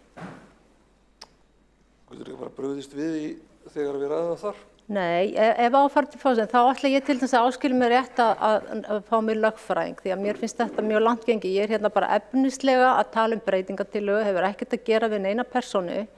Og ef þetta kom út í eitthvað svona, þá verð ég bara að biðja það að fá að þegar að málið tekið fyrir forsætisnefnd að ég fá að hafa með mér lögfræðing, því að þannig komið út fyrir einhver eðlilega mál. Sko, þetta er komið út í vitleysu? Já, algjörlega. Ég er bara að tala þessar breytingatillögu.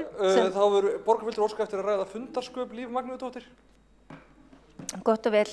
Ágæti forseti, bókanir eru í rauninni stutt athugasemd varðandi afgreiðslu mála eða tiltekna afstöðu til mála sem að borgarfulltrúar hafa. Leið og það er persónugreinanlegt yfir það sem að til dæmis sagt á lokuðum fundum með einum eða öðrum hætti, þá tel ég rétt að forseti taki fyrir slíka bókanir og vísi þeim strax til forsætisnefndar til umræðu formið. Þannig að stutt gaggbókun við bókun flokksfólksins getur staðið, en allt sem á eftir kemur því bara vísa bara til forsætisnefndar til umræðu. Ég tel rétt að forseti hafi það vald að gera það og slíta þar með fundi. Nei. Nú verður ég að viðurkenna að það fór fram með mér. Var í bókunum flokksfólksins verið að vísa í það sem framfór á fundi velferðarráðs? Nei. Þá verð ég að taka undir það sem að Líf segir og neita að taka þessar... Nei, það er ekki rétt. Það er ekki vísað í nein orð. Þetta er ekki samtal fram og tilbaka. Það er líka vitleysa að fara í einhverja 5 bókana keðju. Ég ætla að fá þessum bókunum sem er búið að senda vísað til forsætisnefndar. Það er tekið til greina að borgarfulltrúinn Heiða Björg Hilmisdóttir er að upplifa þetta sem ofbeldishegðun í sinn garð, en við þurfum ekki að fara í einhverja margra bókana keðju þetta mál. Þessu bókanafarki verður vísað til forsætisnefndar og það verður tekið þar upp einnig hvort sé að ræða ofbeldishegðun eða eineltishegðun. Ég er hérna með bókun. Bókun þá afgreiðslu? Já, hvort að hún fer með eða hvað, ég meina, ég veit ekki. En ég ætla bara að fá að segja það, því að hér er verið að snúa bara út úr, af því að hér í stað þess að viðurkenna mistök. 7 fulltrúar á fundi, 6 fulltrúar samþykktu eina tillögu, fulltrúi flokksfólksins samþykkti hana ekki. Það er málið. Það er það sem við verðum að tala um. Allir aðrir samþykktu niðurstöðuna sem við komumst að, vissulega erfitt ofta ræðis en á niðurstöðu í fjarfundum. En þú veist, þessi hegðun borgarfulltrúans er komin langt út fyrir það sem hægt er að bjóða fólki hér. Það er satt. Hegðun, ég var ekki einu sinni, ég var í salu, allir aðrir á fjarfundi. En ég ætla bara að fá að segja þetta, að tala ofbeldishegðun hér er fráleitt. Ef kláða fulltrúar flokksfólksins við forsætisnefndar vegna ásökunum ofbeldi. Nei, ég ætla ekki að taka við bókun þessa afgreiðslu. Viltu ekki gera svo vel, Kolbrún? Þannig að við ræðum þetta bara á fundi forsætisnefndar. Nei, ég ræði þetta ekki í forsætisnefnd nema með lögfræðing getur koma út í þetta. Þetta er ekki dómstóll, þú hefur ekki rétt á að kalla lögfræðing. Ég ætla ekki að lenda í því að heil forsætisnefnd fara að saka mig ofbeldi því ég er að gagnrýna efnislega breytingatillögu. Ég kýs að slíta nú fundi og við getum rætt á forsætisnefndarfundi. Ef fulltrúinn kýs að taka ekki þátt í þeirri umræðu þá er það hennar réttur.